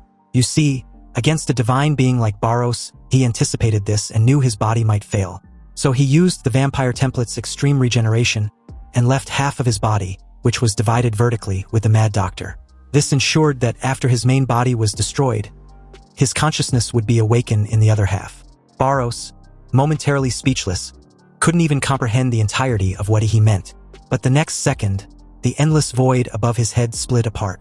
A colossal great sword descended, cleaving open the cosmic star scene itself. As the entire Moonstar intent realm shattered in an instant, a heroic man with white bandages all over his body and dark green hair scattered wildly on his back looked down at Barros below. He was the head of the Great Xia Dragon Bird Section, the protector of Xia Nation, Grandmaster Qinglong, and he was there for a spar. His grin widened, because apparently, he had already reported this cursed county to the Daxia Federation. From the very beginning, he never planned on defeating Barros, but only wanted to snatch the divine power that he brought into its mortal vessel. So after successfully seizing this divine power, the Mad Doctor, who had been informed in advance, reported everything in Linshui County to the Daxia Federation, knowing full well how serious they took matters related to the hatching of demon fetuses. Barros stared up at the man above, his moon-like eyes flickering slightly.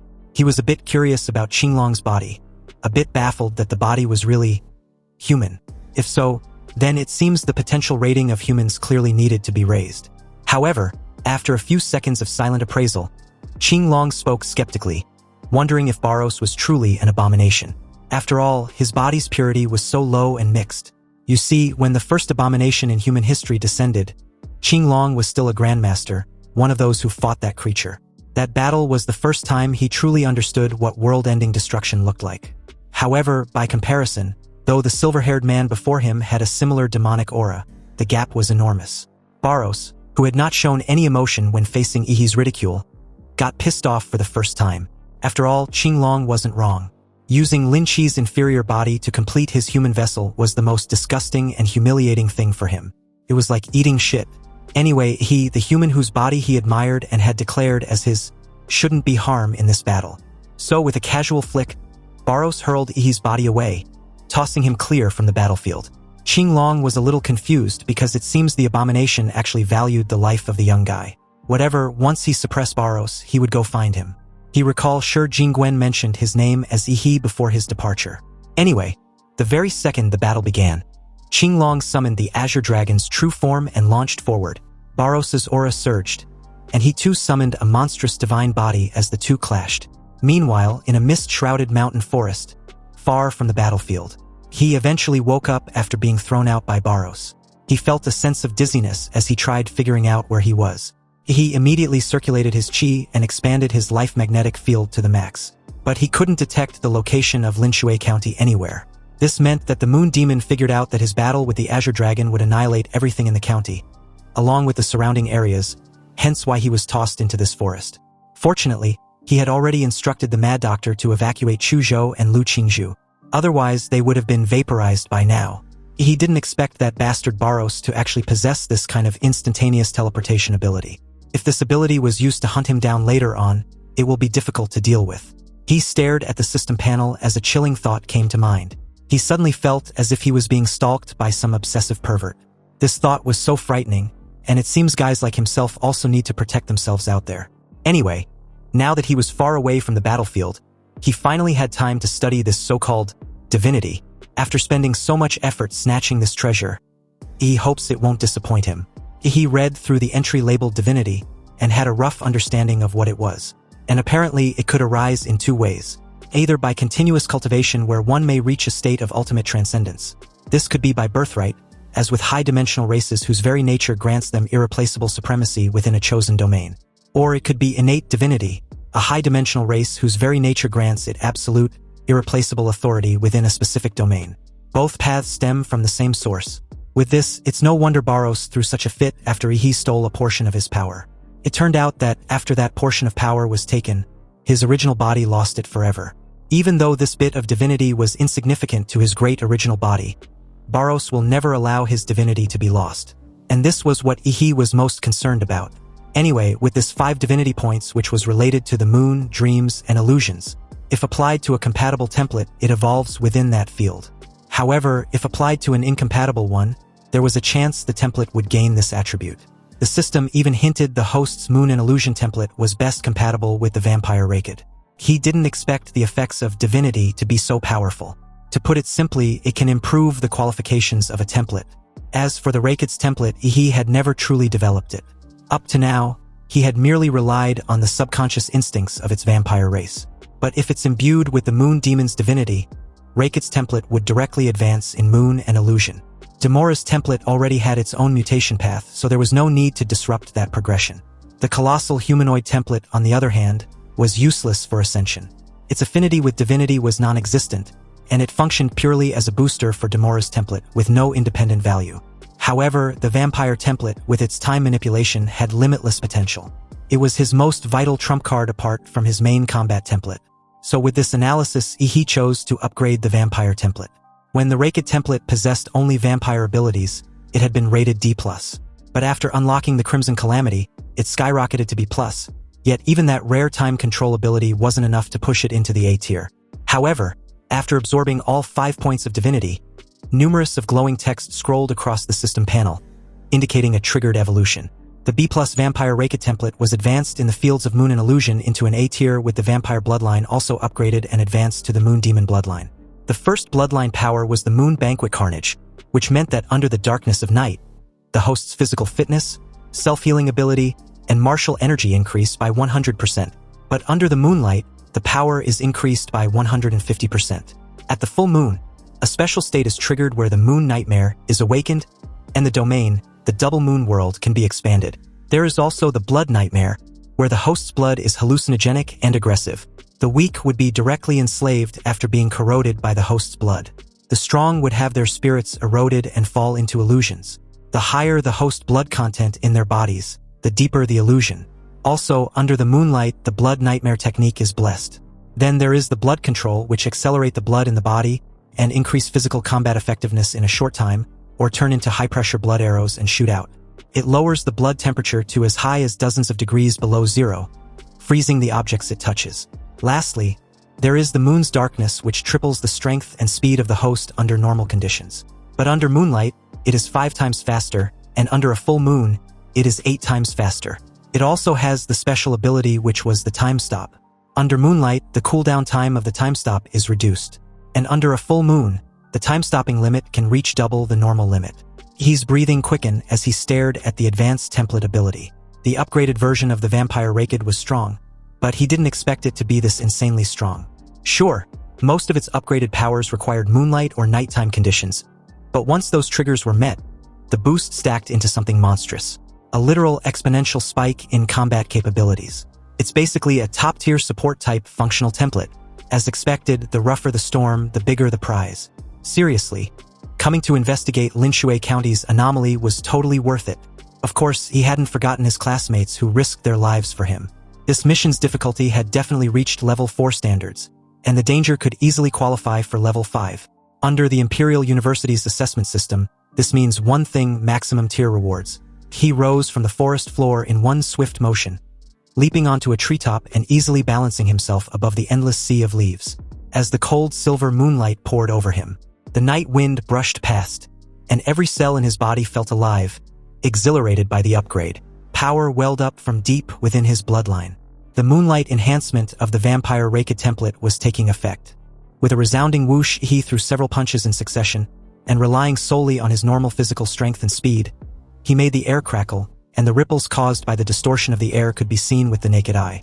After simply stretching his muscles and adapting to his physical fitness enhanced by the moonlight, he spread his arms like a giant bat and moved in the woods as fast as lightning. The communication equipment on him had been damaged in the intense battle. He had to find the nearest human town first to contact the Imperial University. As a key figure in the Moon Nightmare incident, Dacia Federation would definitely interrogate him, but he had too many secrets that he could not reveal. And under the interrogation of professionals, lies were easily exposed. Therefore, he must first re-establish contact with his old backer, the Imperial University. After all, these connections and patronage were used exactly at times like this. A supersonic fighter jet carrying 3 important personnel returned to the Imperial University. There were 4 other aircraft escorting the supersonic fighter jet. The people in the fighter plane were naturally Ihi and his 2 teammates. At this time, Ihi was the only one who was fully awake in the fighter cabin. Chu Zhou and Lu Qingzhu were still receiving emergency treatment in the life support cabin. As the aircraft hatch hissed open, the ramp extended to the ground as Ihi stepped out. He was a little dazed for a moment, before noticing an elegant old man in a neat Zhongshan suit. He gave Ihi the feeling of a pocket watch made with precise and rigorous ancient craftsmanship. But he also has the elegant and easygoing temperament of a scholar. The 2 completely different temperaments were not contradictory, but coexist harmoniously in him. The old guy introduced himself as Shi Jingwen, the president of Huadu University. He shook hands with Shi Jingwen and spoke with a shy and admiring look, returning his greeting. He also added how it was such an honor to finally meet him, the idol of every Huadu University student. Amused, Shi Jingwen laughed and told Ihi to relax. He didn't care much about formalities, so there was no need to be so polite. Hearing this, he dropped all formalities and started stretching his arms to loosen up his tired muscles. Shi Jingwen was a little stunned when he got straight to the point, asking if he was there to question him about what exactly happened in Linshui County. However, that was apparently not the case. The old guy was simply there to inform him that his team had already successfully completed the Linshui County's anomaly mission, so he didn't need to worry about the aftermath. He found this odd since there would be no review or investigation. After all, with something as major as an evil cult sacrifice and a moon god's descent, how can it be brushed aside so easily? Shi Jingwen reassured Ihi not to worry. He just need to trust Huadu University. And besides, The aftershocks of Linshui County's anomaly would be handled by those above them, so he should rest assured. Also, this old fox was tolerant enough to respect Ihi's personal secrets. But in the upcoming university mission briefing, this anomaly will be reported anonymously. Ihi would only be credited with completing a level 4 mission. And of course, since level 5 missions usually require a professor's leadership, crediting a group of first-year students with one would be too outrageous. But in terms of rewards, the Imperial University would treat it as a level 5 mission. Obviously, this treatment felt so unreal, like a dream. He glanced at President Shi Jingwen, whose gentle smile carried the warmth of spring breeze. Yet somehow, the man's presence felt heavier than Barros's divine pressure. He wondered if this old fox already knew he had been cheating with a system. The very next day, at the president's reception office, the Mad Doctor finally sent over the post-battle footage from Linshui County. He opened the file on his phone, and the report made him do a double-take. You see, Linshui County terrain was mountainous, but what's left now was a massive crater. The entire county had collapsed into a massive basin, as if a meteor had slammed into the earth and had not only erased a city, but had permanently altered the landscape. He exhaled nervously. This world of martial transcendence was too damn dangerous. Even with his current power, he still didn't feel safe. Every time he thought about Barros, that godlike being, he feels a dull, aching throb behind his eyes. The problem was the lunar gaze, the mark of Barros, was still lingering on his soul. The day before, he informed President Shi Jingwen about it. The old fox simply reassured him not to worry, and promised him that Qinglong would take care of it. Apparently, the Azure Dragon had a way to seal the lunar gaze. Hence why he was waiting quietly in the university's guest reception hall. In that moment, the door opened silently, and as Ihi looked up with a knowing gaze, he saw the man he had been waiting for, the second-ranked martial artist in the entire Daxia Federation, one of the few who stood at the very top of Blue Star's power hierarchy, Qinglong. But something about him seemed off. He was wearing a thick black fur cloak over multiple layers of clothing. His complexion pale, his aura faintly unstable. It was as if he had just returned from an icebound battlefield, carrying the chill of another world with him. Qinglong was obviously suffering from an aftereffect of his battle with Barros. He naturally noticed Ihi's expression, and although his cold and hard face remained unchanged, his pride as a powerful warrior made him feel the need to explain. He admitted that he did catch some cold because of that cunning moon demon, but he still won that battle. After only 100 exchange, that moon demon's inferior body began to crumble and disintegrate. If Barros hadn't had so many ways to escape, Qinglong would have killed him long ago, and he wouldn't have to wait here for him to help seal Barros's gaze mark. He found it a bit funny. He didn't expect Qinglong to actually explain things to him, and although it was a little different from the image of an unfathomable aloof warrior he had expected, it was kind of cute. Anyway, before he began, he reiterated his help in sealing Barros's gaze. Qinglong took off his mink coat and other warm clothes, revealing his broad and strong bandage muscles. He revealed that President Shi Jingwen was great at fortune-telling and evaluating a warrior's fate. And apparently, he had also already informed him of Ihi's special nature. So in that case, he also has a few classified secrets he briefly want to share with Ihi.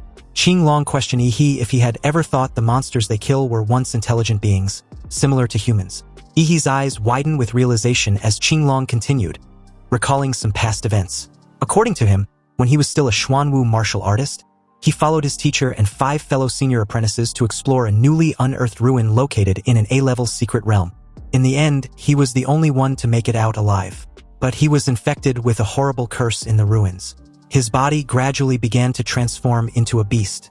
His sanity was also fading as the transformation progressed. Even the best doctors at home and abroad were helpless about this. Qinglong decided to exile himself. He didn't want to transform into an unconscious monster in his own country and eventually hurt his compatriots or be killed by them. So he went alone to an S-level secret realm in the Great Atlantic, ready to die there. But a massive sea storm swept him onto an island that no human had ever set foot on. Qinglong stopped abruptly and explained that the rest was top secret and concerns the future strategic destiny of the entire Xia nation. So he couldn't say more. He was genuinely disappointed with the letdown. Anyway, there were people on the island who helped and saved him from becoming a beast. As Qinglong spoke, he tore off the bandages on his body, revealing a body covered with black, mysterious runes. Just by taking a careless look, he felt a pain in his eyes as if they were pricked by needles, and a few drops of blood even trickled down from his fingers covering his eyes. Although Ihi's eyes healed in less than 2 breaths, he didn't dare to look at them any longer. because the glance he just took made him feel like his very soul was being dragged into a void. Deep in thoughts, Qinglong stared at Yi curiously. You see, a grand martial master even fainted after glancing at these runes. And a low-level martial artist turned brain-dead, becoming a vegetable if shit got serious. Yet he took a look and merely bled a little. But this was just as he expected. He was indeed special. So far, Shi Jingwen has never misjudged anyone. Perhaps Yi really has the potential to change the increasingly perilous situation. Qinglong instructed Yi not to resist. He was going to imprint 2 runes into his sea of consciousness. From that point on, Yi would be able to sleep peacefully. The very moment Qinglong placed his finger on Yi's forehead, the runes, which were as thick as black inks, slowly seeped from his fingertips and onto Yi's forehead like black worms, as if they were alive. Subsequently, the subtext on the system panel, which indicated the Moon Demon's Gaze mark, were suddenly erased by a mysterious force like a system glitch. So with the seal completed, the nanomaterial bandages on Qinglong's body recovered automatically as he put on his domineering black mink fur coat. Anyway, out of nowhere, Qinglong suddenly questioned Yi if his teacher was Gongku. And in that moment, he also recalled his teacher warning him not to reveal himself as her student. Because apparently, Gongku used to be a big sister at the Imperial University and bullied a lot of guys back then. And they've all grown up now. Even as a Xuanwu warrior back then, her achievements were on the low side, so Yi better be careful. He began to sweat profusely. And as a warrior who had been in the world for many years, Qinglong naturally knew what Yi was thinking. He reassured the little guy not to worry because he had no issue with Gongku.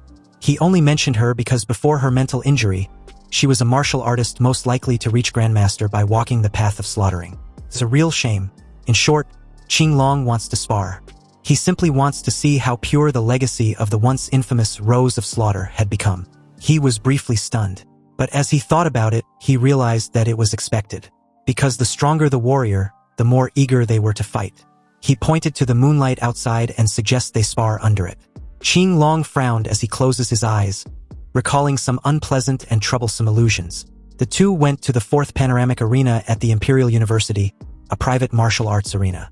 Qinglong encouraged Yi to use his full strength, while he defended using a hand and with pure physical power.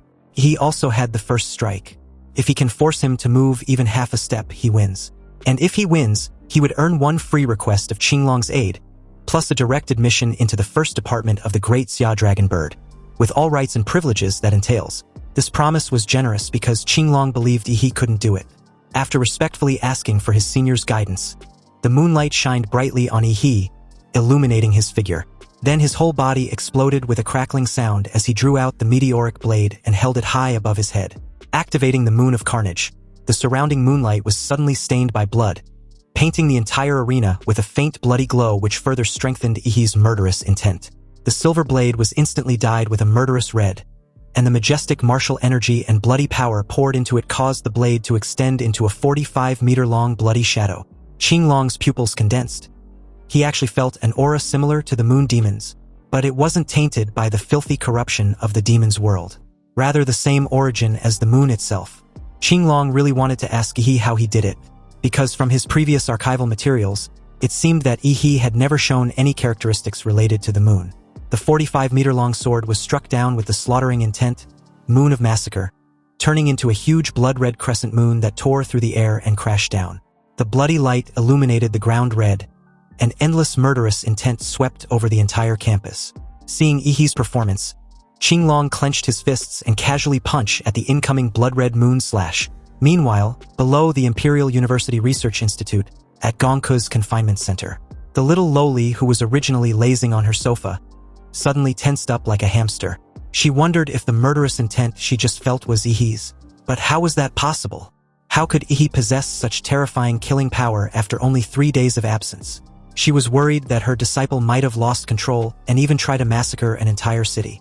Anyway, it wasn't just Gongku, but also other students and teachers related to the martial arts routes of the Imperial University, or those with keen perception, all felt the sword as deep as a sea of blood. Some students with weak mental strength even hallucinated a knife cutting towards their necks. In a luxurious hotel, Xiang Jinzhuang, in a bathrobe, stared intently in the direction of the Academy's martial arts arena from his bed. A pair of jade arms of a beautiful woman wrapped around his neck and questioned him what was wrong. What could possibly be more important than the fun they were about to have? Xiang Jinzhuang brushed it off as nothing serious. He just sensed an insanely terrifying murderous intent, and didn't expect it to spread over such a long distance. He guessed most of the Imperial University campus can sense it too, so it must be just a show-off. Back to the panoramic duel arena in the Imperial University. As the huge blood-red crescent moon tore through the airwaves and crashed down, Qinglong, unlike Gong Ku, did not target the weak points of Yi's attack, causing the offensive to collapse instantly. Instead, he faced it head-on, directly confronting it with the purest violence. The moment the blood-colored moon and the extremely fierce military fist collided with each other, the strong wind containing sword energy crisscrossed the entire duel arena. But Qinglong's tall and majestic body was as motionless as a mountain. No matter how fierce Yi's attack was, he could not be shaken at all. But this was expected of one of the nation's top masters. Yi's eyes widened as Qinglong clenched his fist and went on the offensive. Activating his military boxing fist, a sudden surge of overwhelming blast burst forth as Qinglong punched out. He was hit directly, shattering his blood moon as the entire duel arena got covered with a layer of blood mist. He fell backwards precariously from overdrawing his martial energy and blood. Upon seeing this, Qinglong was stunned. He actually released such a serious forbidden technique for the sake of victory. Qinglong was afraid that Yi, a future pillar of the Xia Kingdom, would damage his martial arts foundation. So he left his spot in an instant and supported Yi, who was about to fall to the ground. But after supporting Yi, he realized something was wrong. He had been deceived. He had a creepy smile on his face, not looking at all exhausted as he points out that Qinglong had moved more than half a step just now. So that means he won. You see, under normal circumstances, Yi's weak performance wouldn't have been able to fool the Azure Dragon. But the blood mist inhaled by him had triggered the blood magic's hallucination effect, briefly clouding his senses. And with the nightmare moon curse also sapping his stamina, Yi was able to pull it off. Qinglong sighed in resignation and commended Yi for not only having outstanding martial arts skills, but being quite cunning as well. He asked for Yi's request, as one of the strongest warriors on the entire Blue Star, to describe Qinglong's promise as nothing less than priceless was a direct insult and a way of belittling him. Therefore, Yi plans to keep this promise for the time being. Qinglong nodded, expressing his appreciation for Yi's foresight. But then comes the climax. Qinglong wants to accept Yi as his disciple. Originally, he wanted to wait until the little troublemaker lost, but since that's no longer the case, he decided to relay his intentions by coaching. Gong Ku's teaching wasn't half bad, and although Yi's killing intent and martial skill was quite impressive, it's still lacking. Killing intent alone was not enough, and without a stronger body to support him, the killing intent was only superficial. In short, Qinglong wants Yi to exercise his body. He nodded with a smile, but he secretly found this suggestion a bit amusing since he hadn't shown his Demora's body. Qinglong continued, adding that the key was the person Yi trains with, and since his physical foundation seems to be solid, he couldn't afford to take the wrong path. So in this time, it was very important to have a teacher who was very strong physically to serve as a guide. He totally agreed with this assessment, and informed Qinglong that he would seek out the dean of the Body Cultivation Academy the very next day to guide his physical training. This left the huge guy speechless. He thought he had been obvious enough in hinting to be Yi's teacher. So why was the young brat being so stupid after being able to pull his earlier stunt on him? However, in Yi's opinion, Qinglong was in a high position and must be very busy. Also, since he had never heard of him accepting any disciple, why would he think that he would hint at accepting him as his student? Although Yi was indeed a good seedling, Qinglong still did not lower himself to take the initiative to accept a disciple, but he thought of a compromise. Before leaving, he left Yi with a powerful but extremely difficult bodybuilding technique he found from a Western warrior after he killed him. It was said to be a national treasure-level martial art of a certain Western country. Qinglong hopes Yi will study hard and practice diligently, and eventually master this skill in due time. Excited, Yi thanked him, oblivious to Qinglong's hidden intentions.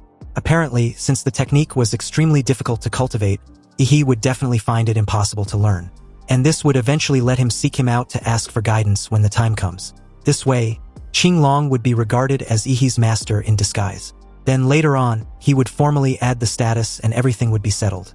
After bidding farewell to Qinglong, Yi returned to his dormitory after so long. And come to think of it, he had been at the Imperial University for over half a year now, but he had spent nearly all of it underground with his teacher and had barely even stayed in his own dorm. Staring at the martial art technique badge, he wondered if he still needed to use the sleep cultivation method to learn and train. But at this moment, the doorbell of his room rang. He placed the badge into his space ring and made his way to the door. But upon opening it, he was surprised to see Ouyang Zhe, who asked if he could come in for a chat. Wondering why Ouyangze came to see him, he invited him inside. The only reason he could think of was him trying to get him to join the club. Anyway, the two didn't even make their way to the lounging room before Ouyangze dropped all pretenses and unexpectedly dropped to his knees, begging he unceremoniously. He claimed there were a lot of people outside, hence why he showed a composed demeanor. But now that there were no prying eyes, he's begging he to become the president of the Dragon Blood Society. He stared at Ouyangze, who was desperately begging and hugging his thigh like his life depended on it, and didn't know what to say for a moment. He wanted to know what happened to his high-spirited and ambitious plan to carve out half the realm from the local Imperial City students. Seriously, how the hell did he end up looking like a loser? And also, how did he know he had returned to his dorm? Ouyangze replied that the Dragon Blood Society happened to have a member who saw him return. He was quick to catch on that they secretly spied on him through a surveillance camera. Although Ouyangze explained that they only installed it in the corridor, he spared no time dragging the poor guy to the training room for some well-deserved scolding. 20 minutes later, Ouyangze laid on the training floor after experiencing what felt like climbing out of the 9 layers of hell. He asked him the reason for his request. Ouyangze, with his swollen face like a pig's head, replied with a muffled response which he couldn't hear. So he gave him some blood-replenishing pills to heal his wounds. Ouyangze absorbed the pills and recovered almost immediately. Since the club couldn't hold on much longer, he was the only student with enough strength to save it. You see, at Huadu University, students were free to form their own clubs and organizations, but unless they make exceptional contributions, the school won't provide any operational funding. When the Dragon Blood Society was first established, the summer special training of the first-year reserve forces in the imperial capital hadn't ended yet. So this emerging organization was very popular for a while and received sponsorship from a lot of martial arts groups on campus. And under Ouyangze's leadership, the Dragon Blood Society opened up discounted channels with many businesses as a benefit for its members, and also further attracted other students to join. The large influx of students would increase the commercial value of the club, thereby attracting more resources and sponsorship, and then attracting more students to join. This was originally a virtuous cycle. However, as the club grew stronger, it was suppressed by the student union composed of local Imperial City students. The result was that under Xiang Jianzhuang's leadership, the Dragon Blood Society suffered a series of setbacks. Its commercial value continued to decline, investors gradually left, and the company's welfare channels were closed. When the ordinary members saw that the club was failing, they all thought about jumping ship and leaving, and now outsiders would be even less likely to join a declining club. At present, the Dragon Blood Society had fallen into a difficult situation. With this intel, he understood Ouyangze's strength was not enough, meaning he got his ass handed to him by Xiang Jinzhuang.